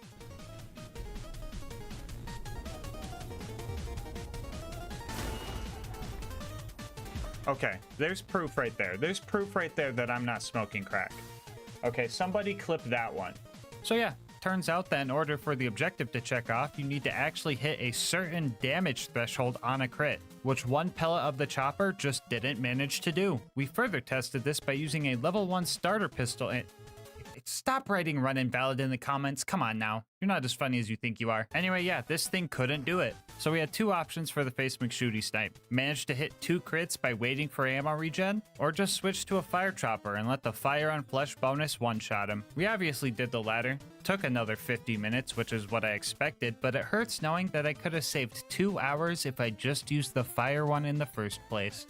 Anyway, that was the most eventful Face McShooty snipe I've ever had, but at least we made it to the bunker. The strat for the autocannons was to suck on the barrel until I got down to low health, that way I could have the free ammo chance. Yeah, so I feel like I've described this strat enough times, just assume that's the plan for everything unless I say otherwise. The first attempt at bunker was going great. I got him down to half health and decided I wanted to take this combat to more of an aerial level. Yeah, that didn't go well. The next few attempts after that ended pretty deep in. 2/3 of the way through the second attempt, I tried to fly again, and the attempt after that, I just got Hail Married by a random landmine. Very ironic for a chopper to do if you ask me, but oh well. After that, I used the chests outside to top off my money supply and locked in for attempt number 4. 20 minutes of paranoid gameplay later, I got the bunker into his deathbed phase, and then I realized I forgot to switch the chopper to anti-air mode. Down in Angel Core, I mentally prepared for my death counter to make a huge jump, because dying was going to be my main source of ammo. Actually, you know what? It was pretty much my only source of ammo. My prime directive for the next 50 minutes was going to be press button, kill loader, then die. Something sped up the process. Angel was dropping ammo crates for us, and Roland's turret gave us some crazy ammo regen. Saving him was definitely worth it, even though he is only here for like half a wave of loaders before Lilith takes his place and does literally nothing. I was just thinking, I had a feeling it was coming. Roland was the MVP down here, and for that reason, I made the plan to change history, to save Roland from his demise down in Angel Core. I was going to take Jack out before he had a chance to take Roland out.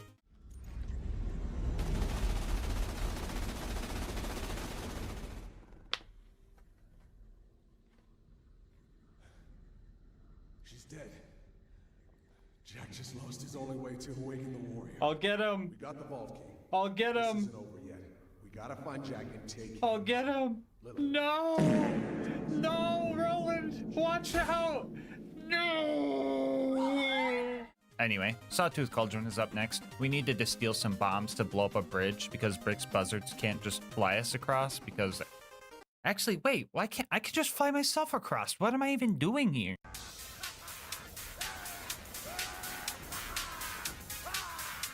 The ambush commanders went surprisingly well. I just cornered each one of them and just shoved my choppers through their shields. Spawning in the death cubby even proved useful this time around because I wasn't locked in there with them. They were locked in there with me. After that, we killed our cousin Boombringer and spent precious moments of human life trying to put the Stinky on mortar.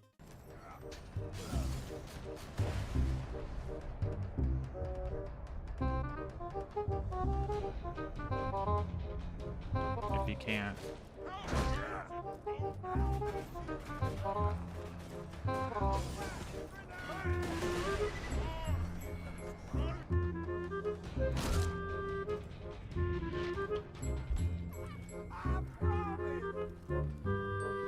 Look at this.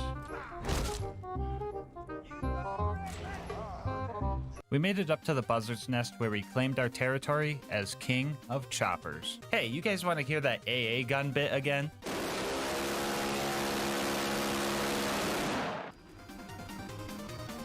This on some crazy shit. Oh! Anyway, we flew out of that joint and made our way to the boneyard to turn a bunch of valves and blow stuff up. And then we made it to the Badlands to completely ignore Saturn. Before you start booing, this is how much damage I could deal with max ammo. Keep in mind that it takes 5 minutes to regen back to full ammo after each burst. This wouldn't be challenging at all. It would just be 3 hours of waiting. And I also don't have enough hard drive space for all of that. Alright, fine. How about I make it up to you guys by, I don't know, adding the Hammerlock DLC to this challenge instead? Speedrunners beat that thing in like 7 minutes. I should be fine. Anyway, we ran past everything before I even realized we were there and got the info that we needed. The final stride towards the vault starts out with the Claptrap door, where we completed our last mobbing section of the run. After that, we ran through Heroes Pass, and then ran through Heroes Pass again because we forgot to wait for Claptrap to stop yapping, and then we found Jack. So, real talk, killing Jack in the conventional way was just not going to happen. He's got some crazy health regen, which is most definitely faster than my ammo regeneration, so a little bit of cheese was necessary here. Option 1 was the good old block him at the terminal strat. Once we got this set up, we just had to get him slagged while having low health, and then fed him a fire chopper to finish him off.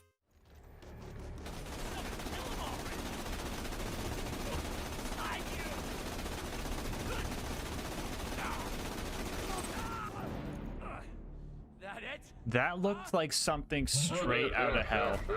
Or there's option 2 if you prefer more of a stinkier cheese.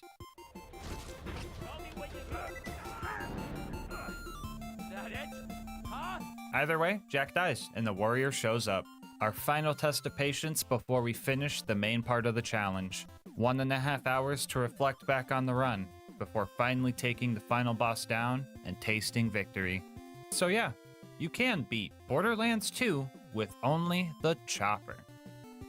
Bonus content time, whoa! As I said before, we are also going to be taking on the Hammerlock DLC. Everybody's favorite, I know. This DLC immediately starts it off with the action. You spawn in and have to walk all the way over to Hammerlock, and it's just so riveting. After that, we gunned down some squatters that were taking up room in our cabin. They didn't like us kicking, or I guess in this case, punching them out of our property, and they got all demonic. And fun fact about these guys, they just don't take fire damage. Like, damage numbers don't even show up, and I didn't know that, so I thought my sanity was finally slipping away from me. After we dealt with way too many of those guys, Hammerlock got us a boat and sent us to go fight Thermitage, which seemed undoable, until Twitch chat pointed out that its health bar's a lie and it's an armored enemy. That's twice in one run now, jeez. Oh well, it got melted as soon as I started throwing acid at it, so what's next? Oh yeah, more of these guys. Jeez man, I really hate the combat in this DLC. I guess it's kind of funny that the chopper can stagger lock these guys, but I will never not be mad that wooden masks and shields can block bullets full stop. Another 20 minutes of mobbing later, we had a new job of destroying all of Jack's DNA samples. I guess this Nakikiyama guy wanted to ruin our fun hunting trip. Oh well, just a few little safes to bust open and one boss to deal with. Should be pretty easy. Well, yeah, this should be easy. Okay, this should be... What the fuck is killing me? Oh, I see. Wound Spike has bullet reflection because, well, actually, I don't really know why. I honestly thought it was over for me here. There was just no way I could be accurate enough to take this guy down without murking myself in the process. So after a few tries, I just accepted my fate, murked myself in the process, and just let it rip while standing right up next to him. Yay, fight for your life meta! After that, there wasn't much left to do. We had to run through candle racks, but the elite savages here aren't even mandatory, even though there's an objective to kill them. But I felt like stinkying them all anyway. I put the stinky on them. And then it was time to fight Jackenstein. Let's do this. Oh, what the man, who thought bullet reflection was a good idea? It would be one thing if the bullets would just fly in random directions and you'd get hit from time to time, but they literally programmed it so they always fly towards the nearest player. Why the fuck did they give these guys the perfect deflect red brick, bro? I would rather every enemy in Borderlands 2 have those stupid wooden masks than any enemy at all to have this stupid mechanic. Fucking stupid mechanic. Yeah, this fight, guys, not happening normal. Belt sanding my face every time I try to shoot this guy, mixed with him being nearly undodgeable when he lunges at you or tries to throw giant tubes of acid at you, just makes this impossible without cheese. Good thing I know about this spot. Strat was just to peek out, spray, and hope to land some crits until I tasted my own bullets. After that, I would just flip him off for full health and then wait for my Gunzerk to cool down. Sounds tedious, but I should take him down in like 30 minutes tops. Oops, I misread that. 3 hours tops. Yeah, his health bar, it's just a fucking lie. You kill this guy by blowing up 2 back generators and then dealing enough damage to his chest piece, all while dancing with death every time you try. The first generator took 10 minutes. Another 15 minutes later, I managed to get a second wind off the second one. 50 minutes after that, I blew the guards off of his chest piece, and for the next 2 hours, I rinsed and repeated this strat, not knowing when the torture would end. Every time I sprayed Jackenstein down, I was hoping the fight would just be over. But that's not quite how it went. You said you were gonna stream for 4 hours. I remember. How's it going? I've been fighting this one guy for like 2 hours. And it's like, not like I keep dying or anything, because I've been alive for 2 hours. It's just really slow. Yeah. So I don't know how close I am. It could be one shot away right now. Ah. 2 seconds later.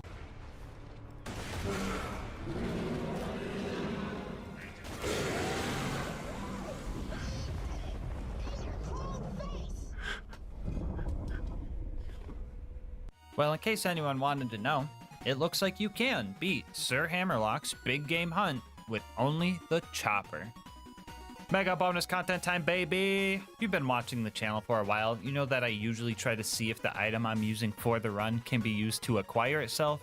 And if you don't know where the chopper comes from, well, it comes from Dexidius, the Invincible. To spawn this guy, you need to run around the grotto and put a total of 96 iridium in these 4 furnaces. Go pull this lever, get your ass handed to you for an hour while you kill off waves of demonic savages because you couldn't kill the witch doctors fast enough. And then this giant fucking stick bug comes out and you have to roleplay Dr. Pimple Popper until this thing dies. And trust me, there's no head crabbing this Strider. And yes, this video does have 2 Half-Life references because I practically spent half my life trying to kill this thing.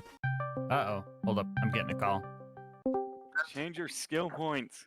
Change your skill points.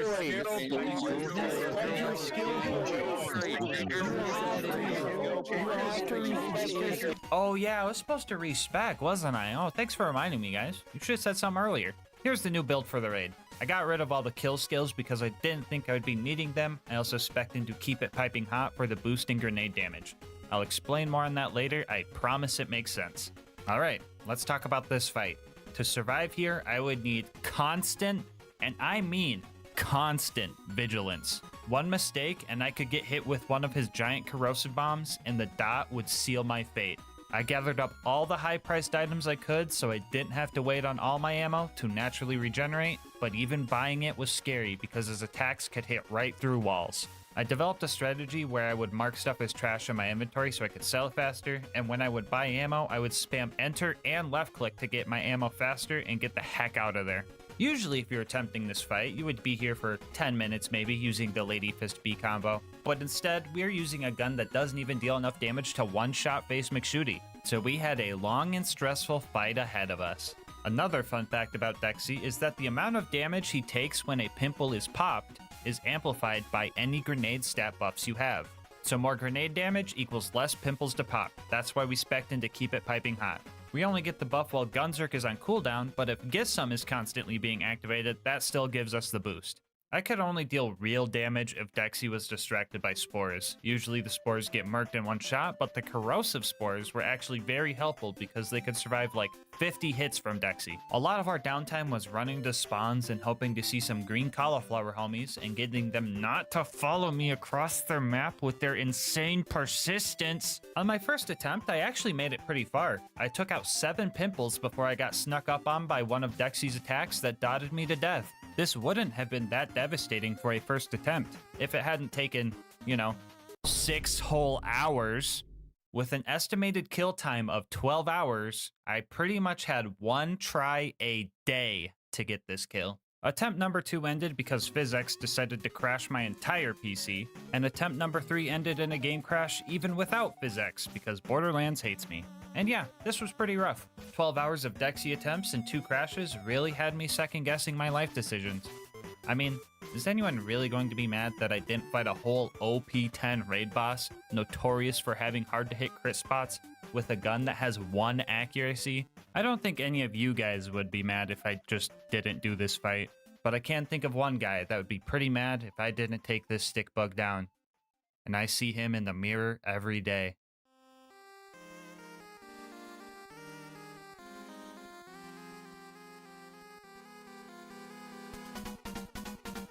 I wasn't about to let some stick bug get the best of me. I don't care how invincible it was. So I went to the lab and tested how many pimples I would need to pop in normal mode. And I found out that we were going to need to pop at least 16 to get the job done. With my newfound knowledge, I put some more attempts in and failed a few more times too. Dying to letting my guard down, trying to fend off a triple O I accidentally spawned, and finding out that Dexy has bullet reflection if you're too close, which could cause me to put a fire dot on myself, killing the attempt, were all a few things I had to deal with. A few more fails like that happened before I made it back to my PB of popping 7 pimples. I was locked in and ready to go for another 6 hours. But Borderlands had a different plan for me.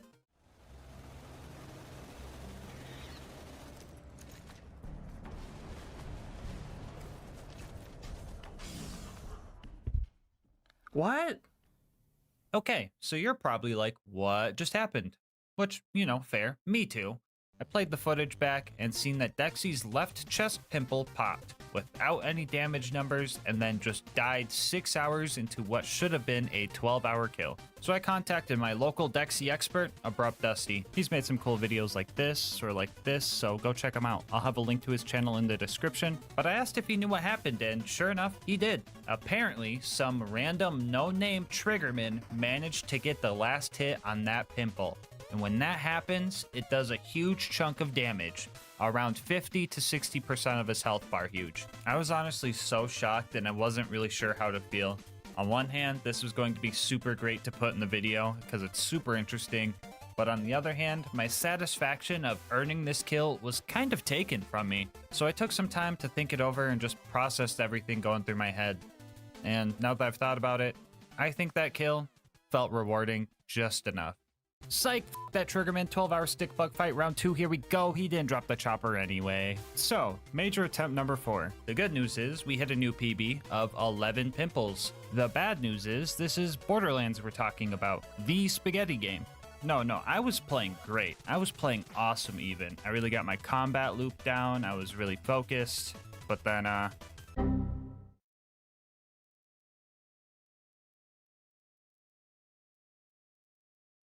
yeah, so I wasn't too beat up about this. I kind of expected this to happen, honestly. Have you taken any breaks yet? I have not, because I'm afraid the game will crash. I'm still kind of surprised how well I took it.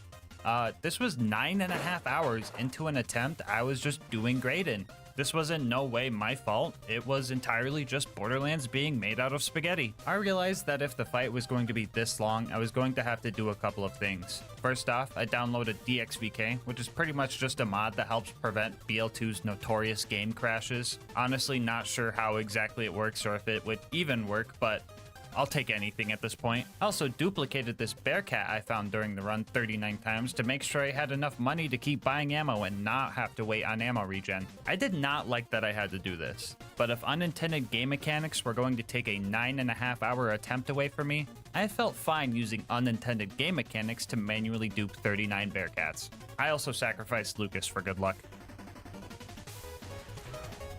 I put the stinky on him. 1 week later, I prepared for what I hoped would be the final fight. I was improving on every attempt. I learned how to take out the initial savages in half the time. I was able to take out Dexy's first 3 pimples really fast using high-risk strats. I learned all of the spore spawning locations to maximize my chances for corrosive spores. And I really learned how to read Dexy, allowing me to get closer than I was before. Our strategy was becoming well refined. It almost felt like I had 30 hours of experience fighting Dexy or something. On day 4 of Dexy, I hit a new personal best of 12 pimples popped before this rock ended my 7-hour fight. Ah! That's fucked up, dude. That's real fucked up.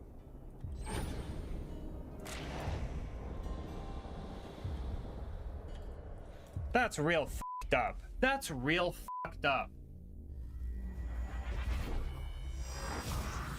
Don't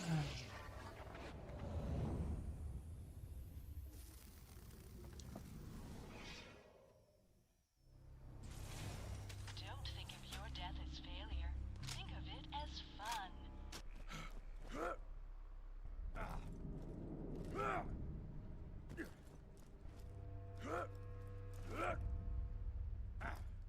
Lesson learned, I guess. I just kept trucking through the hardship and came back strong for day 5. I started using a 25-minute timer on my phone so I knew when those darn savages would respawn so I could plan for them. But even then, it was hard to get rid of them because Dexy loves standing right on top of their camp. And just like that, history repeats itself, losing us another 7 hours. Day 5 of Dexy washed down the drain. But look at that smile. You might think it's a facade, and it's just there to hide the pain, but you would be wrong. I mean, you are witnessing pain. You are witnessing frustration, and you are witnessing anger. But that smile is still one of genuine enjoyment. I knew that every failure and every setback would make the victory all the more great. Joy and struggle don't have to be mutually exclusive. And heck, 6 is my favorite number anyway. I play a little bit risky at the beginning, but that's fine.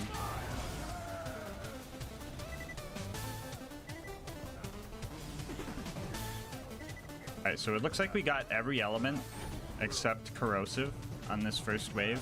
That's fine. Alright, if you're on the believer side of the prediction, you guys better be manifesting corrosive spores. If you're on the doubter side of the prediction, you guys better be manifesting corrosive spores.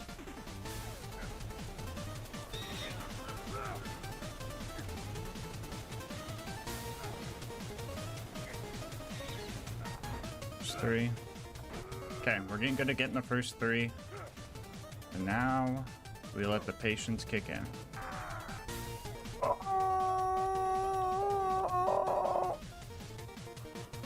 There we go. Level 90 corrosive spore. God, the fucking 2-legged drifters fucking murk my homies, bro. There we go. There's 4. I gotta be jumping now. Oh, I killed him. Ah! Oh, fuck, I thought that was a drifter, dude. I got scared by a fucking branch. Nobody clipped that into 4. Oh, shit. Oh my god, dude. That fucking rock almost killed me, dude. I can't. Okay, 5 out of 16.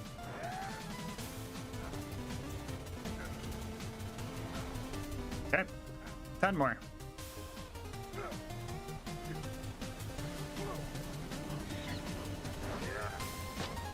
Cool. 9 more to go. Okay. 8 more.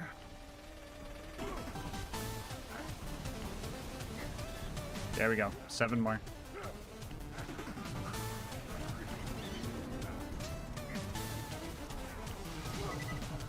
Bexy, help me out, dude. I don't have health for this. I really don't. Bexy, you gotta fucking get those fuckers. There you go. And we're good. Okay, new timer. Okay, dude. Okay. That fucking shock dude is getting on my nerves, and I'm about to kill him myself. Stop, you fucker. Oh my god, I'm killing this fucker. I don't care.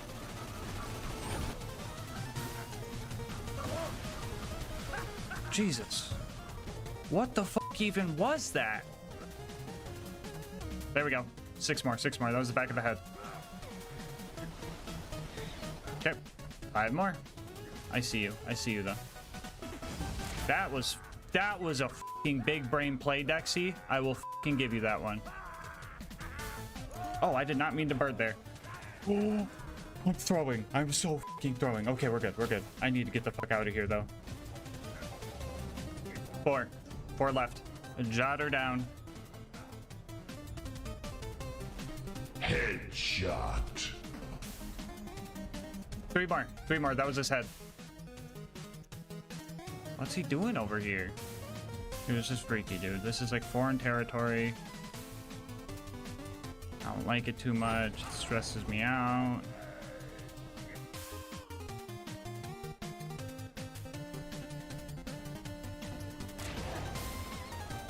There it is. There it is. 2 more question mark? Why are you over it? What is in this corner that you want? What mystical powers are you seeking from the waterfall?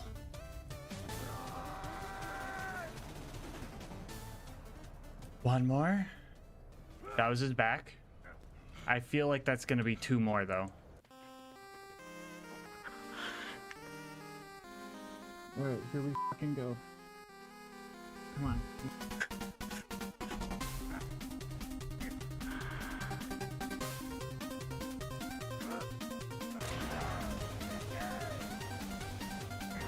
One more. We got 1 more, guys. 1 fucking more. 1 guaranteed.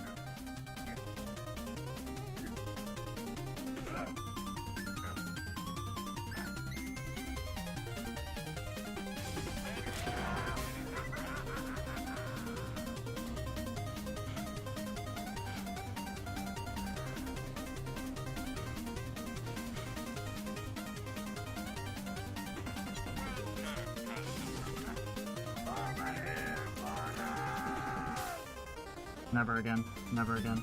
Never again. Oh, dude, my arms and fingertips are going numb. Breathe, breathe, breathe, breathe, breathe. Alright, dude, I'm afraid the game's gonna crash. There is no time for breaks, sadly. Are you okay? Yeah, I'm fucking great.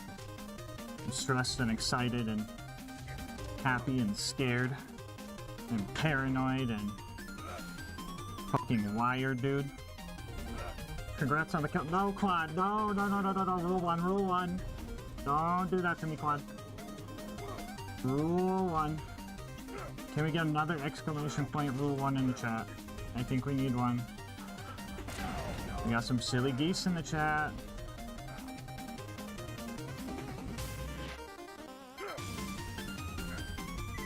Oh my god. We almost fucking lost it there. We gotta fucking get a Gunzerk now. If we got dotted there, we would have fucking lost it. How'd that fucking hit me, dude?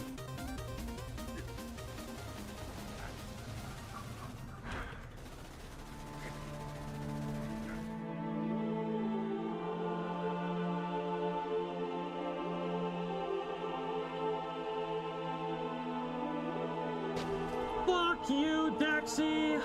Ooh.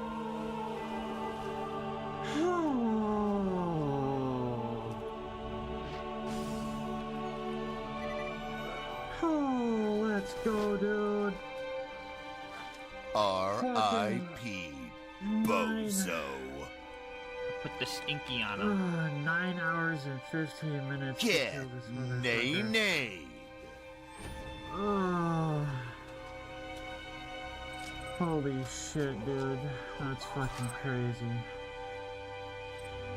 Put the stinky on him. After 48 hours of Dexy attempts, we finally took him down, and my thirst for a challenge was quenched. I woke up the next day, and I had received the most wild email I have ever gotten, and I just want to show you guys this thing. Yeah. No idea how my heart rate monitor knew I was playing Borderlands 2, let alone streaming it, but geez, man, I was on edge. I doubt the 6,000 calories part is right, but I definitely did smell like a gamer after all of that stress sweat. But it was all worth it, you know? Getting that kill was one of the best things I've ever felt playing a game, and I don't regret a single second of that 48 hours. But I felt like something was still missing. I felt like the chopper wasn't used as chaotically as it was intended. I mean, yeah, raid bosses are designed to be fought with 4 players, so it's not like I could just lay into them and expect to win. I had to focus and use tapfire strats for cooldown and just be locked in the whole time. And also, I didn't get a chopper to drop on this kill. So let's do it one more time, the right way. Alright, remember guys, if it bleeds, we can kill it.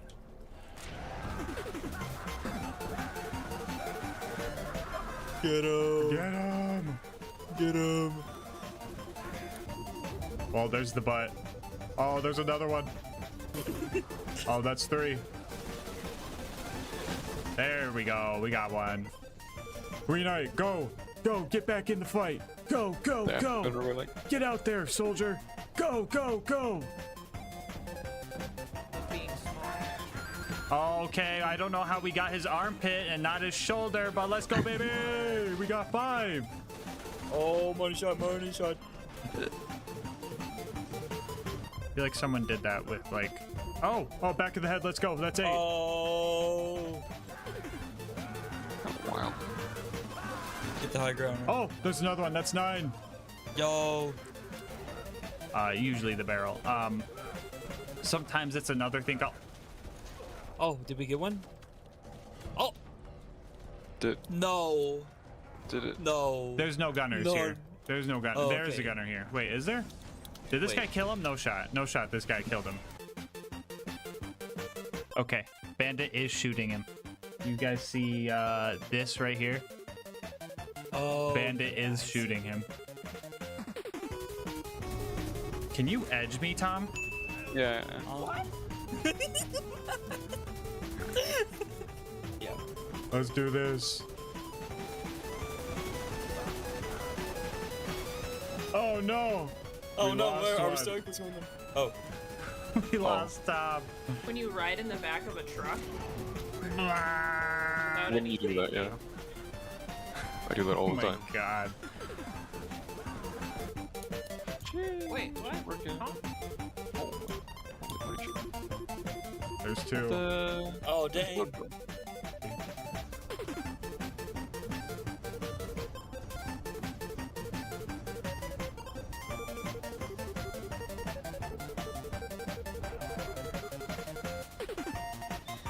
Time though. Oh! That works, I guess. Oh! What happened? I don't know. Oh, we got him. evaporated. Oh, he died. Oh. There we go. Oh no. Oh That's no. work as hero. Yep. Oh. Oh. Roach. Silly woman's sex recipe. Oh, there's 5. These are that's missing. Oh, okay, there's 6. Oh. That's interesting. Oh, there goes. Stop. Oh, there goes. Oh, there. Oh. Oh, there goes. Oh. Oh, we popped another? Oh, we got him. He died? Let's go. I don't think I see it, guys. Yeah, I don't think we got it.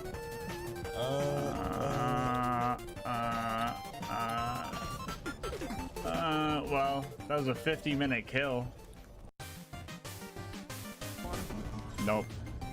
Well, okay, so I tried where you would do. Wait, why didn't you? Because I feel like knowing what. I just see a dead. Oh. Alright, nope. The wiki. Can't. I didn't even process. R.I.P. What? bozo. That was 52 on the dot. That was 52 on the dot. That is crazy. Oh, wait, we got... Oh, wait, never mind. We got a legendary. Why would you do that? Why would you do that?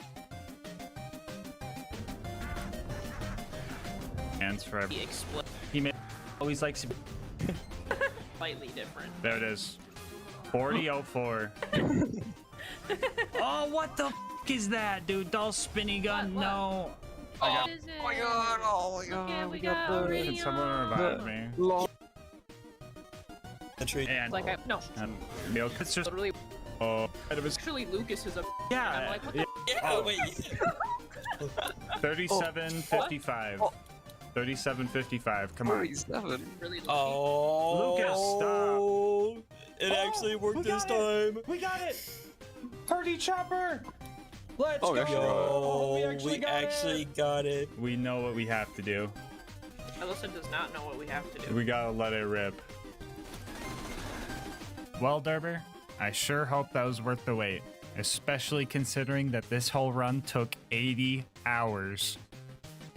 Before you go, I just wanted to say thank you so much for making it this far into the video. If you want to support the channel, make sure to like, comment, and subscribe. Doing all of that helps with the YouTube algorithm, and I love reading your guys' kind words and ideas for new runs. If you want to support the channel more directly, consider becoming a channel member to get videos a day early, grabbing something over at GamerSupps using my link, or going to GASMASK'S.com to get some merch. I will link my Discord and Twitch channel where I stream these runs live down in the description, and last but not least, shout out to Mango Soda, who made this video's thumbnail art. They do commissions and will also be linked below. But until next time, breathe easy, homies.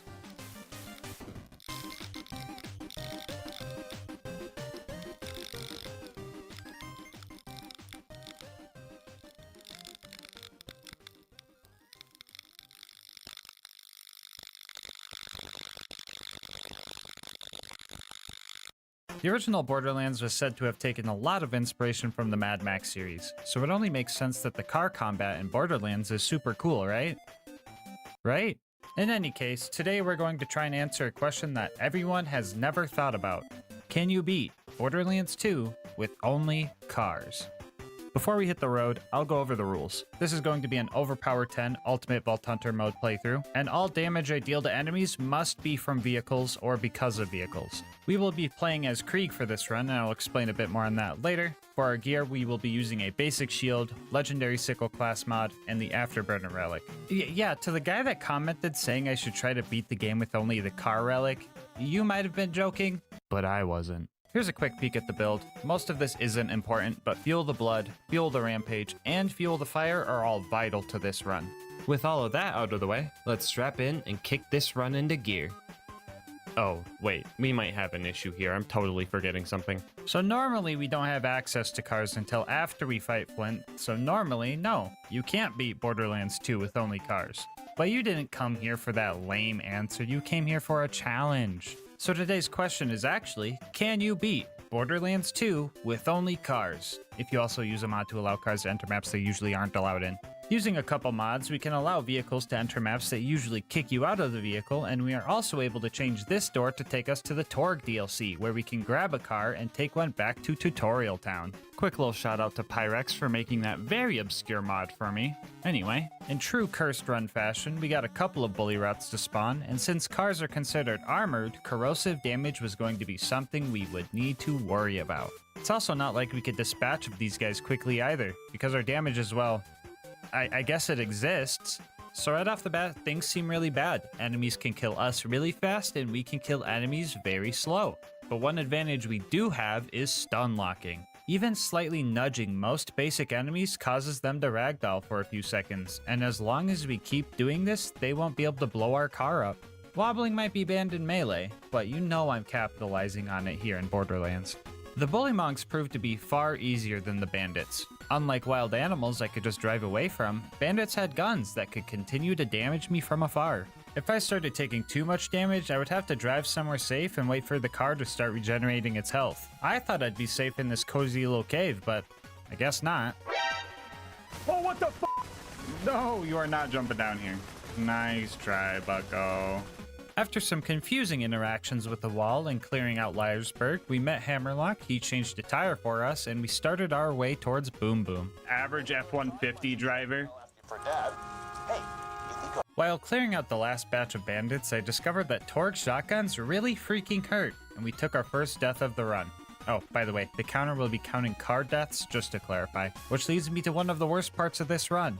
Losing a car means I have to go all the way back to the Torgue DLC and get a new one. I decided to allow a flight mod to go back to vehicle stations since this run was modded anyway. We aren't really doing anything challenging by walking back there, so to save time, hard drive space, and to get this video out earlier, we would just fly back to get a car. Anyway, after clearing out the bandits and accidentally learning how to parallel park, we finally made it to Boom Boom, and this fight was tough.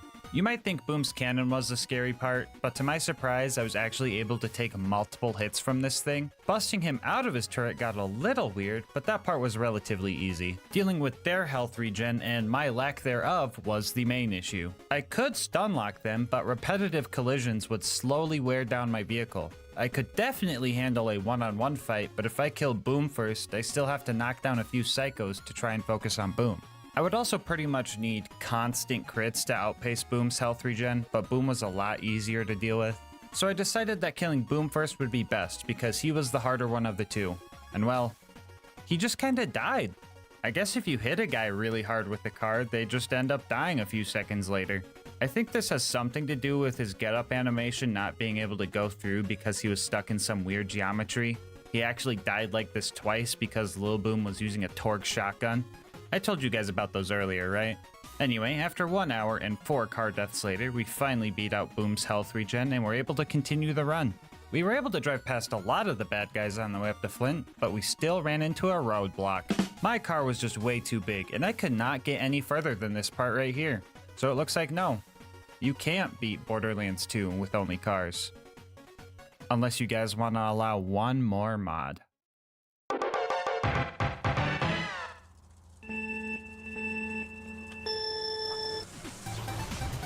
Looks like them puke boys are in a pack of trouble.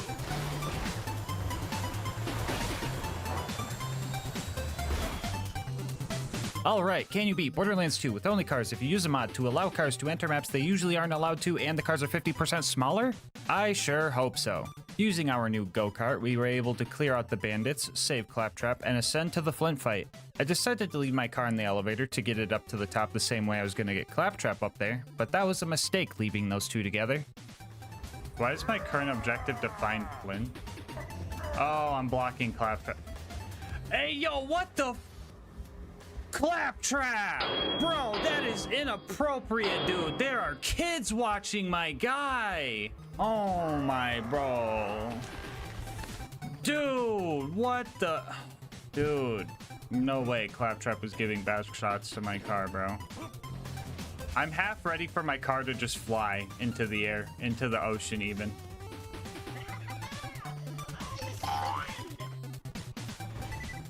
Okay.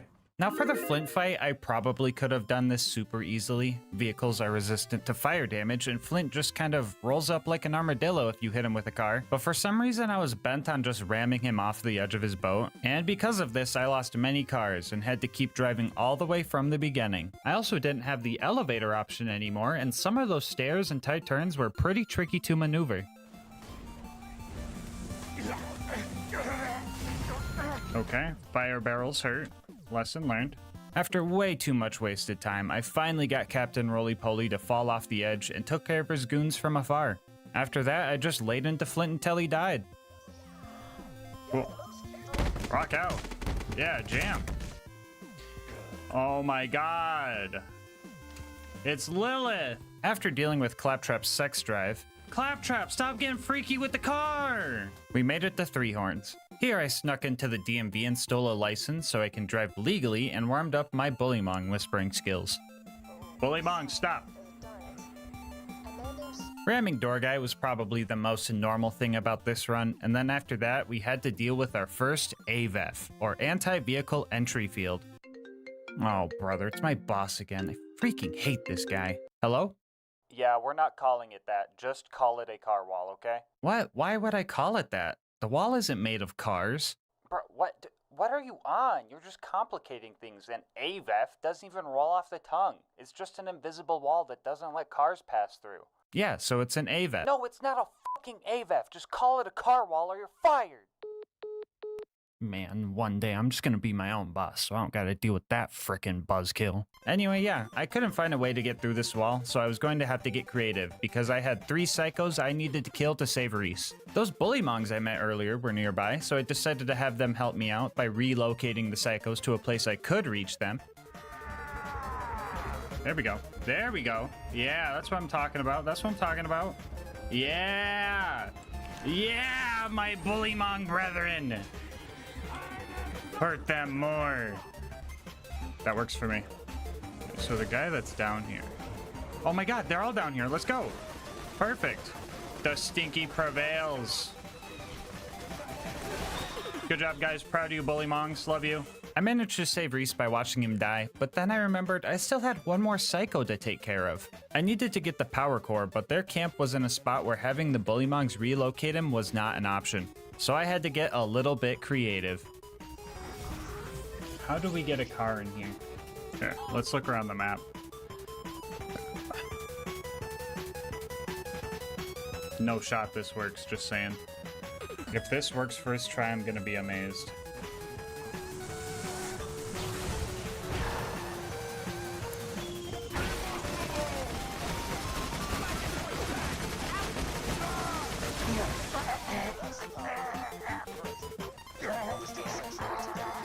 After I got my bullymong homies to kill the 20 bandits to avenge Reese, we made it to Sanctuary. Nothing too crazy happened here. I pushed Jess up into the button to speed him up, which was cool, and the only place I couldn't get my car was the fucking garage, because that makes sense. So while I'm here doing all the boring Sanctuary chores, I'll tell you guys about our partner, GASMASK'S.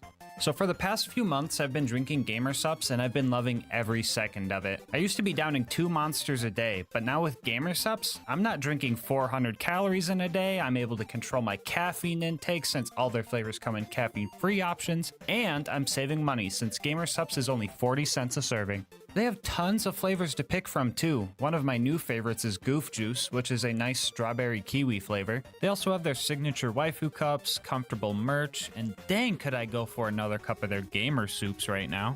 I mean heck, they made crickets taste good with their sus snacks.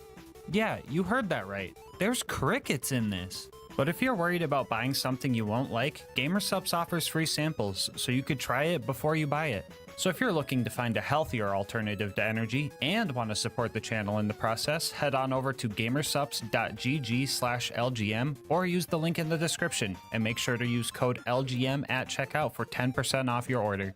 Anyway, let's see how Sanctuary's going.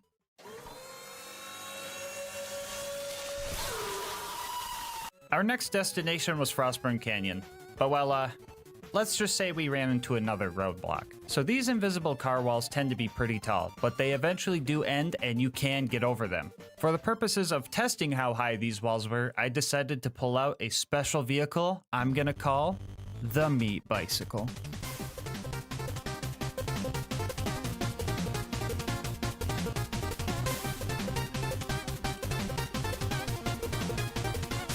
Yeah, this thing would make the challenge pretty trivial, so I will only be using the tiny sand skiff for wall testing. But who knows, maybe one day I'll try beating the pirate DLC with only boats.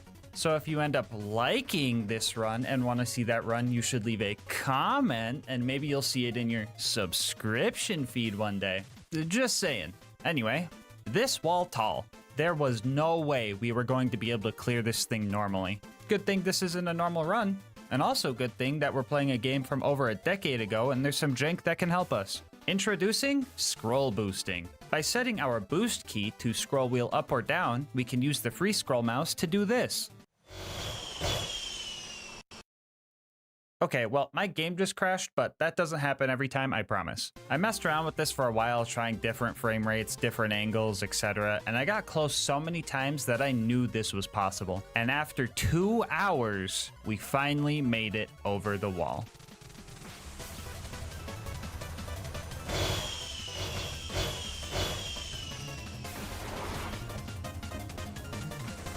Anyway, thanks for the raid, Jolts. You came just in time. 2 hours later, everybody. Now that we made it to Frostburn, we could drive past all the bad guys, do the skip, and...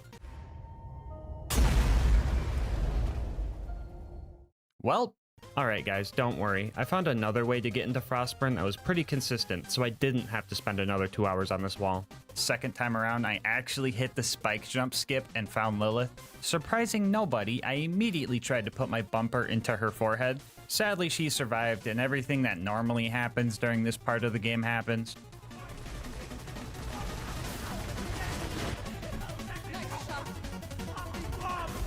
Okay, Lilith, okay. I'll give you that one, okay? That was kind of cool. There she goes. She ruined it. She ruined it. She ruined it. Anyway, we had some close calls with some slag and corrosive guns, but we made it to the end, and I seen what I thought was my only chance I would probably ever get to do something I've been wanting to do for a long, long time.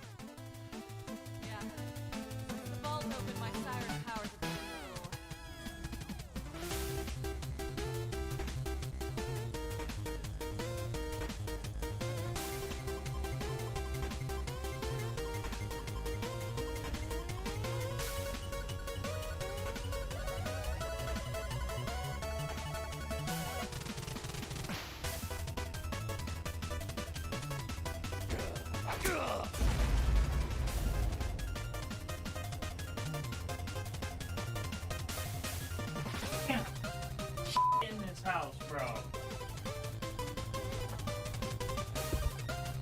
I can have shit in this fucking house.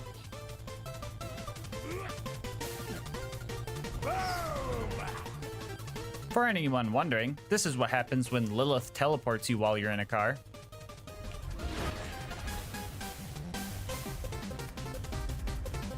Yeah, I don't know what I was expecting either, honestly. Our next mission was to save Roland from the Bloodshots, which meant it was finally time for a car upgrade. So we met Ellie, found the second garage of the run that doesn't work properly with my cars, used my Honda Civic to destroy a few Ford F-150s, and finally got an upgrade. So, for most of the rest of the run, we'll be using the Saw Blade Technical. A lot of you guys might think the Barrel Technical is better and know that it is the fastest vehicle in the game, but do you see these saw blades I'm shooting?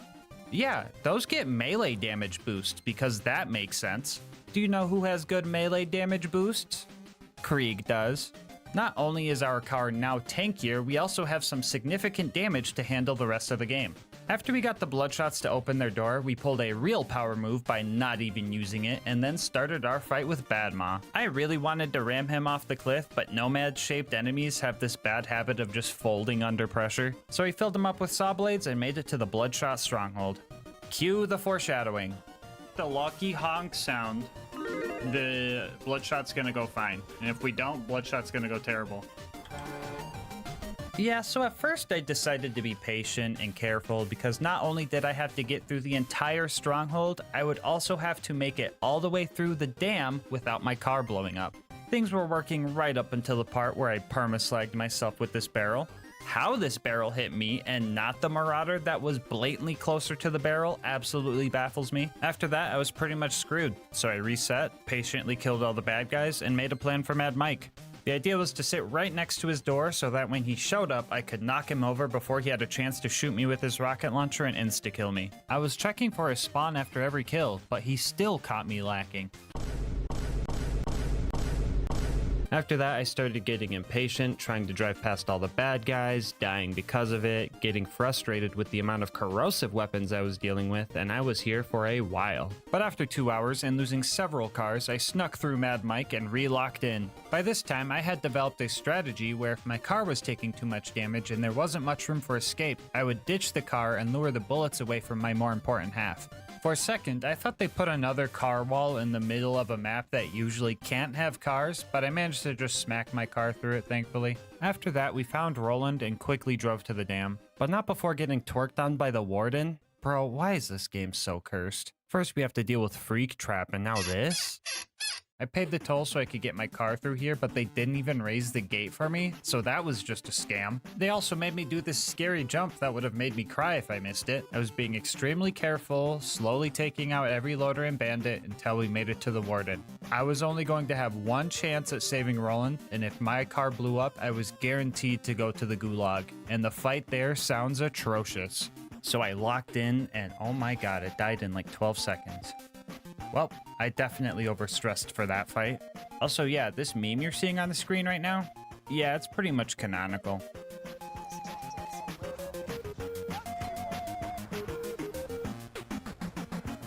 Put the fucking money in the bag. Put the fucking money in the bag.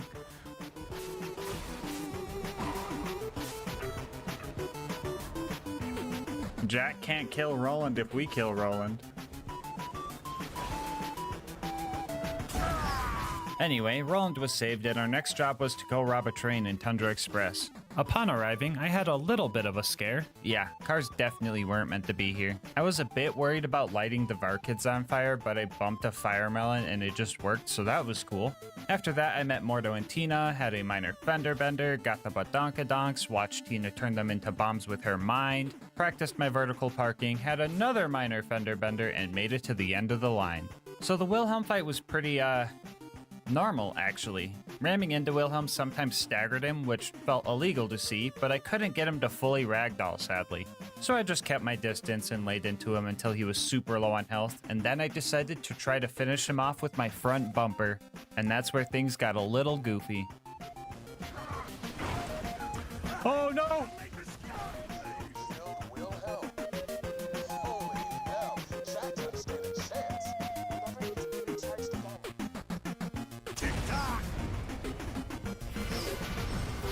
Yeah, that fight was way too easy, so I did it again and actually rammed him to death. Didn't look as cool as the first one, but oh well. We made it back to Sanctuary with our catalytic converter we stole from Wilhelm, but things started getting scary. Lilith stole my car, so I rage quit. She said that if she can't have it, I'm not allowed to ride the cool flying city, so I tried to scroll boost back over this bridge and everything just fell apart.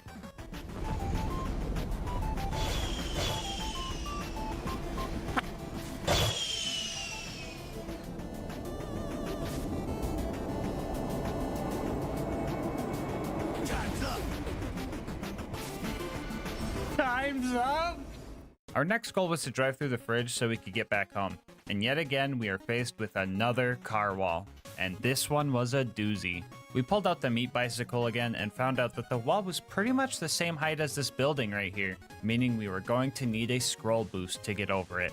I was here for a long time trying to find a good angle or ramp to make it over, but every time a jump looked promising, my game would just crash. At this point of the run, my total crashes far surpassed my total deaths. A couple of homies in the Twitch chat kept saying I should try and hit the jump with the runner instead of the technical, but I was being stubborn because I thought that I was going to need the technical for its speed. Speaking of Twitch, you should go check me out over there if you want to watch these runs live. Anyway, I did eventually break because it seems like the technicals crash the game way more often when scroll boosting. And when you mod them to be this tiny, trying to boost with them gets a bit squirrely. As soon as you press your boost key, the bandit trucks pretty much wheelie 90 degrees up, and unless you're on flat ground and just going straight, it's really hard to actually get speed out of it. So I caved and swapped back to the runner. And then I found that I could get my car up onto this section of the camp. But that doesn't really help. Only if I could do some grenade jumps, I could get up there and then like up there easily and... Never in my life have I ever thought I would have to perform a double grenade jump for a car. Because of their smaller size, these things also fly a lot further when hit with nades or punches. And after 4.5 hours of trying to scroll boost over this wall, I managed to blast my car onto the roof and over the wall.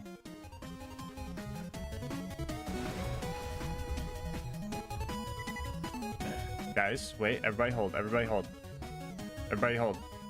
We might be good, we might be good. Okay. I'm gonna get out of my car real quick. So now, I believe we could just drop in right here. I think, I hope.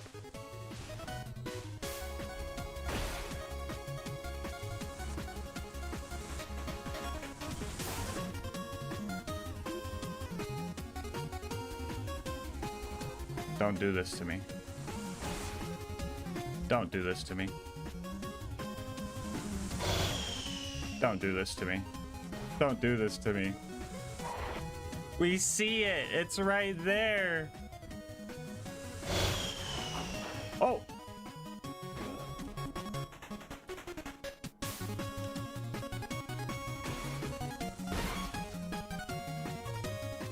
Well, that fucking sucks. So basically, I think the car was still hitting the invisible ice that Angel melts for you here or something. I'm just guessing at this point. So I was going to have to figure out a safe way through that. But I seen the option to travel, so I knew it was possible. The only issue was trying to get it back in there was really annoying, and I think I was kind of losing it.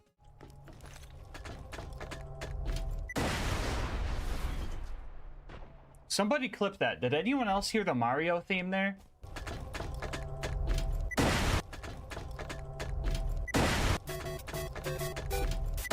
Anyway, it didn't take much longer before I managed to get my car back over the wall and through the invisible ice. Car in the fridge.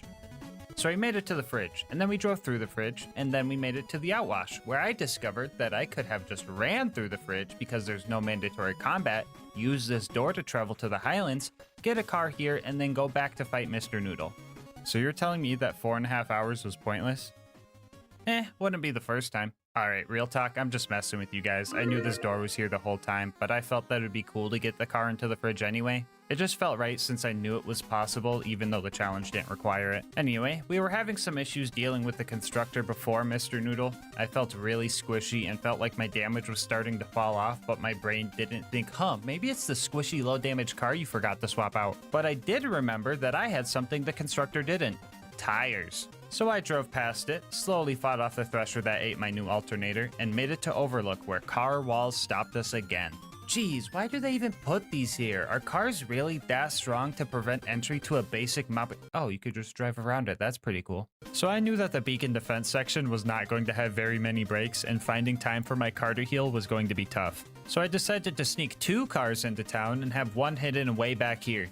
That way, when one car is taking a beating, I can make a little pit stop and swap out cars so they could heal. And that strategy was honestly working super well. That is not the pit crew I was looking for. I mean, the beacon still got messed up, but I didn't lose any cars in the process, and for the first time in a while, I was actually able to kill the constructor instead of just rushing the fast travel to escape, so that felt pretty good. We made it back home and got our next job to go to the... Oh, brother, this is gonna be obnoxious, isn't it? So, even getting into the preserve is a bit annoying. Pretty much needed to climb the mountain and cross the waterfall to get in. I talked to Mordecai and started wounding the loaders. That was going fine, but I did have to deal with some saw blade technical jank.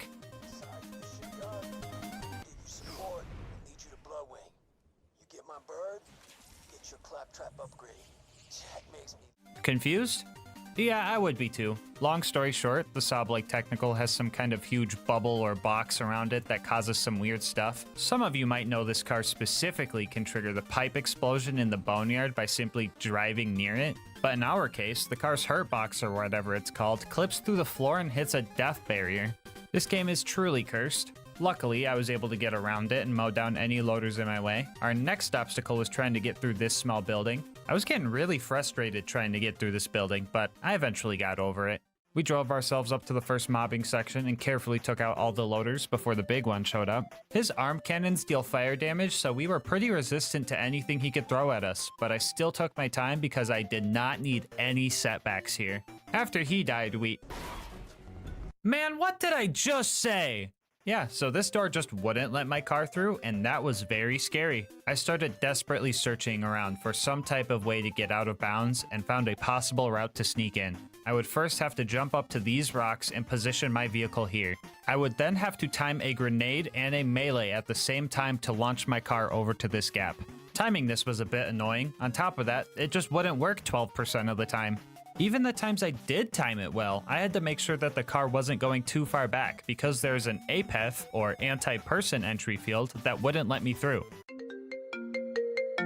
Yeah, I'm not answering that. Anyway, after I pulled that off, I would have to shimmy my way up and over this rock. If this thing was 1 degree steeper, I think I would have failed the run right here.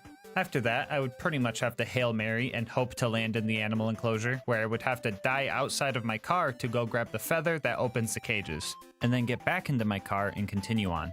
Dude, I can't believe getting through a wide open garage door took like an hour and a half to lab up and land.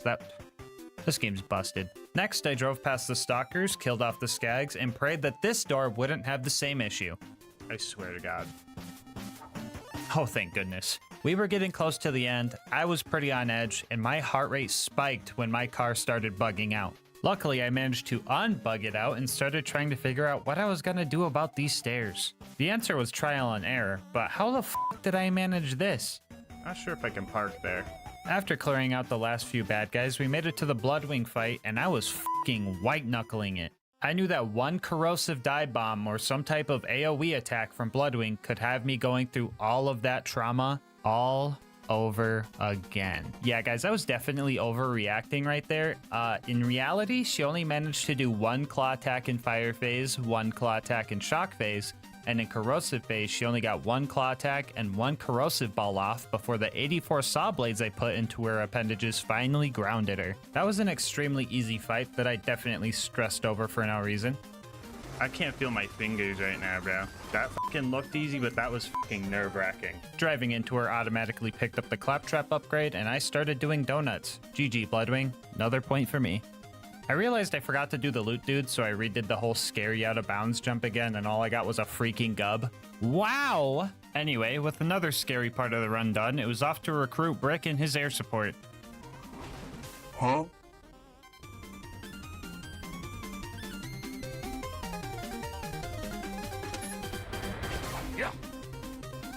Oh my fucking god, dude. Why'd that scare me so much? Why was that so terrifying? Oh my god. I thought getting to my initiation was going to be simple until I did the car equivalent of stepping on a Lego. Actually, what would that even be? A cactus? A nail? A police spike strip? Luckily, we had an alternate route that was less scary, but still janky. It looks like I'm gonna clear this jump, right? I am being robbed. After I cleared the jump properly, I tried to put the stinky on Face McShooty. That didn't work. I finally made it to my initiation, and ooh-wee, this was actually tough. The amount of bandits I had to deal with was the main issue, especially when there's no escaping the building to recover health, and making the Goliaths mad as a distraction didn't seem possible. These guys were also way too smart. They came prepared with corrosive Nova shields that would straight up delete my car, and some of these guys didn't even care about the rules. Don't do it, car. You got this. You got this, car. No shot, you just shot my car when I'm not even in it. Look at this fucking dude right here. Look at this fucking goofball.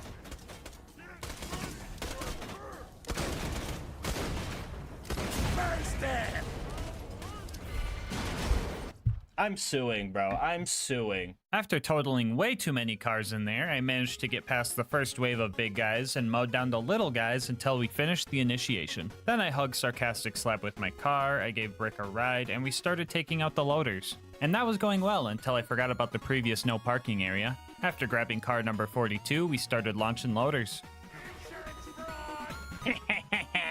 I noticed that warloaders and superloaders would actually ragdoll when I ran into them. Usually these guys aren't affected by knockback moves, which also means they are stinky proof. So this being a once in a lifetime opportunity, I took it upon myself to stinky the unstinkyable.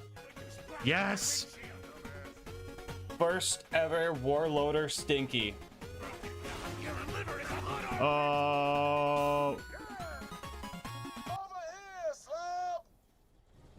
Rick? Rick? Well, he said over here.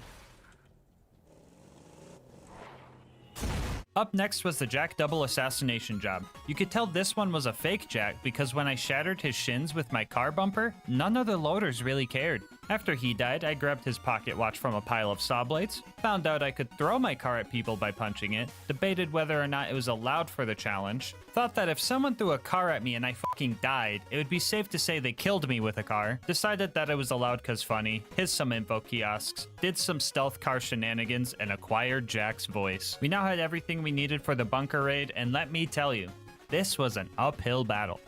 Breaking the ankles on the first constructor went fine, and the baby turrets were only mildly annoying to hit. And yeah, we actually had a pretty sizable lead on all the enemies spawning because they were just really slow. But you know how it goes being in first place.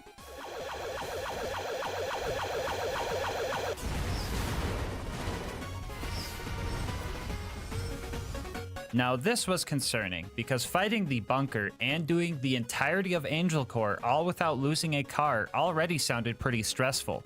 But having to do it with the barrel technical because the saw blade's negative aura hitting death walls made this extra scary. So I decided to try and find another way up, and I was met with even more jank.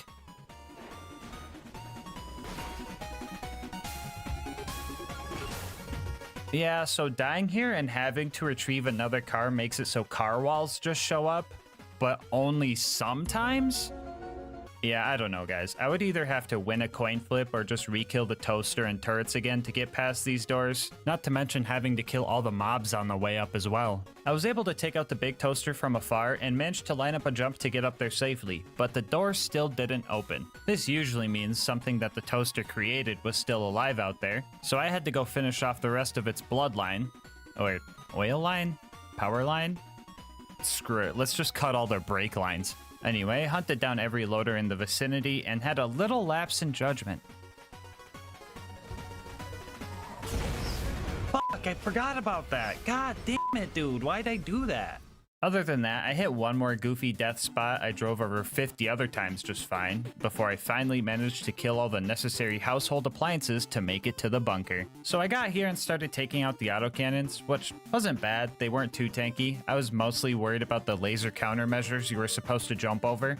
I really hope I don't have to explain why I can't do that. I don't know if it was the high up third person perspective, but I never noticed that the light railings turn red when lasers were coming. I also never noticed they would start on one end and work their way around the ring. Yeah, some pretty trippy stuff, but the lasers didn't do much damage, so that was cool. The bunker showed up, and for the first half of the fight, it was pretty simple. I just held both triggers down and ignored his autocannons because they don't really deal damage. But at the half health mark, I locked in and started playing safe because I knew that the slag cannon could deal some serious damage and possibly slag me. But even that was kind of easy. I don't know why, but the bunker would straight up overshoot and just miss every time. I tested this a bit later and this thing just straight up whiffs consistently. I know this guy wasn't programmed to fight a car, and maybe he's just aiming at my third-person POV or something, I don't know. I just thought it was kind of funny. So after finding that out, the second half of this fight pretty much played out the same as the first half. And it turns out, the slag lasers didn't even do that much damage. Dude, what am I so scared of? I really thought I was gonna be squishy this whole run. Hey guys, Future GASMASK here. So during this run, I was under the impression that my car was matching my level of 80 and I would be decimated by things like Boom's Cannon or Bunker's Slag Laser. But it turns out, cars scale to your OP level, so my health bar was actually able to take some of these hits. I still got the dumb under-level damage debuff from being level 80, so OP10 was still harder than non-OP levels, but hopefully this explains why my car seems to be way more tankier than it should be. Anyway, another scary part of the run was going to be Angel Core. I needed to get through all of it without losing my car, or it will restart from the beginning when I leave. And the worst part about this whole thing? I couldn't even reach the beginning because my car was still too big for this door. I was getting pretty desperate and frustrated, especially since Silence the Voices still managed to kill me in a fucking car-only run. Afraid that this might be the end of the run, I attempted to do the elevator skip speedrun strat with my car, and that went about as well as you could imagine. With no Lakitu bro able to save me from falling off the map, I resorted to my next idea, which was to see if the normal runner would fit. It would suck to lose the damage and extra health, but the runner felt like it healed faster, and that might have been important for Angel Core. But this one also didn't fit. Out of ideas, I planned on resorting to something I really didn't feel good about. The plan was to have my bro Luigi, oh, sorry, I mean Lucas, join the game and go press the travel button while I'm still in the car. That way I could get it into Angel Core. And right as he joined in, a small glimmer of hope showed up. I somehow managed to get my car sideways, and it was now halfway through the threshold. Talk about twisted metal, am I right? I was practically prairie dogging this thing, and after a few more good pushes... We're in. Oh my god. The run's alive, baby! No player 2 needed! Get the fuck out of here, Luigi! Now we just need to make sure not to lose our car in Angel Core, and we are home for... Oh my god, did it just vanish into thin air? Oh, thank God it came back after the cutscene. Ooh, that was a close one. All right, so my initial plan for Angel Core was to play it safe. I would press the button to open the door, peek out with my car to deal some damage, and then retreat before the doors closed. But my car had enough prairie dogging for one day. Well, I'm in it now. Locked in, I started fighting the loaders the best I could, making sure to knock them down and making sure not to get cornered by them. If an ion loader showed up, I would let them be. That way all the loaders would group up and I could heal on the other side of Angel's bubble. The laser turrets were a bit scary here, not because they dealt damage, but because they can stop me from healing, so these guys were priority 1. And as funny as it would be, I tried my best to not run Roland over, so I could avoid any potential soft locks. I was yet again gripping the wheel tightly, as this was a pretty stressful fight. I could have probably picked up my chair with how hard I clenched when this angelic guard slagged me and almost killed me. And that wasn't the only time I had a close call either. There were a few times I decided that abandoning ship was just the best option to draw fire away from our car. 2 injectors in, and I was looking for anything to calm my nerves and help me finish this fight. But all I got was Lilith. Howdy, boys. Ah, why every time, dude? You just got here. Alright, for real though, the last wave of war and super loaders isn't too bad. Their fire cannons are kinda useless against me, so I managed to take them out and make it through Angel Core first fucking try. Well, the bunker raid went well. Now I just need to use my car to block Jack and save Roland. Oh my god, did it just disappear into thin air? No. Oh, never mind, I still have it. Wait, if I still have my car, that means it never disappeared. And Lilith just moved it? Meaning that Lilith helped Jack kill I knew she was a bad guy, I told you guys! Anyway, I couldn't get my car out of Marcus's shop, so I left it there for him. He's gonna be so confused when he finds it. He's gonna walk in there and just be like, What the? Marcus Kincaid, you are now the proud new owner of a miniature saw blade technical. Our next objective was to go to the Hyperion Info Stockade, and usually at this part of the game, the bridge gets raised, causing us to have to go to Sawtooth Cauldron to get some bombs to blow it back down. But as usual, I did not feel like doing all of that. They said I needed a bridge. I say, just fly.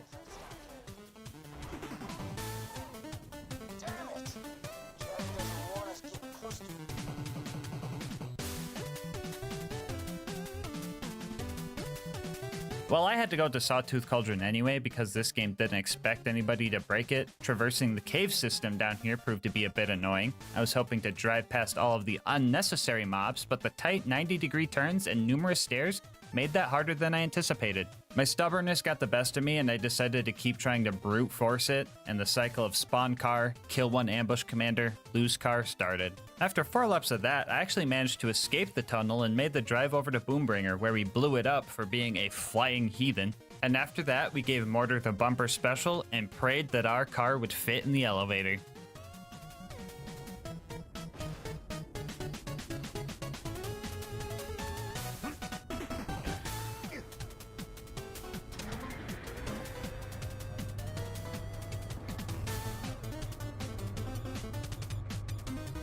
Yeah, so my car would just phase through every part of the elevator except the floor. If I would have also phased through the bottom, this run would be dead. So the fact that the game was cursed just enough and in a good way to get me to the top was absolutely crazy to me. I know I always complain about this game being spaghetti coated, but tonight, I think we should all have spaghetti for dinner. What do you guys say? I was on top of the world up here, and I was taking out buzzards with no issue. I felt invincible, and there was nothing that could... Oh, hello, Goliath Blaster. Right at 4 out of 5 buzzards, too. Anyway, we rode back up, killed the last buzzard, secured the bombs, and drove off the buzzard's nest. Woohoo! Can I park my bicycle here? After that, we made it to the boneyard where we did all of our usual valve cranking and pipe bursting, but then we ran into another car wall. If we managed to get our car into the pipe, we're stopped by a car wall. If we managed to ramp up the rocks, we're stopped by a car wall. And if we spend an hour trying to land on this pipe, jank myself over this wall, and boost wheelie jump onto this platform, we are still stopped by a car wall. We brought out the good old meat bicycle and found out that even with scroll boosting, there is just no way we are going to be able to clear this wall. So it looks like the run ends here. Or does it? To progress the story, we need to make it to the Hyperion info stockade, infiltrate it, and grab the info. And at no point is there any mandatory combat. And as per the rules, the car is not required here. Yeah, I know guys, it kinda sucks that I can't get a car into the Badlands and fight Saturn. This is a lie, I don't wanna fucking do that. But sneaking in might be tough when we don't really blend in and can't fight back at all. But for now, I'm gonna have to say goodbye, car. Until I see you again. Alright, so sneaking past all of the guards is going to be pretty tough. With enough persistence, we could grenade jump up to the front door and tank enough bullets to make it inside and grab the goods. But grenade jumping as Krieg is tough because the developers made him extra heavy so that he wouldn't get tossed around during melee combat.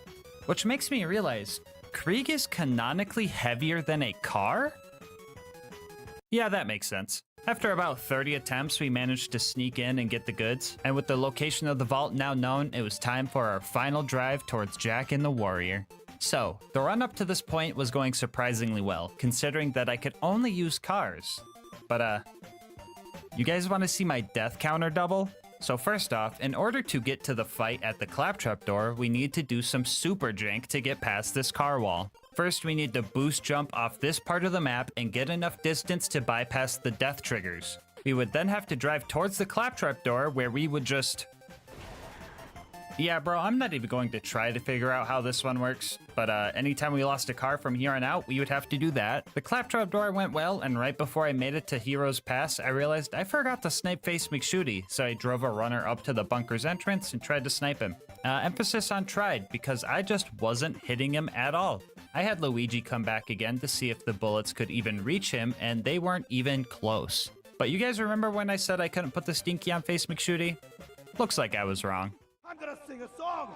Shoot me at the end of it. Da da da da da da. Thank you. We made it back to the claptrap door and headed towards Heroes Pass. And fun fact, this little platform here, cars just fall right through it. I wish I knew why, and it's kind of scary to know that just at any point in the run, I could have just fallen through any floor, but it was only this one specifically? What? This wasn't a real issue since I could just get enough speed going up the stairs to jump over the gap and press the button before I fell through, so we made it to Heroes Pass.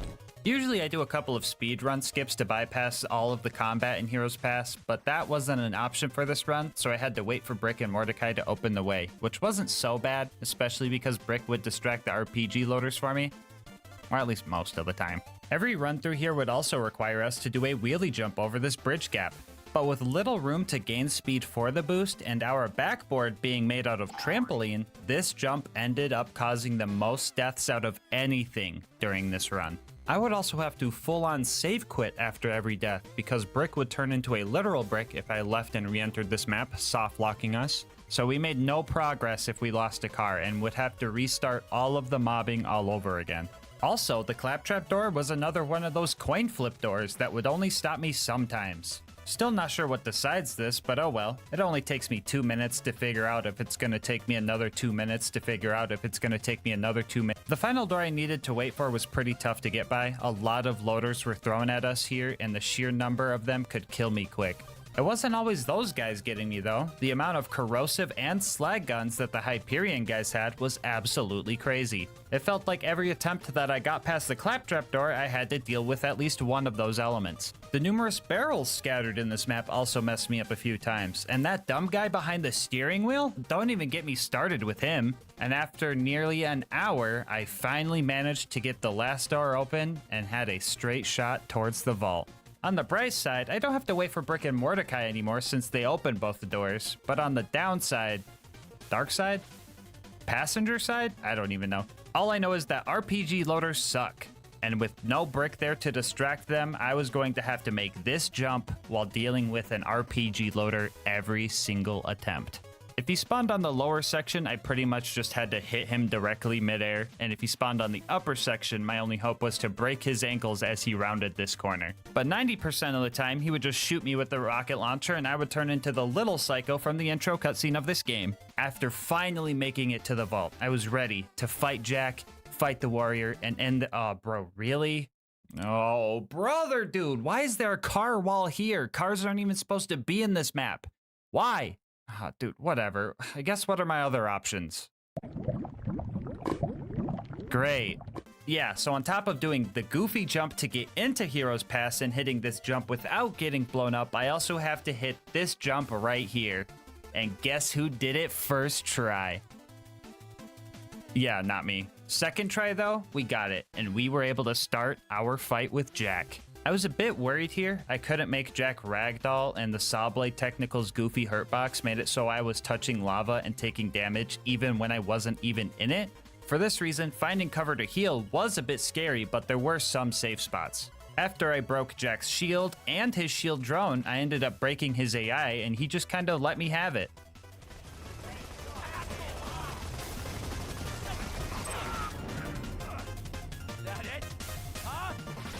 Yay! The warrior was only slightly scarier than Jack. As you can see, I wasn't really scared of any fire damage. I was kind of vibing in it, honestly. I was mostly afraid of him launching my car into a death pit or something. But as long as I kept my distance and got the occasional crystalisk to ragdoll, oh my god, that looks so weird, I would be fine. And I was fine, because 5 minutes later, the warrior entered its deathbed phase, and we finished this run. Which means, yeah, you can beat Borderlands 2. Oh wait, hold on. We still gotta kill Jack, don't we? Actually, yeah, let's do something funny. Let's just boost into him or something.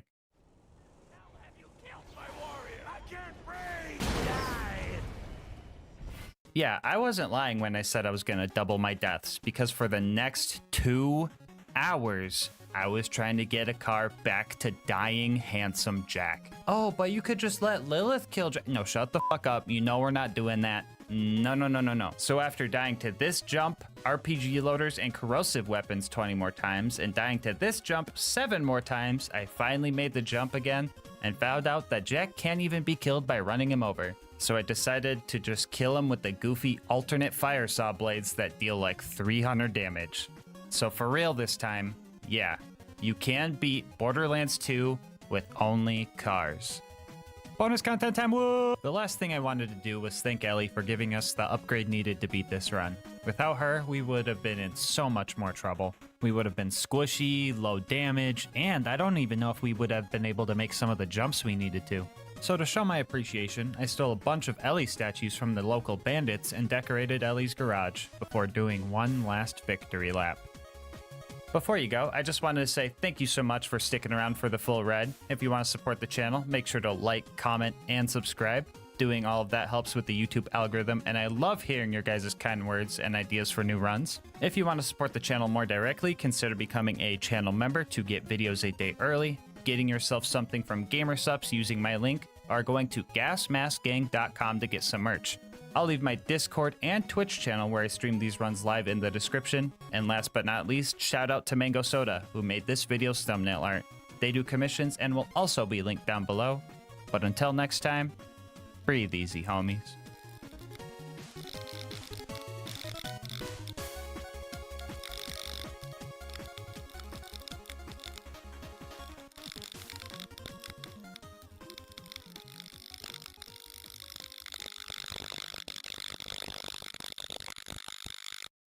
$100,000 subscribers. 100,000 of you guys banded together, and we reached this incredible milestone. First and foremost, I want to say thank you guys for making a dream come true. I love you guys, and I literally couldn't have done it without you.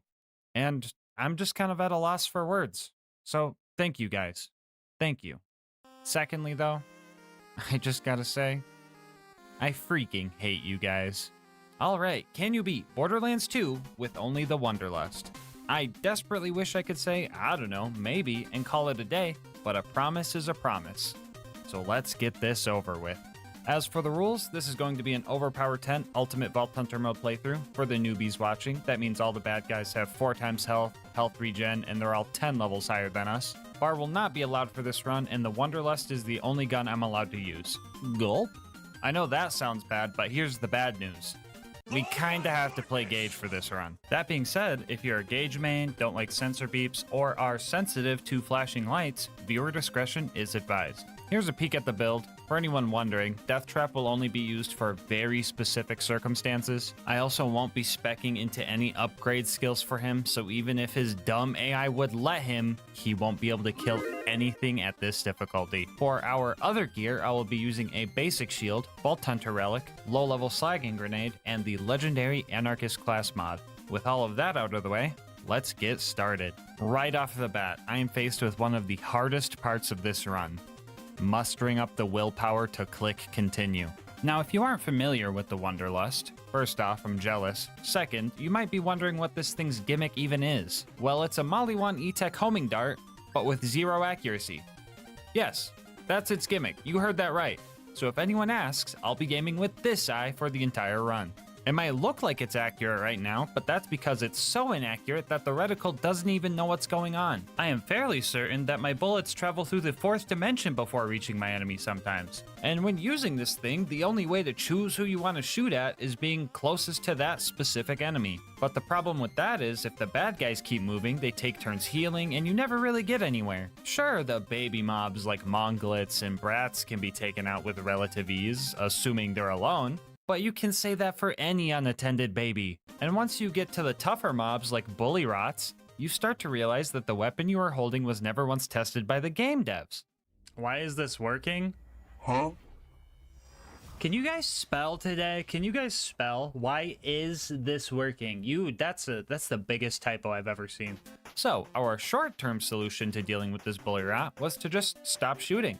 It was literally dying faster by just watching it from afar than if we tried to shoot at it, because this thing might as well deal negative damage. The bandits taking up Tutorial Town were a bit easier to kill. 1, because they're squishy and not giant heaps of just pure raw muscle mass. And 2, because I've been passively stacking Anarchy this whole time.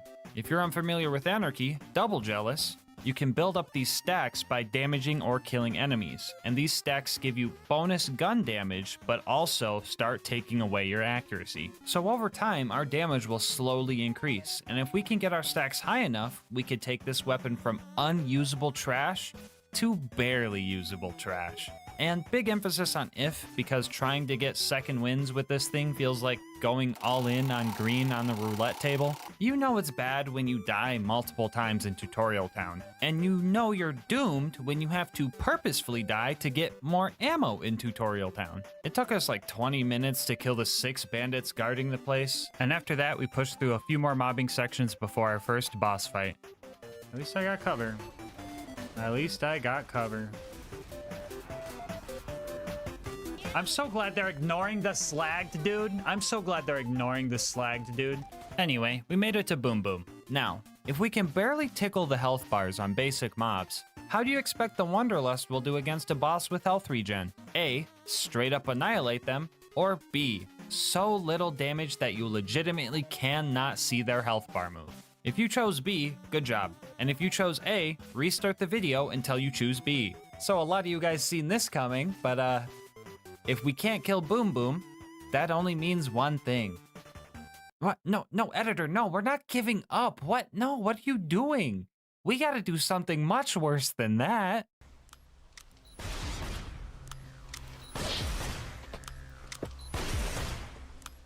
So if you're still unfamiliar with Gauge and you don't know what you're watching, triple jealous.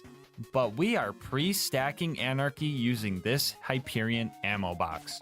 The game registers hitting these as hitting enemies for some reason, so if we sit here and shoot the crate for 10 minutes, we can get to 400 Anarchy stacks. Usually you would actually have to hit the crate for this to work, but since I'm spec'ing to Shock and Awe, the Novas hit the crate for us on every reload. I also gave myself a stacking Wonderlust and a class mod to speed up the process slightly. I didn't want to go as far as giving myself a stacking shotgun because the time investment here would actually affect my playstyle. I won't be as risky if I know that a death means 10 more minutes of sitting here doing nothing. So, to save your eyes from 10 minutes of normal gauge gameplay, I'm going to tell you guys about our partner, GASMASK.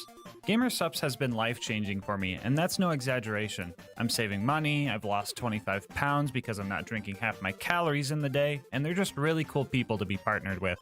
I've pretty much dropped conventional energy drinks because they are just so hard to beat with their variety of flavors, caffeine-free options, and them being the only sugar-free drink in the world that doesn't taste like TV static. I've tried so many of their flavors and I've only made a dent in the list.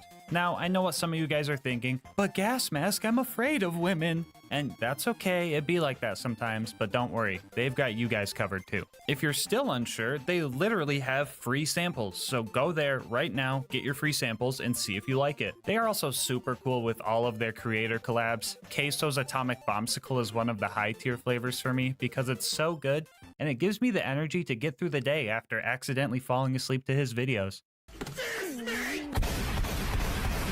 So if you're looking for a healthier energy option and want to support the channel in the process, head on over to gamersupps.gg/LGM or use the link in the description, and make sure to use code LGM for 10% off your order.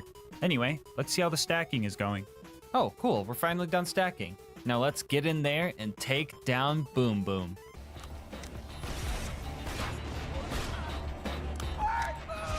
Well, fuck. So, to list everything wrong with this fight, first off, I'm using the Wonderlust. Second, I can't choose my targets efficiently, so if I'm trying to bust Boom out of his turret, I can't focus all my shots into him because they either try to chase Boom or the psychos that spawn after Boom dies. Yes, I managed to kill Boom, but even with the back alley strat and 400 stacks of fucking anarchy, that's a 700% damage boost, by the way. It still took 60 seconds of continuous fire to kill him. And third, even if my shots decided to go after Boom, sometimes they would just straight up start circling him and never actually land. This was concerning because I thought I was going to either have to use copious amounts of unique crutch gear that felt lame for the challenge run, or change characters for this one fight specifically. Creek could theoretically stack up enough fire rate and use Bloodbath to just spam Boom down, but proccing Bloodbath in the first place would be hard considering this gun doesn't deal enough damage to get the first kill reliably. All future one-on-one boss fights would also just be straight up abysmal with Krieg, so I really didn't want to do that. So for the next 5 hours, I tested strategies using more crutch gear, and the attempts were still terrible. Now usually I only allow myself a good class mod that complements the run, because slapping a B shield on everything and calling it a challenge just doesn't sit right with me, so I really don't like having to use more unique gear to get through a run. But we had to do what we had to do. At first, I tested using a Slayer of Terramorphous class mod so I can get an extra 200 stacks of Anarchy, along with a Sheriff's Badge relic for more pistol damage and fire rate. Using these two pieces of crutch gear, I managed to break Boom out of his turret after several failures and stacking sessions. And then I thought to myself, you know, maybe I don't need the Sheriff's Badge. And I felt like using one crutch item instead of two would feel less bad. So I did it again, this time with only the Slayer of Terramorphous comm, and it worked. And then I thought to myself, you know, I probably don't need the Slayer of Terramorphous class mod, and felt that using 0 pieces of crutch gear wouldn't only feel less bad, it was just the way it had to be done.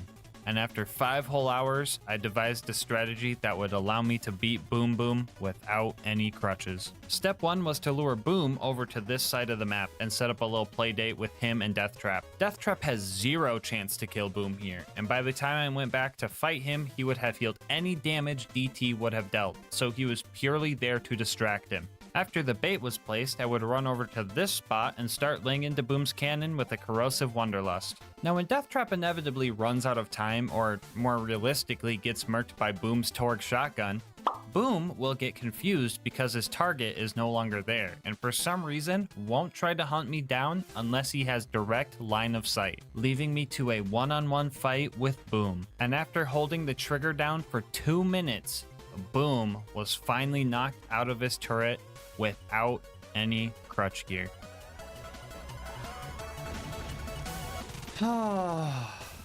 Okay, that's the culmination of the past 4 hours of attempts led to me just holding the trigger in one spot. Ugh. However, the fight isn't done yet. We still gotta kill Boom Boom, and that's where another really goofy strategy comes into play. So you see these guys right here? Yeah, they're armored enemies, so corrosive weapons deal more damage and fire deals less. Except for when you hit them in their fleshy crit spots, then it's the opposite. But the Wonderlust can't hit crits because the code treats the splash damage from E-Tech pistols as a launcher splash for some reason. And no, before you ask, that does not mean it receives launcher damage boosts, even though they could really use it. And yeah, I know this game is confusing, but something that is interesting here is that no matter what element of launcher splash you use on Boom Boom, they will always take the same amount of damage. Now this might sound like no big deal, but we actually lose the corrosive damage bonus we should be getting because of this weird quirk. So, just this one time, and only this one time, shock build gauge is optimal. Now, any other time, I would say shock gauge is just a terrible waste of skill points because even when fully spec'd into shock damage, you still deal more damage by just matching elements to your enemy's health bar with fire and corrosive's natural 75% damage boost. But in our case, the whopping 15% damage boost you get from 5 whole skill points into Wires Don't Talk actually made using shock the best option for killing Boom Boom. Shock gauge just this one time, okay? Alright, so the best way to kill these guys was to just straight up hide down here and start shooting. Now one could argue the good thing about having homing bullets is that you can just shoot from cover. But to the average non-masochist, I can only guess you would not call this fun. Sitting here would also make the psychos run far enough away that all my shots would home in on Boom, and I just had to pay attention to damage numbers to know when I had to swap to my Slag Wonderlust to make sure I wasn't healing him with my bullets. 5 hours later, one boss down, 15 more to go. With the 400 stacks I already had, I managed to kill all the bandits on the way up to Flint. Don't get me wrong, this gun wasn't wrecking bad guys, but second wins didn't feel like going all in on green anymore. More like going all in on black or red. So we made it to Flint, and this fight was also terrible. With a nice little cheese angle, I could dent his health bar a little bit, but as soon as he entered his fire phase, his damage reduction and health regen would undo all the hard work I put in. So some high-grade sharp cheddar cheese strats were pretty much required here. First off, we needed to get Flint out of his arena, and the best way to do that was with a stock grenade and a little bit of luck. For it. It worked. Now hopefully he stays down there. I did manage to get him out of his arena, but at the cost of all 400 of my Anarchy stacks.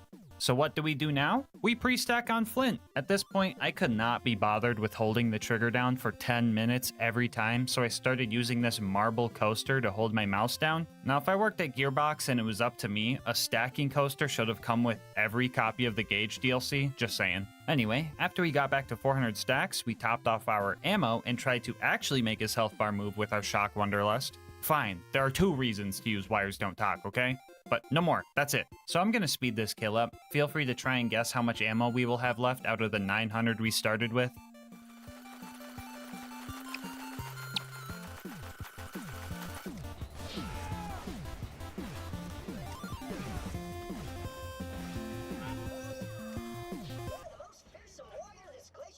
Dude, if this doesn't showcase the weapon, I don't know what will. I'm straight up octupling the damage of one of the rarest items in the game, and it still took 800 rounds.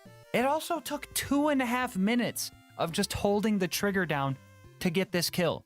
Dude, I don't even know.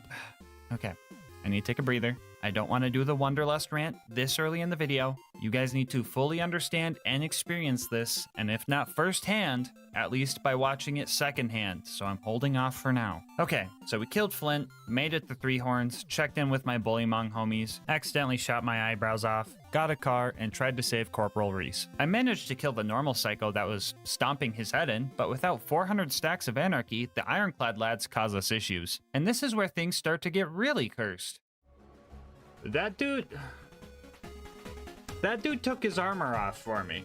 He seen I was using the Wonderlust and he took his armor off. There was 2 Ironclads here, but do I just go pre-stack, dude? We do. Here's what we do. We drive around, get things to spawn. We drive over here, get these skags to spawn, get the local bully monks mad, and now they should have taken their armor off, hopefully. There we go. And all it took was knowing about spawn cap mechanics. Wild. Anyway, after spending 30 minutes dealing with 3 basic enemies, I killed the Power Core Psycho, shot a few rounds into the bandit camp so that they would home in and kill the 20 bandits to avenge Reese, and made it to Sanctuary where I did all the chores before going back to the stacking crate. Yay! What do I even do for this part of the video? I already did an ad read, but like, wait. You guys made me do this challenge. You guys should get an ad read every time we have to come to this crate. Well, in that case, go check out GASMASK'S and grab some merch. I'll have a link in the description. Anyway, we made it to Frostburn Canyon and started our sprint towards the giraffe. I was very careful running past all the non-mandatory fights because I did not need to risk losing my stacks unnecessarily. But after that, I hit the spike jump skip and made it to Lilith. So at this point, my mental was just kind of falling apart. I was playing as Gage, I'm using arguably the worst gun in the game, and Lilith was doing her usual cringe stuff. We're not doing this. Howdy, boys. Of course, thank you, Lilith. Very cool of you to say that. I definitely needed some emotional support, so make fun of me all you want, but I love Omar. It's Omar. It's Omar. Oh my god. I don't do it for you guys. I do it for him, mostly. I know at the end of my day, Omar's there. With the mental reboot complete, I started slowly taking care of the bloodshots using COD Zombies training strats. Honestly, too bad, because Pack-a-Punch couldn't even save this thing. This might be a niche reference, but it's like the Black Ops 2 SMR, except like 10 times worse, if you can even imagine that. So this was originally supposed to be a damage comparison, but then I found out this thing also has the same accuracy as the Wonderlust 2. Shout out to Pumpkin King for letting me use this clip because this shit had me cackling.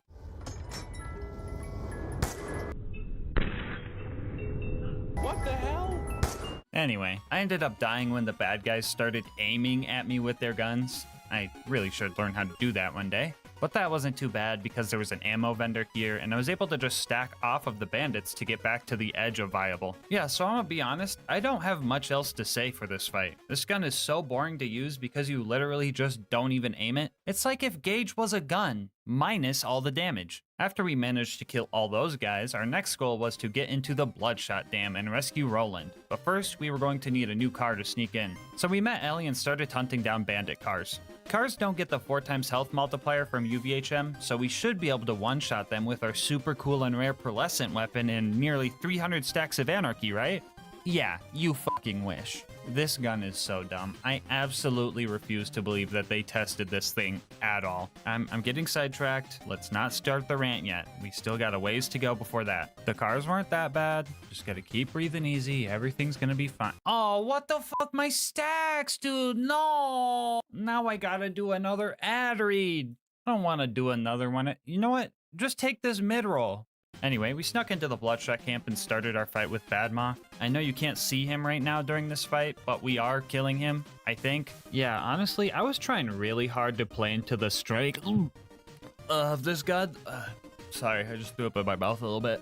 Yeah, but honestly, I feel like the whole firing from cover thing and killing bad guys slowly is just way more dangerous than just dealing enough damage to kill things fast. And if you disagree, tell that to the 2.5 hours of stacking I've done so far for this run. After we heard Badma die, we started carefully fighting our way through the stronghold. It was very important that I had 400 stacks for the Warden, otherwise I would have no chance of getting Roland out before the Warden takes him to the Hyperion Friendship Gulag. We were actually doing pretty well here. I got through all of the mandatory combat and even managed to kill Angry Michael without getting blasted by his launcher. But that's where I got impatient. I tried sneaking past the rest of the bandits and just like that, rip stacks. I decided to just run past the rest of the mobs and at least make it to the dam and hopefully find a way to pre-stack there. The bandits and loaders here were so preoccupied with each other that I was actually able to get 400 stacks from afar, but then my game started acting up. Yeah, the Wonderlust would only start homing in on loaders, completely ignoring all the bloodshots. And I was really confused and it looked like my game was just falling apart, but it turns out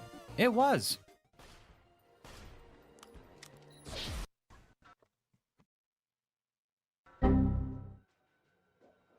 Stacking session 2 at the dam went a lot easier since this psycho helped set up this loader for us. We got 400 stacks there and made it halfway through the dam to just barely lose a second win and have to stack for another 10 minutes. I hate this gun, I hate this gun, I hate this gun, I hate this gun. This time around, I did make it to Warden and made my one and only attempt to save Roland from the gulag. And things immediately went terrible. Since I can't crit the Warden, I can't stop him from spawning bots nonstop. Mere moments into this fight, I get body slammed by an exploder and I'm forced into cover. I had two options here. Stop firing so cooking up trouble would slowly heal me and also use Discord for some extra health regen, or just risk it and not get hit. Option 1 would require me to stop shooting at the Warden, which would give me less time for the kill and allow his shields to regen, and healing with Discord would eat up my stacks and kill what little DPS we had. But option 2 was all risk, all reward. I stood under this ramp where the exploders wouldn't be able to pathfind me, and the gunloaders would have a hard time landing shots. The main problem with this strat was the Wanderlust would sometimes shoot at the loaders instead of the Warden, and in order to see if I was even hitting Warden, I would have to do some risky peekouts. Things were looking grim. I was low on ammo and wasn't going to have enough to finish the fight, so I had to run out from cover and grab as much as I could. I had to briefly hide behind the crates that were supplying me, and then I went in for the final shootout. And in this moment, all the blood in my fingers and arms left, and nothing but adrenaline was coursing through me. In one last attempt to win this fight, I put my Wanderlust directly into the back of the Warden's hull, and seen if the roulette wheel was on my side today.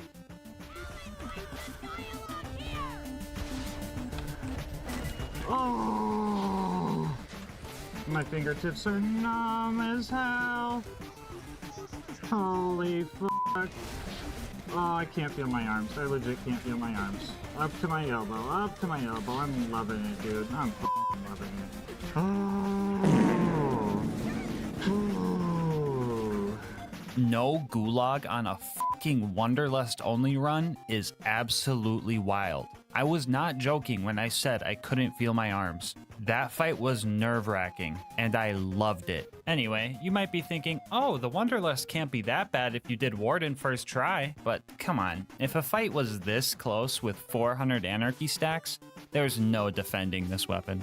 After putting the Doubters in shambles, our next goal was to go rob a train. So we made it to Tundra Express, still full of confidence from the Warden kill, and then we were immediately brought back down to earth when the snowman killed me with my own Wanderlust. After that, we managed to light the Barkids on fire with our Fire Wanderlust. This worked extremely well because I just lost all of my stacks, so I wasn't accidentally killing them. So I don't remember putting that in the script, but that doesn't actually make sense because even with 400 Anarchy stacks, I don't think I could even accidentally kill a Barkid. Like, I think I would have to be very focused in order to do so. Why did I write that? Anyway, we met Mordo, met Tina, died a bunch trying to sneak in and grab the Badonkadonks. Of fucking course. Of fucking course, dude.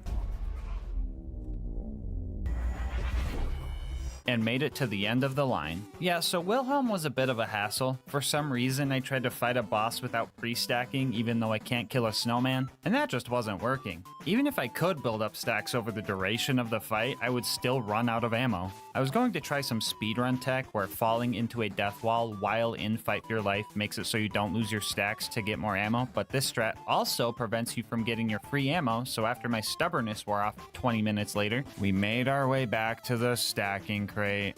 Alright, let's see what I promote this time. Ooh, I know. Go check out the second channel, LilGasmask Highlights. Our homie Lucas does the editing over there, and if you're looking for more Borderlands content, there it is. After stacking and some more mental prep, we started our fight with Wilhelm once again. And this time, it was different. I seen it coming, too. I fucking seen it coming. Can I keep my stacks somehow? Or is it gonna ragdoll me? It ragdolls me. Fuck. Well, back to the stacking crate. So if you want even more GasMask content, go follow me over on Twitch to watch these runs live. Alright, this time around I was sick of dying, so I locked in and even found a cool new strategy we're gonna be calling Fast Hands. When firing something with an incredibly low fire rate, such as the Wanderlust, you could do this trick to increase your reload speed. Now usually, an empty gun will automatically reload itself without you pressing the reload key, but this has a delay and doesn't start to reload until a theoretical bullet would be fired.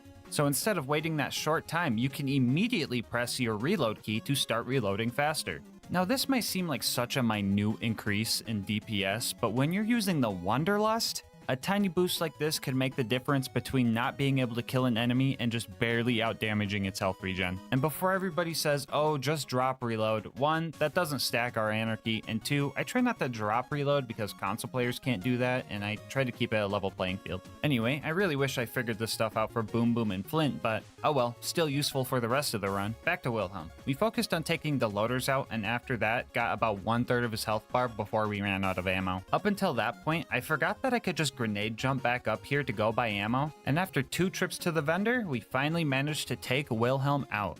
Oh, that was a tough fight. I think I'm gonna head back to Sanctuary and just take a little break after that one. Well, time to go to the fridge. Or, you know what? No, actually, we're not going to the fridge. I figured rats were already hard to hit with accuracy, so I decided to get back into my car, drive through the dust to the Highlands, and just make it to the outwash that way. This way, I wouldn't lose any of my stacks to the rats. I would instead lose them to the very first loader I tried to fight. Well, I lost my stack, so we're gonna wrap it up. We're gonna do that tomorrow. So I wrapped up stream and came back a few days later, and the fucking Wanderlust got me sick, bro. I already get enough comments saying I look like I'm dying inside already, but now I have to use this piece of shit, and it hurts to even swallow my own spit? Great! But joke's on you, I'm in my fucking element. Stream. Anyway, we're stacking again, so here's time for another advertisement. As an extra thank you for helping the channel hit 100k subs, here are 3 Steam codes for Borderlands Game of the Year Edition. I nabbed off Instant Gaming. And before, oh, but GASMASK, the channel members are gonna get to those first. That's not fair. I'm literally dropping 3 more in the live premiere chat right now. Comment if you got one. Anyway, we're fighting the spaghetti squid now. If you can't tell, we're losing. Just like Wilhelm, all of my ammo took like 1/3 of his health away, so I had to run all the way back to the ammo vendor twice. Also like Wilhelm, I had a few rip stacks moments. On top of all of the anarchy stacking, it should be mentioned that I had to do a lot of money farming to afford all the stacking, so that took up a long time as well, and I was just not happy about that. Alright, Lucas, roll the legendary prediction, bro. Just roll the legendary prediction, go. We gotta go farm money, dude. Oh, how's ammo management been? Gun eats all my fucking ammo when I'm not looking, dude. Just fucking eats it all, dude. As soon as I look away from my ammo bar, he eats it, dude. The Wanderlust just fucking eats it. He'll like, see this bullet, guys? Gas isn't looking. Throws it behind me, bro. Yeah, so I was getting pretty frustrated, but honestly, the Wanderlust wasn't making me mad. It was Gage that was a real drag. Her whole mechanic of needing to stack stuff up in order to do anything just makes me loathe this character. I can't even kill a loader with 400 anarchy. Oh my god, I just pulled my shoulder, dude. There's a reason this is the first challenge I used her on the channel. Because she's just so uninteresting and brainless to play. So if you see me choose Gage in a future run, just know it's because I had to. Anyway, after hours spent dealing with this guy, I finally locked in and got the beacon and made it to Overlook. So you want to know how the beacon defense went? Well, we got invaded. We went from this to this in like 15 seconds. The beacon became invincible super quick because I was just spam repairing it, and after that, I was just trying to kill everything. I ended up dying because I have the only gun in video game history to not damage the guy you're pointing it at, and after that, I knew that I wasn't going to be able to kill the loaders without my stacks, so the only thing I could do was just leave.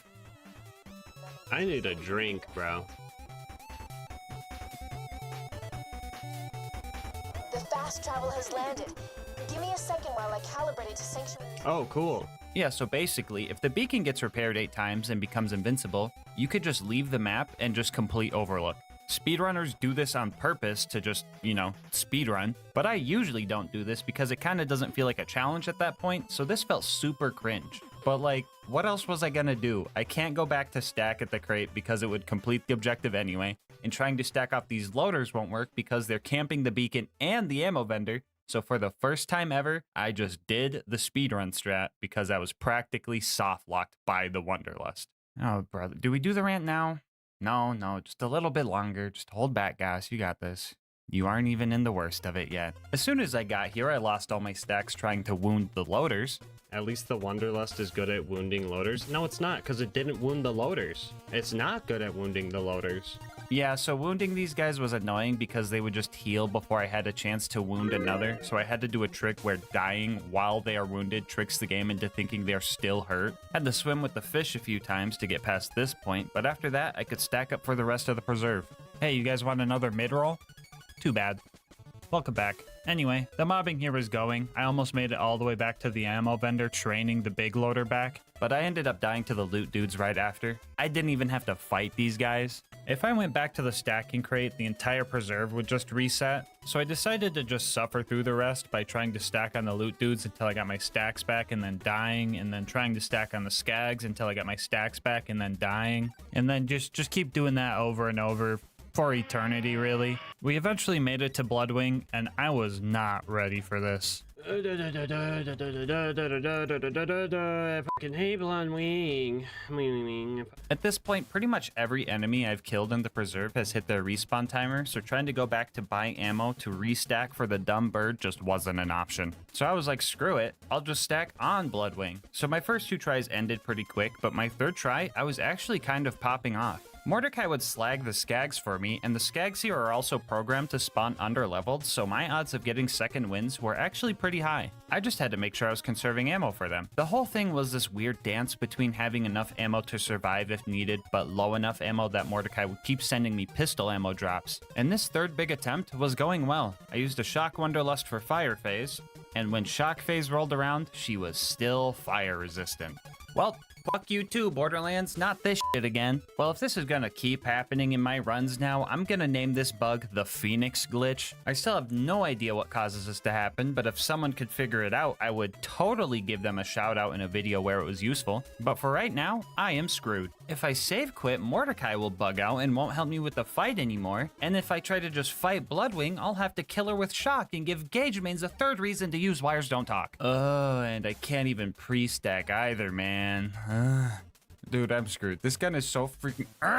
Even the skags were like, hey bro, you're better off trying to use the Logan's gun. Like, what? And at this point, I just felt doomed. This gun is so freaking bad. But then again, that's never stopped me before. Not that one though. Not that one though.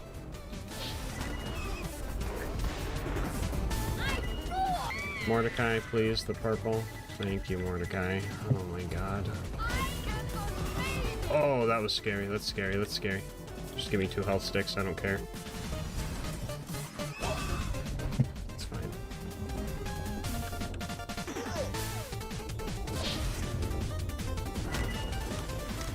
Ooh, I don't... We gotta go get this ammo over here. Oh, shit. Hold on.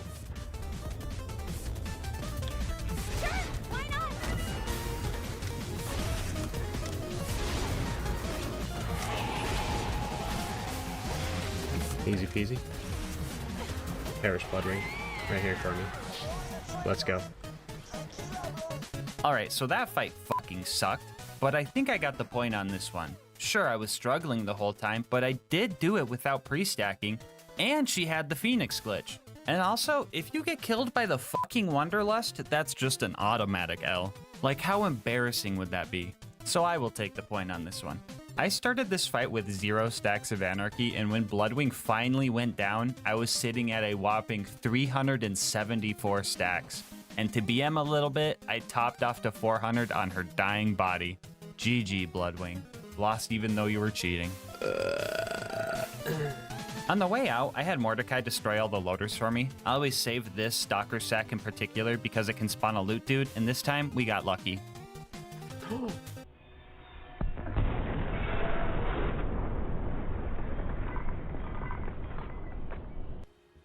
Yippee! Our next goal was to recruit Brick in his air support, so we went to 1,000 Cuts, carefully carved a path to our initiation, just to down myself with a Wanderlust shot that was still stuck into a little psycho and die. I mean, this was fine because I still had a big old Goliath distracting and killing the enemies for me, which was working well until he ran out of bad guys to take his anger out on.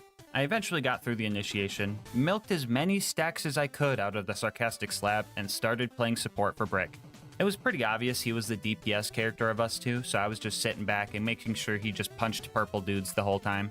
But most of the time, it honestly didn't even matter if they were purple. Back up. There we go. That's what I like to see, Break.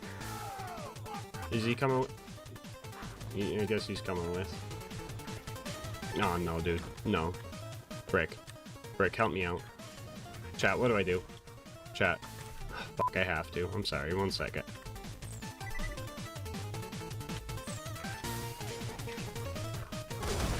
I had to, guys. I didn't want to deal with him. He ain't dropped shit anyway. I wish Gage had like a button she could press and just have like something aggro relief that, you know, could distract enemies or something. Oh, besides Death Trap, because he's stupid. After we took care of the beacons and the loaders, it was back to pre-stacking for our next objective. Man, I don't even know what else to promote now. Oh, you know what I could do? I could start a rap career and promote that. That's a great idea. Hey, yo, Call Dress, throw me down a beat. Yeah, I wander, and yeah, I lust, and I do both from dawn to dusk. 9 times out of 10, you can find me stacking, but the other 10%, I'm still lacking. One thing's for sure, I'm not to blame. I got precision. That's good aim. I can only think to fault this dumb game, because every time I try, it always ends the same. I shoot, I miss, I clench my fist. The fuck even is this gun? This gun can't kill. I need NyQuil. Man, I'm sick of this thing. Don't worry guys, when that goes platinum, I will still be making YouTube videos. Anyway, we made our way to Opportunity to go steal Jack's voice. We had a scary clutch moment before taking on the Jack double, and as soon as one of my shots hit him, he decided to sprint as far away as possible. But I was tailing him the whole time, knowing that I had to take him out here and now or go back to the stacking crate. And with a little bit of bullet dodging luck, I managed to take the double down first try and ran around Opportunity to the info kiosks to acquire Jack's voice. That went relatively easily compared to the rest of the challenge, but this is where things really start to fall apart. It was time for the bunker raid, and the cold medicine coursing through my veins really started to mess with my decision making. Dude, 3 fucking times I pre-stacked at this crate just to fail this jump and have to pre-stack again. I literally could have just walked around, but for some reason my stubbornness was on overdrive, and I completely forgot how to grenade jump. Still gonna hit this grenade jump though. Well, let's get back to stacking. I decided to reboot myself like a haunted animatronic so I could finally make it over this gap and start our fight with the staircase. Took a bit to take it down, but after that we ran into a real problem. Now this entire run, I've been pretty used to dealing no damage, but when it came to these baby turrets, I was dealing no damage. For those who don't know, these wall-mounted turrets are glitched and can't take any splash damage, and since the Wanderlust does pure splash damage, we were screwed. But I mean, if they're gonna cheat, I'll just use Death Trap to get through this part. Oh, yeah, we're super screwed, aren't we? Because in order to pass this barrier, we're going to need a build that is only just barely more viable than Shock Gauge.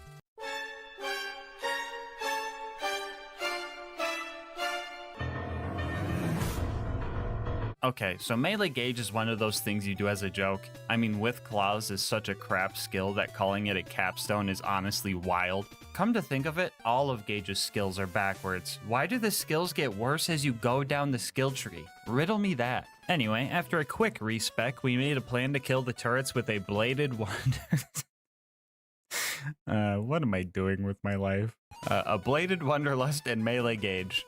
Step 1 of the plan was to pre-stack on an ammo crate near the turrets. After that, we would look for level 89 turrets because these guys can range from 89 to 91, and the difference between the two can really feel like night and day. If we didn't get level 89 turrets, we would have to run back through the scary red circle field so that they would despawn and respawn with a different level. We would then set up our distraction by spawning Death Trap and baiting the turrets to fight him. DT would sit there pretending to help while I would slag the turrets using Betty bullets and start swinging with my Wanderlust. Well, I know it looks like I'm using some crazy claws, but the blade on the Wanderlust is boosting my damage, I promise. And just in case there's some extra new people here, this game has a little quirk called Infinite Vertical Melee, which lets you melee anything directly below or above you from any distance, so I know it looks like I'm killing this thing with my mind, but that's just how the game works. After dealing with both of those turrets, we could not push forward because I had to go back to the normal build and restack again. I don't know if I could plug myself anymore, so shout out to Bulby.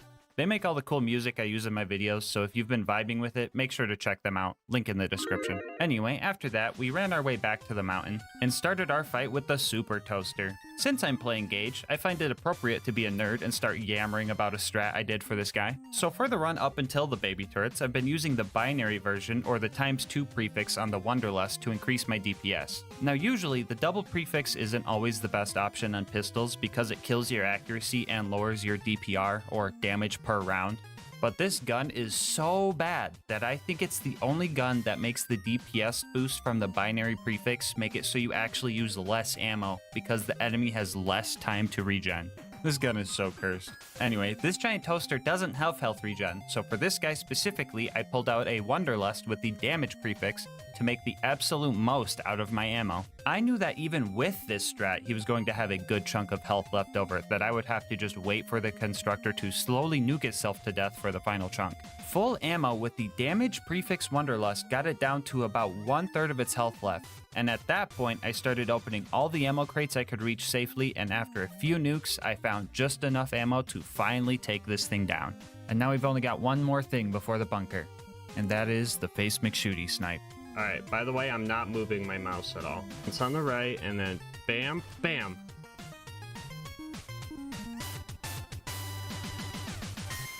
Yeah, I probably shouldn't have tried that with 400 Anarchy stacks. You know what, I'll come back when I have some accuracy. Alright, so the bunker fight was coming up, and taking out the turrets beforehand was pretty annoying. The ones within melee range were fine, but the ones that were far off were hard to hit because my shots would decide to home into the loaders that were rushing me down instead of the turrets. I ended up dying a few times and had to restack while fighting, but we were making progress, right up until the last turret that couldn't get slagged. Usually this means you slagged it while it was still spawning in, but I would never do that, at least on purpose. My theory is when I was trying to kill something else, one of my mischievous shots decided to seek this guy down and ruin my day. Our solution to this problem was some cheese spot on the lower part of the map and stacking off it until it died. Who else just got deja vu? And then it was time for the bunker, and this was gonna be horrible.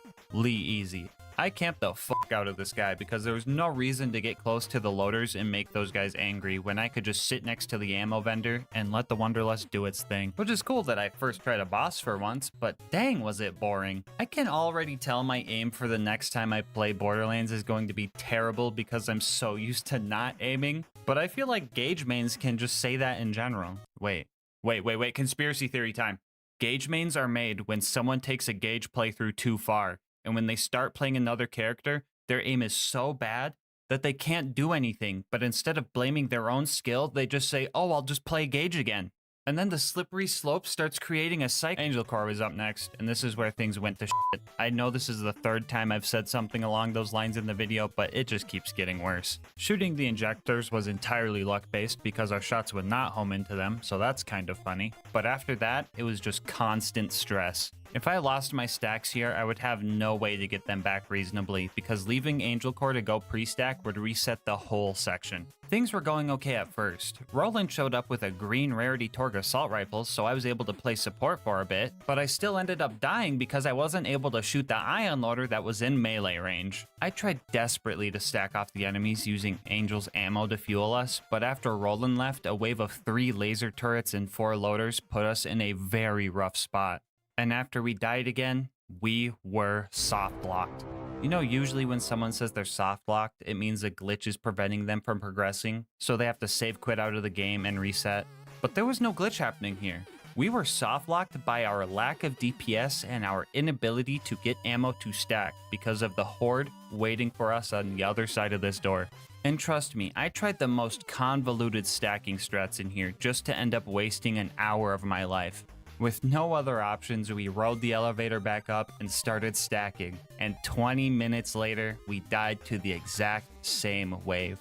that would just completely overwhelm us. And once again, we rode the elevator of defeat because we were soft locked. Third time's the charm though, right?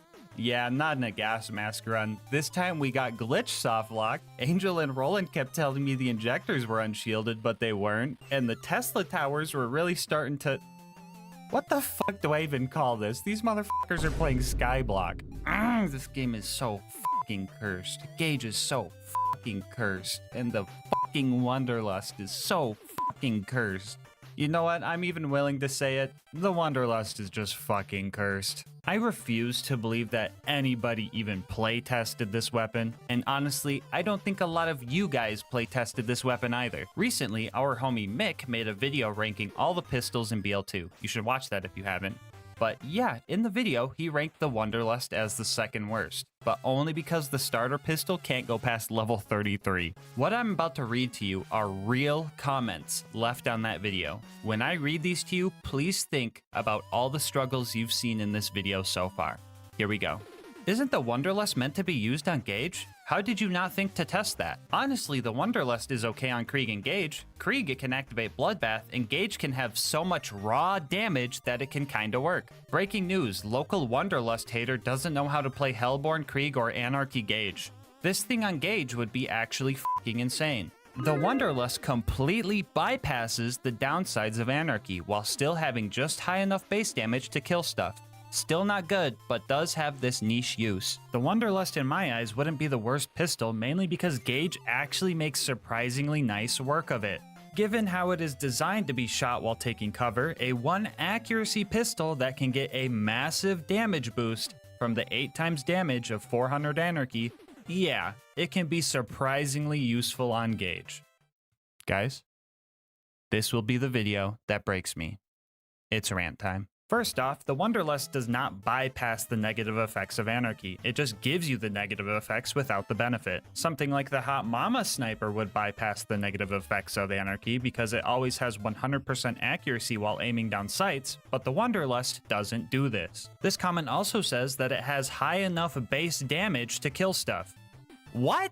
How about this? Let's compare the Wanderlust to its non-unique counterpart, a normal E-Tech homing dart. All of these stats are the exact same, and we already know the Wanderlust loses all of its accuracy. Now, which of these two stats do you think got increased to balance out the Wanderlust and make it worth using? Well, the Wanderlust does get a whopping 3% status effect chance boost, which is pretty much useless. But what about the damage? A measly 10% buff? Maybe a 20% buff? Yeah, how about a near 30% nerf? Yes, the pearlescent version that you can only get at level 62 or higher and only found from Tubbies loses 30% of its damage and all of its accuracy just to get a 3% boost to dot chance. Just use a fucking dart at this point. Sure, the homing isn't as strong, but at least you can choose your targets, and I would say that's way more important. On top of just using a dart, use a different brand of dart while you're at it, because Maliwan is the only one that takes 3 ammo per shot and has probably the worst DPS out of all of them. Hyperion and Bandit ones don't need to reload every 3 shots. Flat up ones can actually spray down some damage, and T-tier ones have some of the best chuck damage in the game. This thing is hot garbage. But Gas, it's pretty good with 400 Anarchy stacks. Yeah, you know what else is good with 400 Anarchy stacks? Literally every weapon in the game. You know what's not good with 400 Anarchy stacks? The fucking Wanderlust. May I also remind you that this thing came with the same DLC that gave us Digistruct Peak and the OP levels. I think it's fair to say that if a DLC gives us a gun, it should be at least reasonable to use that in said DLC. So what kind of sick joke is this thing? I couldn't even beat the OP4 Peak with an OP10 Wanderlust and 400 Anarchy stacks, because the Wanderlust killed me. And I know it was the Wanderlust because I had full health right as Scorch rammed me, meaning there was a projectile in his forehead that bypassed my health gate. This thing does not go crazy with Max Anarchy. You go crazy with Max Anarchy. One of the arguments I did like was saying to use this on Krieg. Shout out to our homie Mr. TX01 for the gameplay, but with Bloodbath and Krieg gun build, you can do some really cool mobbing with this, since every kill will re-proc Bloodbath, giving you a constant 500% damage boost. But unless you jumpstart it with a fastball kill to get your first proc, you aren't going to do much with this thing. But also, just use a fucking dart. Here's a fun little challenge for you guys. I want you to comment down below and tell me why this is a perfect Wonderlust in my eyes. There are a few reasons, but I'll pin the most detailed answer. Good luck. I can't think of a good reason to use this thing. Really, TX? You think you got a good reason? All right, let's hear it. But what if it's fun, though? Now, call me a sadist, but I find that this gun can be genuinely enjoyable in the right hands. Just not Gage's hands. Oh, actually, good point. Games are meant for fun, and if you enjoy using the Wonderlust, that is awesome. I mean, look, I've made this channel off of using terrible guns, and the challenge that this gun has provided has been genuinely fun. So if you think the Wonderlust is fun, use the Wonderlust. I'm not here to tell you not to, but please, oh please, actually use the Wonderlust before you say it's good. The amount of times I see people go, no accuracy? It's factually busted on Gage, is the biggest hasty generalization fallacy I've ever heard. Too often, I see people not trying things and just assuming based on what other people have said. Please experience this thing firsthand. You've seen the struggle in this video, but I still encourage you to get the save file from our Discord server and test it yourself. And if you like it, that's awesome. I know I go pretty bare bones for my runs and don't optimize every little part of the build, but you can build around just about any gun in this game. And for some people, that's just the beauty of Borderlands. Fun is different for everybody, and part of the fun for me is that feeling when a hard fight is finally won. And that's where I find beauty in Borderlands. I personally don't like the Wonderlust and wish that a super rare item like this was worth the payout, but the challenge it possesses is one I have no regrets taking on. I love the beauty in the struggle, and honestly, I don't know if I would change anything about this game, because I always have fun with it. Well, you know, except for when I'm fucking stacking, ugh! Long story short, I hate Gage more than the Wonderlust. Well, I think I got all of that out of my system and ended on a pretty wholesome note at that. But I bet you're wondering about Angel Core now. Well, after failing a few more times to that same big wave and the Wonderlust one-shotting me because it bumped the cover I was trying to use, I tried a new strat and got a little lucky. The plan was to start firing before the big wave started, so I had a bunch of projectiles in the air that would all home in at once. It was like some Netero 99th hand type of thing. This reference is also double funny when you realize the Wonderlust also can't kill an ant. I managed to take out all the turrets like this, and I also got an ion loader to spawn, which was helpful because now the loaders would group up instead of surround me. It was also here that I found out that the Wonderlust's projectiles can actually go through an ion loader shield. Wait, an actual reason to use the Wonderlust? I have to tell everybody. This is going to be groundbreaking. This is gonna change the— oh wait, never mind. Normal darts do that too. Just use a fucking dart. After that wave, Lilith showed up, and this was probably the happiest I was ever to see her. The aggro relief was honestly so refreshing, and I finally had some time to relax. But Lilith didn't like that too much. There it is. She said it. Good grief. I was just thinking. Imagine if this is the run of all runs. She doesn't say it in a YouTube run. This cursed, goofy Angel Core. Imagine if.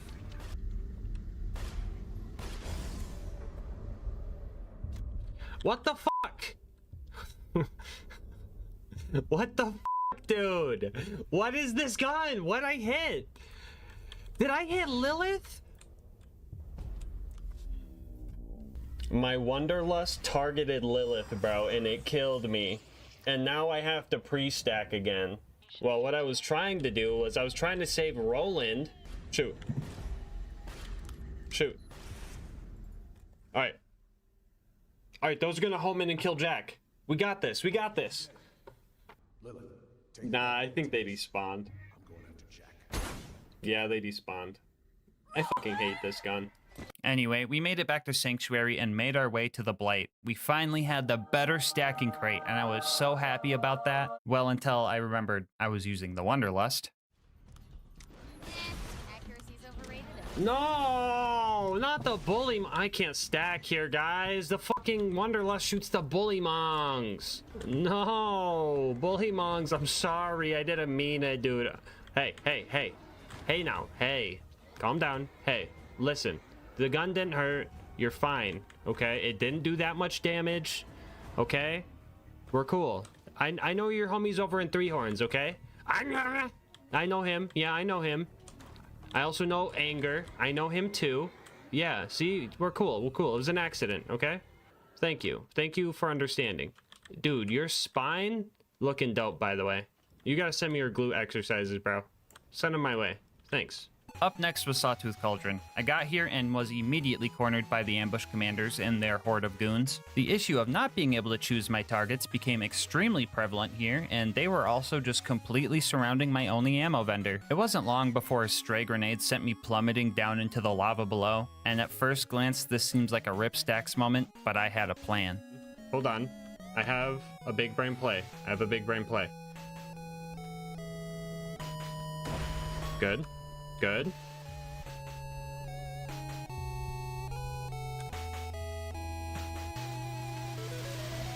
We still got all our stacks. 15 minutes of normal gauge gameplay later, we finally took out the ambush commanders and made our way towards Boombringer. I wanted to fight as little enemies as possible, so I decided to try and sneak past them. But this isn't a stealth game, so that didn't work. Now stackless, I realized that my current objective didn't really require stacks, so I decided to just keep trying and hoping the bandits had the same accuracy as me. I also did some grenade jump strats to bypass most of them. Making it to Boombringer took more deaths than time, really. I had no faith that my Wonderlust would home in on Mortar's buzzards, so I decided to just point blank it because I had nothing else to lose. Mortar and the buzzards were up next, so I decided to get more money to stack and then go back to the crate. Just in time for one last mid-roll. Welcome back. I've decided to let Mortar live, but I did break his ankles to teach him a lesson, and rode the elevator up to start fighting the buzzards. If you're wondering, yes, they do fly away faster than my bullets can home into them, and yes, that's fucking annoying. In order to hit these things, we first had to hide in the soup can until we cleared out the bandits. Luckily, we had some help. Oh, fucking stinky him, dude. Yes! Oh, do it again. Do it again. Yes! And after that, we just had to time our shots so they were pretty much jousting the buzzards instead of trying to chase them. I managed to get 3 of them before this scavenger ruined everything, and I didn't want to go back to the crate, so I decided to just stack off the guy with broken ankles before making our way back up. You guys see that Wonderlust shot not knowing to go over the fence?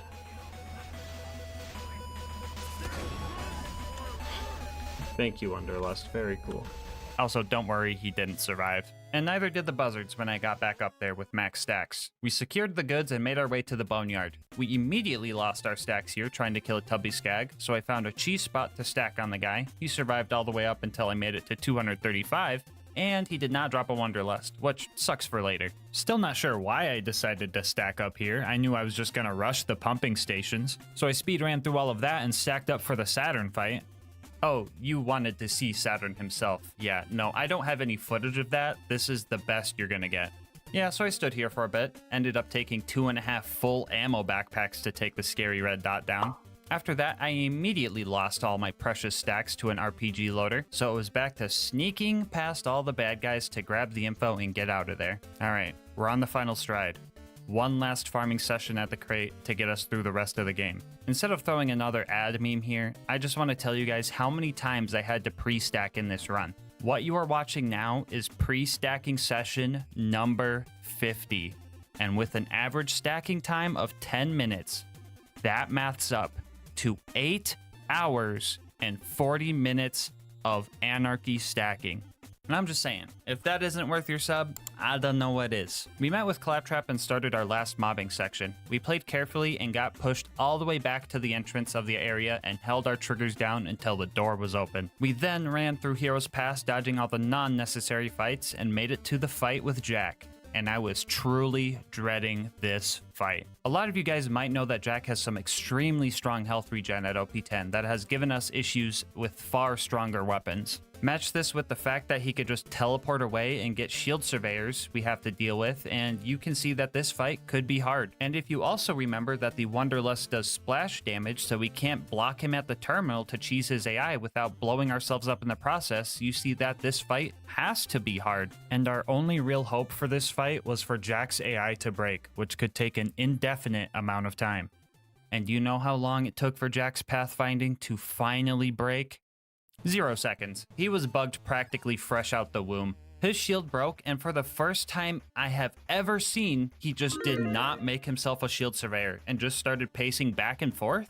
I was ready to be here for 6+ hours, hands together praying, but to my surprise, I was already blessed. Yeah, bro, I have never seen Jack go this freaking broken right off the bat. Like, he was still moving, but it was like you gave your 4-year-old little brother the controller. I don't know. Maybe Jack was like, yikes, he has to play Gage and use the Wanderlust for this run?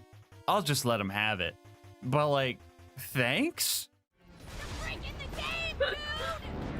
There has to be a god. Yeah. There has to be. I don't even know what else to say. I was just baffled and had to fight the warrior now. This was going to be a long fight, and for one last time, we used the Shock Wanderlust to fight the warrior. Shock Gage isn't real! One of the biggest issues with this fight was just making the Rack angry, and my Wanderlust loved doing that. Don't get me wrong, the Wanderlust was clutching up when I needed it to, which was an extremely weird feeling to just be like, rip stacks and then get a second win so many times, but this was a patience game.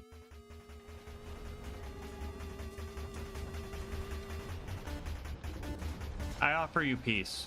Do you see this gun I'm holding? It can't decide who it fires. I'm a level with you, Volcanic Rack. I can't aim this thing, okay? You see the bullets chasing you? I have no control over that. This guy, I know, he came up in your house and he's ruining everything. I'm trying to get rid of him, okay? I'm trying my absolute best to get rid of this dude for you, okay? But I need you to evacuate the area. I see your homies over there. And I know you've taken casualties, and some of them are me. But let's be realistic here. If I don't take that thing out, you're all gone. That tail, I've seen it smack so many of you guys out of the fucking air, okay? So let's truce this out. Cool. Pal, is there something I need to give you? Do you want a high five? What's he trying to tell me, guys? I'm a bullymong whisperer. You want to front like that? Huh? Huh? Yeah, what are you gonna do when I keep running into you, huh? Got you by the throat. Yeah, get out of here. They didn't want peace. Anyway, after a few clutches and 1 hour later, the warrior entered his deathbed phase, and we won this fight. We decided to let the real MVP of this run deal the finishing blow to Jack. Shout out to the stacking coaster for being vital to this run and my mental health. And with Jack finally dead, yeah, you can beat Borderlands 2 with only the Wanderlust.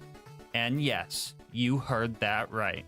Bonus content time, woo! So I quite enjoyed the challenge of this run. That being said, I don't think I will ever be happy if I get a Wanderlust drop from a Tubby. So to finish this run, I decided that in order to complete it, I would have to farm a Wanderlust with the Wanderlust, so that getting one would bring me joy just one time in my life.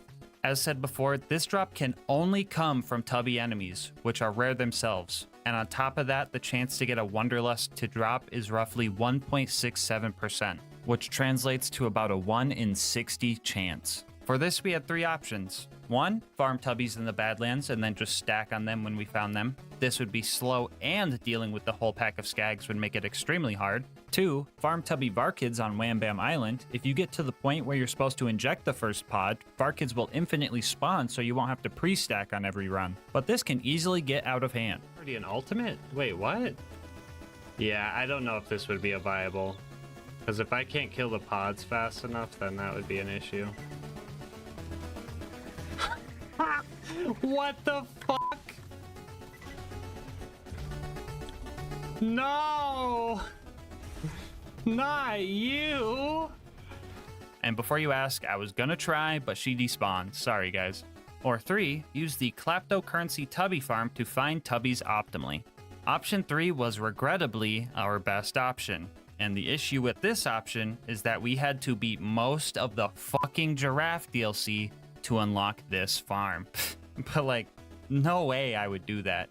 Could you imagine having to go back to the stacking crate just to fight through all the tanky plant psychos and all the annoying doll guys beaming you with their E-Tech snipers? And then fighting more tanky plant dudes and even tankier doll guys?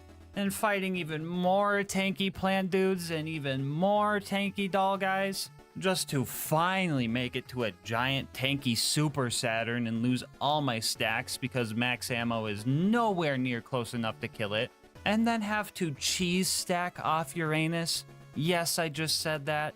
Spend $800 bajillion on ammo and sit there for half an hour watching your homing bullets fail to do the one job they were designed for, just to finally get the kill and get a bunch of cool loot you can't even use, and on top of doing all that, adding another hour of stacking to the run, and still have to farm tubbies for a 1 in 60 drop. Can you imagine that? Well, you don't have to, because you just watched it. So how did the tubby farming actually go?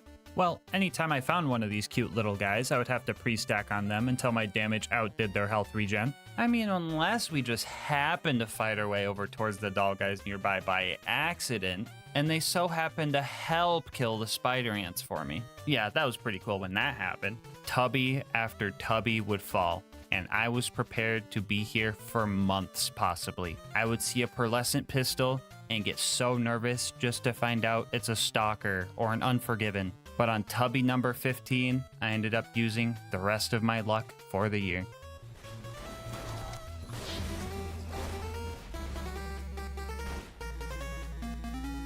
Don't forget to look away.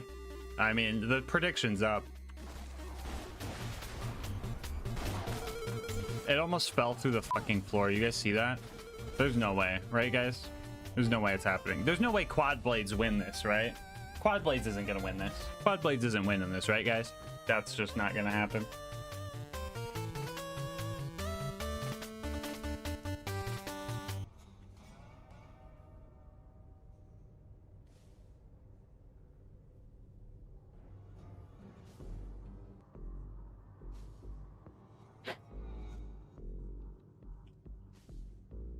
Only 15 tubbies?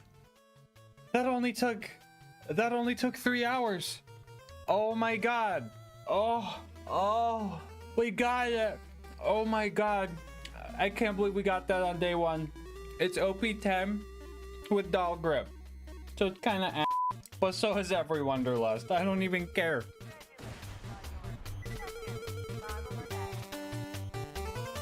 Oh. Let's go, it bounced in!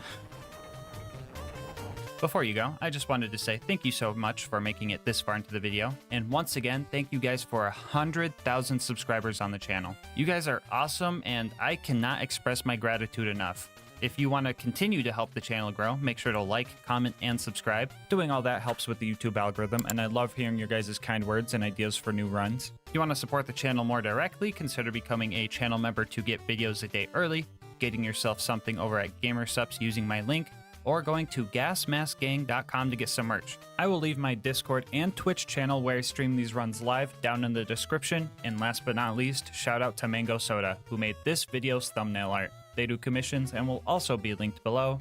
But until next time, breathe easy, homies.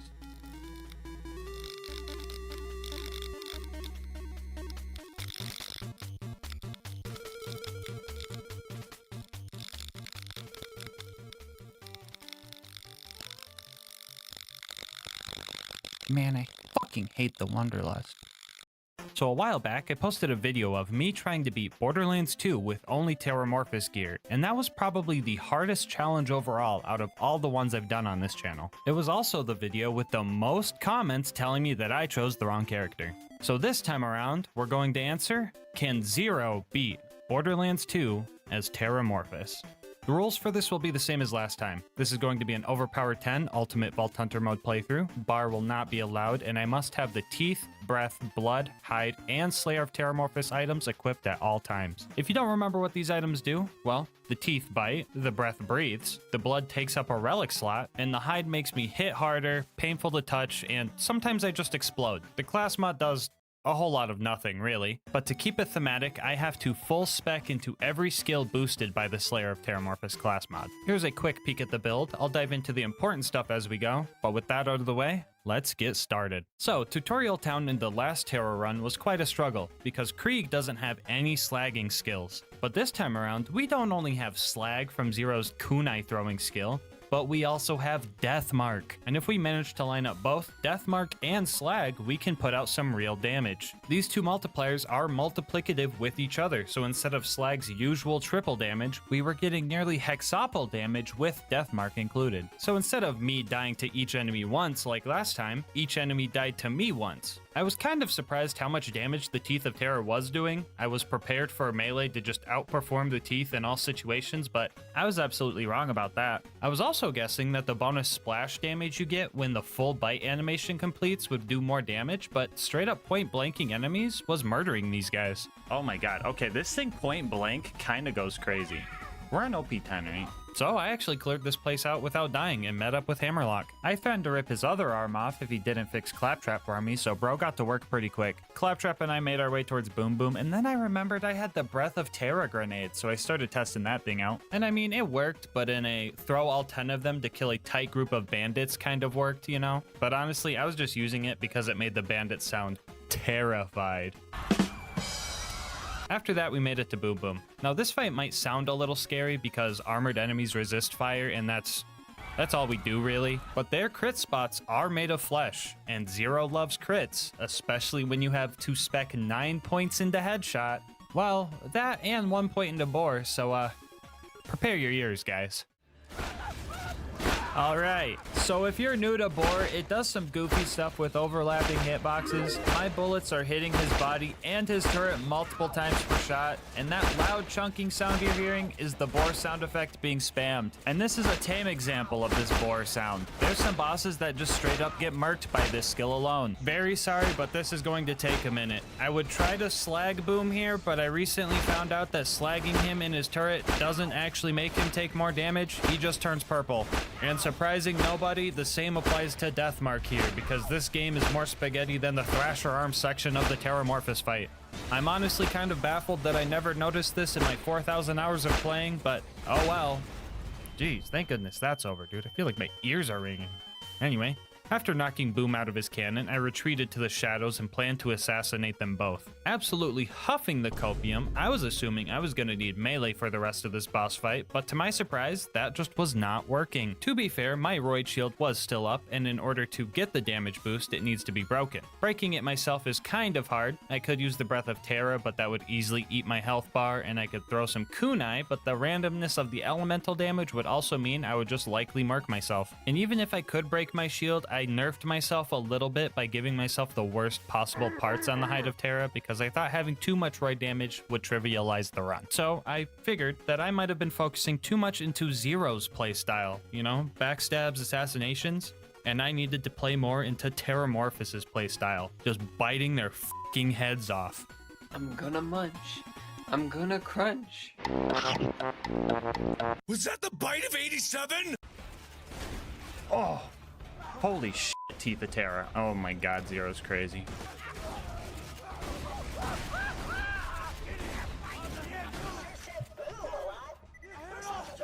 This is why I don't always choose the optimal character, guys. Dude, this video is going to be the perfect example of why I chose Krieg.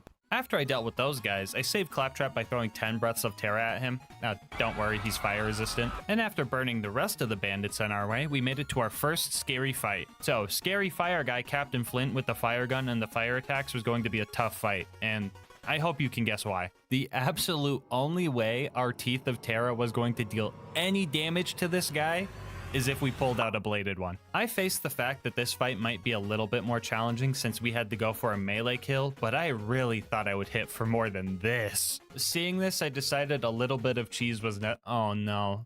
Oh, is this GASMASK guy gonna do the stupid thing again? Bro, why can't you ever fight Flynn normally, bro? Yep, look at him. He's luring him over to the bar. Typical. What's he gonna do? Execute? Yep. Wow. Yep, and there he goes. Flint's just completely passive now.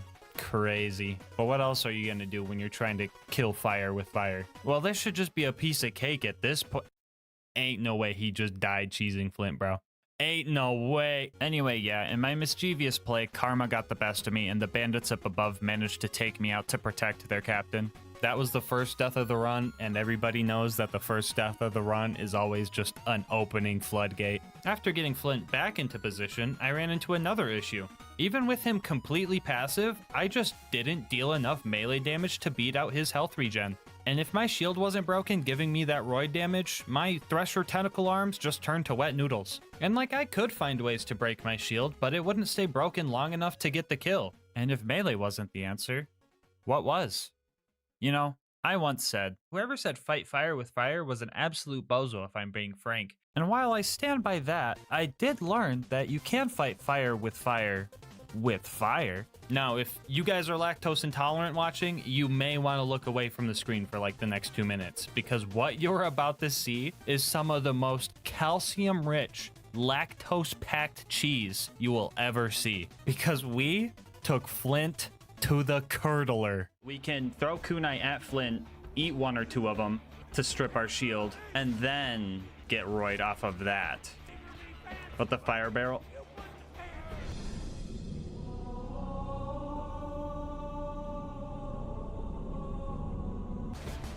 Oh, shit. Wait, right here. Wait. Can I hit him from here? Oh, that's crazy. And he gives me the crit.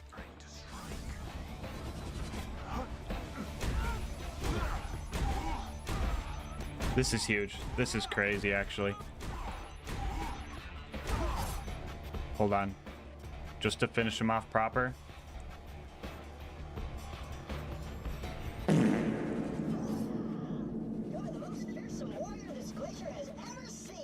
So yeah, I'm like the only person in the world who has ever killed Flint with a fire barrel. Just a little flex, you know. Anyway, after clearing out the bandits and getting revenge for ruining the one life, we made it to Three Horns where we met up with the Bullymong homies and got a sick matching car. To the Terramobile! In order to get into Sanctuary, we had to save Corporal Reese. So we found him and threw 10 breaths of terror at him.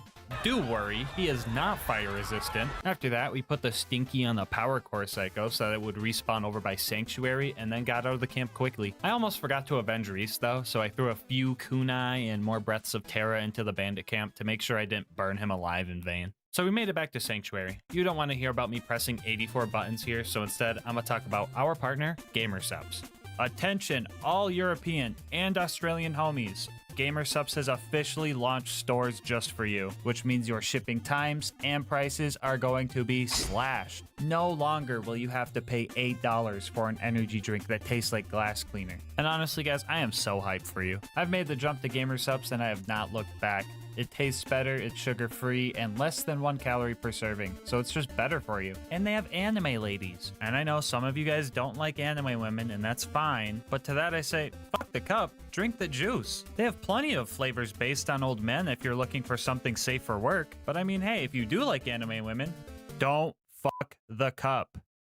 Just drink the juice. One of my favorite things about GASMASK'S is the control you have. Flavor too strong? Add more water. Flavor too light? Add another scoop. Too much caffeine? Get a caffeine-free variant. Want to try something new? Start mixing flavors. Like, bro, you guys are literally living in a timeline where mixing Red 40 into your lean is just straight up the healthier option to a conventional energy drink, and you're letting that slide. That's just crazy. So if you want to try the best energy drink out there, head on over to gamersubs.gg/LGM or use the link in the description to get started. And make sure to use code LGM to get 10% off your order and support the channel. Every tub sold gets us closer to the LilGasmask X GASMASK'S collab, and I could be the anime baddie on the cup.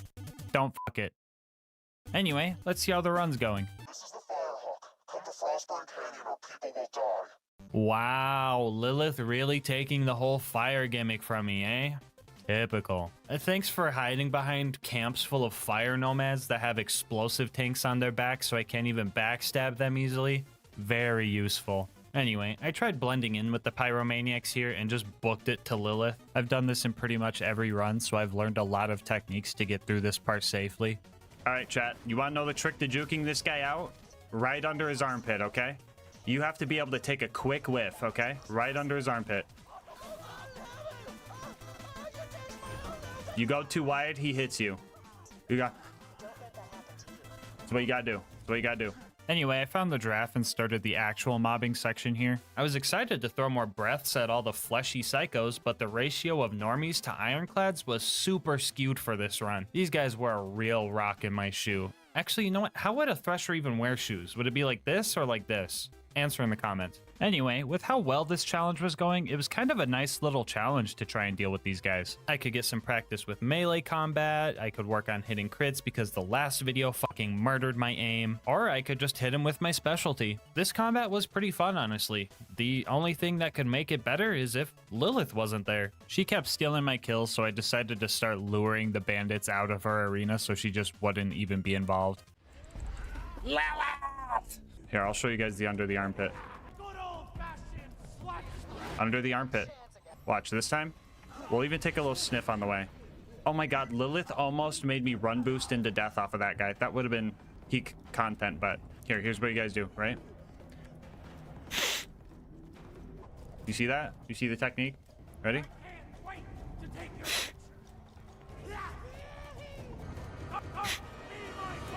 It's that easy. It's that easy. Right under the armpit. I put the stinky on him. Anyway, I finished off the bandits and we made our way to the Bloodshot Dam to go save Roland. They didn't think our car was cool enough, so we had to go meet up with Ellie to get a new car. It was here I got the one and only kill with the spike damage on the hide of Terra. Sure, it was an infant spider ant, but we count those dubs. Anyway, we had to kill some bandit trucks and steal their parts. This part was a little scary because I had to get pretty close to these cars in order to bore them, and they could just kind of do a hit and run if they really wanted to. But I actually managed to kill all the technicals and still have time to peacefully ride the caravan back to Ellie's for the first time ever. We finally did it. Finally had a run where we could just take a peaceful ride back to Ellie. Let's go, chat. Let's go. Oh my god, bro. Oh, hell no, man. What the...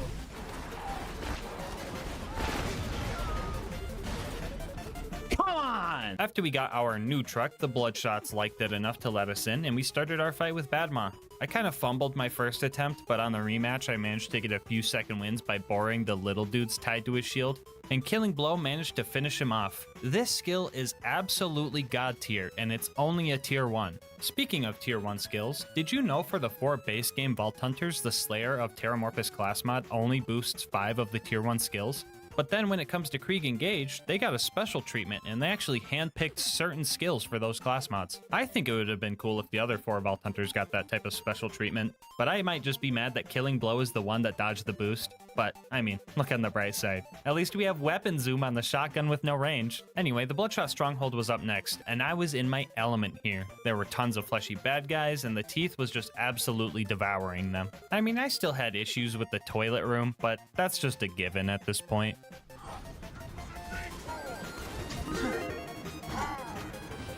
No! No! You are not gonna clog the toilet!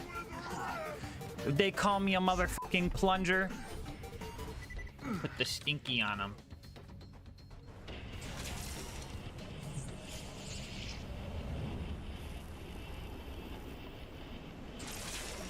I don't know if that was a plunger. It was more like Drano in that one, but...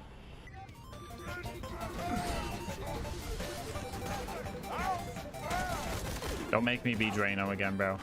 Don't make me be Drano again. The dunk. Let's get it. Anyway, we cleared out the rest of the mobs and gave Mad Mike the flushed away treatment before reaching the end of the fleshy enemy era. This part of the game introduces loaders, and at this point in the last Terramorphous run, it pretty much turned into a glorified melee run. The Teeth of Terra just didn't deal enough damage to even tickle these guys, and this run will be no exception. The bright side about the loaders here at the dam is that they weren't mandatory, but the blue toaster at the end was. I was pretty confident that some well-planned melee attacks could take this guy down, but I swear to God, one day, I will remember how slippery this fucker is. Yeah, things went south here really quick. I just could not deal with the loaders and turrets fast enough to find time to focus on the Warden. Another one. What the fuck is that? And another one. Another fucking protector, what the fuck is that? And even when I did manage to land a good melee hit, dodging all the bullets and the Warden's big stomp was just not working, especially when it put a fire dot on me. I tried the wedging strat with the back ramp, and even with roid damage, our melee was just not working. My idea of how this run was going to go was just totally backwards. I thought melee was going to be way better than shooting, but I stand corrected. So after a few rough attempts, the drop barge showed up and the Warden took Roland to the Hyperion Friendship Gulag, where I was going to have to find a new plan to deal with this thing. The problem with this fight here is that it can actually be harder. Not only does the Toaster make a bunch of loaders, but he now just gets the ability to moonshot more in now. That's helpful. It took a few deaths and a lot of experimenting, but I ended up finding a strategy that could win me this fight. Step 1 was to lure all the loaders to one side of the Warden, and right as they're about to kick my door down, I would use deception, run up to the Warden, and feed a shot right into his eyeball. The good thing about Constructor crit spots is that they don't have an elemental resistance, so we could deal a little bit of damage even though we were using fire on armor. After that, we would run over to the other side of the Warden and lure the loaders over there, while occasionally throwing a Breath of Terror to keep the Warden's shield down. I would then repeat this process, spreading the Toaster's minions like butter, right up until the Warden was in killing blow range, and we secured the dub. Roland might have been saved, but a new fear was instilled into me. Any future combat with loaders seemed pretty scary, and up next was setting up for the Wilhelm fight. So we made it to the Tundra and started doing the easy stuff first. You got a fire gun, right? Do I have a fire gun? He says. Chat, do you think I have a fire gun? Anyway, we met Mordo, we met Tina, got the explosives to blow up the train, and had a casualty along the way. He's gonna deflect the train. Bro killed my decoy. No. So the Wilhelm fight was up next, and while I was ready for a challenge, Borderlands was ready to troll.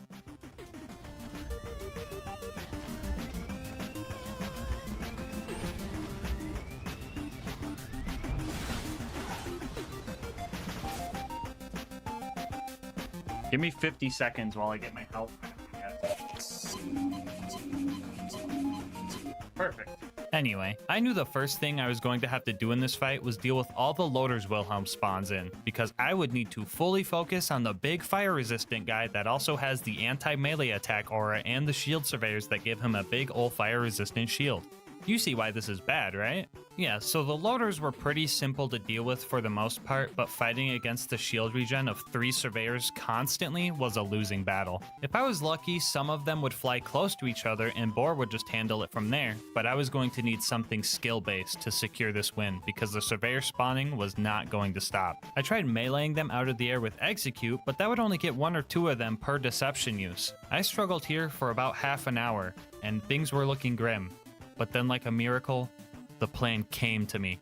Days before this challenge started, a homie in the Discord by the name of Pee Pee Poo Poo discovered a new glitch for Zero that could win us this fight. And since he is obviously incapable of coming up with a good name, we're gonna call this glitch the Thunder Jacket.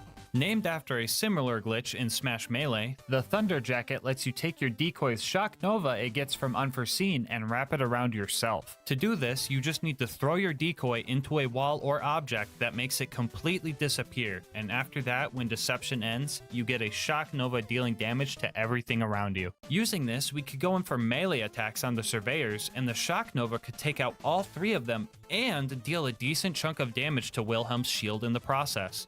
With this new tech, the tides slowly turned in my favor. I was starting to whittle his health bar down slowly. I just had to play safe and make sure I had enough health to escape after each hit. Surprisingly, the Blood of Terramorphous relic was actually kind of helpful. Zero is notoriously squishy and doesn't have the best health regen skills, so having a flat regen even at 2% was making this fight way more doable. And the winning fight ended up taking a while. I even had to deal with the loaders hitting their respawn timer mid-fight, and that was a little bit nerve-wracking. But after fighting Wilhelm for over an hour, he finally hit killing blow range, and I locked in to finish this fight. Is that a repair surveyor? Oh god, it's a repair surveyor. Hold on, we gotta get that thing out of here quick. That is a repair surveyor.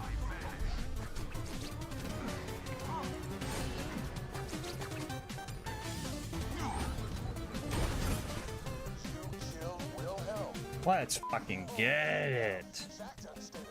Holy moly. Like, I'm not even gonna lie, that fight was honestly one of the most fun Wilhelm fights I've ever had. It was a good amount of challenge, I got some melee practice in, and the new Thunder Jacket tech is honestly super cool. That being said, throwing a nice celebration party back at Sanctuary would go hard right about now. Well, off to the fridge with us. I used a Breath of Terra to melt the ice faster here and ran through this joint, only stopping to kill one rat for a second wind. After we made it through the fridge, we pushed through the extraction plant and started our fight with Lil Bro. Look at this dude. He thinks he could square up with Terramorphous? Look at this dude. I promise this fight was a steamroll, and I even like one-shot him. I swear he did not almost kill me while I barely won because of killing Blow. Nah, I'm the scariest Thresher around. Get this guy out of here. After that, we made it to Overlook and started trying to defend the beacon. My fight with the very first loader pretty much summed up this section. The beacon's already dead, guys. Just an FYI, the beacon's already dead. Yeah, so I gave it my all here, but my all wasn't much. 90% of my kills were second wins, and the other 10% were just me getting lucky with Slag Kunai. And don't get me wrong, having Slag in this run was a godsend, but the consistency was pretty bad. And honestly, I think the loaders knew I was struggling a little bit, and they started BMing me. Bro, I know he's not spewing his fucking load all over the beacon, dude. That's disgusting. Yeah, so the beacon got bodied enough times to become invincible, and the fast travel just eventually landed, and I had to make my shameful escape from the toaster and the 24 loaders that just invaded Overlook, but that's their problem now. I've got the preserve to worry about. So I thought that lining the loaders up and using Boar to wound them all at once would be a good idea, and maybe it would have if I wasn't locked to the worst possible element right now. So I had to do the good old die as they're wounded and confuse the game strat so the door would open. After that, I struggled through the rest of the loader mobbing here. I decided to try the kunai eating strat again to just brute force the rest of this, and it was kind of working. I mean, most of my kills were just clawing at loaders while dying anyway. The kunai were just streamlining the process and getting to the end part. This wasn't the worst loader mobbing. I did have a bunch of stalkers distracting them for me, so this part was relatively okay. And the symbiosis didn't end there. I was lucky enough to find a slag stalker homie to help me with the big loader when he showed up. Yo, Slag Stalker. Oh my god, I recruited a Slag Stalker. That's crazy. No way you killed my homie. No. No. We gotta avenge Slag Stalker, guys. Yeah, so basically we just had to do hit and run strats here and waited for health regen in between hits to just whittle this guy down. After that, we dealt with the loot dudes. These guys get unslagged if they go airborne for some reason, so the knockback from execute was kind of screwing us here. So I immediately went back to symbiosis strats and got the local skags to kill the little dudes for me. They gave me a bunch of good relics to use because they knew I needed an upgrade, and they also gave me a bitch, but I had to politely decline because my items are glued to me for this run. After that, we ate like 14 pup skags before making it to the Bloodwing fight. The main concern with this one is the first phase where she's fire resistant, but that was easily fixed by patiently waiting for her to land and meleeing her into shock phase. Here we could fully commit into shooting her with the teeth. Most of the time she was out of our range, but when she was, her size made it easy to land every single pellet. Corrosive phase came along, and that was pretty much synonymous with killing blow range, so we took Bloodwing down first try. Alright guys, real talk. I think I've kind of mastered the Bloodwing fight, and at this point, keeping the rivalry score going just kind of feels like BMing. So my question for you guys is, do we keep keeping score? Do we do something crazy every time the fight is bad? I don't know. Give me your ideas in the comment section. Anyway, up next was recruiting Brick and his air support, because Morty's air support just blew up.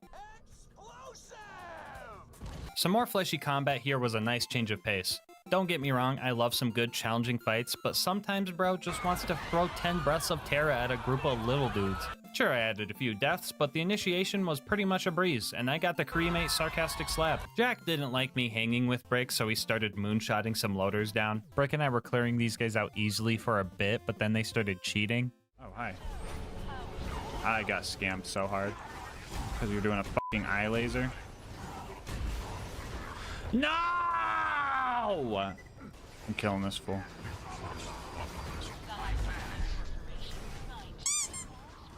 Stop cheating! Put the stinky on him. He's cheating, bro. He's supposed to fall into the fucking void. Start walking.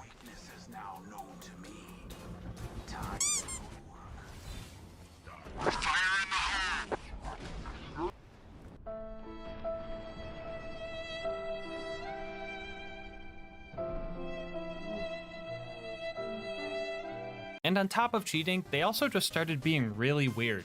This clip I am about to show you is entirely unedited, but it straight up looks like I added it in post. But on my gas mask, this was a real thing that happened to me.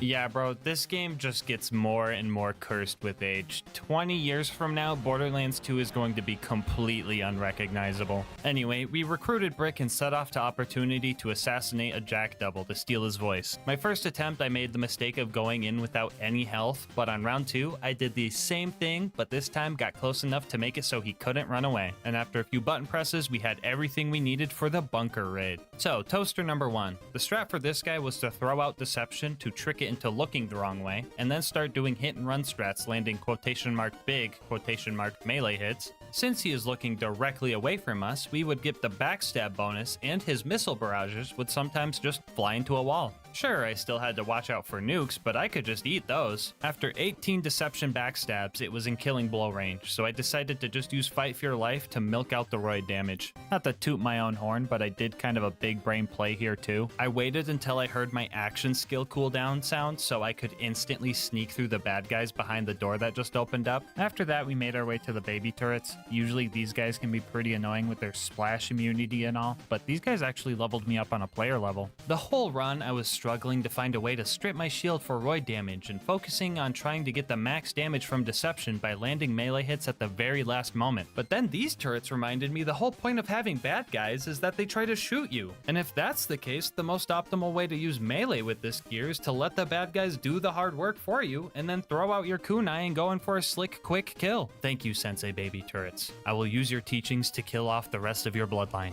Up next was the big toaster. First thing I did against this guy was Boar Chomp, or Bomp, if you will, his turrets off to get half of his health bar for free. After that, I was chilling behind it and doing the same thing I did with the other toaster, but this time I was also shooting it and pretending like that was helping. That one took a little bit longer, but after it died, it was time for the traditional Face McShooty snipe.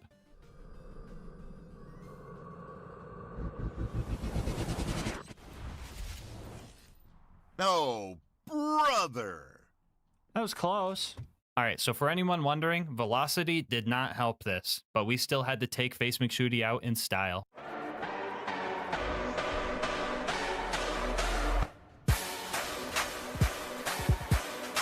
Anyway, bunker time. The turrets here weren't bad at all. I was truly baffled though how much damage Zero could do with the teeth compared to Krieg, and then I remembered Zero has slag and deathmark. That just makes sense. Surprisingly, I ended up shooting most of these things to death, but the last one I just decided to have a little fun with.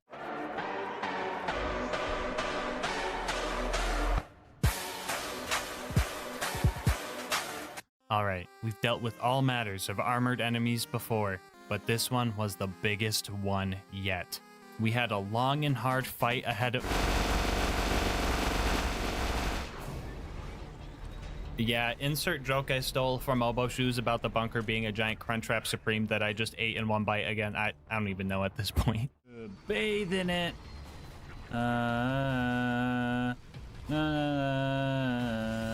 Anyway, Control Core was up next, and I was dreading this part the most. Nothing but waves of loaders I would have to slowly take out with melee, but I still had my teachings from Sensei Baby Turret. A lot of my melee encounters would end up at least putting the bad guys into killing blow range, and not every single loader kill was a second wind anymore.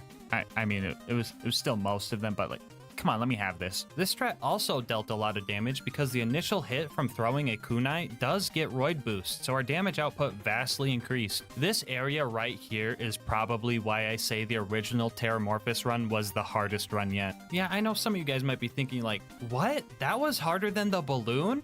That was harder than the stick bug? And yeah, those guys were bosses, so it makes sense that they were hard and took many hours. But do you guys remember the one angelic guard that spawned with a slag sniper that killed me over and over and over for 2 hours straight during that Terramorphous run? No, I mean, you guys might not. But I sure as hell do. That run is the perfect example of why I don't always choose the optimal character. I don't want to make things too easy. That's not the point of a challenge. Challenge is the point of a challenge. I knew Krieg would be terrible without Slag, but I thought the fire melee guy using all the fire melee gear sounded the most thematic and fun, so that's what I did. But now we're here with Zero, and the learning curve is different, and some of the new strats have been really fun to work around. But this is probably one of the easiest runs I've ever done, I'm not gonna lie. Like, sure, the loaders were annoying, but it wasn't really hard. It kind of just felt like if every time I ran up to a loader, instead of us fighting, we just played rock, paper, scissors, and the loser died.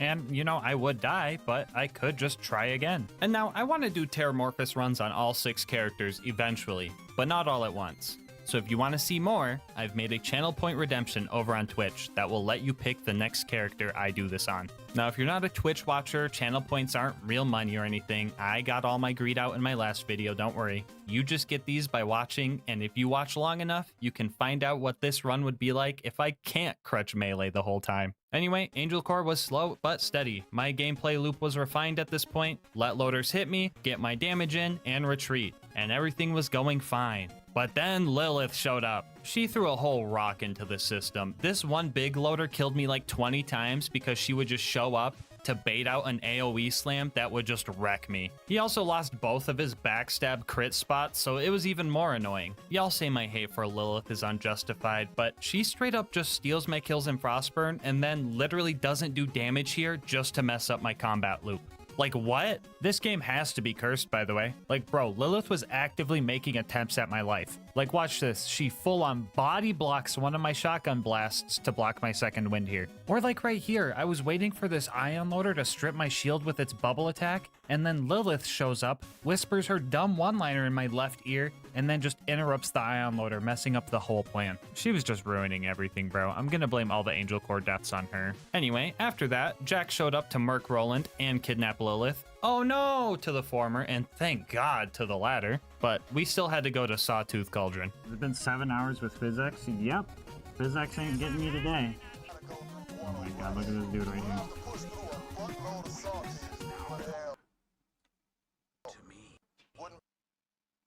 As soon as I pulled this trigger...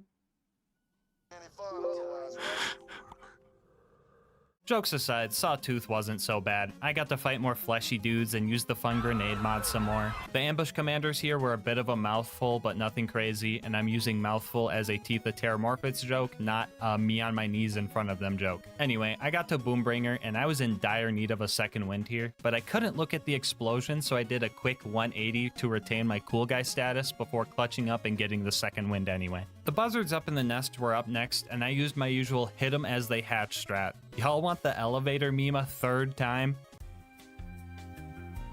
Nah, just kidding. This time around, I incorporated Thunder Jacket into the strat and had undeniable proof that Unforeseen can harm buzzards, which had Spuddy Cube contemplating his life. If you know, you know. Another cool thing about throwing your decoy into a wall is that it makes all the enemies just start walking around as if they never started fighting in the first place, and that makes them a lot easier to hit. Anyway, after a few dogfights, we managed to take out all the buzzards and secure the explosives we needed to get to the boneyard. We did our usual valve cranking run here, and by that I mean I got permaslagged and blown up with rocket launchers. Just your basic run-of-the-mill boneyard run. You guys like Borderlands math? Alright, here's a problem for you. If we have to kill loaders with melee because the Teeth of Terra's fire damage doesn't work, how do we kill the giant loader? Ding ding ding, that's correct, with the Teeth of Terra. So you can get some good bore damage by hitting the colliding herb boxes of its little turrets. These turrets he has are kind of like livers, because even if you kill them halfway, they will regenerate, letting you continuously get bore damage if you're patient with it. And trust me, a slow and painful death is just what this monster deserved.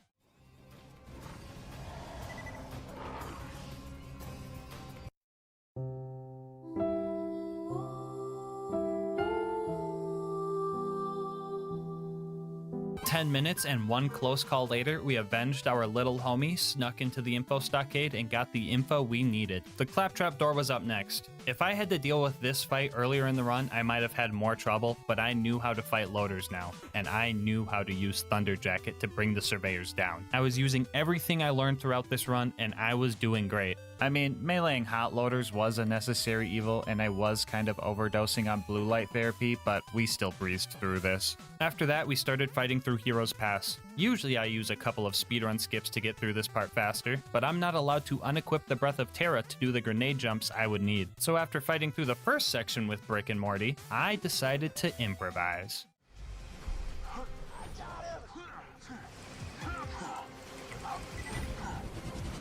Oh, I'm a gamer? I'm a gamer. Hold up. Oh, the skip. Let's go. No nade needed. Alright, you guys got the rest. I believe in you. Anyway, the Jack fight was up next, and I was ready for a good fight. I was thinking, it's been a while since I was able to fight Jack mano-y-mano with no cheese strats needed, so this was gonna be fun. Step 1 was to break the shield. Our teeth were not sharp enough to break through it, so we started chipping away with our claws. After breaking through that, we could finally sink our teeth into the juicy parts. And like true prey, he started running and using every manner of skunk spray, distraction dropping, and hiding he could. He managed to get away a few times, but in the end, he let his guard down, and a single slag kunai proc secured this fight. Which means, yeah, Zero can beat Oh wait, almost forgot about this guy. Hold on.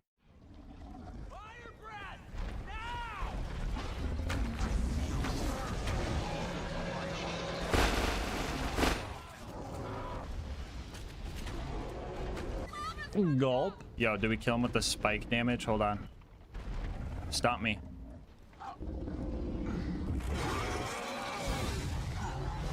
R.I.P. Bozo. Anyway, after one final aura check on Jack, we can finally say, yes, Zero can beat Borderlands 2 as Terramorphous. Bonus content time, woo! Alright, so this was probably the easiest run on the channel. The whole run took 10 hours total, and I did it in a day. That being said, I think it's only fair that I try and take on Terramorphous himself. I mean, I did try and kill Terramorphous in the last run, but I couldn't even move his health bar. And the same happened here with Zero. But if we combine both characters, we can end the vid with one last bomb. That was too long. Actually, no. I stand about here for the door. Kill the little man! That's crazy.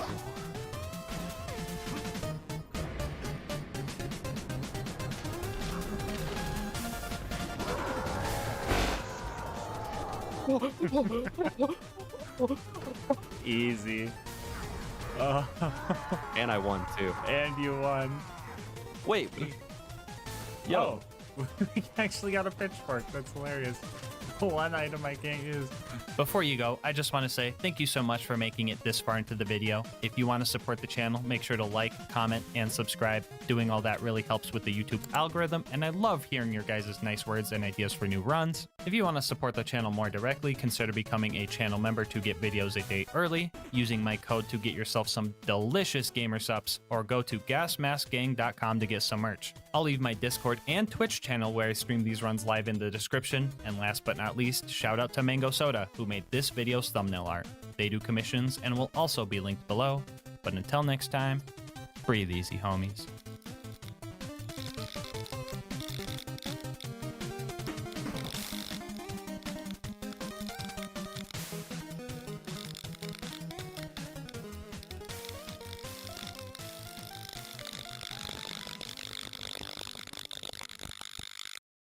We'll go through. What is that? No, the f***ing hole again. The f***ing hole. Okay, this is our chance to go get our f***ing... Oh my god, not the hole. Not the hole. Oh no, again with the f***ing hole. Oh, no, no lava. No lava. And Murder Rat gonna f***ing dive bomb me? That Crystal X cooperating. You guys should too. Oh, as soon as I say that, he puts me in the hole. He puts me in the f***ing hole as soon as I say it. Oh my god. Okay, okay. Think. How much time? 15 seconds. Get on this rock. Watch for Crystallis troll in the hole.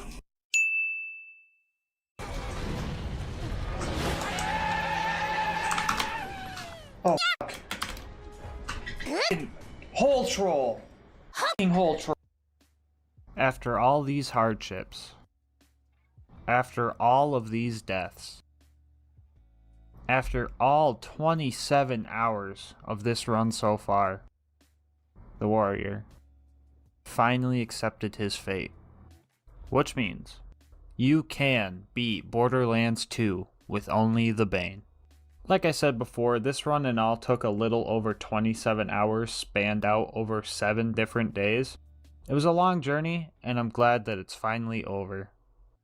The Bane stats are definitely decent, so the only setback this run was the horrible movement speed. I could mention the screaming as well, but that was more of an annoyance rather than an actual performance variable. That might just be me though, I don't know, I'm pretty good at going brain dead. But if the Bane didn't have the movement speed impairment, then I bet I would see a lot more people use it unironically because it's a decent SMG.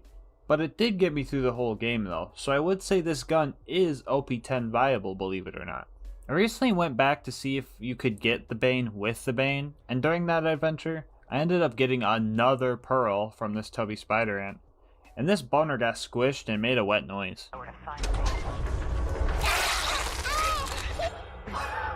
Anyway, I did manage to get the Bane with the Bane, and decided that I had my piece with this run. This is my first video, and it took a while to make. I put a lot of effort into this, so any feedback would be great. You could do that the simple way, or the specific way. And if I hit 100 subscribers, I'll even do a face reveal. I have another challenge run video in the works, but I'm still open to hear your picks for what gun I should try this challenge with next. It's also pretty obvious, but I did stream this run on Twitch, and I'll do the same for future runs, so maybe come and say hi. Anyway, that's going to wrap up this video. I hope to see you next time. Until then, breathe easy, homies. You ever play that one Borderlands 2 Space DLC and ask yourself, how could I make this any worse? Odds are, you probably aren't a masochist, so maybe it's just me. But today's challenge is going to be long, hard, and full of innuendos. Today's question is, can you beat Borderlands the pre-sequel with only the probe? The rules are simple. We're playing on UVHM to maximize the difficulty. I can use any Vault Hunter and any of their skills, with discretion of course, so I don't just avoid the challenge entirely. No bar allowed, and my gear shown here. I use this stuff for the whole run, but the general rule of thumb is that we can't use unique gear except for the class mod. Alright, so we start our run, and uh-oh, we don't have a probe. That is because the probe is a mission item, and that mission isn't available until after we fight the first 2 bosses. I thought about just using Gibbs Save Editor to give us one, but I decided that wouldn't be legit, and a little bit of foreplay would be fine. At first I wasn't sure if I should choose Athena to get me through this first part with all of the melee damage she has, but I later decided being able to hold double the penetrating power would be better for me in the long run. Also, Nisha kind of has a melee build that would do the job fine. First off, we had to save Jack, and it was actually easier than I anticipated. Nisha's The Unforgiven skill makes every enemy that was shot during Showdown explode when Showdown is over. And luckily for us, smacking their cheeks also made them explode. Nisha also uses a whip, so going into Fight for Your Life wasn't a guaranteed death sentence. Without being able to probe the enemies yet, we were going to rely on 2 things. Whipping, of course, and also stomping. Ground slams weren't as helpful on the space station because the gravity was normal here, but it would come in handy later. So